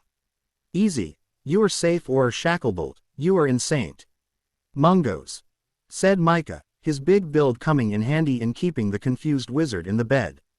He didn't want to have to bind him, but if he didn't stop struggling, it's exactly what he would have to do. He'd been kept prisoner. To bind him would cause him more trauma on top of what he suffered, so it had been made clear to him that it was a very last resort only by the mind healer. Kingsley didn't listen. His struggles continued, as he kept roaring angrily, desperately wanting free. Sirius and Remus were watching from the door, completely horrified. They'd never seen the wizard like this before. It caused them pain to see him this way. They jumped when some of the potions on the nightstand smashed as his hand swiped at them as he continued to struggle. It got to the point where Sirius couldn't watch it anymore. Screwing the Medi-Wizard's orders, he went back into the room. In desperation, Sirius pressed his hand against Shaq's mouth, preventing him from screaming, before saying clearly into his ear, "Shaq, it's me, Sirius. Calm down now. You are safe. I've got you. You're in hospital. Easy. They'll have to bind you if you don't stop struggling. That's it, Shaq. Calm down. You're safe. We've got you." Removing his hand when his friend stopped struggling, obviously part of him was there and understood him. He was so relieved. They could deal with whatever was wrong with him if he was still with them. Wincing in pain, he had to stop himself from yelping in agony as Shaq grabbed onto his arm and squeezed painfully. "Drink this, Auror Shacklebolt," said Micah, pressing a vial to the wizard's lips, trying to get him to drink the pain reliever. Inwardly cursing when the vial was swiped away, smashing on the floor. Temporarily letting him go, relieved when the Auror didn't try and fight him. He seemed to be responding to Sirius Black very well, but having someone familiar would help him, he supposed. Flicking his wand at the mess, he cleared up all the broken bottles and splattered potions. For the first time in what felt like years, Kingsley opened his eyes and saw daylight, before didn't count since he'd been clouded, under the Imperious curse. His wide terror-filled eyes looked around, dimming slightly before relief splashed across his features. He was back, he'd survived, he could barely believe it, his brown eyes simmered with tears he refused to let fall. Not in front of someone he respected, he didn't care how understanding he was. "Are you back with us?" asked Sirius, from where he sat perched on the side of his bed, his arm still uncomfortably squeezed in Shacklebolt's hold. He didn't care really, just as long as he was all right, that's all that mattered. Kingsley winced, trying to lick his dry lips before simply nodding. His throat hurt terribly.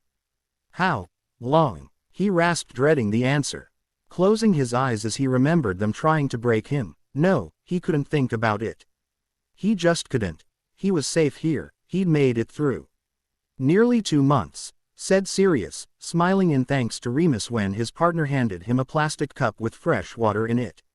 "Here, drink it," putting his best Auror voice on, since it had worked so far. Kingsley guzzled the water down thirstily, sighing in relief, before wincing as agony lanced through him. "Pain reliever," demanded Sirius. He didn't know which was which, so he couldn't exactly just pluck one from the cabinet. "Here," said Micah, handing the vial over, not about to argue since Black seemed to be able to help the wizard calm down. It was the most important thing right now, it came before anything else. He seemed to be stronger than any of them anticipated. This was also a good thing. This time the Auror did not protest. He took the potion, and after a few tense seconds his body relaxed as the pain left him completely. Looking down at his body, confusion filled him. For the past month his body hadn't stopped shaking, other than when he'd been under the Imperious curse and his actions and reactions hadn't been his own. The shaking, it stopped. How? Sirius frowned. Eileen's potion was well known, How could he forget about it, unless he had some memory impairment? Eileen's potion. Do you not remember it? My godson created it. Asked Sirius concerned. Before you got taken, what was the last thing you remember? Asked Remus, ignoring the healers standing in the doorway observing the scene. They'd been here since Sirius had managed to calm Shaq down, but they hadn't said anything. He only knew because he could smell them. I don't know. I can't think, can't remember, said Shacklebolt, his eyes widening in horror. Calm down. Everything will come back at its own time. You had a knock to the head, said Healer Smith, entering the room. One was putting it mildly. He'd probably repeatedly hit his head each time the Cruciatus curse was cast on him. He wasn't surprised by the fact he couldn't remember much. It would come back in time. He may always suppress what happened to him while he was held captive. The human mind still surprised him though, so he couldn't say for 100% certainty. It's why he liked being Neuroheller, the head one in fact. He dealt with the matters of the mind, the in it was his speciality, and how spells affected it. Will you give us a few minutes, please? Said Healer Smith respectfully. Sirius looked at the healer before gazing at Shacklebolt. I'll be fine, said Shacklebolt, releasing the grip he had on Sirius' arm, belatedly realizing he was clinging to him like a lost little boy. Now that it had been mentioned, there were gaps in his mind, things he couldn't remember and that terrified him for reasons he didn't quite understand. He couldn't find it in himself to get worked up. There must have been a calming draft mixed in with that pain reliever. I'll be back soon, said Sirius. We'll be right outside the door, added Remus, patting Shaq's arm, giving him some silent support. To be continued. I hope you enjoyed this story. Also remember to subscribe and like this video. See you in the next video.